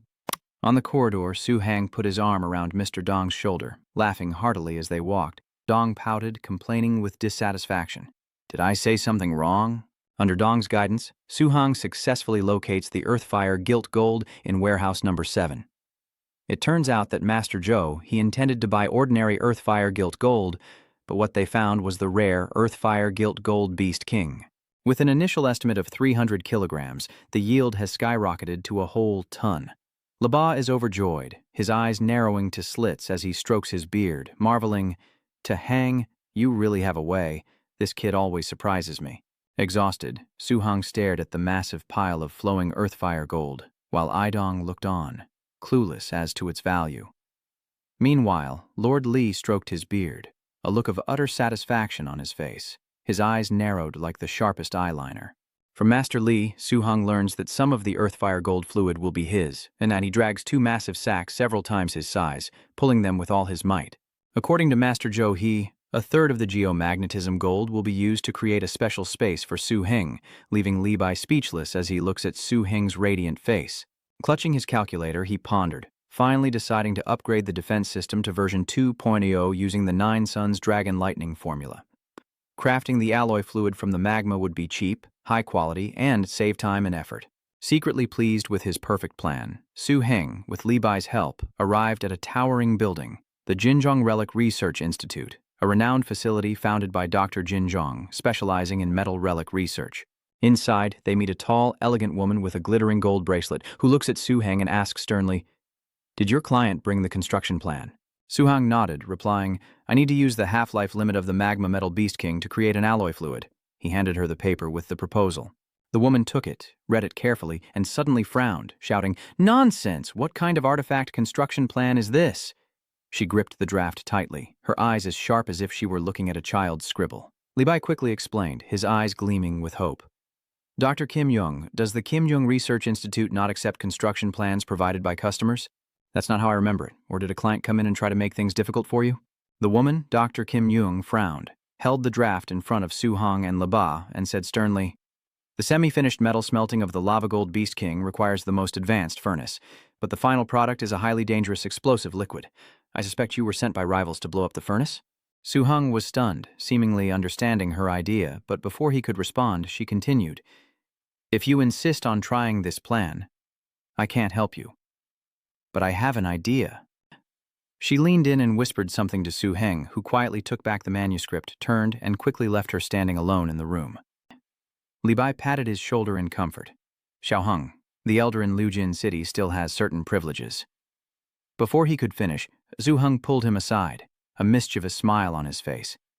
Uncle Li, I think her suggestion isn't bad. To prevent the 9 Suns Dragon Lightning upgrade formula from leaking, he intends to separate this upgrade plan. For the liquid metal, he chose the Kim Trung Research Institute as the key to upgrading the Fire Handguard. The Fire Handguard ring flashed with brilliant flames, radiating a powerful energy. The metal fluid does pose an explosion risk, but precise control of the refining time can eliminate any danger. Words from Dr. Kim Trung that gave Su Heng a perfect solution. He and Li Bai approached where Lord Dong was standing, who waved excitedly with a bright smile. Su Heng confided in him, while Li Bai remained silently by his side, as Su Hong decided to borrow the large refining equipment at Lujin City's weapon workshop, thanks to the high fusion rate and absolute confidentiality of the weapon workshop. Using the Lujin Earthfire gold mine, he completed the forging process in just 2 days, a task that should have taken half a month. And using ore scraps, Su Hong didn't even have to spend a penny.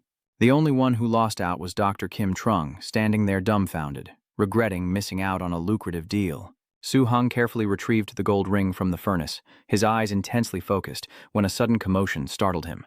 He turned back angrily, shouting, "Hey, what's with those expressions?" He frowned at the mischievous kids. "Are you kidding me? I'm upgrading your home, not trying to blow it up. If I wasn't afraid of scaring you, I wouldn't even call you out, okay?" The dark light blood flute quickly looked away, pretending not to hear. She covered the treasure-hunting beast's eyes, preventing it from looking at Su Heng. Both the treasure-hunting beast and the energy absorption tree hid behind the wind-lightning dragon serpent, avoiding his gaze, as Su Heng made strange noises to distract them. Li Bai's footsteps echoed loudly as he boomed, "What's going on?" "Just go for it, Xiao Heng," he cheered from afar, wearing a protective helmet. "Hang in there," Su Heng thought, but couldn't bring himself to say it. He put on his protective glasses, took a deep breath, and muttered, "Let's begin." The ring, forged for hours, was gradually reaching perfection. With absolute precision, Su Heng controlled the machinery, ensuring not a single error occurred. The fiery electricity shot from the machine onto the ring, causing it to blaze like an eternal flame. With unwavering focus, Su Heng meticulously worked the controls, when suddenly an earth-shattering explosion rocked the entire space. Zhou He stood in the air, shaking his head in disbelief, his armor now covered in dust.